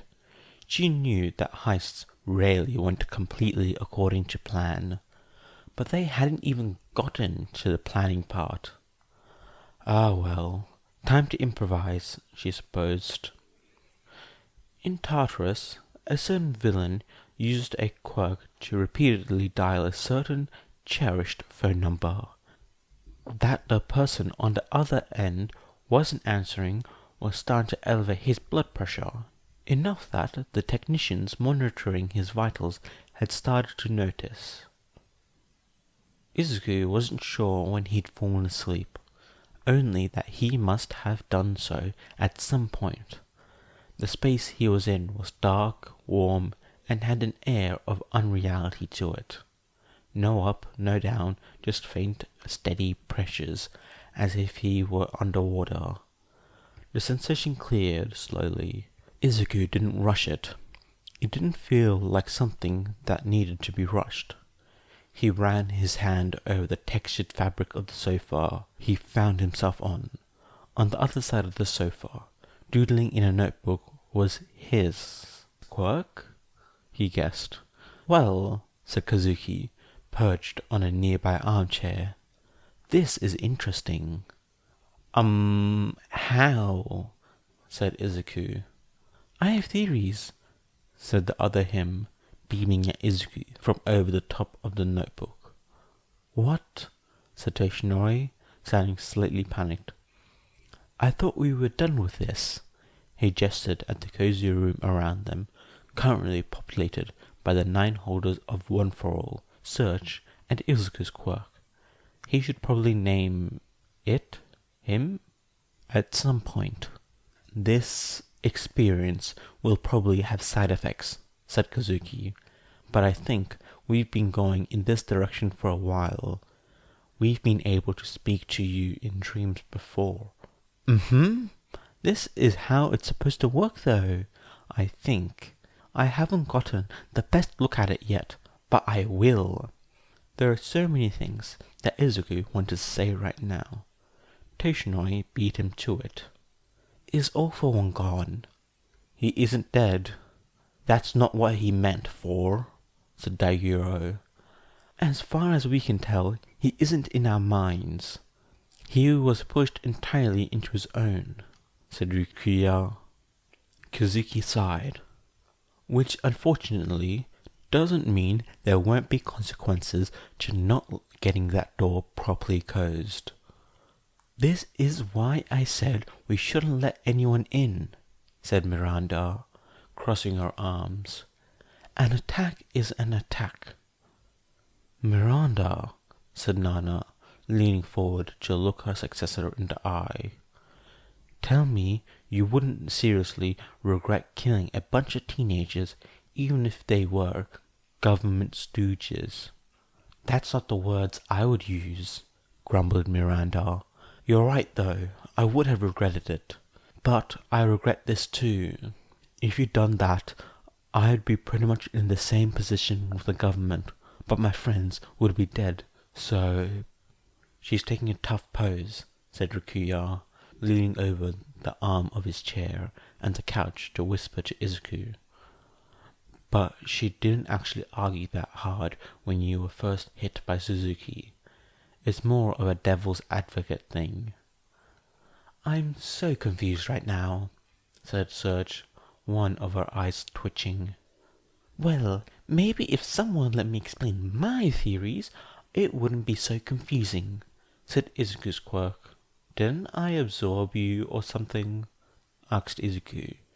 Maybe it was the trauma of the past day or the fact that he was dreaming again, but it still felt like at least half his brain power was gone. "Yep," said the quirk. "But since you're dreaming and we've been apart for a while, you're seeing me like this." He bounced slightly on the couch as he shifted into a kneeling position. "Also, I think it might be part of the same problem as Stockpile." It was really weird talking to, well, a part of himself. As soon as the quirk said something, it was like he already known it. He just hadn't known he'd known it. "It took you months to start thinking about One for All as your own, and we've only been back together for a couple of hours, and before that, you'd only used me once. You hadn't even named me yet." "What are you named?" said Izuku. It might make it easier to refer to the quirk if he had something to call it, or him. The quirk made a face. "Well, Daddy called me Replica, but even though that's all he used me for, it's not all I can do. It was so boring being with him, even though his quirk is so cool. I'm glad I'm back and you'll use me lots." Izuku, still not sure what using his quirk would entail, despite the odd impressions flicking through his mind, didn't say anything. The quirk didn't seem to notice. "So I guess I don't have a name yet. You'll have to decide." "Replica," said Serge slowly. "Because you can copy quirks?" Izuku's quirk shrugged. "Yep," he said, without concern. "Yeah, but Daddy doesn't have that copy anymore, and I didn't get a chance to copy you again after he gave it away. I was too busy making a new copy of his. All for One is complicated." "Wait," said Toshinori, something between horror and panic coloring his voice. "You mean there's another version of All for One floating around somewhere?" "Yeah, there's a lot of copies of a lot of things, but I can only hold onto one copy of a quirk at a time. I can only make new ones if they're removed." Izuku nodded. That made sense. "Where?" asked Toshinori. "I don't know. I couldn't really tell you what was going on in the real world or anything." "Probably in a Nomu," said Izuku, picking at his lower lip. "I don't think Shigaraki had it. Otherwise, he would have used much more than decay. And I don't think All for One would give it to anyone he didn't control utterly. Hopefully, it won't be usable." "Do you know?" "Nope," replied Replica. Izuku sighed as the other One for All users started muttering about "here we go again." He hadn't really thought his quirk would know, because he certainly didn't. "What did you mean about the stockpile?" Oh, I want to hear this, actually, said Kazuki, leaning forward to rest his cheek on his hand. Are you saying that you don't want to hear about the other... Oof! Rukuya stumbled backward into his seat after taking a pillow to the face. Okay, said the quirk, happily. So, the stockpile quirk originally belonged to someone else. My half-brother, yes, said Kazuki. Izuku wished he knew the rest of the story behind that. He really did. Which meant that you were pretty genetically compatible with the stockpile quirk, so it didn't kill you or mess you up physically a whole lot. But that's not how your quirk, One for All, was supposed to interact with other quirks. You have different mechanisms. Images and impressions of that mechanism briefly impressed themselves on Izuku. So, continued the quirk, you didn't really know how to deal with it, and it wound up damaging the stockpile a whole lot. From what I can tell, he tilted his head. From what I can tell, and I'll be able to tell you a lot more once you let me in properly, the quirk phantom from the stockpile was basically destroyed, and what was left got integrated in One for All's quirk phantom, which is part of you, he nodded at Kazuki, which let you use the quirk more or less okay, but it wasn't natural, and it made One for All really work hard to integrate it, and the extra genetic part might be why it fades out of the previous holders too, because from what I can see, it really shouldn't do that. Unless maybe the stockpile works more like pouring liquid into a cup, and the pitcher can only pour into one cup at a time, and... The quirk spoke faster and faster as he went, and Izuku was duly impressed by how much they could get out without having to stop for a breath. That probably had something to do with not being a physical being. Anyway, once All Might passed One for All to Izuku, that changed, since he still had parts of me in him, and I can directly receive quirks, which meant that One for All could finally work the way it was supposed to, and start incorporating the quirks of past users. The quirk looked very pleased with himself. How does that bear what happens between you and me now? Asked Izuku. You followed that? Whispered Daiguro, loudly. He too got a pillow in his face. Of course he followed that, said the quirk. I'm part of him, and I'm the one who's saying it. But the point is, getting a quirk yanked out or shoved in isn't, normal. It messes up with how things are supposed to work, even if it's a quirk you're compatible with. You don't even know how I work yet, finished the quirk with a whine. That was very true, and something he had to fix as soon as possible. Once again, he found himself at the starting line that most other people his age crossed long ago. How do you work? Asked Izuku, leaning forward. He had a notebook in one hand and a pen in the other. The quirk grinned, and it looked like a mirror. Okay, before we wake up, I have another question for all of you. Go ahead, Izuku. You deserve answers, especially from me, said Nana. Izuku blinked, recalled some revelations that had come up during the Dreamscape fiasco? He was going to call it a fiasco, and shook his head. Not those questions, sorry. I'm still processing the fact that you're all related to me. Any more and I'll explode. Don't worry, my boy, said Toshinori, patting Nana's hand. We're both very excited about being related to you. Fair enough, please continue, said Nana. All of us being here like this, doesn't this mean you'll still be able to talk in our heads and stuff? No idea, said Kazuki. Haven't really had the chance to try it out. Okay, but if it does, do you think Toshinori and I will still be telepathic with each other? I mean, said Kazuki, looking between two of them contemplatively. He is here. You are here, he told Toshinori. Toshinori squinted at him. Are you trying to feed me a line? Hey, said Izuku's quirk.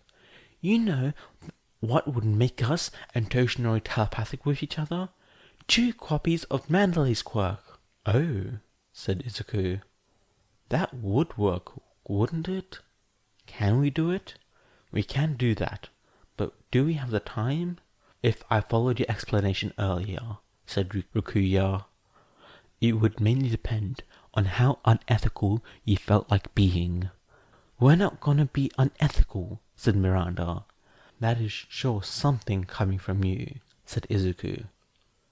Look, I never pretended to be a saint, okay? Here we go again. Serge looked at Izuku, troubled. You aren't gonna do that, though, are you? You aren't going to take a telepath? No, said Izuku, practically launching himself from the couch to wave his hands in negation. No, we're just looking at the quirk, respectfully. Toshinori grabbed one of Izuku's flailing hands and pulled him back into a seat between himself and Nana. Yes, Izuku's a very respectful young man, and I will get you back to Ragdoll if she's okay with me using, well, that quirk on her, and I'm able to actually process it, I think. It should... He trailed off, looking for his quirk. He'd forgotten about its representation for a moment, but the quirk was no longer sitting on the other couch. Izuku looked down. The back of his hands were covered in neat lines of dark freckles. It took Aizawa longer than he would have liked to actually get the time to drive out to the Wild Wild Pussycats campsite, as much as he would have liked to rush right out as soon as he got Nezu's blessing, or as close to Nezu's blessing as he was likely to get from the rat. It would still be stupid, illogical, to rush out while the hunt for Midoriya and Yagi was still so hot. Not to mention whatever was going on with the League of Villains, who had been sighted stealing Lad King's car of all things.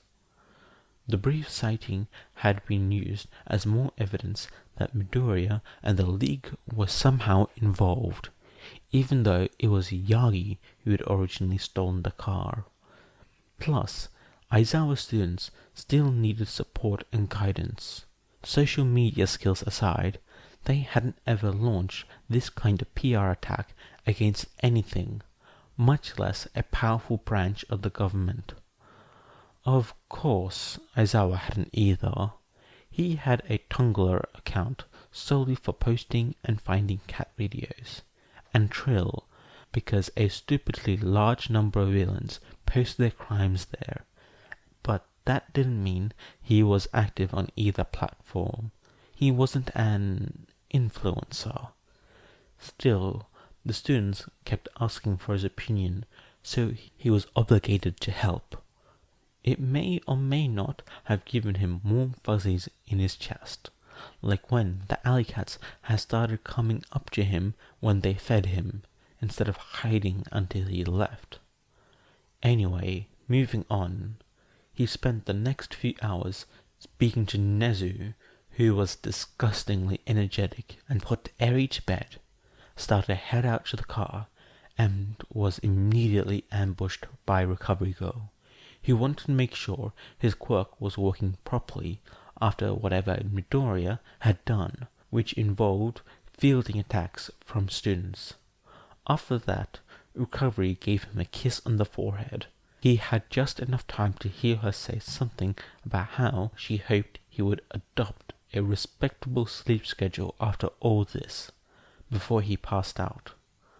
More than a little cross and exasperated with himself, he left first thing the next morning, after driving off Midoriya's friends who wanted to come with him, getting out past the surveillance that the Commission had put into place and the reporters that had parked all around UUA was a joke.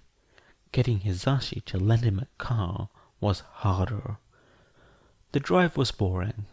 When he was almost there, he saw suspicious marks near the side of the road and stopped to look down.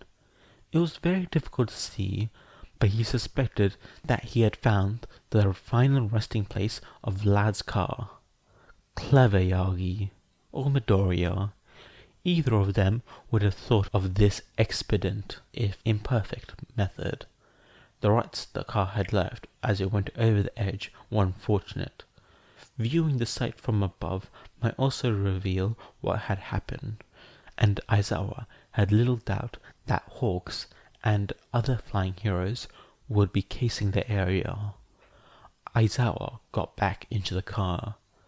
The campsite looked much the same as it had during the summer, except for the loss of leaves on the part of many of the trees. There were leaves caught in the middle of the parking lot as the wind swept the area. He squinted, then glared. There was a great deal more red left on those leaves than his drive so far would have led him to suspect. Knowing that turning back would be counterproductive, Aizawa parked and got out of the car. Aizawa and Hawks stared at each other from across the parking lot.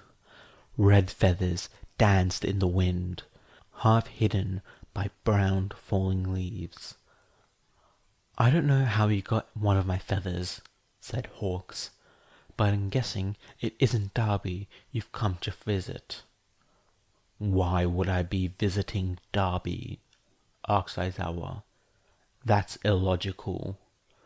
"I know, that's why I said, why would Darby even be here in the first place?" "I gave him one of my feathers," started Hawks. "Why would you give one of your feathers to a villain?" asked Aizawa. "To track him." "Yes, but why would you give Darby, a known villain, a feather to track him when you could have simply taken him into custody?" "I've been assigned to track him back to the others." "Assigned? How logical. But I shouldn't expect anything better from the Commission. To begin with, why would Darby, knowing you can track your feathers, take one? That's even more illogical than you giving one to him in the first place." "He didn't know I..." "If he didn't know you'd be here, how could he possibly be meeting you?" Hawks and Aizawa stared at each other. Aizawa could see the confusion glaze Hawks' eyes. Weaponizing confusion like this was more of Namiri's thing, and she usually only used it to make enemies hesitate long enough to take them out, which Aizawa couldn't do to Hawks, not unless he wanted to be a fugitive too. Was it too much to hope that Hawks would get confused and leave? "Are you here to meet Midoriya or not?" demanded Hawks. It was too much to hope. "I'm here to pick up something of the schools. The summer training camp didn't end as planned. Why are you here?" "I just told you." "No, you asked me if I was meeting Darby." Hawks opened his mouth, shut it, and furrowed his eyebrows. You're right, I did. You know, you've really screwed up my attempt at being dramatic." "How embarrassing for you." This was not the way Aizawa wanted his first post-stream coma conversation with Hawks to go, given what Midoriya had suspected about his treatment, but he didn't have the luxury of being nice when his students' welfare was on the line. "You're really mean, you know that?" He did. "Is there a point to this, Hawks?" Hawks grinned. "Nope, just looking for Darby, covering all my bases. Hope you find that thing you're looking for." Hawks took off vertically, scattering leaves in all directions, and leaving Aizawa staring at the sky in disbelief. While not rivaling yesterday in terms of sheer stupidity, this was inching up on his list of days that sucked. It was nowhere near the top, of course. He was an adult with a violent and often fatal job, and before that he'd been a child training to do a violent and often fatal job. Bad days came with the job description. He had enough bad days that the dates alone would fill an entire phone book. It didn't stop today from sucking, nor did it stop the creeping feeling that he would be experiencing many more particularly bad days in the near future. He knocked on the door. Tsujikawa, Pixie Bob, opened it. "I'll take you to see him." The campsite infirmary had been built with training both hero students and pros in mind. The key word here was training. The infirmary was equipped for relatively minor issues and emergency first aid, not surgery, not Yagi's ongoing health problems, and definitely not whatever was going on with Midoriya. Whether even an entire, fully equipped hospital could figure out what was going on with Midoriya, much less treat it, was a different question. Regardless, when Aizawa was let into the infirmary, Midoriya was awake and sitting up in one of the beds, hands flying animatedly as he spoke to Kota. Yagi was in the next bed over, awake but not participating. The rest of the Wild Pussycats were there, watching the interactions with slightly guarded expressions. "Young Aizawa," said Yagi warmly, "I wasn't sure you'd be able to make it. Is everything well?" Aizawa felt his eye twitch. Objectively, logically, there was nothing objectionable about the scene in front of him. Midoriya and Yagi had clearly been trying to update their disguise since the broadly televised fight with Hawks. This was not only advisable and condemnable, but necessary. All the same, Aizawa didn't see why they had to update their disguises like that. "Whoa," said Kota. "You all look like you could be related." Midoriya blushed all the way to the roots of his straightened, black-dyed hair. Yagi, evidently seeing something in Aizawa's expression, removed the long black wig he had been wearing. "We're just doing it to mess with Darby," said Midoriya. "Why is everyone obsessed with that pyromaniac today?" "Everyone?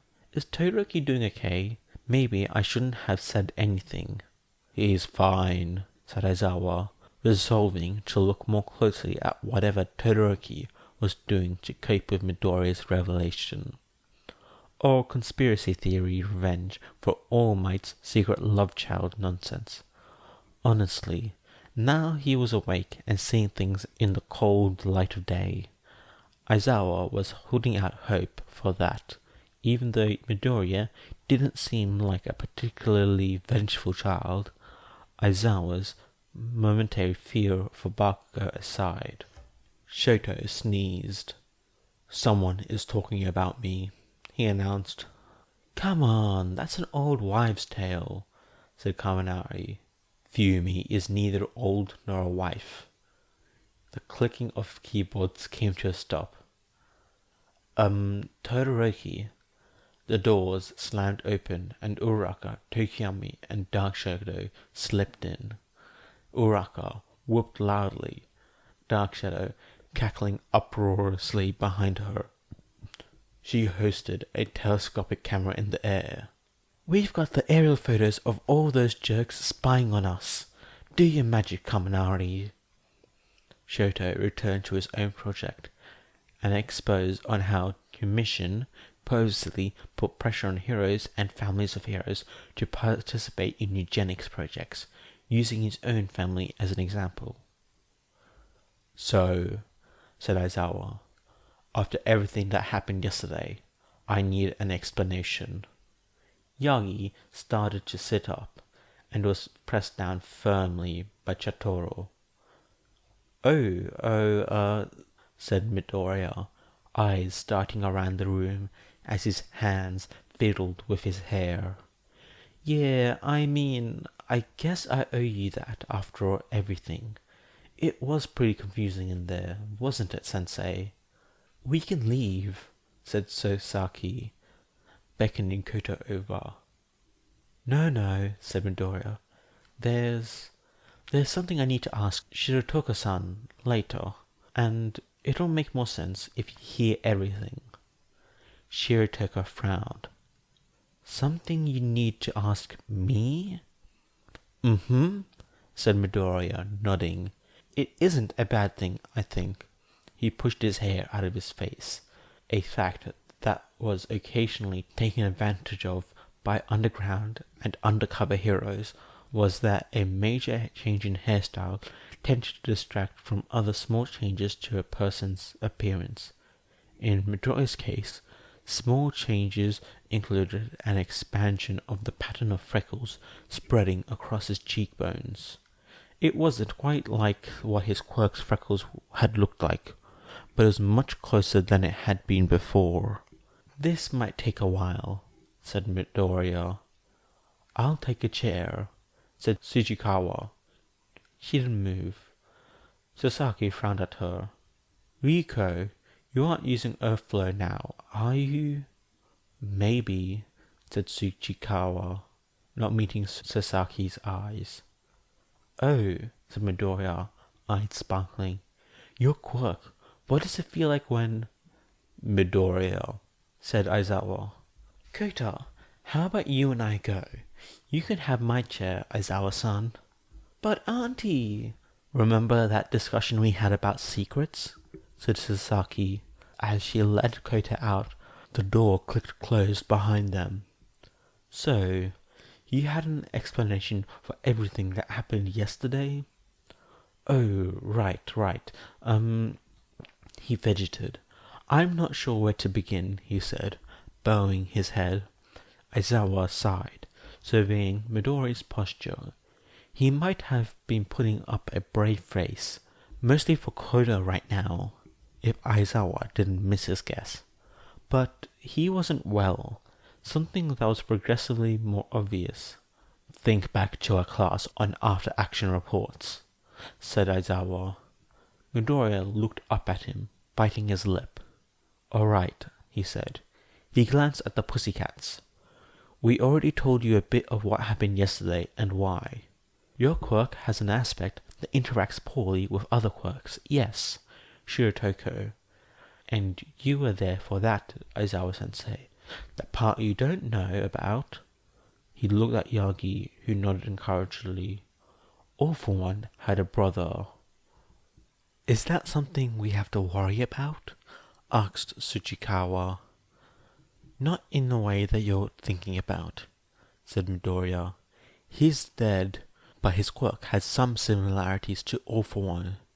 It was sort of an inverse of his quirk. All for One can give and take quirks forcefully, but his brother's quirk, One for All, is a quirk that lets its users pass it on, and any other quirk they have, but only willingly. Aizawa saw the moment when the pussycats put this together. I was the 8th holder of One for All, he said. He coughed a little, speckling a tissue with blood. And I'm number 9, said Midoriya. This is where the explanation gets into some really theoretical quirk mechanics. Well, said Shirotoko, after learning about a quirk that can steal quirks and a quirk that can give away, it can't get too much weirder, right? The corner of her mouth wavered, showing the lie of her facade. Midoriya nodded. If you say so. The thing is, quirks have 2 parts. A physical genetic part, he waved one hand, and a mental spiritual part, he shook the other hand. If you're missing either part, the quirk doesn't work properly. They need to be together. He clasped his hands together. All for One and One for All have to interact with both parts in order to work. All for One creates a mental connection with his victims in order to steal the mental part. Shiratoko flinched. Midoriya noticed and cringed. "Sorry," he said. "No, I'm fine. Keep going." Midoriya looked troubled, but continued. "And, All for One, the quirk, used a destructive copying mechanisms to transfer the physical part. It's kind of like what happens on a computer when you move a file. It actually copies itself, then deletes what was in the original location. Meanwhile, One for All works a bit more slowly, and the physical part reproduces itself in a new user, sort of like a retrovirus, while the mental parts are shared between users. But the mental part of quirks is, well, it's mental." Yagi mumbled something about not comparing their legacies to a virus. Midoriya didn't seem to hear him. Once you've established a connection between the mental part of the quirks, it isn't too big of a jump to expand that connection. That's why Toshinori was affected by the Dreamscape quirk too. The problem is, All for One can do that too.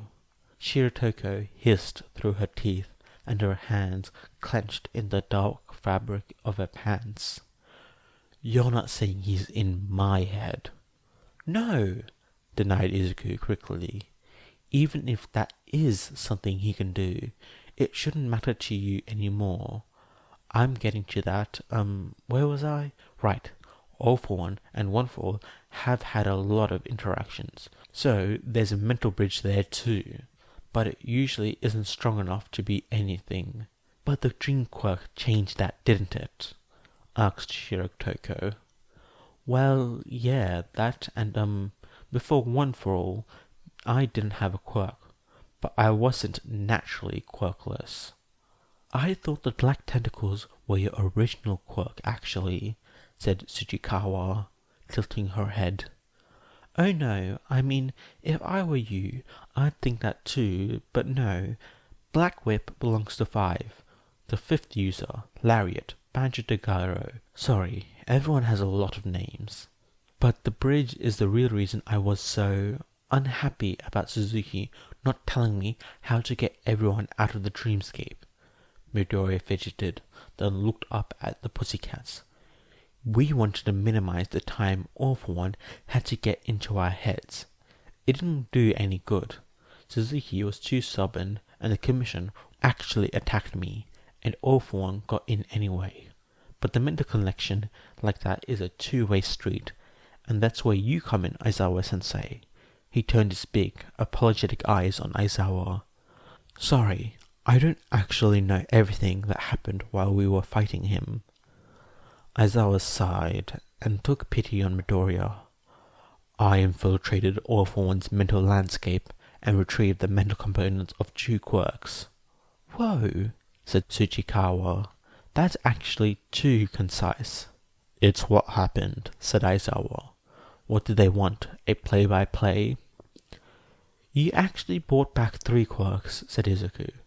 "But, One for All can't be received by someone who isn't compatible, so it's always looking at people's genetics and stuff. Combined with what was left of my original quirk, past interactions with All for One, and all that stuff, I have those 3 quirks, sort of. They aren't entirely, plugged in yet, so to speak." "You have searched, don't you?" asked Shiratoko quietly. Yes. Search was one of the quirks." Aizawa nodded when Shiratoko looked at him for confirmation. "So what? You're asking permission to use it?" "No," said Midoriya. "I'm looking for permission to give it back to you. The other quirk that was brought back was a copy of All for One." Aizawa had been expecting that revelation, but the way the air itself seemed to freeze was still unnerving. "A copy?" Midoriya twisted the edge of the blanket in his hands. Aizawa actually thought he heard a string snap. "Yes," said Midoriya. "A copy.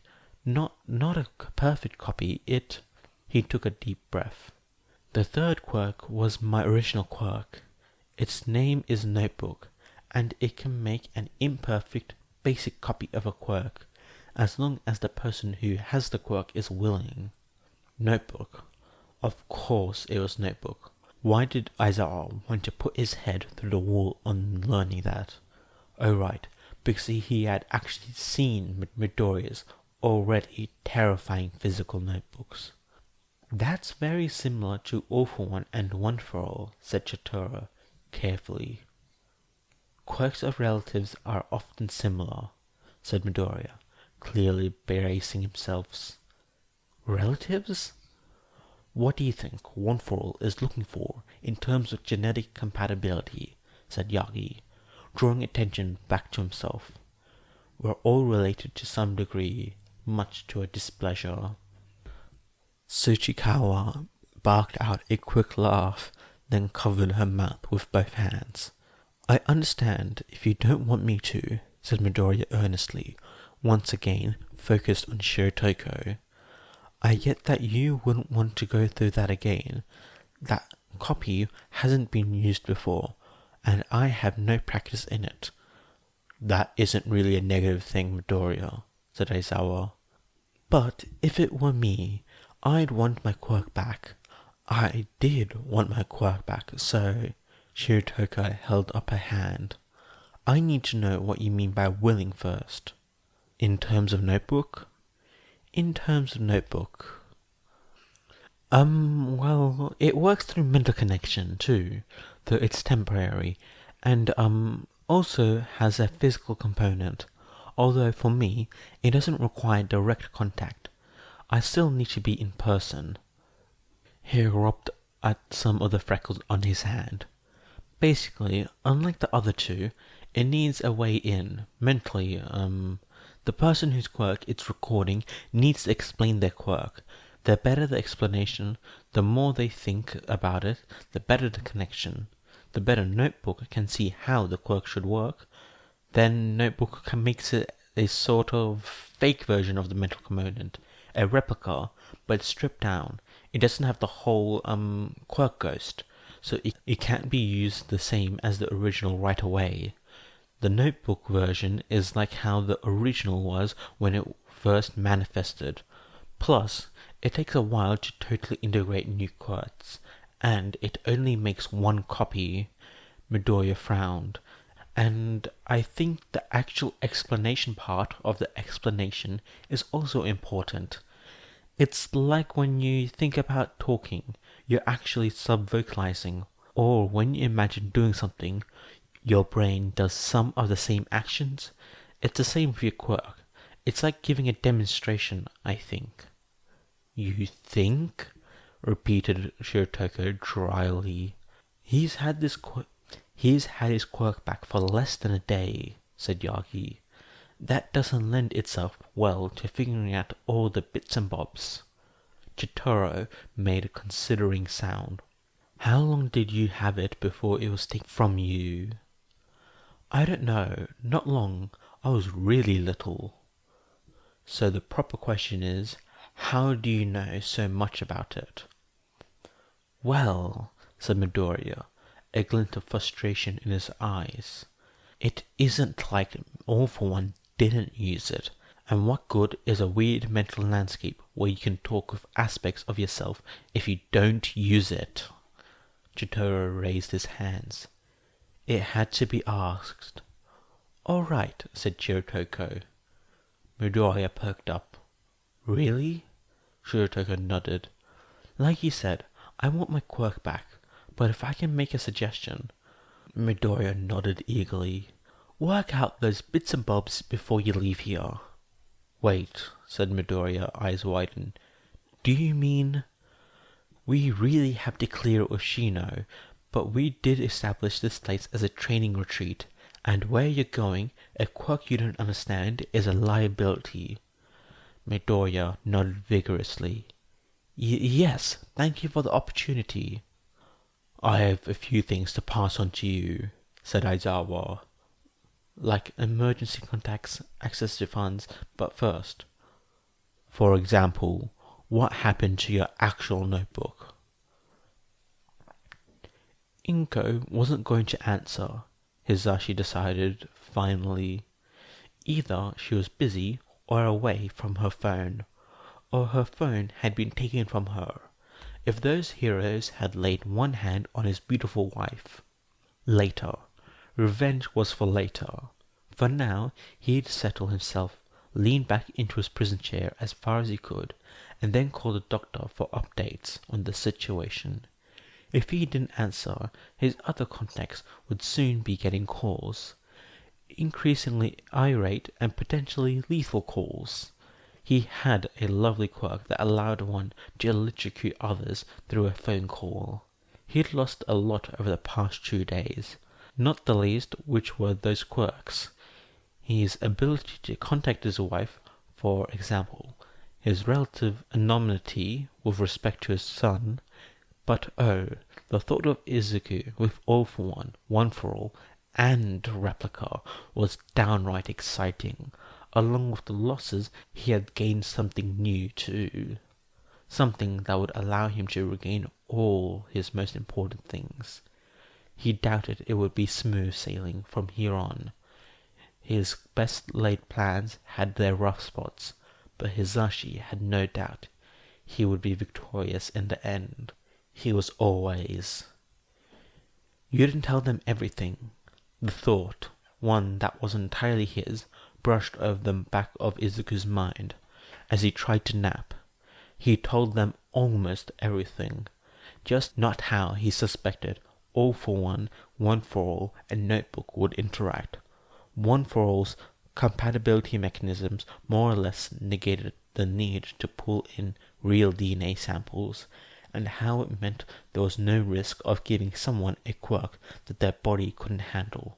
How having All for One meant that he could keep copying the same quirk over and over again, as long as he could offload the copies somewhere.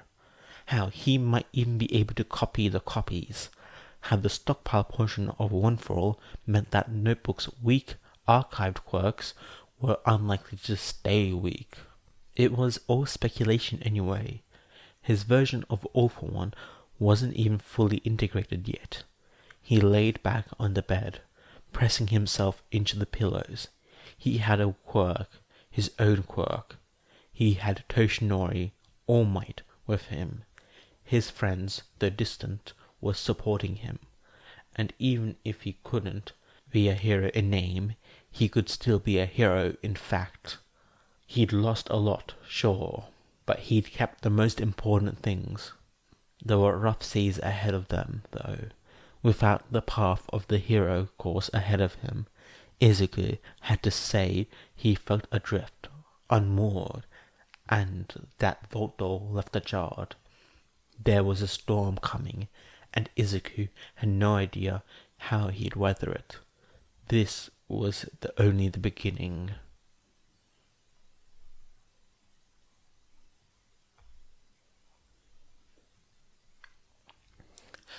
Hey guys, I hope you enjoyed this video. This is the final part of Long Night in the Valley, and I hope you enjoyed this series because, woo, it is like the second series I ever started, and I'm so happy that it finished. I mean, it was the most tiring thing about this series was just recording it because, by God, my voice got sore. Like, even now, this last chapter should be over 1 hour long, which is crazy long for me, especially since I'm recording this all in one sitting, so my sore throat is not happy. Either way, please send the kudos and comment on the author's original fic. This is supposed to be part of a series called Doomsday Planner, but there is no sequel to this series yet. But when the series does come out, I'll make sure to cover it, especially if you guys would want to cover the sequel in the future. Anyway, I'll see you guys later. Bye!